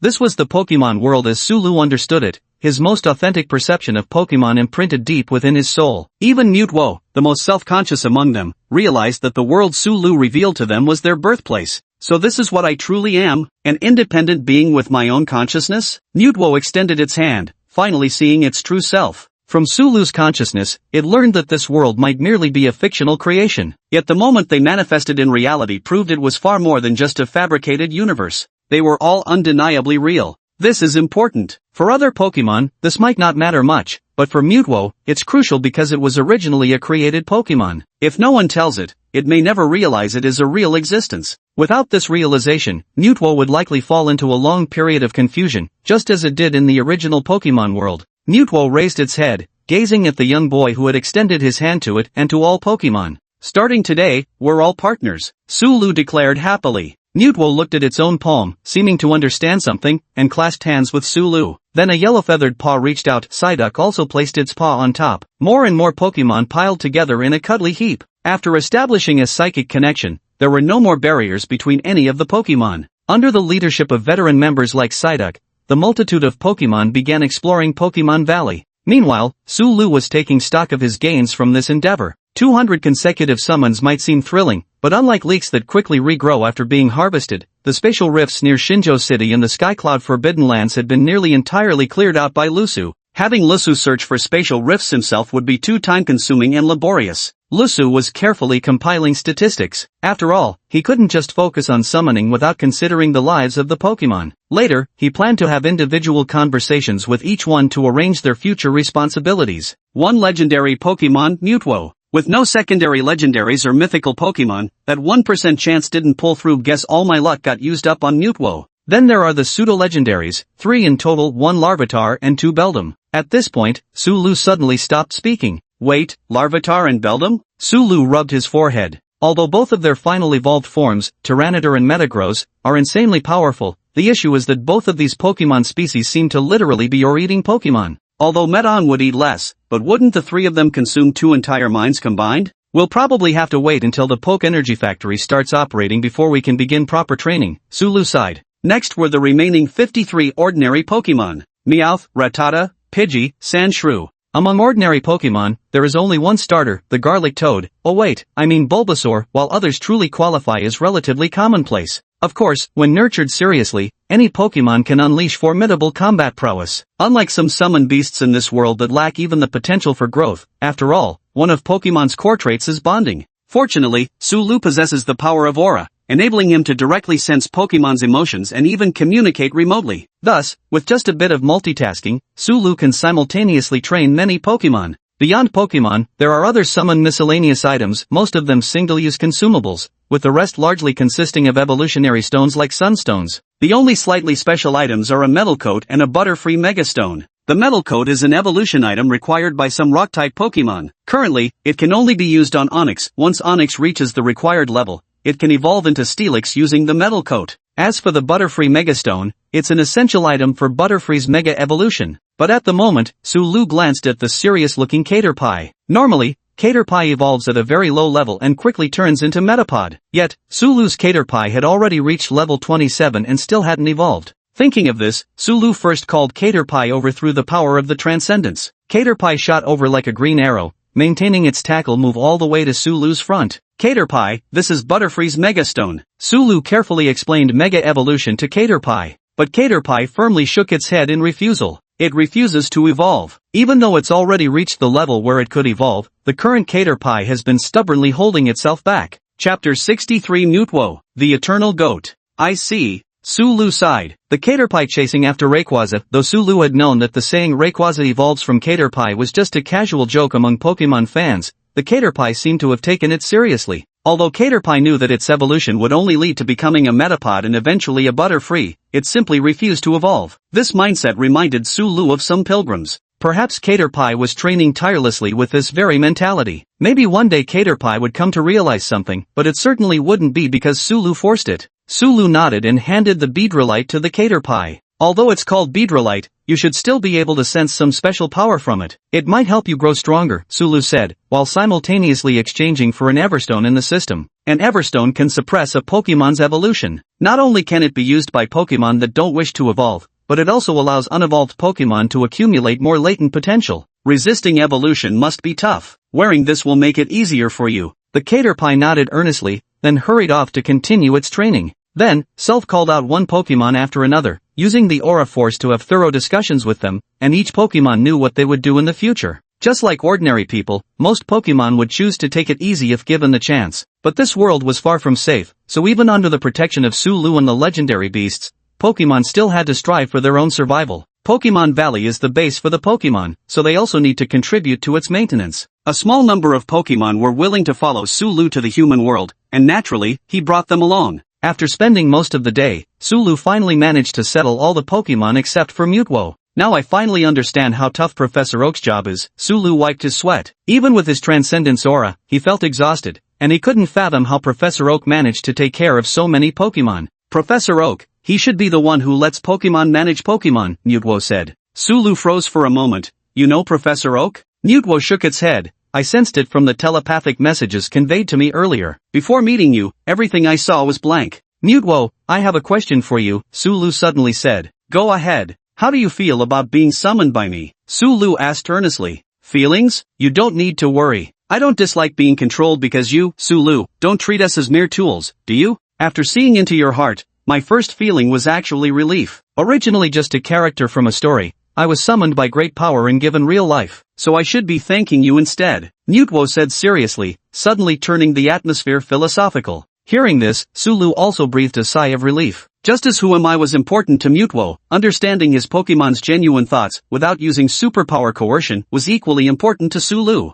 So Mutwo, what are your plans for the future? To explore everything, and then to protect all Pokemon. Because I am a Pokemon, and also your partner, Sulu. Our goals are the same, Mutwo said earnestly. Sulu told Mutwo who it was, that it was a Pokemon, and his partner. So from now on, it would live by that identity. Look at Mutwo's awareness, Sulu remarked, glancing back at the distracted Rayquaza. Roar! Rayquaza turned its head away with a tinge of disdain. Compared to Mutwo, Rayquaza was indeed somewhat less approachable. Although it was an artificially created super Pokemon, after all, it carried the lineage of Mew. Then I'll leave the rest to you, Mutwo. Mutwo nodded in agreement. I'm planning to establish an experimental zone for researching Pokemon and savage beasts. If you're interested, I could assign you to oversee the management of that zone, Sulu proposed. Experiment, alright. Through experiments, we should be able to discover many different things, or perhaps even uncover the secret of my birth and why you, Sulu, were able to summon me, Mutwo said seriously. A bead of sweat rolled down Sulu's forehead. He had established the experimental zone solely to research methods for strengthening his own Pokemon, yet Mutwo had set its sights on the system. One could only say classic Mutwo.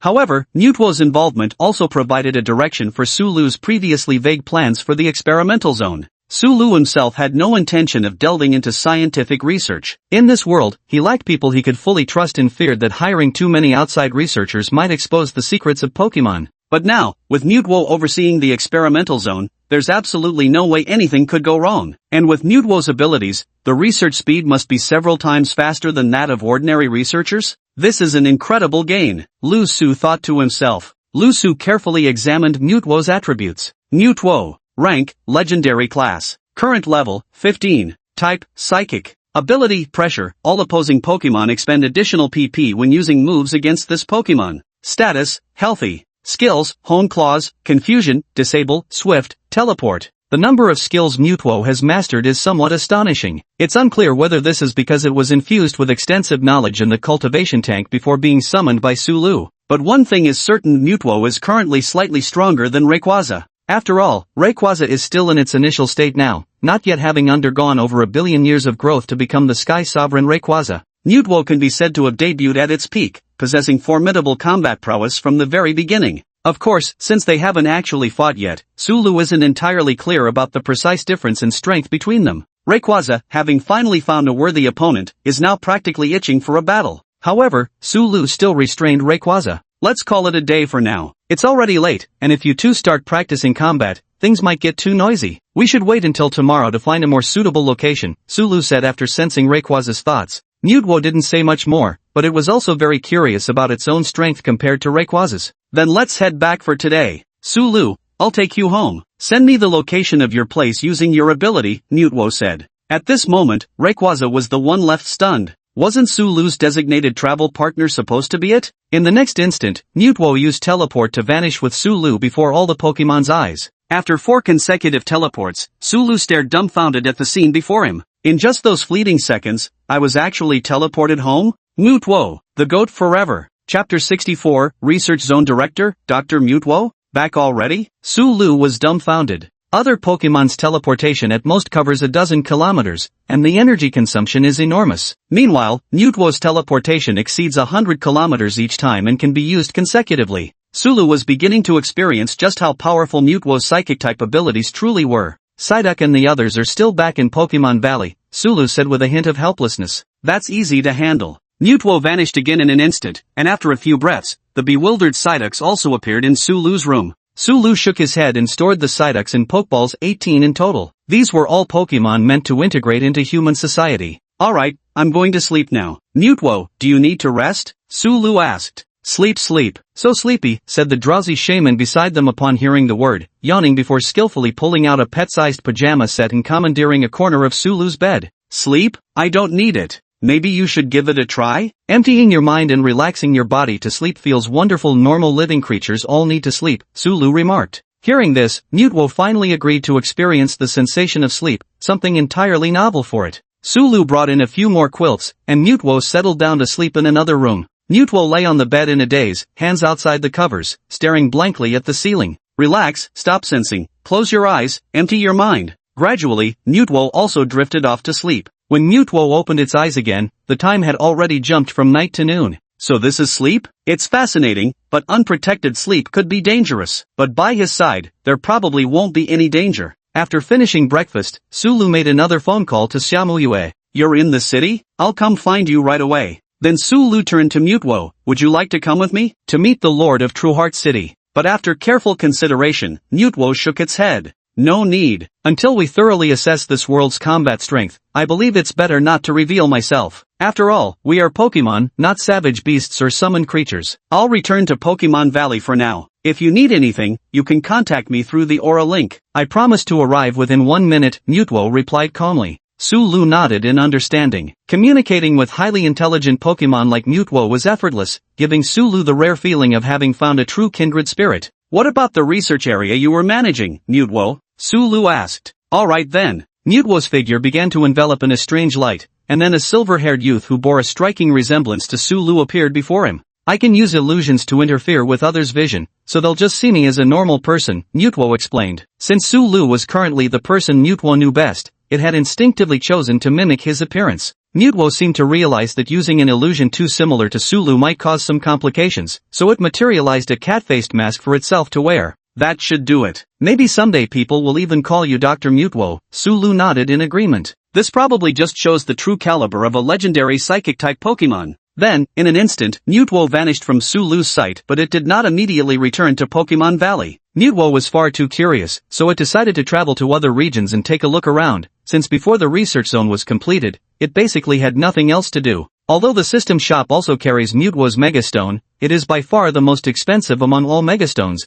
costing a whopping 2 million points. Although Sulu had previously cleared out quite a few temporal rifts, his current point total had barely exceeded 1 million. This was despite restraining his spending urges and resisting the temptation to splurge 1 million points on revival tokens, Hoa's tail feathers. As for Mutwo, aside from leveling up, there wasn't much Sulu could assist with anymore. Mutwo's strength had already reached a point where no trainer's combat guidance was necessary. Sulu understood that his role now lay primarily in offering mentorship regarding purpose and ideals. Then Sulu drove the minivan with Psyduck and Shaman to Xiamuyua's home, a villa district. Psyduck slowly honked the horn while driving the large van. Behind Psyduck's driver's seat, 2 other ducks peeked out their heads, gazing at Psyduck with admiring eyes. This is the Pokemon Sulu summoned yesterday. Also ducks, one a Farfetch'd, the other a Magby, both Pokemon that Psyduck tricked into coming out, all because Psyduck wanted to teach them how to drive. Psyduck's original words were just quack quack quack. As a duck Pokemon, it absolutely must learn to drive in this lifetime. When the gatekeeper saw the driving Psyduck, his face first flashed with shock before shifting to an understanding expression. Oh, it's Psyduck. That must mean it's Sulu, said Xiamuyue after greeting the guard, so no strange mocking incidents occurred. The fact that W City had a Psyduck that could drive spread widely after Xiamuyue's successful territorial expansion. After all, Sulu was considered Xiamuyue's rumored boyfriend, though she had clarified once that they were just friends. Psyduck got its driver's license all by itself without even needing Sylvian's company, and passed on the first try. Many driving instructors have even started using Psyduck as a benchmark for comparison. A duck passed the driving test on its first try, and you failed the second subject, became one of the most quoted lines. A case of humans being outperformed by a duck, such as life. Quack, this is troublesome. Psyduck waved its hand and said. Then a cigarette actually drifted slowly out of the car window and landed in the security guard's hand. Thanks. The security guard had encountered people offering him cigarettes before, but this was the first time a duck had ever given him one. Are ducks this street smart nowadays? Then Psyduck's round head got a knock from Sulu, and the bewildered Psyduck turned back to look at him.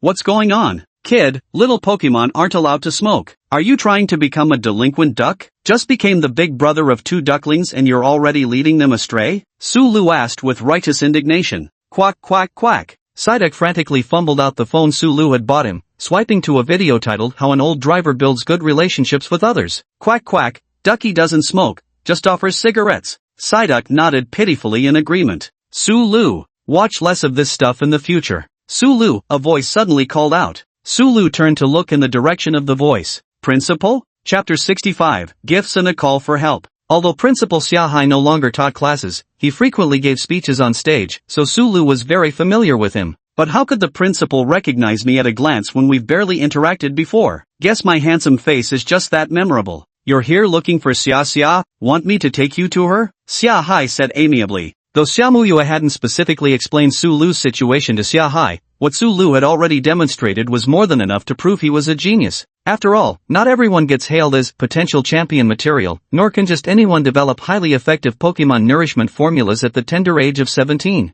As for the rumors about Sulu and his granddaughter, he didn't quite believe them, but if they were true, that wouldn't be bad either. When the opportunity arises, I'll inquire more specifically with Xiaoxia. Sulu looked at Xiahai, whose expression kept shifting before finally breaking into a smile, and for some reason, he felt a bit uneasy. In that case, I'll trouble you, Principal. Under Summersea's lead, Psyduck parked the car and trailed behind with 2 little ducklings in tow, like a kindergarten teacher herding toddlers. You guys have such a good relationship, Summersea suddenly remarked. Is the principal talking about me and Psyduck? That's only natural, they're basically family to me, Lusu replied earnestly. Family? What a kind-hearted young man. Summersea's expression grew increasingly approving. Go ahead and knock. I won't disturb you, Xiahai said, leading Sulu to the front of a villa. Grandpa? Before Xiahai could leave, Xiamuyue opened the door and appeared before them. Grandfather? Sulu finally realized Xia Muyue was Xia Hai's granddaughter. No wonder she had appeared at the school back then, she must have been visiting family. Go ahead and chat, you too. Xia, I'm very satisfied. Xia Hai hastily departed, his home being further ahead. Xia Muyue? The moment Xia Hai left, both Xia Muyue and Sulu simultaneously looked in the same direction. With their keen perception, they sensed they had just been secretly photographed. Shall we deal with it? Xia Muyue inquired. Look at you. Forget it then, I've already dealt with several waves of them. Xia Muyue sighed uncharacteristically. Even she had grown weary of those persistent paparazzi, yet they just kept coming. This was Sulu's first time stepping into Xia Muyue's home. It was clear evidence that she was absolutely loaded. Today, the reason Sulu came to visit Xia Muyue was actually because she had reached out to him first. Considering how much Xia Muyue had helped him with various matters, Sulu thought it would be nice to stop by and strengthen their bond. After settling in, Sulu reached into his waistband and pulled out 2 unused pokeballs, placing them right in front of Xia Muyue. What's this? Gift, Sulu said. Gift. Xiami chimed in. Xia Muyue gave Xiami a warm feeling. She must be filled with much gratitude, right? This was also why Xiami was willing to proactively engage with Xia Muyue. Thank you. Xia Muyue was momentarily stunned, then quickly expressed her delight with a touch of surprise. She hadn't expected Sulu to bring her a gift this time. But what were these 2 round things? She barely recognized them at all. Seemingly noticing Xia Muyue's confusion, Sulu took out Psyduck's Pokeball and pressed the button toward the duck, still instructing his minions about driving rules while holding a phone. Quack. Croak. The boss is gone. X2. What? Xia Muyue stood up in shock. Sulu had shocked her again and again. How could a summon beast be stored inside a device the size of a fist? This is a Pokeball. It can summon beasts inside it, making them easy to carry. It can also slow the worsening of wounds if they're injured, though it only delays, not freezes the injuries, Sulu explained. If Sulu had only possessed Rayquaza, a single legendary beast, he probably wouldn't have brought out the Pokeball at all. After all, it was far too valuable. But with Manhwa now, Sulu had another ace up his sleeve and a trump card at that, so he could afford to be a bit more bold. As for Xia Muyue, Sulu felt relatively at ease. After all, she had already been marked by his transcendence power, so he wasn't too worried about anything going wrong. Moreover, after deepening their collaboration, Sulu had also started to pay more attention to Xia Muyue's safety. With a few Pokeballs, she could potentially carry larger summoned beasts with her when traveling. Xia Muyue carefully examined the Pokeball in her hand and said to Sulu with utmost seriousness, Sulu, it's best you don't let word about the Pokeballs get out, otherwise, serious trouble could come your way. Sulu nodded. What Xia Muyue could think of, he naturally could as well. Right now there are only a few prototype Pokeballs, and you're the only outsider who knows about them, Sulu said. In fact, Sulu had also given Xia Muyue the 2 Pokeballs as gifts with some ulterior motives to test her. Well, if that's the case, then I'll gladly accept them, Xia Muyue replied. She wasn't one to stand on ceremony. With 2 Pokeballs now in her possession, she could indeed move about much more conveniently. Having several large summon beasts previously stored at the base now portable significantly boosted her combat capabilities. Of course, bonding and gauging Xia Muyue's attitude toward Pokeballs were secondary. Another reason involved the 2 little ducklings following Psyduck around. Sulu found it increasingly tedious to keep going through the Summon Beast Alliance's procedures and reporting requirements, so he decided to approach Xia Muyue directly for a discussion. Upon hearing that Sulu owned numerous summon beasts, Xia Muyue showed no trace of surprise on her face. After all, from what she had gathered, both Oddish and Shaman had appeared too suddenly by Sulu's side, and they were both previously unrecorded summon beasts. So there was only one possibility: these summon beasts were all inheritances from that mysterious old predecessor. These easily tamed creatures might have been stored in a certain location, only emerging when Sulu was ready to claim them. This was a tremendous treasure trove, but Xia Muyue had her own path and didn't harbor any greed. She didn't even bring it up proactively, not wanting Sulu to overthink things. She nodded slowly and said, from now on, you just need to send me photos and basic information of the summon beasts you want to register. This is the current state of the world. While most regions have ostensibly been unified under the Summoner Alliance on the surface, the actual governance of each city doesn't lie with the Alliance, but rather with each city's lord.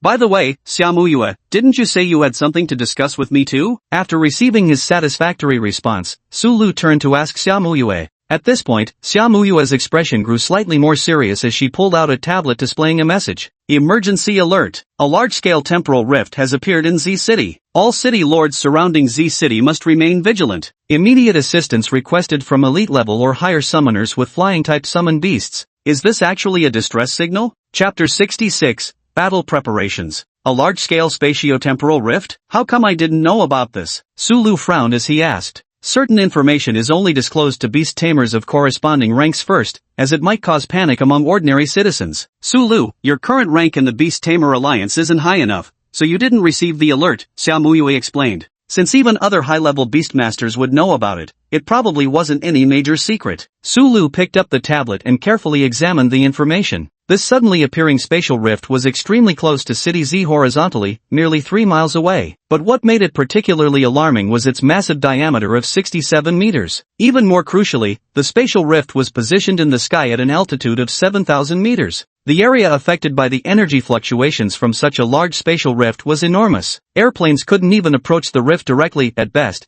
they could fly above the unaffected zone and attempt airdrops, but even that method caused numerous complications. These factors made assaulting the spatial rift extremely difficult, eventually forcing both City Z's Beastmaster Alliance and the City Lord to issue desperate calls for reinforcements. There were only a few photographs showing a massive spatial rift surrounded by numerous monstrous creatures resembling harpies. These monstrous beasts could actually move freely at an altitude of 7,000 meters, indicating they were at least elite level. With such a staggering number, it was no wonder City Z had sent for reinforcements, specifically requesting flying-type beastmasters for support. Xia Muyue would normally have met the requirements. After all, she was an Heavenly King-level combatant. Logically, she should have gone to aid City Z. But right now, Jinshin City was in its most critical phase of construction. The walls weren't fully built yet, leaving its defenses weak. She needed to personally patrol and guard the city every day and couldn't spare the time. That's why she thought of Sulu Rayquaza was the strongest flying-type beast she had ever seen. Even a champion summoned beast would be no match for Rayquaza. As long as Sulu was willing to go, the crisis in Z City shouldn't be much of a problem. After reviewing the specific information about the spacetime rift, Sulu simply nodded and said, "I understand."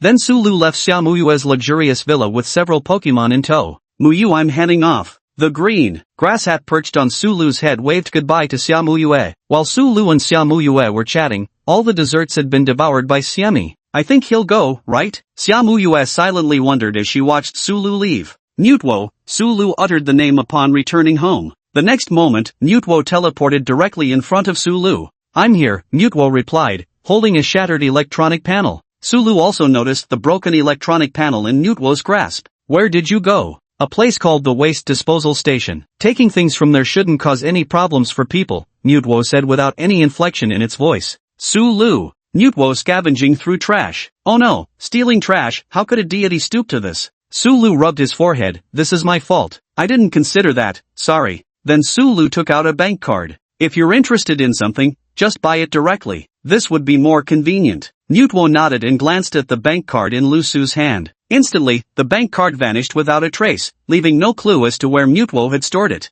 "You don't need to apologize, Sulu. I'm not human, I'm a Pokemon, so this doesn't particularly bother me," Mutwo replied, sensing Sulu's thoughts. "But you are my partner." Mutwo nodded to himself. So this was how human minds worked? He felt like he had learned something new, something called self-respect taking root within the young Mutwo's heart. "Lusu, what did you call me for?" Mutwo asked. "Right, there's important business to attend to." "Mutwo, send me to Pokemon Valley." "All right." In the blink of an eye, Lusu found himself standing in Pokemon Valley once more. With a wave of Lusu's hand, ripples of aura power emanated out, and every Pokemon in the valley heard his call in their hearts. Whether they were playing or training, all the Pokemon came running over. "It's time to battle. Who wants to sign up?" Participants get a small gift. After all the Pokemon had arrived, Sulu asked the gathered creatures. After Sulu finished speaking, a sparse few Pokemon raised their hands. Some wanted the little gift, while others simply sought to grow stronger through battle. Larvitar, Caterpie, Magby, Onix, Rayquaza, Psyduck. 16 Pokemon in total.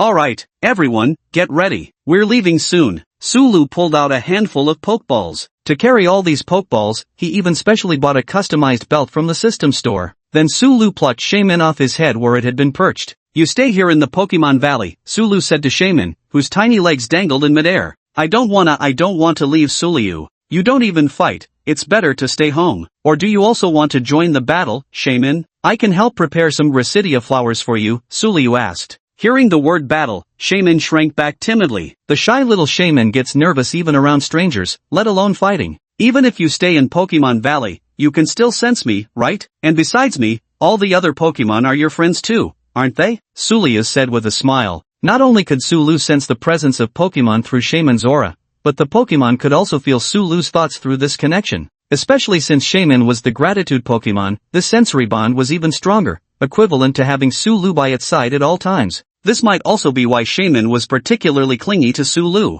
But Sulu noticed that Shaman only stuck to him alone while being shy and timid around others. This wouldn't do. Pokemon weren't meant to have only their trainers, and Sulu didn't view Pokemon as mere pets to begin with. So whether Shaman agreed or not, this was a test. By staying in the Pokemon Valley, Shaman could make friends with other Pokemon, fight alongside them, and also nurture its own courage. Hearing Sulu's words, Shaman looked around. Through its heightened perception, it clearly sensed the goodwill radiating from the surrounding Pokemon. Just as Sulu had said, it now had many companions. The Oddish called out to Shaman with a couple of cheerful chirps. The grass-type Pokemon were planning to continue farming today, and they welcomed Shaman to join them. Shaman also felt in that instant that it wasn't just Lulu as its only companion. With this thought, Shaman turned back to look at Lulu and earnestly conveyed its feelings. Shaman wants to fight too. Shaman must protect everyone. Our little Shaman has grown up. Lulu lifted Shaman onto his shoulder again. The flowers on Shaman's body bloomed even more vibrantly. Let's go. Sulu returned all the Pokemon he planned to battle into their Pokeballs.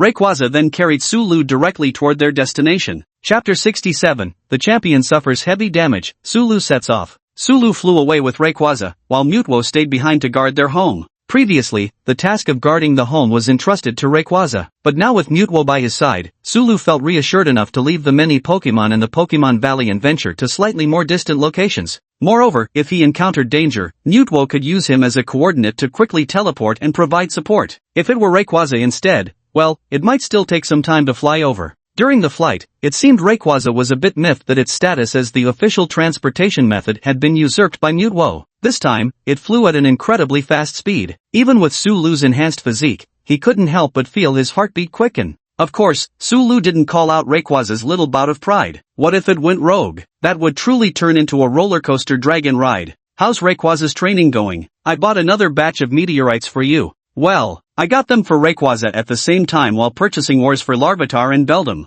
Hearing about the meteorites, Rayquaza nodded in satisfaction. It seemed its trainer still cared and wasn't the type to favor new companions over old ones. With this reassurance, its flight path gradually smoothed out. Sulu finally wiped the sweat from his brow. Traveling with Rayquaza and Mutwo each had its advantages. Rayquaza excelled in endurance. If Sulu wished, it could fly indefinitely without ever needing to land. While Mutwo's teleportation was faster, it required precise coordinates and couldn't warp directly to distant, unfamiliar locations. City Z wasn't too far from City W, just 2 cities apart. The reason Sulu went to City Z was quite simple. First, it was for the spacetime rifts themselves. The spacetime rifts around City W and True Heart City that could be exploited had almost been exhausted by Sulu's actions. Naturally, he wouldn't pass up any additional spacetime rifts that could provide extra summoning opportunities. Second, it was to give the willing Pokemon some combat training. After all, the ferocious beasts near Pokemon Valley were truly unsuitable as sparring partners for these young Pokemon. There was also another crucial reason. Sulu wanted to gauge the strength of the beasts within the large spatial rifts.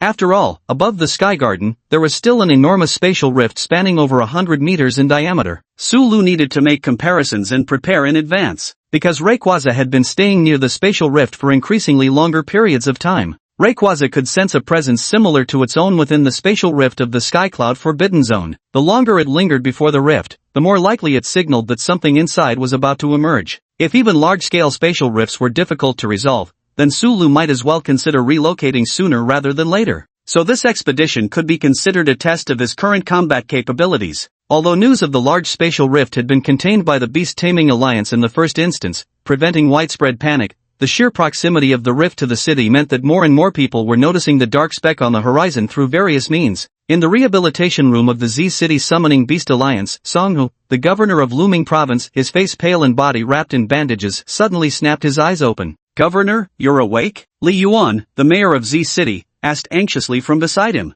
The first words out of Songhu's mouth as he opened his eyes were, "How is my Molten Wing Tiger?" The Molten Wing Tiger was Songhu's lifebound summoning beast and also his strongest combat companion. But during this probing of the spatial rift, they suffered heavy losses, and in the end, even Songhu fell unconscious. He was ultimately carried out of the rift on the back of his Molten Wing Tiger. "Governor, your Molten Wing Tiger is fine, though it sustained some injuries. We're treating it now, and I've already sent out a distress signal." Hearing this, Songhu's expression eased slightly. Li Yuan was rather young, and though he possessed champion-level strength, Z-City had actually been inherited from his grandfather. Only those at the Celestial King level can qualify as city lords, a strict requirement, but the current city lord holds considerable authority in deciding which Celestial King will succeed them. This spatial rift appeared 3 days ago. After assessing the size of the spatial rift, Li Yuan, the current lord of Z City, realized his strength was insufficient to explore it. Additionally, the location of the rift made it difficult for his contracted beasts to reach. He promptly reported the situation to Governor Song Hu. Though Song Hu specializes in fire and rock-type beasts as a champion, his primary contracted beast possesses exceptional flight capabilities and undoubtedly boasts champion-level combat strength. Thus, he entered the spatial rift alone, riding his molten-winged tiger. But who would have thought that even Song Hu was severely injured and fled from the temporal rift? Li Yuan immediately sent out a distress signal through the Summoner Alliance. Governor, what did you encounter in the temporal rift? Li Yuan asked. The situation with the ferocious beasts in this temporal rift concerns the survival of Z City. Even with the Summoner Alliance, there have been cities wiped out by these beasts in recent years. It was floating islands with urban ruins and strange mechanical structures. The beasts were hordes of harpies, cough cough. They possess a certain level of intelligence, luring me into their encirclement. I even suspect there might be human involvement behind this. Those alien machines are still operational, we must investigate quickly. Song Hu coughed several times, blood splattering onto his bandages. Li Yuan's expression grew even more solemn. If even a champion-level governor could only escape with severe injuries,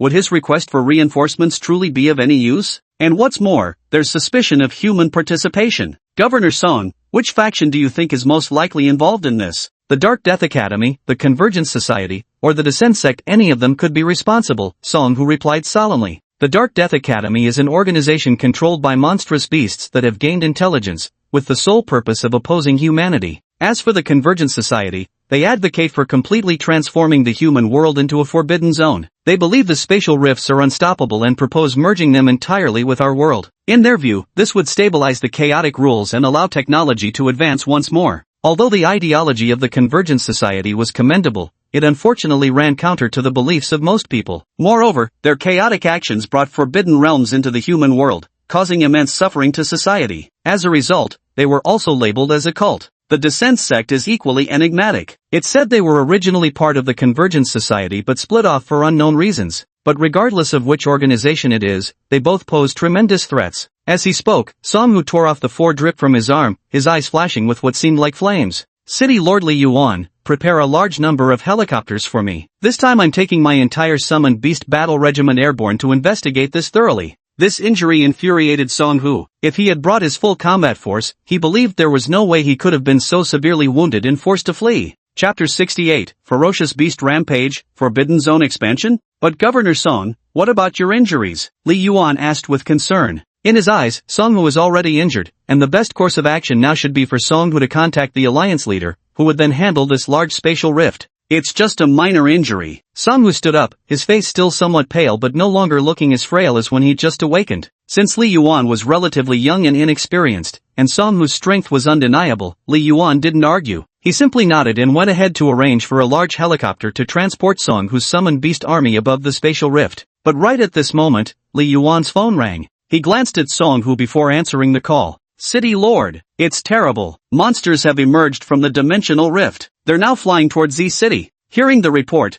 Li Yuan's pupils constricted sharply. Song Hu grinned, you organized the defenders for the city walls. I might struggle with the skies, but if those feathered freaks dare touch the ground, they're dead meat. At the same time, a tiger's roar echoed from a nearby building. Song Hu's bonded summoned beast had awakened. Meanwhile, in Z City, terrified citizens stared at the ominous dark mass of beasts filling the distant skies and the frontline defenses already glittering with flames. Then citywide emergency broadcasts blared, directing panicked crowds toward the shelters. On the city walls, rows of fire control autocannons chattered relentlessly, weaving deadly lines of fire that intercepted the monstrous swarm in the sky before they could breach the city's defenses. These creatures are all elite class. Although there's a vast disparity in strength among elite tiers, even the weakest elite class beast could effortlessly slaughter ordinary people. That's why the city's defense personnel are on high alert now, with numerous beastmasters also standing by. If any creature breaks through into the city, they'll immediately rush to intercept them individually. They absolutely cannot let a single one slip through until all civilians have reached the shelters.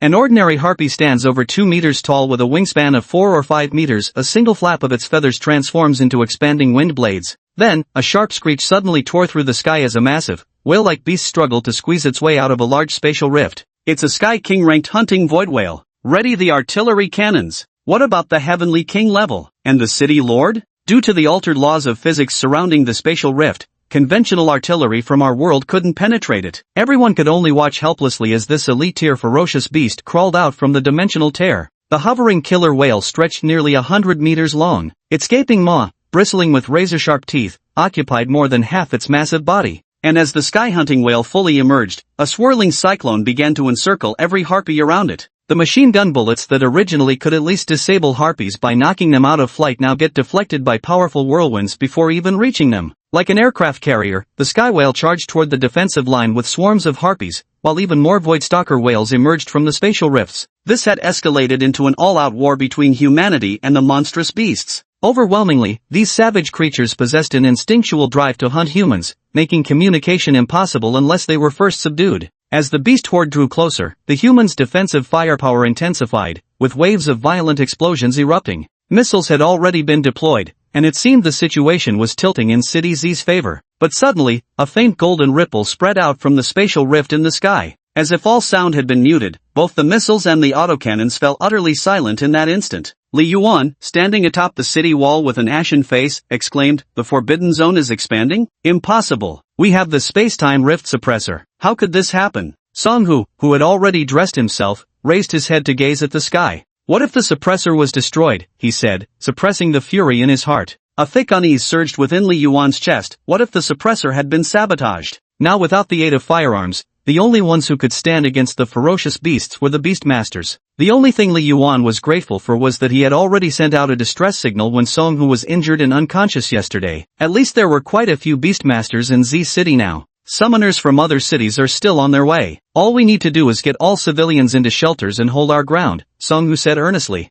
But can we really hold them off? Li Yuan asked with concern in his voice. Nothing else, but the number of ferocious beasts was simply too overwhelming right now. Emperor-class sky-hunting whales kept emerging one after another, and their count had already reached 17 or 18. You'll have plenty of time before I fall. The flames in Songhu's eyes seemed to grow even more intense. After the artillery fell silent, all the Beastmasters standing ready immediately charged forward. However, aside from Z City's Beastmaster Corps, the summoned creatures held by other Beastmasters were all different, making the battlefield appear chaotic for a time. The Skyhunter whale finally drew close to the earth, violent hurricane winds roaring forth with its approach. Even battle-hardened Beastmasters couldn't help but feel terror at this sight. If the Skyhunter whale truly entered the city, just one specimen could spend a little time smashing most buildings to rubble. Z City had only 3 master-level experts, the old city lord, Li Yuan, and the dean of the Beastmaster Academy. They all struck simultaneously when the Skyhunter whales descended. A crimson beam of light was the first to land on one of the Skyhunter whales. Then, the floating killing whale let out a mournful roar.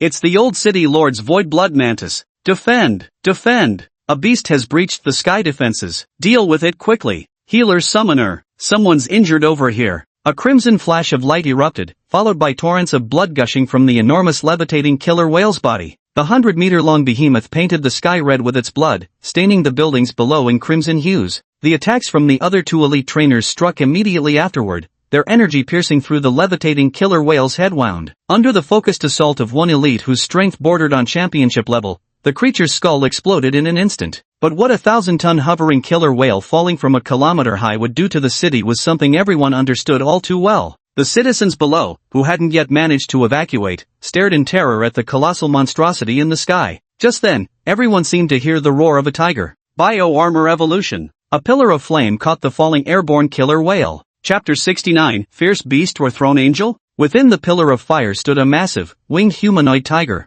The 10-meter-tall winged tiger flicked its wings slightly, and with just one hand, lifted the 100-meter-long corpse of the giant whale. This is Songhu's body armor evolution, using himself as the primary medium to fuse his summoned beasts into his own body. The potential of body armor evolution is immense, but the physical requirements for summoners who perform it are extremely demanding. The damage it inflicts on the body is second only to explosive evolution. Roar! The sounds coming from Songhu's mouth were no longer human speech, they were the roars of a summoned beast, or rather, a savage monster. This time, Songhu fused all his summoned beasts into his body as biological armor. If he were to lose his primary consciousness under the influence of the beast's mindset, he would completely transform into a savage monster. The citizens who had been cowering in the city watched as the enormous whale carcass halted its descent in midair. Hastily pulling along those 2 terrified to move beside them, they staggered onward in a desperate rush toward the shelters. At the same time, the rest of the airborne killer whales came one after another. The ferocity in Song Hu's eyes finally cleared, and he managed to suppress the savagery of his beast-bound armor.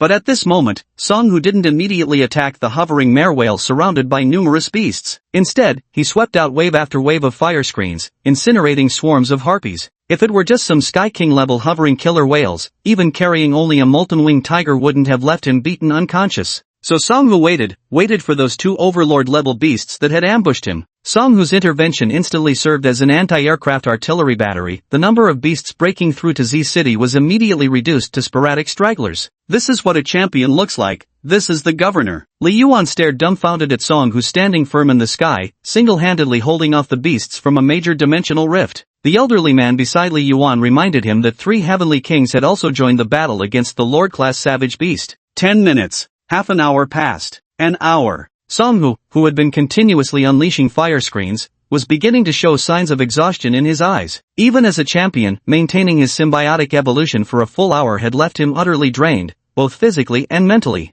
At that moment, a voice sounded in Song Hu's ear, coming from a special communication-type tamed beast known as the Echo Snail. This was the messaging tool used by beastmasters of Heavenly King rank and above when technological means weren't available. Governor, all personnel have entered the shelters with no one left behind. Most critical resources and documents have been successfully evacuated, but we've detected some mysterious individuals dressed in black clothing. Upon hearing the news, Song Hu, who had been tense with anticipation, finally let out a sigh of relief. Yet in that very moment, a pale golden beam of light suddenly cascaded from the sky. The opponents seized the one moment of mental lapse Song Hu had shown since the battle began. The tremendous impact sent Song Hu, still in his bio-armor evolution, hurtling violently into Z City, smashing through an entire skyscraper. Every beastmaster's heart clenched in suspense once more. A silhouette emerged from the depths of the sky, a massive eyeball encircled by golden rings, each meticulously lined with orderly rows of even more eyeballs when observed closely. Someone seemed to recognize this bizarre creature and suddenly knelt in terrified prostration, shouting loudly, "Ophonym!"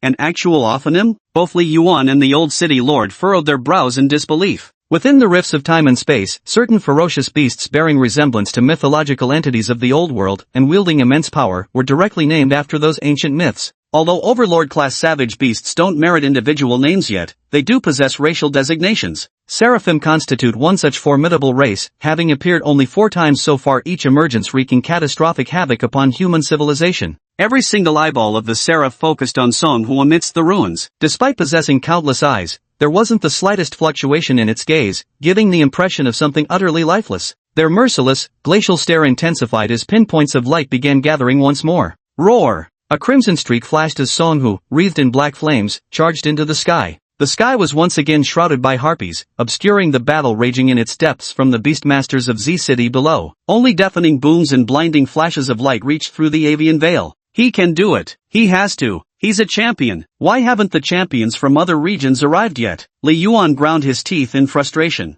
He truly believed becoming an Elite Four member would be enough to protect the city. Yet now he realized even elite status proved insufficient against these monstrous beasts. Elites were merely mid-tier combatants at best. A few minutes later, an even more violent collision occurred. Song Hu was knocked out of Z City once again. This time, the Throne Angels reappeared, plunging the entire population of Z City into extreme panic, because there wasn't just one Throne Angel, but 3. Massive eye wheels, a staggering 50 to 60 meters in size, pulsed mercilessly, as if scrutinizing every living being in Z City. Even after being scorched black, they remained icy and emotionless. In the deep pit, Song Hu's gaze had grown somewhat unfocused. He never expected there would be as many as 3 apex savage beasts. Struggling to his feet, a Ham-like beast tumbled from Song Hu's 10-meter-tall bio-armored body as countless bestial heads began emerging across his form. Reaching my limit already? Song Hu murmured with downcast eyes. The army's tamed beasts he'd used as materials had begun resisting due to casualties. After all, these were savage beasts subdued later. His control rate must have dropped below 95% by now. If it kept decreasing, he wouldn't even be able to maintain his bio-armor's evolved state.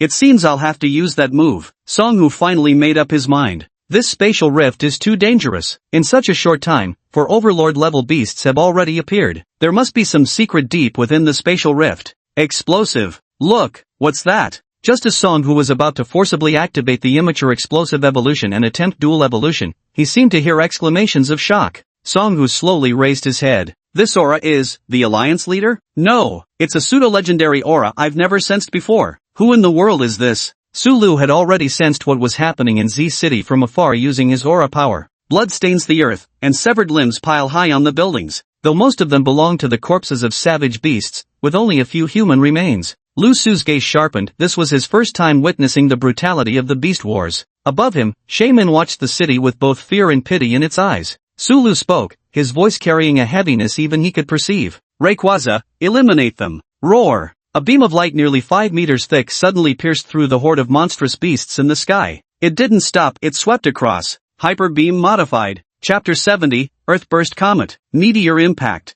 The light beam pierced through the horde of ferocious beasts, acting like both an eraser and a cloth. Any creature below Heavenly King level that touched it instantly turned to powder. Like a lightsaber of destruction, the hyper beam severed one floating killer whale after another. The hyper beam swept only across the sky above the city, not harming a single structure, until it finally struck the ground and erupted into multiple mushroom cloud formations. Both beasts and humans alike were awestruck by this incomparable display of might. This is the might possessed by a god. By now, Rayquaza had consumed meteorites worth roughly 300 million, no longer the small Rayquaza of just 7 or 8 meters in height and over 20 meters in length. Moreover, Rayquaza's level has already been raised to 56, and it has mastered nearly all the skills it can learn on its own. Its strength is undeniable. Not to mention, Sulu utilized the power of Evergreen to boost Rayquaza's level even further to 70. Now, Rayquaza already possesses a hint of the majesty of its complete form. Amid their astonishment, the crowd erupted in cheers. This was a human beast tamer. Though the figure standing atop the dragon's head veiled in mist remained indistinct,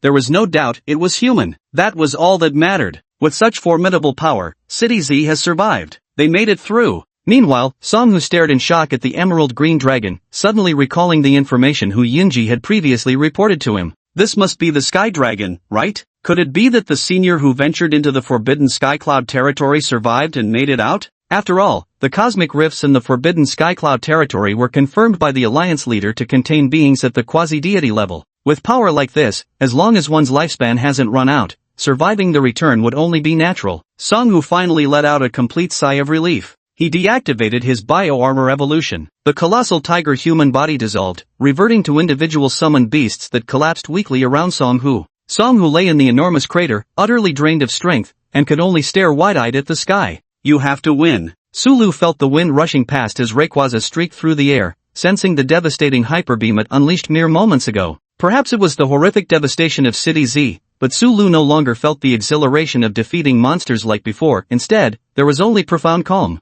The 3 throne angels turned their gaze toward Rayquaza. Sulu's ears seemed to echo with whispers as his vision grew blurred and his body turned lethargic. Status condition? Sulu activated all 4 of his supernatural abilities simultaneously, isolating this peculiar mental influence. This was immediately followed by beams of light from the 3 throne angels. Rayquaza's hyper beam was pitch black, while the throne angels' beams were a pale gold, a color people favored. We need to accelerate, Sulu thought, gripping Rayquaza's horns tightly as the atmospheric barrier it provided pinned him firmly against the dragon's head. The beams were blindingly fast. But Rayquaza was faster. It coiled around the beams like a serpent in water, instantly darting to the face of one throne angel. Extreme speed. In the game's mechanics, it's guaranteed to strike first, but in reality, it embodies the pinnacle of speed. The throne angel's glassy eyes stared blankly at the Rayquaza that was already within striking distance, as the latter opened its jaws. Too fast. Not a hyper beam, but a crunch attack infused with extreme speed's explosive momentum. Below lies City Z. While the destruction beam works fine for clearing minor monsters, facing this kind of vicious beast that looks somewhat formidable, if it misses, it would severely injure allies. In just an instant, this throne angel was snatched away and carried beyond City Z's perimeter. The moment it was dragged beyond City Z, the already captured throne angel saw a blinding flare of light. Crushed violently by the wind pressure onto the ground, it could only watch helplessly as the destruction beam burned through its body before falling completely still. The other 2 throne angels seemed to sense danger and gathered together, as if they intended to retreat into the temporal rift. But their speed was no match for Rayquaza's. With extreme speed, it reached them in an instant. They're trying to flee. Use that move. As Sulu's voice fell, specks of rock began creeping over the bodies of the 2 seraphim. This was a move Sulu came up with on a whim. Since Rayquaza could condense energy to form meteors, Sulu wondered if these artificially created meteors could be used to encase a target, forming a unique kind of seal. Sulu named this move the Dragon Meteor Burst. This would be the first time using it in proper combat. The shell of the throne angel shimmered with golden defensive light, yet it was powerless against Rayquaza as the sky serpent enveloped it within its meteor-layered scales. After a dozen breaths, the 2 throne angels had completely vanished from sight, leaving only a massive meteor 100 meters in diameter. I've reached the limit. Sulu carefully sensed the meteorite in his grasp. Its energy had maxed out and was on the verge of explosion. As a sealing technique, the erupting meteor was obviously unfit for purpose. But as an offensive skill after charging for over a dozen breaths, its destructive power could only be described as utterly terrifying. The energy drain was equally horrifying. Even Sulu, who was channeling the Sinnoh power to Rayquaza, could feel his body being drained empty. It's gonna blow, throw it farther away. The Earthburst Dragon Star soared into the distance. Sulu had initially considered throwing it into the spatial rift, but refrained for fear of causing an explosion with unpredictable consequences. Everyone now understood the sheer destructive power of a meteorite over 100 meters in diameter impacting the ground. Dozens of kilometers from Z City, the Earthburst Dragon Star detonated. A massive shockwave radiated outward as a towering mushroom cloud rose into the sky. The very earth seemed to tremble. More than 10 seconds later, the shockwave's powerful wind swept away all the dust and smoke in City Z. Even Songhu swallowed hard. If that strike had landed directly on City Z, perhaps the entire city would have been wiped out. Roar! Rayquaza let out a triumphant roar. Sky Dragon Deity! Sky Dragon God! Someone began shouting praises to the Dragon God, and in the next moment, the entire Z city seemed to join in, chanting in awe of this overwhelming power. Hearing the shouts around him, Songhu, still lying in the crater, wore an expression of understanding. So this is divinity, a god being praised. How did they come to wield such divine power? Though there's still one more. In the brief time following Rayquaza's arrival, the battle situation in Z City appeared to have been decisively settled. No more monsters were emerging from the spatial rift either. Sulu raised his head to look at the spatial tear in the sky. Though he didn't yet know this rift was on the verge of becoming a forbidden zone, he understood it needed to be cleared away quickly. At that moment, Shaman lightly patted Sulu's head. Sulu, Shaman wants to help them, Shaman said earnestly. That such words came from timid little Shaman spoke volumes. It seems the scenes in Z City had quite an emotional impact on Shaman too. In that case, take flight, Shaman. Sulu spent 300 shop points to exchange for a Gracidia flower, placing it atop Shaman's head. Chapter 71, Take Flight, Shaman. Shaman's gaze turned determined. The moment it touched the Gracidia flower, Shaman was enveloped in a silvery white radiance. This wasn't an evolution, but rather Shaman transforming from its land for me into the flight-capable sky for me. The original grass hedgehog's limbs elongated, its appearance shifting from hedgehog-like to canine-esque. A red scarf-like tuft of fur symbolizing courage adorned its neck, while white wing-like appendages grew on either side of its eyes. Shaman will protect everyone, declared the now flight-capable canine Shaman with earnest determination. Sulu nodded encouragingly and said, "Go for it." The sky for me Shaman was courageous and lively, showing not a trace of fear. After receiving Sulu's permission, it immediately soared toward the ruins of Z City. As Shaman flew, it scattered green glowing particles in its wake. Wherever these glowing specks touched the flesh of the monstrous beasts, they purified the contaminated aura clinging to the corpses, birthing clusters of pink blossoms one after another. This is Shaman's special move, Bouquet Seed, which drains the target's life force to provide life recovery for teammates. Meanwhile, the monstrous beast's corpse still contained vast amounts of life energy. Near each blooming flower, clusters of life force began surging out, drifting toward the injured beastmasters and their summoned creatures. Several dense clumps of life force energy surged into Songhu's body. The young man, who had nearly lost all ability to move moments earlier, suddenly felt over half his severe injuries miraculously healed. Around him, the collapsed soldiers of the Beast Taming Corps also began rising to their feet one after another as swirling masses of life essence revitalized their fallen forms. What incredible healing power, and such an enormous range. Songhu gazed around as nearly the entire Z city had already transformed into a sea of flowers. Not only is his combat prowess formidable, but even his support-type summoned beasts can practically bring the dead back to life. Even if he were some reclusive senior master, someone like him shouldn't be completely unknown. Songhu pondered with some confusion. However, after recovering from his injuries, Songhu actually felt somewhat disappointed. He'd been lying there for so long, yet no one had come to finish him off. Originally, he thought his severely wounded state might lure out a few more of the mastermind's underlings. Now it seemed either their numbers were limited or they were being excessively cautious. It wasn't just Songhu, more and more people began noticing Shaman Skyform spreading the floral sea across the sky. After receiving the blessing, everyone sincerely expressed gratitude towards the sky pup streaking across the heavens. An immense surge of gratitude flooded into Shaman's body. Shaman's previously stagnant level began to skyrocket dramatically. After circling the entire Z city once, Shaman returned to Sulu's side. "Sulu, Rayquaza, I'm back," Shaman said, looking up. Rayquaza tilted its head, apparently thinking, "I'm the main powerhouse here." Soon enough, Shaman reverted to its land for me and scattered flower seeds across the city. If not for the buff Sulu had given it, Shaman would have collapsed from exhaustion long ago. And indeed, after transforming back into its hedgehog-like land for me, Shaman immediately curled up in Sulu's arms and fell asleep. I'm so full. Shaman, you protected everyone. Snore. You did well, Shaman. You've gained gratitude and courage, Sulu said softly as he returned Shaman to its pokeball. Although Shaman disliked being inside the pokeball, there might still be battles ahead. Holding Shaman might disturb its sleep, and it would be more comfortable resting inside the ball.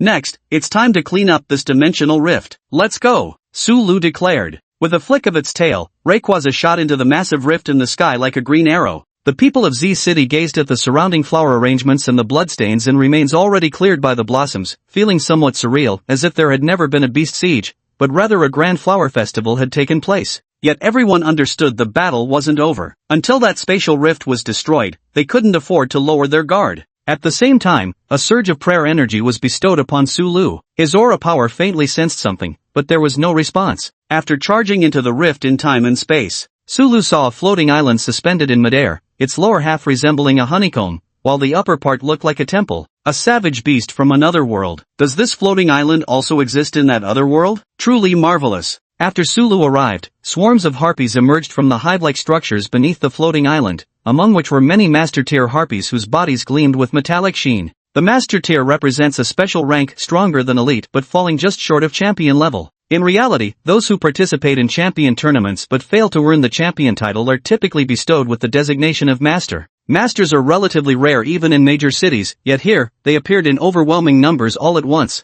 And so many harpies had already died in the assault on Z City earlier, how could there still be this many left? Even if the nest beneath the floating islands were entirely filled with harpies, there shouldn't be this many. Charge through. No number of harpies could ever halt Rayquaza's advance. As he approached the nest on the cliff, Sulu finally saw clearly deep within the cave. It wasn't rock or soil, but enormous chunks of flesh. And one harpy after another was being spat out by these fleshy masses. How revolting, Sulu muttered with a frown. This was a brood nest, or rather, a war hive. These harpies are manufactured battle-ready summon beasts. Is this the civilization from the world beyond the spatial rift? Watching the scene before him, Lusu found himself torn, because such a war nest held immense research value. If he could understand its principles or find ways to utilize it, summoned beasts could be mass-produced. Maybe staying here wouldn't be so bad. Just as Sulu was having this thought, a sudden plop sound echoed in his mind. Only then did Sulu suddenly realize the truth. Newtwo's psychic barrier activated. Something was influencing me just now. Sulu's expression turned grave.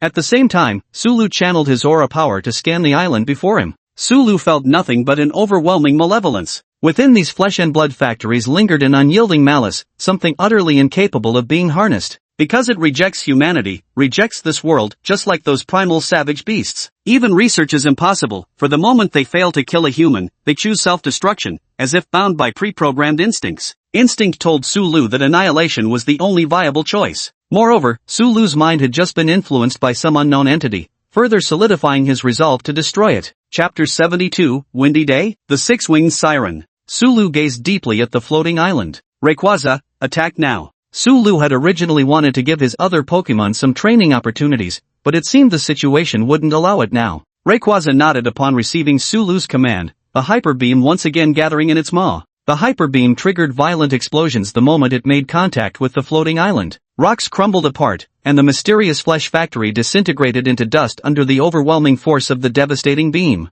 A terrifying screech echoed across the entire island, sounding like the mournful wail of a colossal beast. This mournful cry also served as a signal, as swarms of savage creatures continued to emerge from the massive island. Everything within this dimensional rift had gone berserk for survival. Only then did Sulu realize how exhausting it would be to completely destroy such a massive floating island, especially since it could fight back. The simpler solution was actually to destroy the core crystal of this dimensional rift. Sulu now recalled that Z City hadn't even used firearms when facing the beast attacks. So Z City is already within the influence zone of the space-time rift now? Or is it like a forbidden zone? If it's really like that, then destroying the core crystal nucleus becomes even more crucial. Sulu ceased his destruction of the island. Instead, he had Rayquaza fly toward the cluster of buildings above the island. The core crystal is usually located at the center of the rift space, and Sulu also activated his aura power. Through its sensory perception, he detected an immense spatial fluctuation emanating from the palace at the heart of the island. That must be the location of the core crystal. Rayquaza reached the top of the palace in just a few rapid teleportations. As if triggered by some mechanism, the entire floating city began to glow, then concentrated into beams of light that one after another assaulted Sulu. Som, who had previously been attacked here, though he didn't receive the courtesy of a city-level magical array assault. In Sulu's perception, the photon cannons already packed enough power to wound Rayquaza. Being hit by multiple salvos would have extremely grave consequences. The densely packed beams of light formed an impenetrable blanket of fire, yet even this overwhelming barrage appeared utterly futile against Rayquaza's supreme speed. Not a single energy blast could touch its form. However, although Rayquaza dodged with ease, Sulu was having a hard time. The sudden and violent changes in speed in such a short period were taking a toll on his body. But Sulu knew he had to endure. He had to stay on site to command. Though the power of aura was useful, the speed of information transmission still couldn't compare to seeing things firsthand with his own eyes. Perhaps realizing that Rayquaza's speed was absurdly fast, the floating island began to writhe as whale-like heads started protruding from the floor. This scene resembles an enhanced version of Starry Night in the Sky. Countless severed heads of floating sky whales roar in unison. As the floating sky whales bellow, the weather shifts, the sky turns ashen, and violent winds sweep through the previously calm rift dimension. Special weather condition. Gale force. This is the true purpose of floating sky whales. When gathered in sufficient numbers, they can conjure special weather phenomena. The fierce whirlwind seemed intent on restraining Rayquaza's movement, aiming to focus fire from the energy cannons onto the sky serpent. Good idea, but are you seriously trying to constrain Rayquaza with weather conditions? Sulu chuckled. Though whether the unseen presence could hear him remained another question entirely. Such a tempestuous gale, if manifested in reality, could easily flatten an entire city. But against Rayquaza? Using weather manipulation against the sovereign of the skies? This was like teaching fish to swim. Ability activated. Chains of Heaven. The boundless gale that even champions and alliance leaders might find troublesome dissipated like foam with Rayquaza's mighty roar. Use Draco Meteor directly. Sulu commanded. Though Rayquaza hadn't yet perfected Draco Meteor to its limits, this would suffice. He hadn't dared use it earlier above Z City, fearing complete destruction of the metropolis, but now there were no restraints. Amidst Rayquaza's roars, meteorites exceeding 20 meters in diameter kept crashing down upon the palace. Shields flickered into existence atop towering structures, only to be obliterated by meteorite explosions within moments. The city's grand magic array splintered into fragments as the density of energy cannons gradually dwindled. Finally, Rayquaza closed in on the central plaza itself. At the center of the square stood a peculiar structure resembling an altar. A figure clad in golden armor knelt on the top floor. As if sensing Sulu and Rayquaza's presence, it finally rose to its feet. The creature was a six-winged harpy standing about 4 meters tall, adorned in golden armor embedded with a crystal gemstone. Sulu clearly sensed that the fluctuations were emanating from the crystal, which meant the core crystal of the spatial rift had fused with this bizarre harpy into a single entity. When the six-winged witch turned her head, Sulu felt nothing but an overwhelming surge of savagery and bloodlust. There's an emotional fluctuation. Sulu invoked the aura of transcendence upon this mighty savage beast. Kill, kill, kill. This was the only thought Sulu could sense from the six-winged siren's mind. Still no way to communicate. Guess I'll have to eliminate it. The moment the six-winged siren turned its head, it suddenly appeared, as if teleporting, less than 5 meters away from Sulu. Yet it could advance no further. Around it, layers of condensed nitrogen rings formed by atmospheric shields clamped down tightly, holding it firmly in place. Rayquaza placed even greater emphasis on Sulu's protection than its own. The speed of the six-winged Banshee was already at championship level, but unfortunately, it was still detected by Rayquaza. However, it seemed to understand that harming Sulu was impossible before dealing with Rayquaza, so it immediately flapped its wings to retreat. At this speed, Hyper Beam won't be able to adjust its trajectory fast enough. Rayquaza, first use Whirlwind to restrict its movement, then strike with full force. Sulu relayed the command telepathically. This way, even if the enemy couldn't understand human language, it wouldn't glean Rayquaza's next move from him. If it were just Rayquaza, bursting forth at full speed would easily allow it to catch up to the six-winged Banshee. But with Sulu in tow, that wasn't guaranteed, so they had to slow her down. Though it seemed Rayquaza didn't even need to restrain her. Perhaps due to the influence of the core crystal, the six-winged Banshee hadn't strayed too far from the central square. With that, the task became simple. After being slowed, Rayquaza's attacks struck the six-winged Banshee with ease. At the same time, the floor of the central square was torn open. Amid the mournful cries of the six-winged Banshee, Sulu caught sight of an enormous carcass. Chapter 73, The Aura Power That Gazes Upon Truth. The buildings shattered by Draco Meteor also revealed numerous skeletal remains, arranged in dense, orderly rows. In the central square, after the explosion's shockwave, a massive white skeleton emerged. It seemed the previous tower had been built upon the skull of this skeletal remains. The skull alone measured over 20 meters in diameter. It was hard to imagine just how enormous this creature must have been in its complete form. Sulu really wanted to use his aura power to investigate, but he couldn't afford to lose focus while still engaged in battle. The wailing six-winged banshee didn't seem to be crying out due to its own injuries. What truly pained it was the collapse of the central tower. What followed was sheer frenzy. An ominous black aura emanated from the core crystal within the six-winged siren's armor. The siren's pale golden wings had now turned crimson black. Where Sulu could previously barely track the six-winged siren's movements, now he saw nothing at all. His movement speed had already surpassed the limits of human vision. Is this my current limit? Sulu sighed. Though he possessed 4 supernatural abilities, his physical body remained his fatal weakness. Even after being enhanced by mystic beast meat, energy cubes, and superhuman powers, he still barely exceeded ordinary humans. But the time given had been far too short. Realizing he had essentially become an obstacle in Rayquaza's battle,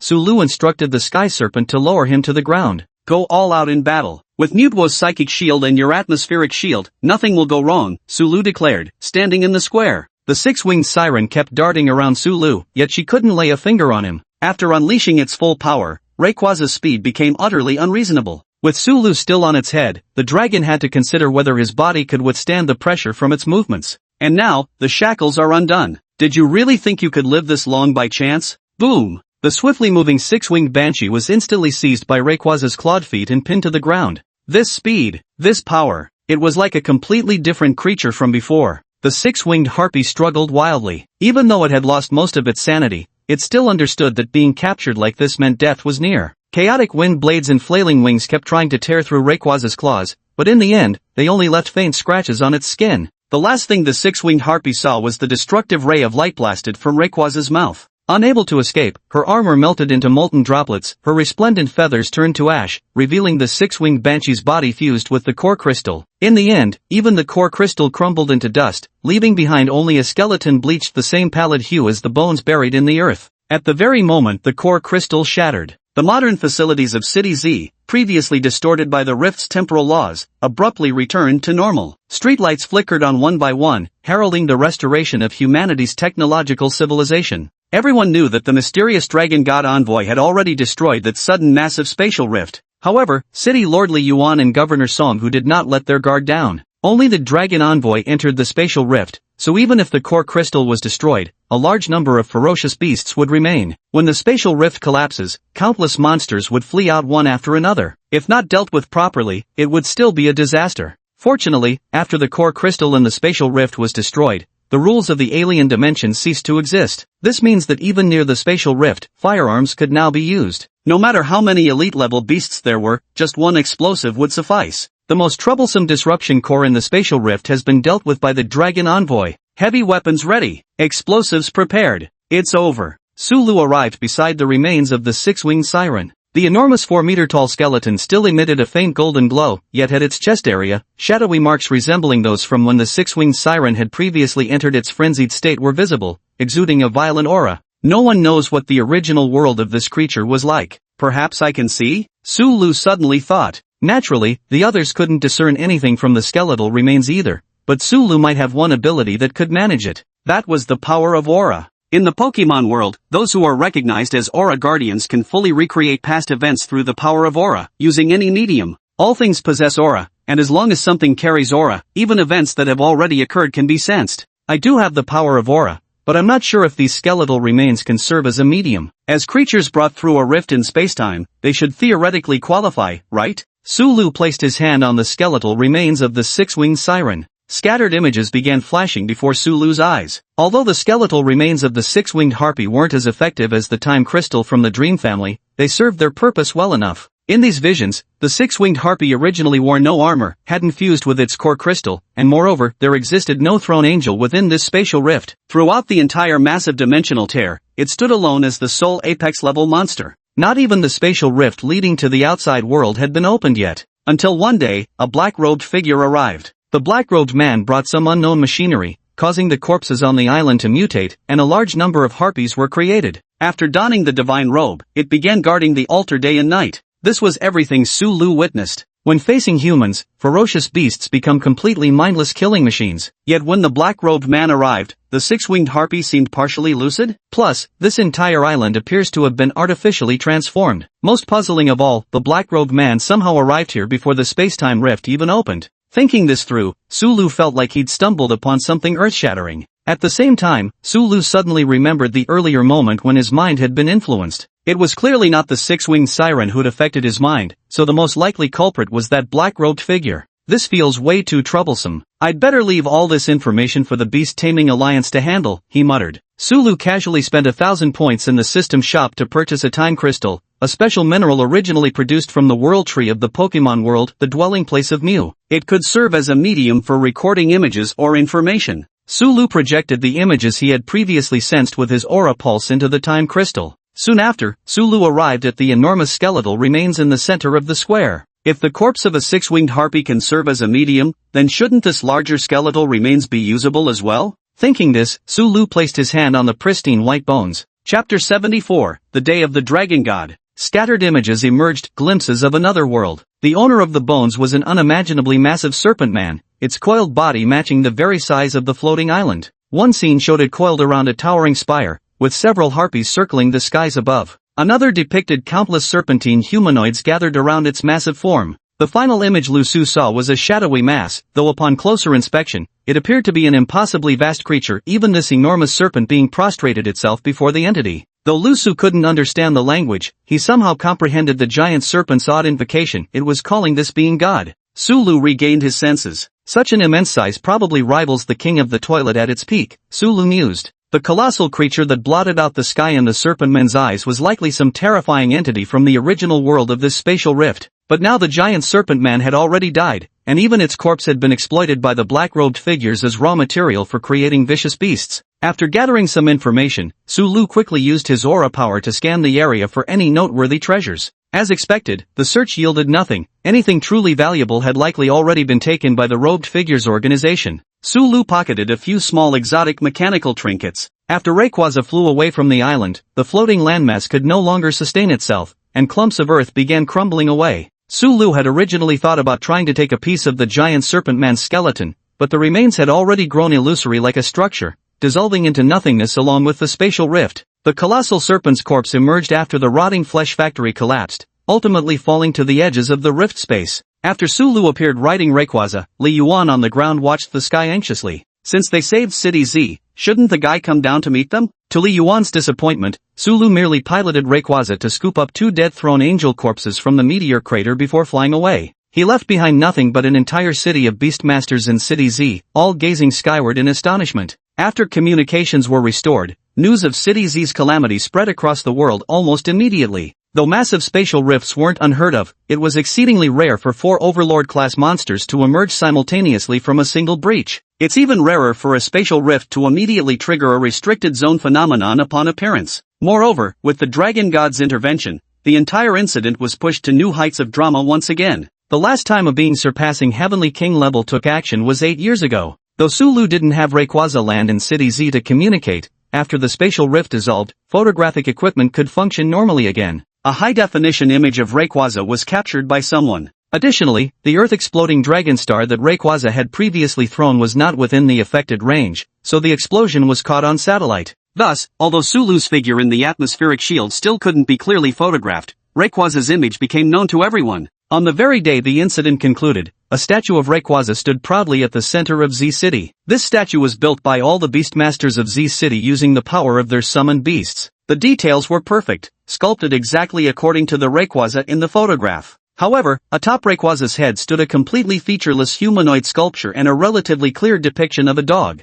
Well, the Sky for Me shaman flew a lap in the sky, and summoners with good eyesight noted the appearance of the flying dog, which was eventually replicated as well. On television, a somewhat haggard Li Yuan stood beneath the over 20-meter-tall Rayquaza statue giving an interview. On behalf of all the citizens of Z City, I thank the mighty Beastmaster whose name we do not yet know, for saving Z City. Starting today, Z City will celebrate Dragon God Day every year on this date as our expression of gratitude. Once we learn the Dragon Master's identity, we will complete the statue, said Li Yuan. The reporters and onlookers burst into applause, not for Li Yuan's words, but to express their gratitude toward the Dragon God and the Healing Flower Envoy. Rayquaza is revered as the Dragon God, while Little Shaman earned the title of the Healing Flower Herald. Sulu, Sulu. They're thanking Shaman, said the little creature. Lying down while watching TV, Siami happily wiggled her short little legs. At the same time, she also felt waves of gratitude floating toward her, before exclaiming once more, so full. Ah, Siami is the best, Sulu also said, slumping onto the sofa.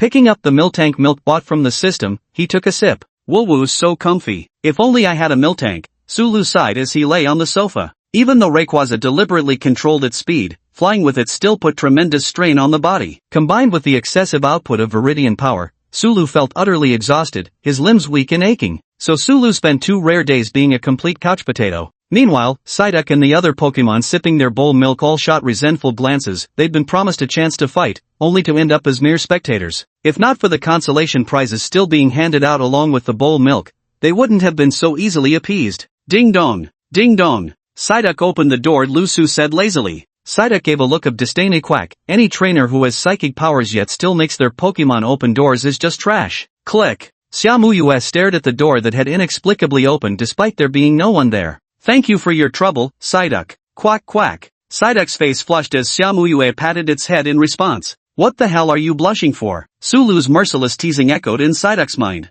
Squawk. Psyduck hugged its bowl of milk and returned to its little duck house to play on the computer. 2 little ducklings were still waiting for its mentorship. You're here. Sulu finally straightened up. Thank you, Xiaomu said. It's nothing. I'm the one who gained, Sulu replied. Sulu now had 51 and used lottery draws again, and Rayquaza's level had also increased by 5 levels, so it wouldn't be wrong to say Sulu had profited. Moreover, Sulu had also brought back the remains of 2 throne angels and a 6-winged banshee skeleton. These were all carcasses of apex-tier ferocious beasts. Even incomplete, they were worth billions. With these 3 ferocious beast corpses, even if Sulu's Poke Energy Factory remained idle for a while, it would still be enough for him to squander for some time. By the way, here's the information I've gathered. You make the decision yourself, just channel the aura energy, Sulu said as he took out the time crystal. The time crystal contained precisely the records left by the 6-winged siren. Xiaomu nodded, then attuned himself to the time crystal. Chapter 75 I Choose You, the Omnipotent Mutwo. A short while later, Xiaomu opened his eyes solemnly. The visions shown by the time crystal were far clearer than Sulu's verbal description could ever convey. That attire, along with the machinery in the image, must be the summoning school. The School of Descent? What is that? Some kind of cult? Sulu still didn't fully understand the hidden factions existing in this world. That's a group of people attempting to let the dimensional rifts completely engulf our world. A smaller, specialized faction that split off from the Convergence Society. Unlike us, they seem to possess a method for rapidly developing instruments adapted to the rift's rules. The Summoned Beasts Alliance has tried contacting them to acquire their dimensional instrument development techniques. Sadly, we've only ever confirmed their existence, never managed to capture even one of them, Xiaomu explained. Sulu nodded. The nature of the black-robed figures appeared even more sinister than imagined. If Sulu hadn't intervened this time, everyone in Z City would likely have perished under the Harpy's sharp claws. That amounts to millions of lives. Yet the arrival sect harbored no reservations whatsoever. They had utterly no intention of leaving anyone a way out. Moreover, from the fact that they had already infiltrated rift spaces that hadn't yet manifested in reality, it was clear they'd been scheming this for a long time. If we encounter them again, just kill them outright, Sulu silently decided. Lusu, do you have any special use for the 6-winged siren's remains? Xiaomu asked. Now, the only connections to the robed figure were the remains of the 6-winged siren and a few scattered exotic devices. Moreover, the 6-winged siren had undergone special enhancements from the black-robed figure, achieving a partial fusion with its core crystal nucleus. If not for this, the creature's strength would never have reached the peak of champion tier. And the rapid transformation of the spatial rifts into forbidden zones is most likely due to the peculiar changes caused by the fusion between the core crystal nucleus and the 6-winged siren. If this phenomenon isn't thoroughly studied now, all future spatial rifts will act like regulated bombs, swiftly claiming human territories. Sulu pondered carefully. Find some time to go to Pokemon Valley alone and retrieve it, Sulu said. At the same time, Sulu took out a palm-sized tooth. This was one of the teeth Rayquaza shed during its metamorphosis while endlessly devouring meteorites to grow larger. It carried a trace of Rayquaza's mighty aura. Now within the Tianyun Forbidden Land, the ferocious beasts have almost all sensed Rayquaza's intimidating presence. Thus, as long as one possesses a dragon fawn from Rayquaza, there's virtually no danger in traversing the Tianyun Forbidden Land. Moreover, Mutwo can sense Rayquaza's aura and will lend a hand when the bearer is in peril. Xiaomu nodded in understanding. She knew Sulu still wished to keep his identity concealed. As the sole individual who has made contact with Rayquaza, and who was specifically dispatched by Songhu on a mission to the Tianyun Forbidden Land once to trace Rayquaza's remnants, Xiaomu bringing back the bones of a 6-winged banshee was both acceptable and the least likely to arouse suspicion towards Sulu. Moreover, the Pokemon Valley now had Mutwo guarding their home absolutely secure. Sulu also saw no reason to worry about any incidents occurring. Accepting the dragon fawn, Xiaomu nodded in acknowledgement. You can also hand in the time crystal, Sulu reminded once more. I will. By the way, there's one more thing. The Pokemon factory has been completed, but only a small batch of the purchased equipment has arrived in W City. Only a small portion of the factory can operate right now. Also, what do you think about recruiting workers? Xiaomu Yue brought up another serious matter. Compared to the more specialized experimental zone, constructing the factory posed much less difficulty. With the massive workforce of engineering summoned beasts, completion progressed swiftly, and it's now ready for operation. Hearing terms like recruitment and management made Sulu's head ache even more. After finally slacking off for a few days, he realized he couldn't just ignore it, otherwise his entire team of Pokemon would sooner or later bankrupt the family fortune. Sulu rubbed his chin in thought. Although Manhwa was technically supposed to manage the research institute, having it oversee the company as well shouldn't be too problematic, right? Alright, I'll find someone to coordinate with you shortly. They'll be in charge of all projects for PokeCorp. Sulu clapped his hands. I choose you, the all-powerful Manhwa. Manhwa, who was currently enjoying human form illusions in Tech City while sightseeing, inexplicably shivered for some reason. After Xiaomu Yue left, Manhwa, having received Sulu's summon, appeared before him. But now Manhwa's appearance isn't that of a Pokemon, but resembles a human. A silver-haired youth wearing a cat mask who bore 80% resemblance to Sulu. This was the illusion Manhwa had created using its psychic powers,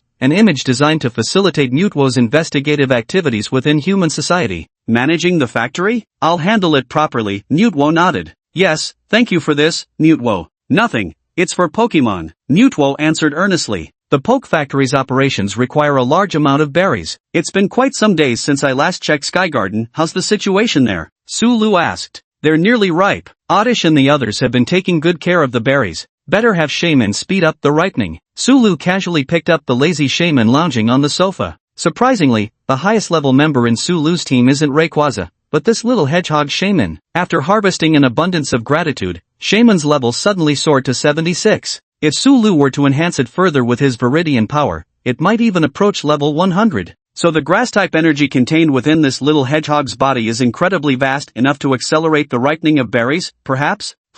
Getting ready to play? Shaman murmured drowsily. These past days, it had been constantly stuffed to the brim with energy, making it particularly lethargic. Sulu weighed Shaman in his hands. It must have put on 4 or 5 pounds. No, I'm taking you to lose weight. At the words lose weight, Shaman jumped in fright. No way, it cried. This isn't up for negotiation. Sulu tossed Shaman onto his shoulder, and the resigned little puffball settled in like a salted fish resigned to its fate. Then Sulu opened the bedroom door. Psyduck, Magby, Farfetch'd, time to head out. Wait. Beside the 3 duck-like creatures sat an empty milk bowl. They were currently huddled together as if playing with building blocks, assembling some strange contraption at the center that was slowly rotating. But the problem was there were no building blocks at home. Only those exotic mechanical parts that Sulu brought back. Sulu watched in bewilderment as the 3 ducks fiddled with those strange parts. Quack! Seeing Sulu enter, the 3 ducklings hurriedly put the parts away. After Sulu questioned them carefully, Psyduck finally agreed to tell him the truth. Yesterday, after watching a racing TV series called 5 Racing Brothers,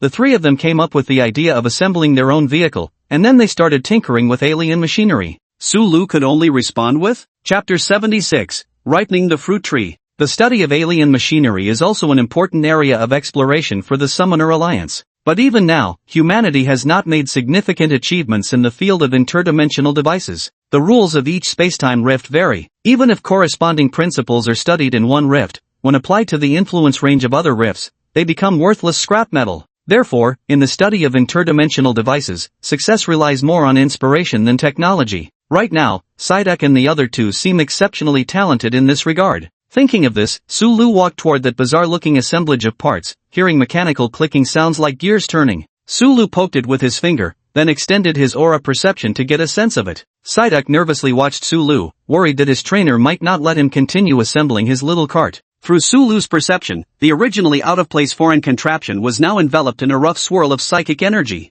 The alien device's essence remains unchanged, but psychic energy acts like a converter, enabling this foreign instrument to operate in a completely different environment. So psychic energy serves as a transformer? I see now, no wonder humans have studied it for so long without making any breakthroughs. Lu Su wore an expression of sudden realization. This could be considered Psyduck's accidental discovery after all. Even in this world, psychic-type beings are rare, and creatures capable of using psychic energy as a converter between 2 distinct operational rules are even more uncommon. However, that robed figure from the Descent sect likely understood the operational principles of alien devices quite well too. So, that robed figure must possess considerable psychic abilities. The thing that tried to mentally control me was probably it. With such formidable mental power, perhaps, it isn't human? Sulu mused, stroking his chin. Good job, Sulu suddenly realized, turning to the three ducks gazing eagerly at him beside him. But do you really think this thing can even run? Sulu retorted as he casually pushed the bizarre, lumpy contraption from another world.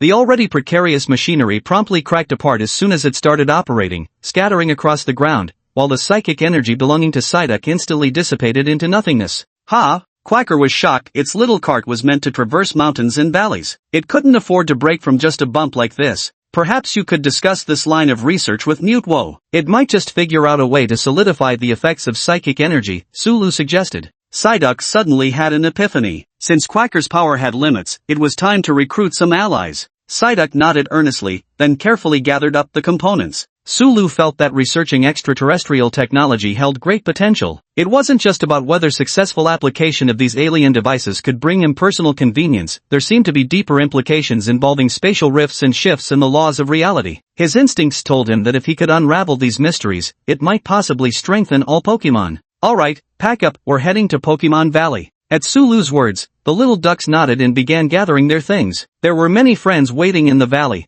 and they'd promised to bring back some special treats for the other Pokemon. A few seconds later, Sulu summoned Manhwa. A silver-haired boy appeared before Sulu. Two Sulus? Gah! A counterfeit Sulu has appeared. Psyduck and Shaman both tensed up, because according to their senses, Manhwa's transformed aura was virtually identical to Sulu's. Don't worry, it's Manhwa. Manhwa, take us to Pokemon Valley. Compared to the Pokemon Valley that previously only had a few Pokemon, the valley had now completely transformed. Flower fields, rocky caves, and wooded forests, Pokemon could be seen wandering freely throughout the landscape. Compared to the ferocious-looking beasts, Pokemon appeared far too friendly. Sulu briefly mentioned the Pokemon Energy Factory to Manhwa, who replied that it would go find Xiaomuyue shortly. Meanwhile, the Psyducks rushed into the crowd of Pokemon like kids showing off new toys, waving their alien devices around. However, after arriving at the Skycloud Forbidden Zone, the rules changed again. Now those alien devices, which had at least been functional before, stopped working completely. If needed, you can bring some Pokemon to assist with the work, Sulu reminded Manhwa. In the Pokemon world, Manhwa had managed to raise a whole group of cloned Pokemon, each one plump and powerful. So when it came to management skills, Manhwa's ability shouldn't be lacking, and Sulu wasn't worried about anything going wrong. I will, Manhwa nodded.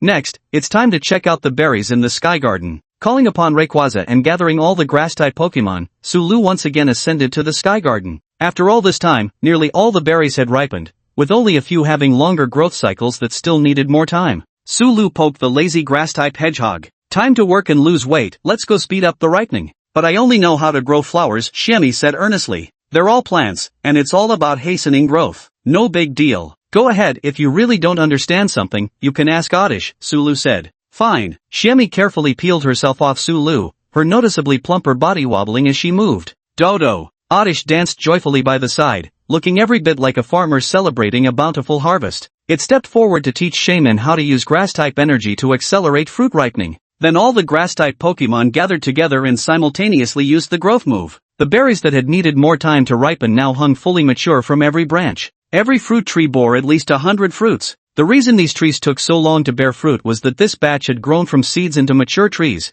consuming a considerable amount of time. Now producing fruits wouldn't take as much time anymore. With this batch of fruit trees and the efforts of grass-type Pokemon, the raw materials for the Poke Energy Factory should be temporarily sufficient. Of course, with the Pokemon Energy Factory still running, these few fruit trees in the Sky Garden probably won't be enough. For now, we'll have to rely on Manhwa to transport the berries. We can also expand the orchard's planting area further within the Forbidden Skycloud Zone. As Sulu contemplated the upcoming orchard expansion, a surge of joy welled up within him. Maybe this was some deeply ingrained farming instinct buried in his genes? Just then, a commotion broke out. When Sulu rushed over, he discovered the Oddish had evolved. This was Sulu's first Pokemon to evolve. All the fellow Pokemon present were staring intently at the cocoon of white light that signified evolution. Chapter 77, Continuous Evolution. Bellosome. Evolution represents the sublimation of life and is one of the shared pursuits among all Pokemon. Even legendary Pokemon are no exception. The only pity is they've grown so powerful that taking that next evolutionary step becomes an incredibly arduous challenge. Rayquaza and Manhwa both watched intently as Oddish evolved.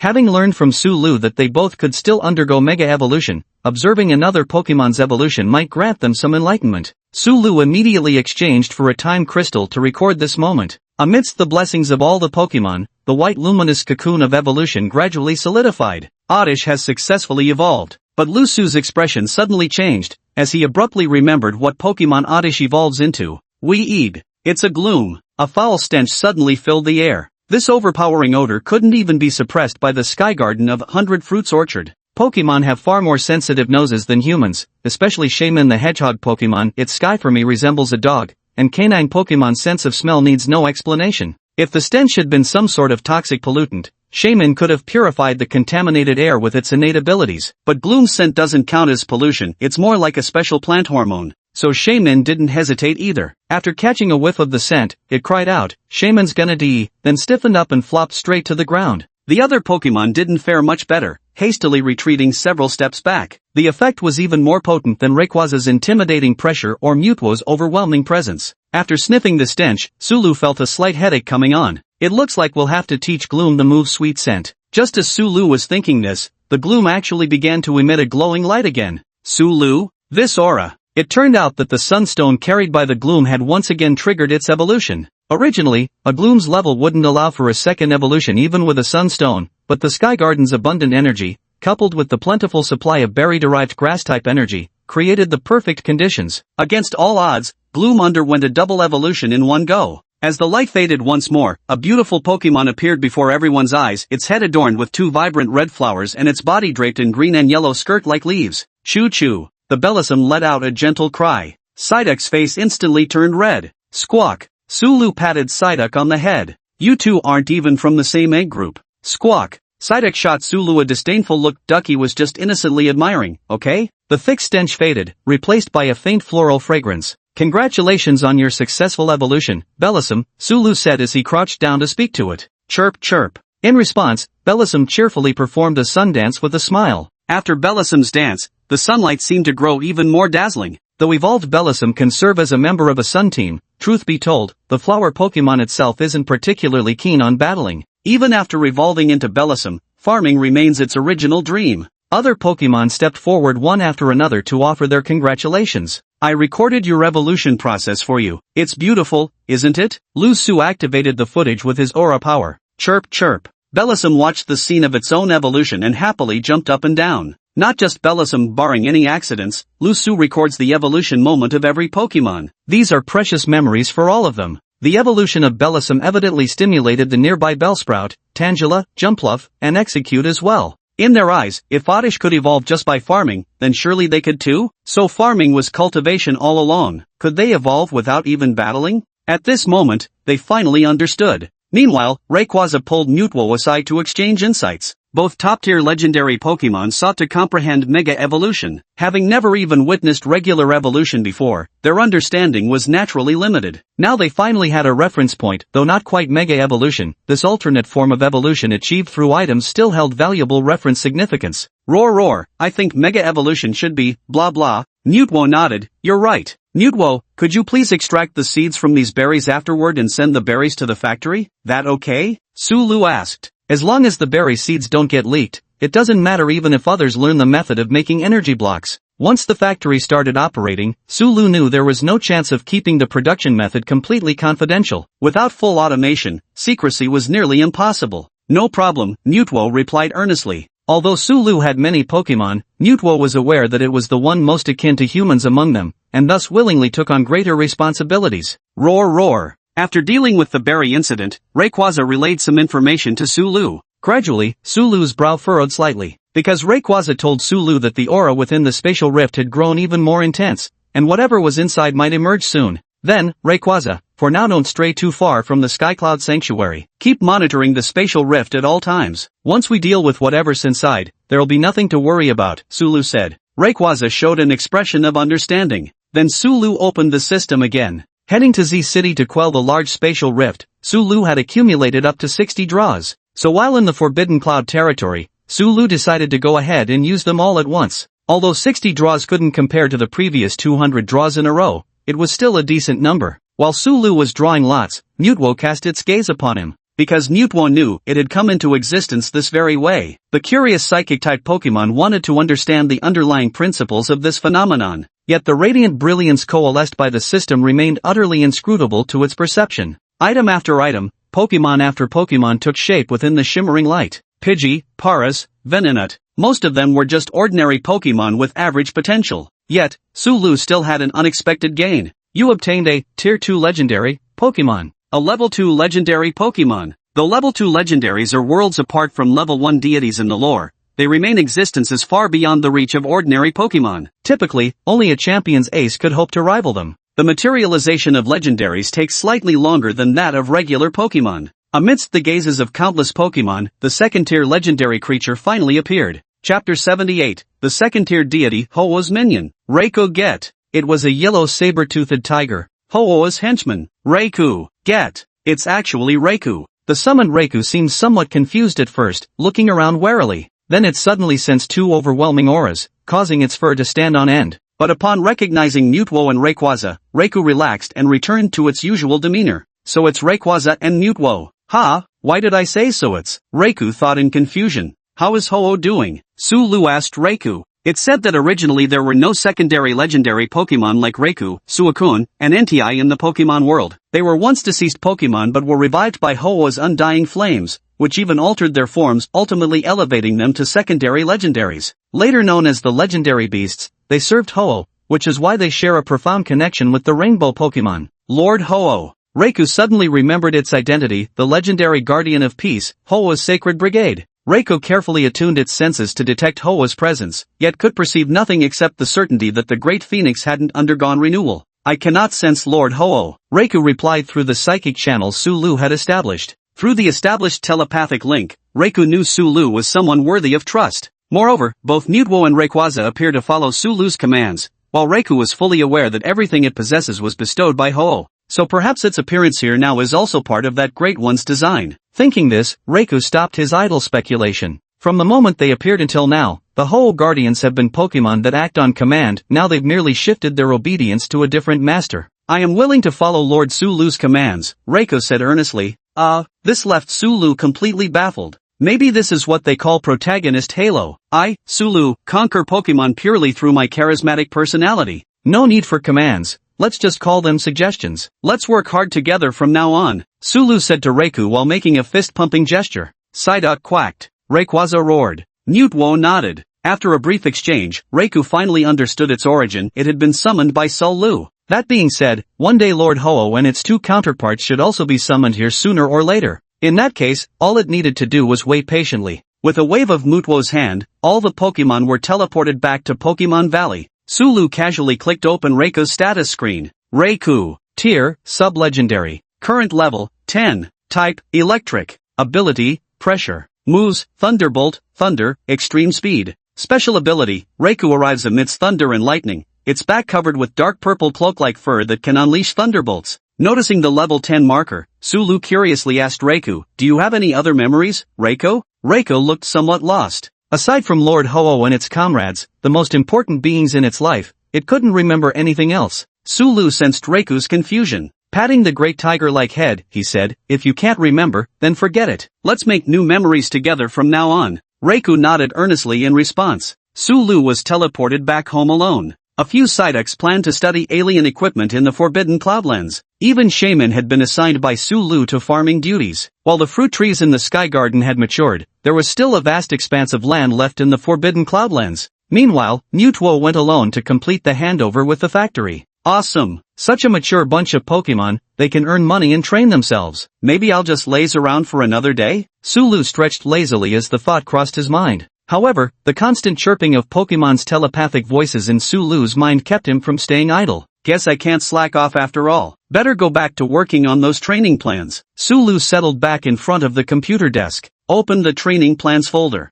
Inside were training regimens for all the Pokemon. Even for those who'd told Sulu they didn't want a battle, he'd still prepared plans, just in case they changed their minds someday. Sure, Sulu's aura powers made it convenient to monitor and guide the Pokemon's training anytime. But these meticulously crafted plans didn't just materialize like leaves in the wind. It was only thanks to Sulu's continually strengthening mental energy that he could maintain connections with so many Pokemon simultaneously without going insane. On the other side, Xiaomuyue attentively received the cat-masked youth before her. From his build, she felt this youth named Mutwo bore an 80% resemblance to Sulu, yet their auras were entirely different. In Xiaomuyue's aura perception, Sulu's ability felt like sunlight, gentle and connecting all things. But Mutwo's presence carried overwhelming pressure. An unreasonable, immense oppressive force. This coercion didn't stem from demeanor or lineage, but rather an innate, instinctive sense of formidable power. Instinct told Xiaomuyue that Mutwo was powerful, terrifyingly powerful, overwhelmingly powerful, a strength that simply defied reason, far surpassing anything humans could ever achieve. Combined with the creature's resemblance to Sulu in stature, Xiaomuyue couldn't help but wonder, is this also Sulu's summoned beast? And one with extraordinarily high intelligence at that.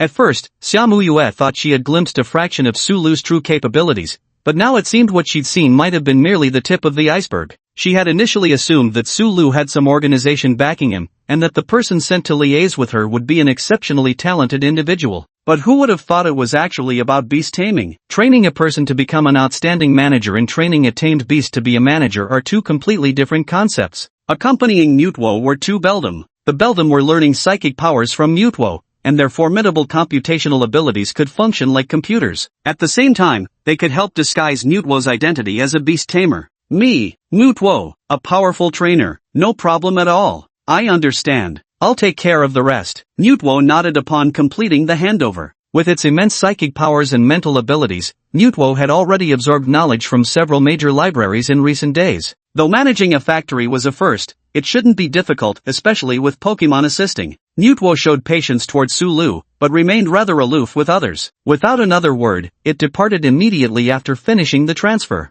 Xiaomuyue suddenly thought of something. I forgot to tell him the energy channel hasn't been installed yet, but it was mentioned in the handover info. Since Mutwo didn't ask either, Sulu must have his own solution, right? In the evening, Mutwo sought out Sulu again. When it found Sulu, Mutwo seemed somewhat embarrassed, even blushing, a rare occurrence. After all, it had just been given its mission, yet here it was encountering an unsolvable problem by evening. It's alright, just tell me whatever problem you're facing, and we'll solve it together. If you genuinely have no issues at all, that would be strange, Sulu reassured him. Mutwo finally revealed the issue even it couldn't resolve. That is the energy source. Chapter 79 Thunder God Power Plant, Customer Satisfaction Guaranteed. Energy source? These two words gave Sulu a headache as well. This was undoubtedly a major issue. Throughout the ages, the word energy has sparked countless wars across history. Even after a century since the appearance of spatial rifts, humanity still hasn't solved its energy crisis. While there are indeed numerous energy factories within human territories, the constant threat of spatial rifts and ferocious beasts has made energy distribution a persistent challenge. Most of the time, a city's energy issues must be solved independently, a crucial consideration when establishing new settlements.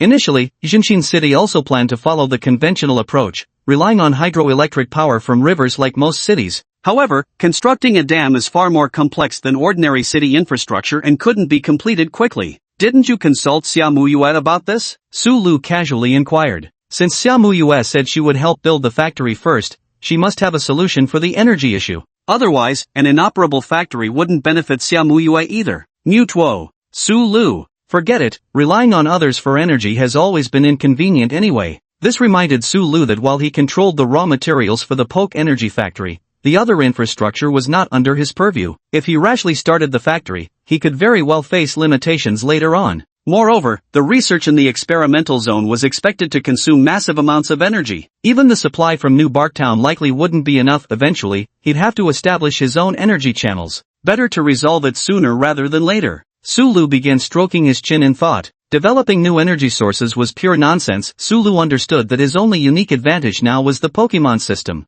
So Sulu carefully pondered the connection between Pokemon and energy sources. His first thought was to use electric-type Pokemon to generate electricity. Though right now, it didn't seem like he had summoned many electric-type Pokemon, did he? A sudden image flashed through Sulu's mind of Zapdos being used as a power generator. Far away in the Pokemon Valley, Raikou, who had been watching the Pokemon play contentedly, suddenly sneezed. Pikachu Raikou Zapdos power plant, probably? So this idea totally works, let's make it happen. The Pokemon Energy Factory was built to provide sustenance for everyone. Surely Raikou can understand that, right? Sulu clapped his hands. Then he looked at Mutwo, conveying his thoughts. Mutwo, I'll make the arrangements. Raikou will definitely agree, but do we really need it to generate electricity non-stop? Mutwo asked. Don't worry, I'll summon Zapdos later to take shifts with them. They'll work 9 to 5 shifts with guaranteed full bellies of energy blocks, Lu Su said. Mutwo nodded. It hadn't even considered the energy supply issues, but now it seemed sacrificing Raikou was currently the only solution.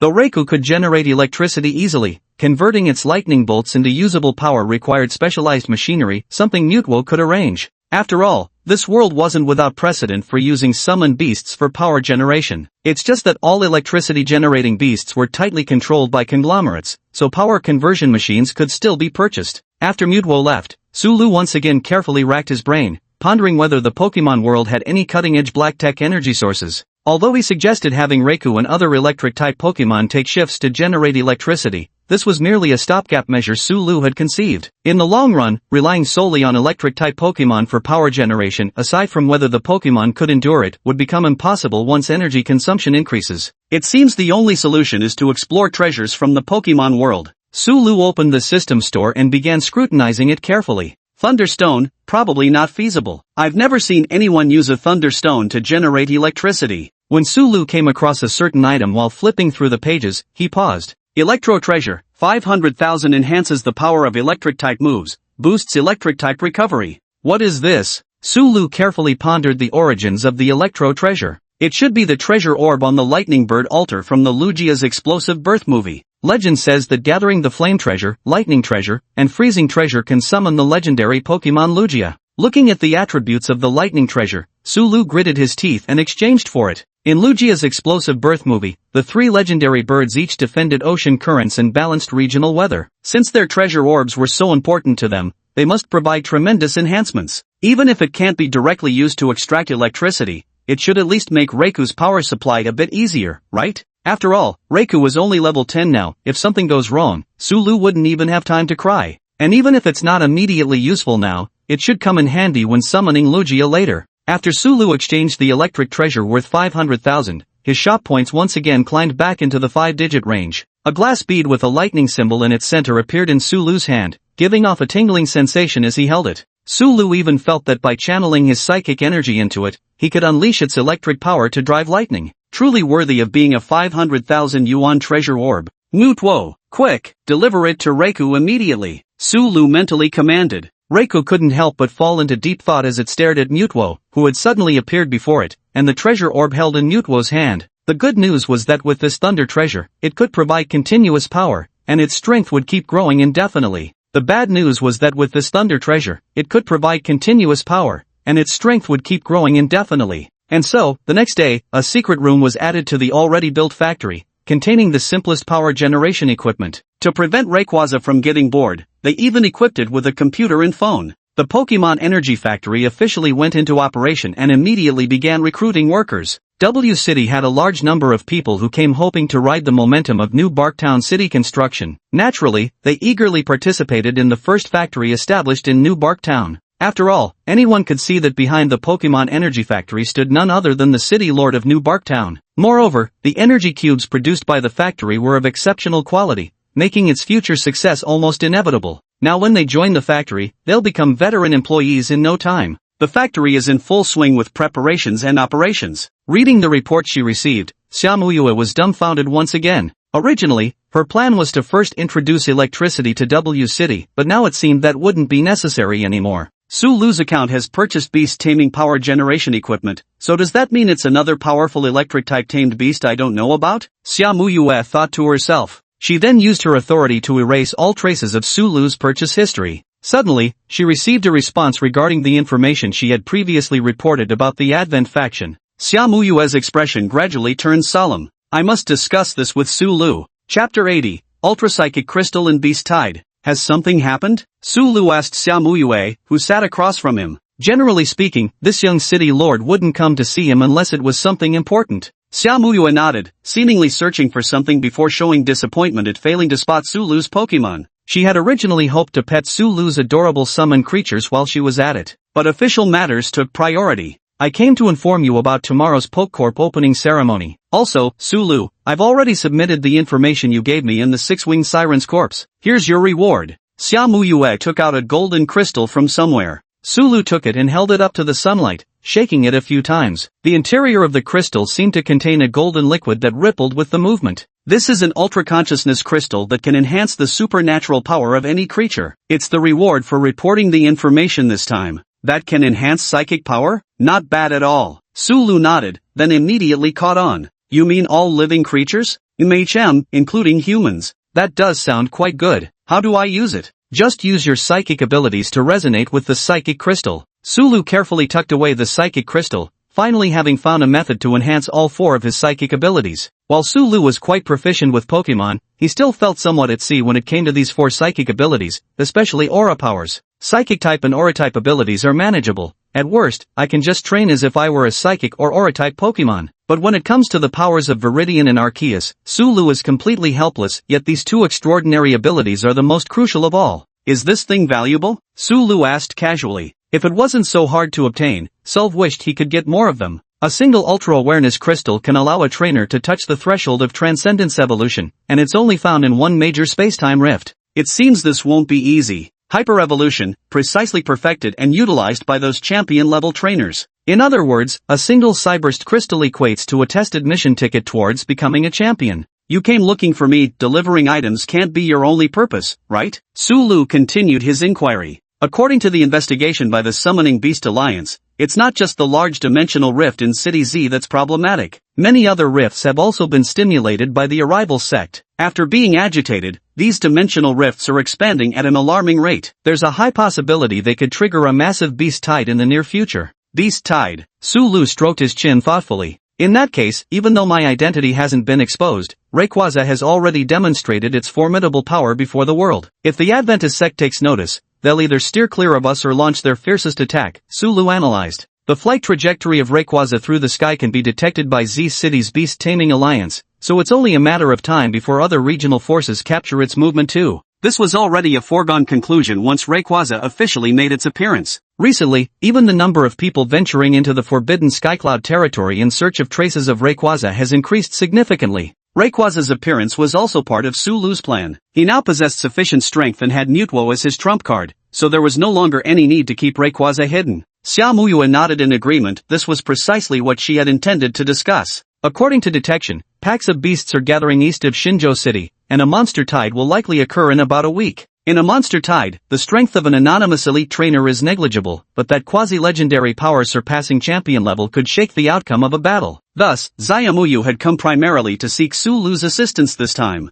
I understand, Sulu nodded. Xiaomuyue departed, she still had much to handle. The sudden monster tide had disrupted her plans. Originally, after the Pocket Energy Factory's completion, she could have expanded Shinjo City around it. Now, establishing defensive lines took priority. After Xiaomuyue left, Sulu once again had Mutwo teleport him onto Rayquaza's head. Initially stunned while training, Rayquaza quickly regained composure and shrouded Sulu with an atmospheric shield. Let's head east to take a look. Roar! Rayquaza soared past the celestial cloud forbidden zone, flying toward the distant eastern horizon. East of Shinsei City lies a region that has never been reclaimed since its fall. Over the years, ferocious beasts have taken root and flourished in this area, while spatial rifts have become a persistent affliction, even transforming into zones of varying sizes that are now strictly forbidden. As Xiaomuyue had described, what was once an alien ecosystem in the eastern region has now become a gathering place for countless savage creatures. Yet strangely enough, Sulu could hardly see any spatial rifts. Logically speaking, the sudden surge of ferocious beasts could only emerge from spatial rifts, so the more densely these creatures appeared,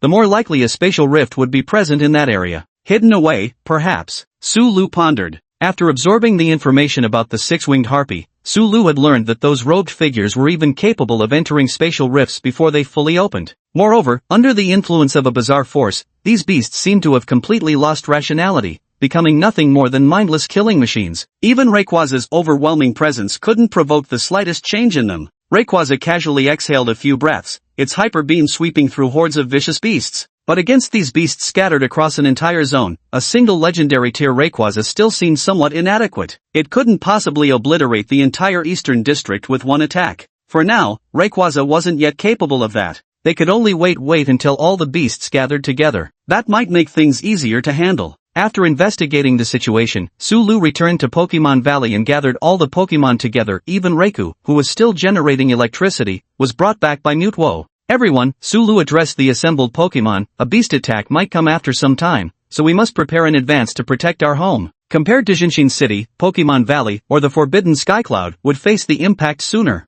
At that moment, all the Pokemon looked at Sulu with solemn expressions. Even though some of them dislike fighting, when their homeland is threatened, every Pokemon will stand up without hesitation. This instinct seems to be ingrained in the bones of all Pokemon. Though we have Rayquaza and Mutwo's protection, everyone still needs some self-defense capabilities. Moreover, we should make contact with the fierce beasts in the Tianyun Forbidden Zone. Chapter 81, The Pokemon Valley, a Sanctuary for Spirits. After Sulu explained the situation, the Pokemon entered combat readiness as well. Rock-type Pokemon began constructing thick walls and underground stone barriers, while Psychic-type Pokemon started creating illusion after receiving the Mirage Gems Sulu exchanged from the system. Truth be told, reinforcing the defenses of Pokemon Valley was something Sulu had planned for a long time. Even without this beast-tide incident, he would have found time to upgrade it eventually. There was only one reason for this: with Rayquaza's activities, it seemed more and more attention was being drawn to the Heavenly Cloud Forbidden Land. Since Xiaomuyue could infiltrate the central area of the Forbidden Sky Cloud territory, others might also find Pokemon Valley, possibly even detecting it through foreign instruments. The consequences of Pokemon Valley being exposed could be extremely severe. Pokemon are fundamentally different from this world's savage beasts. The most obvious gap lies in the difficulty of capture. Though it sounds harsh, Pokemon, whose nature revolves around bonds and possess some degree of sentience, might even be forcibly captured through cruel means. As for mindless creatures like the savage beasts, no matter how much they are beaten or abused, most of them will perpetually harbor mechanical hatred toward humans, with only a rare few that have gained intelligence possessing the possibility of being tamed. Pokemon, on the other hand, generally possess a certain level of intelligence and can evolve through bonding with humans. This is both an advantage and a fatal flaw. Thus, after gaining some understanding of this world, Sulu had no intention of exposing Pokemon to the masses. And now, building Pokemon Valley into the legendary Sanctuary of Spirits was merely pushing the timeline forward slightly. Standing atop the summit of Pokemon Valley with Mutwo, observing the Pokemon bustling about with fiery enthusiasm. Mutwo, do you really think establishing this barrier is the right choice? Sulu asked. To be honest, creating a barrier to protect the Pokemon made Sulu feel as though he was imprisoning them. This was precisely why he had hesitated to take action before. Humans are complex beings. Pokemon cannot fully comprehend them, Mutwo replied calmly. Thus, I believe you are correct. Although Mutwo hadn't been in this world for long, its immense psychic powers allowed it to effortlessly gather vast amounts of information about humans. In some ways, Mutwo understood the humans of this world even better than Suelu did. Next, we should go meet our neighbors. The neighbor Sulu mentioned was none other than the Overlord-level ferocious beast that resided in the Forbidden Land of Tianyun. Outside the Forbidden Land, an Overlord-level beast alone could raise an entire city. But ever since Rayquaza arrived, these creatures within the Tianyun Forbidden Land could only tremble in fear daily, obediently staying within their own territories. Mutwo nodded in agreement. With a single teleportation, he instantly arrived at a valley filled with purple crystals. In the valley, there seemed to be a small hillock, but upon closer inspection, it wasn't a hill at all, it was a bear lying prone in slumber. The moment Mutwo appeared, the oppressive presence emanating from it instantly roused the amethyst warbear from what seemed like winter hibernation. The enormous amethyst warbear, standing over 15 meters tall, abruptly rose to its feet. Its crystal-like purple fur bristled as it bared its fangs and let out a deep growl directed at Sulu and Mutwo. It's not attacking immediately, looks like it hasn't completely lost its sanity like the rampaging beasts gathered in the east. There's still hope. Only beasts that have developed a certain level of intelligence can potentially be tamed. And this amethyst gold war bear clearly possessed such potential. If it could be captured and brought to the outside world, this single overlord-level beast alone could fetch a fortune exceeding 10 billion. Sulu's method was equally straightforward. He instantly connected with the amethyst war bear's mind through the power of transcendence. In Sulu's perception, although this overlord-level beast had developed some level of intelligence, it remained primitive, akin to that of a wild animal. Taming the amethyst war bear might indeed require techniques similar to training a bear, but the sheer combat power possessed by the amethyst war bear made this approach extremely difficult to execute. Even wild creatures have some sense of territory. Let's subdue this Mutwo first. Mutwo nodded in agreement. Seemingly sensing the hostility from these two humanoid beings before it, the amethyst war bear launched its attack first. Its massive bear paws slammed violently against the ground. Dense clusters of amethyst spikes erupted from beneath the earth, each at least 7 or 8 meters long. The attack range was immense, blanketing a 200-meter radius with these deadly crystalline spears. But the razor-sharp spikes shattered into dust the moment they were about to touch Sulu and Mutwo, crushed by an overwhelming psychic force. A non-flying move? And it looks like a rock-type monster too. If I summoned the wingless one, maybe just a single glance would be enough to capture this dumb bear? Facing such an overwhelmingly powerful apex beast, only Sulu and a handful of Alliance Leader tier experts could afford to let their minds wander like this. Roar! The amethyst battle bear seemed dissatisfied with its failed attack and charged towards Sulu with a furious roar. As the massive amethyst battle bear sprinted forward, thick armor gradually condensed across its body, shaking the earth and mountains with each thunderous step. But for Mutwo, it was still too weak. Mutwo simply extended one hand. The amethyst battle bear's charging motion abruptly ceased. Disable not only negated the bear's move execution, it seemed to completely immobilize its entire body. Then came complete domination. Under the overwhelming psychic force, the amethyst battle bear was tossed around like a punching bag. The amethyst battle bear let out agonizing screams. Only then did Sulu realize Mutwo was no gentle Pokemon. It possessed the most ruthless heart among all Pokemon. Mutwo's friendliness towards all Pokemon might stem more from a sense of responsibility than genuine warmth. If Sulu hadn't educated Mutwo and influenced it with the power of overcoming when he first summoned it, Mutwo might have truly become like its initial counterpart in the Pokemon world, a mere fighting machine. Even now, its apparent kindness exists only because rationality has suppressed its innate brutality. So what Mutwo is really searching and exploring for is how to find a complete version of itself, Sulu thought. Then Sulu sent a message to Mutwo, "I'm here." After receiving Sulu's message, Mutwo abruptly stopped smashing the crystal bear. Mutwo realized it had momentarily lost control. Fortunately, Sulu had reminded it in time. The severely wounded amethyst battle bear pitifully covered its head and crouched before Sulu. Chapter 82, Subduing the Forbidden Zone. Are you human? The amethyst battle bear had indeed considered resisting, but under that overwhelming psychic pressure, it couldn't so much as twitch. It was as if the creature had become nothing more than a stuffed toy subjected to ruthless torment. Moreover, these two humanoid creatures didn't emit any aura that it found repulsive, so the amethyst battle bear decisively used its limited rationality to yield. Seeing that the other party had ceased its attacks, the amethyst battle bear cautiously raised its head from beneath its massive paws and stole a furtive glance at Su and Lu. Under Sulu's transcendent energy perception, the underlying savagery in the amethyst battle bear's heart was now completely suppressed, or perhaps it had never been fully awakened to begin with. Sulu observed the amethyst battle bear and began to ponder. The frenzied state of a savage beast upon encountering humans is no joking matter. However, when it saw me and Mutwo, this amethyst battle bear only resisted out of instinct. Could it be that, unlike the savage beasts from the eastern regions, the men in black haven't infiltrated the Tianyun Forbidden Zone?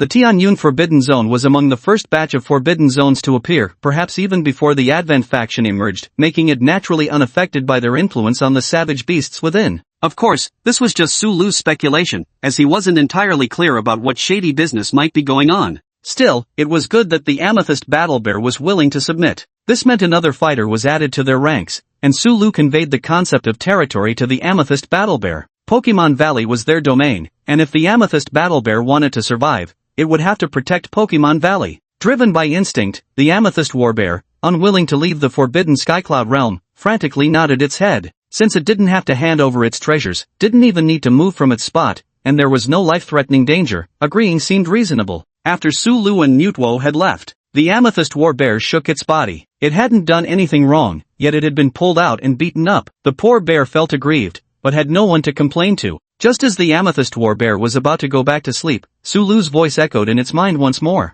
That was a coordinate, a place it would need to go to later.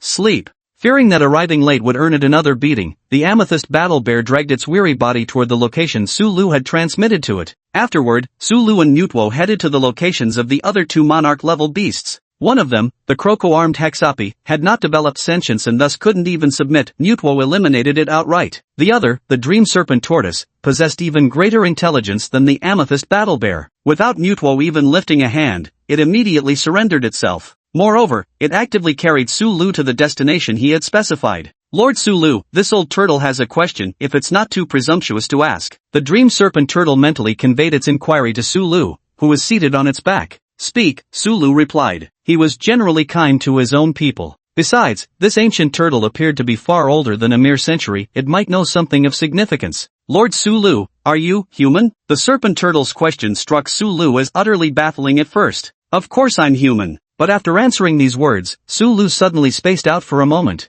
It had been some time since arriving in this world when Sulu suddenly recalled something. He seemed to have traveled through dimensions to get here. Sulu suddenly remembered his earlier encounter with the vicious beasts. Logically speaking, even somewhat intelligent vicious beasts would usually descend into a frenzy upon encountering humans, yet neither the amethyst warbear nor the dream snake turtle had shown any signs of raging. Perhaps it was precisely this point that made the wise old turtle suspicious? Could it have guessed that he was a transmigrator? The identity of a transmigrator was a secret even more deeply buried than the system. If the system were exposed, People might just spy on him, but if his secret as a transmigrator were revealed, others might see him as nothing less than an invader. After hearing Sulu's response, the Dreamscale tortoise remained silent for a while. Perhaps you're unaware, Master Sulu, but we fierce beasts harbor an instinctive hostility toward humans. Yet toward you, I feel no such instinctive turmoil. This suggests you may possess some powerful bloodline of which you're unaware. Understanding your lineage could be of great help to you, the old tortoise said earnestly. Having sworn allegiance, it now pondered how to prove itself as a useful subordinate in its master's eyes. This seemed to be an inherent tortoise instinct, which was precisely why the Dreamscale tortoise took the initiative to bring up the matter with Sulu. Hearing this, Sulu breathed a sigh of relief. So they suspected him of having special bloodline like Xiaomuyue? I'll investigate this myself, said Sulu. Though special bloodline could also serve as a facade. 2 dominant-level savage beasts were settled by Sulu at the east and west ends of Pokemon Valley. With 2 dominant-level savage beasts now in place, there was no longer a need for Mutwo and Rayquaza to intervene in every matter. After all, they both required training as well. Just as Sulu was handling affairs related to the Heavenly Cloud Forbidden Land, the first batch of energy cubes produced by the Poke Energy Factory is ready to be supplied to the market. Naturally, the first city to receive the supply will be W City, the closest urban center to Jinshin City. Hu Yunji and Xiaomuyue had previously reached certain agreements, and after the establishment of Jinshin City, the two parties began in-depth collaboration. Now, W City has become the designated sales hub for energy cubes for the next 6 months. Energy cubes, a special product with effects comparable to high-tier Beastmaster rations yet priced at mid-tier levels, would undoubtedly shake the market to its core. Even before large-scale sales officially began, several established ration companies based in W City were already feeling the pressure. Flowing Spring Corporation happened to be W City's largest supplier of Beastmaster rations. In fact, Flowing Spring was among the earliest factions to ally with Hu Yunji. During the time of the original founder's presence, efforts were naturally directed towards the welfare of W City. However, after the founder of Liuxin Corporation passed away, ties with Hu Yunji gradually severed, and the company began leaning more toward commercialization. The grandson of Liuxin Corporation's founder and current chairman, Yu Luming, was pacing anxiously around his office. An employee entered his office holding a report. "Any updates? Have you managed to analyze it yet?" Yu Luming asked anxiously. The staff indeed shook their heads. After reviewing the report, Yu Luming fell into deep thought. Could it be that I need to seek out Aunt Hu? No way, this Sulu was very likely one of her people. As if making up his mind, Yu Luming dialed a special number. Chapter 83, The Strengthened Viridian Power, Overcoming Enhancement. After returning home, Sulu didn't rest immediately. Instead, he took out the super thought crystal he had obtained during the day. Mental power and aura power can be barely trained, but should I focus on enhancing the Transcendence Force or the Evergreen Force? Sulu pondered. From what Sulu understood, a single Transcendence Crystal could only enhance one type of extraordinary power. Sulu carefully sensed both his Transcendence Force and Evergreen Force, but this perception immediately revealed something unusual to Sulu. My Evergreen power seems to have grown stronger? But why? Sulu muttered in confusion. If the previous Evergreen power could temporarily boost a Pokemon's level by 10, now it could already enhance it by 13 levels. Superpowered Sulu was consulting Mutwo for training and study, showing normal progress. Although there are no Lucario as reference for aura abilities, those can still be practiced. The enhancement of the Viridian power seemed rather abrupt. Sulu carefully examined the fluctuations of the Viridian power using his aura abilities. To his astonishment, he then discovered that the Viridian power appeared to have formed a new connection besides his own. Following this link, Sulu traced its path, and its endpoint surprisingly pointed toward the Forbidden Land of Heavenly Clouds, or rather, the Pokemon Valley. Sulu's innate power of Evergreen had somehow connected with the Pokemon Valley. I see, Sulu suddenly realized. The two most famous figures who obtained the Viridian power were Giovanni and Yellow. From both cases, it's not hard to see that the Viridian power is a blessing from the land upon people, or perhaps it's a special power granted by Pokemon in a certain region when they recognize someone. Although Sulu had possessed the Viridian power before, it was merely a rootless source. But now, as the Pokemon Valley has become the only habitat for Pokemon in this world, and with the number of Pokemon steadily increasing, the valley has begun to emanate a faint aura of the Evergreen power, which has subsequently merged with Sulu's own. As the Pokemon Valley expands and the Pokemon continue to thrive, Sulu's Evergreen power will naturally grow stronger alongside it. After realizing this, Sulu felt quite pleased. The enhancement of his Evergreen power was secondary, what truly mattered was the recognition and bond he had forged with the Pokemon. Then I'll use this to strengthen my Transcendence power. After all, it's the only ability left without a reliable training method, he mused. Sulu took out the Ultra Thought Crystal and touched it with his Arceus Force. The strange fluid flowing within the crystal transformed into surge energy identical to Lu Su's the moment it made contact with Transcendence Force. The homologous energy was effortlessly absorbed by Su Lu. Half an hour later, Su Lu's aura power had also undergone a massive enhancement. What was originally only capable of mental communication now seemed able to influence reality after strengthening, capable of sealing in amplification. Although Su Lu's aura of transcendence isn't powerful enough to seal legendary Pokemon like Hoopa, ordinary summon beasts are no longer a threat to him. Moreover, Su Lu's aura of transcendence can further strengthen Pokemon. Even Su Lu himself doesn't know to what extent he can enhance a Pokemon when pushing his extraordinary power to the limit. What a treasure! Such a shame it's hard to obtain. I wonder if trading the corpse of a dominant-level monster would be enough. I'll ask Xia Muyue about it tomorrow. After absorbing the Transcendence Crystal, Su Lu began drafting a new training regimen. Rayquaza needs to suppress the Skycloud Forbidden Land, and Mutwo has research duties along with guarding Shinjo City, so I'll need additional combat forces. Otherwise, keeping Rayquaza and Mutwo constantly busy would be counterproductive if their strength can improve. Raikou is indeed a good option, but Raikou currently has tasks too, and it's just one Pokemon. Plus, the continuous electricity generation process itself serves as training. Su Lu typed the words Legion on his computer. A single Pokemon naturally can't rival a legendary beast. But the combat power of militarized Pokemon should not be underestimated. The champion's army in the Pokemon world can even rival full-powered legendary Pokemon. Teams like Raindance or Sunny Day formations are the prototypes of Pokemon armies. Scaling them up and generating energy resonance qualifies them as true militarized units. Building a Pokemon army with willing fighters at its core, supported by other Pokemon as auxiliary forces, is also a viable approach. Since we already have Tyranitar as the core Pokemon for a Sandstorm team, training for the Sandstorm formation can now begin. Su Lu typed out the word Sandstorm Team, Sun Team. An image of sunflowers flashed through Su Lu's mind. For now, just planning ahead. There's the Rain Team, the Volcano Team. Su Lu carefully categorized the Pokemon he currently possessed. Fortunately, he still remembered the skills and configurations of each team fairly clearly. Coordination is secondary. First, we need to resonate the energies of the Pokemon, or else it'll just be a disorganized mess. From now on, make all Pokemon of the same type gather daily for energy resonance, consider it a daily quest, Su Lu thought to himself. And you can also form some unconventional legions, like giant-sized legions or mega evolution legions. Thinking of this, Su Lu got excited and began typing furiously on the keyboard, considering the possibilities. Suddenly, Su Lu stumbled upon a peculiar file in his computer. It was the grass-type beast cultivation plan that Hu Yinji had previously given him. He clicked it open. The contents were something Su Lu had already gone through. The first half covers the training methods for a single grass-type summoned beast, and the rapid evolution of Oddish was partly due to the secret techniques included. The latter section outlines the cultivation direction of the Thorn Beast Master team, serving as a prototype for a grass-type legion. Previously useless to Su Lu, it can now serve as a reference for him.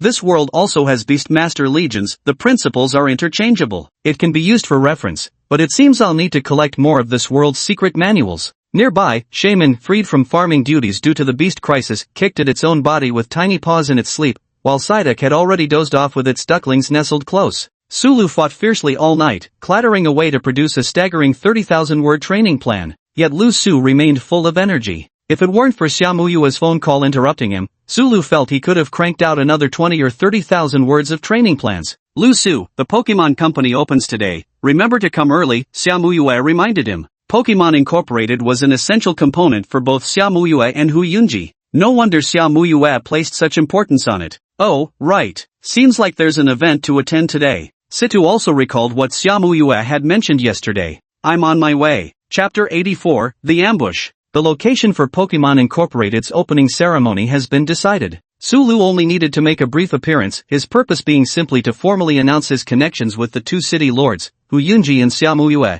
Although Su Lu's current strength meant he wasn't afraid of trouble coming his way, he still wanted to avoid unnecessary complications. Psyduck, time to go out. Su Lu called out to Psyduck's little nest after getting dressed. Ha! A drowsy-looking Psyduck emerged from the nest holding a phone, followed by two other duck Pokemon. Su Lu was utterly stunned. What were you all doing last night? You're still just little ducklings. Su Lu exclaimed with deep concern. Psyduck, however, responded with nothing but a disdainful glare. All Ducklet did was study automotive mechanics all night by watching videos on a phone with friends, alright? The drowsy Ducklet and Farfetch'd were returned to their Pokeballs. As for Shaman, it was taken by Bellissum as a guest yesterday, their first night without spending it with Sulu, and who knows what state it's in now. Psyduck led Sulu out the door and into the car, where it patted the steering wheel from the driver's seat. Sigh, where to? This was also the reason Psyduck wasn't the least bit tired right now. As long as there's a car to drive, Psyduck is always at full power. Go to Pokemon Corporation. Psyduck nodded and quacked in agreement. After living in the human world for a while, Psyduck barely understood the significance of Pokemon Corporation making its own little car would require money. And money comes from Pokemon Corp.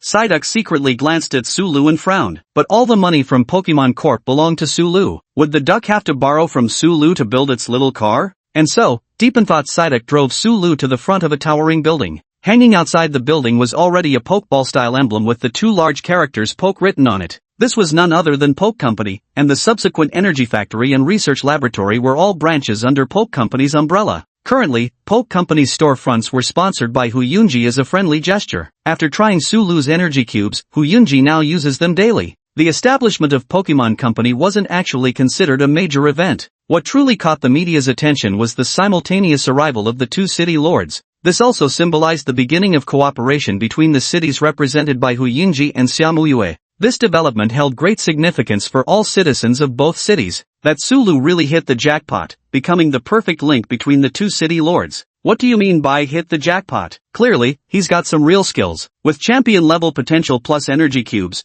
isn't that enough reason for two champions to mentor him? Have you actually tried energy cubes? If you had, you wouldn't say that. To some extent, City Lord Xia still needs to rely on Sulu. Champion-level potential? Any proof? I don't buy it. As the journalists were buzzing with discussion, Sulu entered the venue with his Psyduck. The reporters immediately swarmed around him. In this era, the hottest topics were no longer the daily activities of entertainers, but rather celebrity beast tamers and their summoned beasts. Hello, Sulu. I'm a reporter from Strawberry Times. Could you tell us how you created the energy cubes? Is your rumored relationship with Summer Champion true? Now that everyone calls you a champion seed, have you considered participating in any leagues? Not only was Sulu surrounded, but even Psyduck had several microphones thrust in front of him. Sulu naturally had nothing to say, but Psyduck seemed uncomfortable, scratching its head in confusion. But before Sulu could respond to the reporters, a sudden blinding flash shot straight towards Sulu from among the press corps. One lanky reporter's figure twisted grotesquely, transforming into a savage beast covered in bizarrely colored scales. Someone immediately recognized this type of monstrous creature.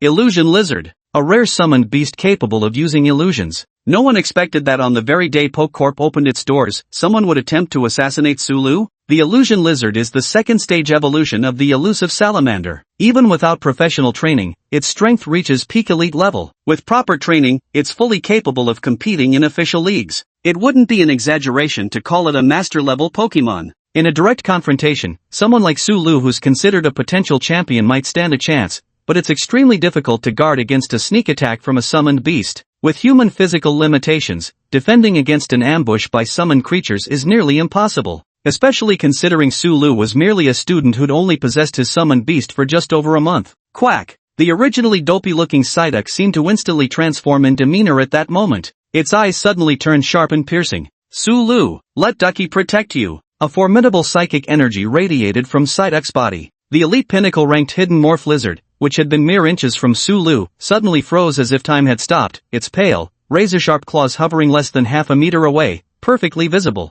This was the Mutwo version of Disable, a skill Psyduck had picked up while discussing extraterrestrial mechanical principles with Mutwo during one of their brainstorming sessions. Though Psyduck couldn't effortlessly immobilize a sovereign-tier beast like Mutwo could, pinning down an ordinary elite-tier beast was still a breeze for it. Thanks, Psyduck, Sulu said, giving the duck's head an appreciative pat. Although with Sulu's current strength and the psychic barrier left by Mutwo, he wouldn't be hurt even if the attacker managed to land a hit. Only then did the surrounding crowd suddenly realize what had happened. This was huge news. The genius teenager Sulu had actually been assassinated. Was it because of interests? Or was it because of his relationship with Xiaomuyue? Enough! Nobody move, came Huyunji's stern voice. Meanwhile, Xiaomuyue and the cat-masked man, Mutwo in disguise, arrived together. They had been making final preparations. Huyunji's expression turned solemn as he took in the scene before him. Though there was certainly some secret behind this hidden chameleon, how it had evaded detection, disguised itself as a reporter, and then launched an attack. But regardless, the assault on Sulu was a glaring testament to her incompetence, wasn't it?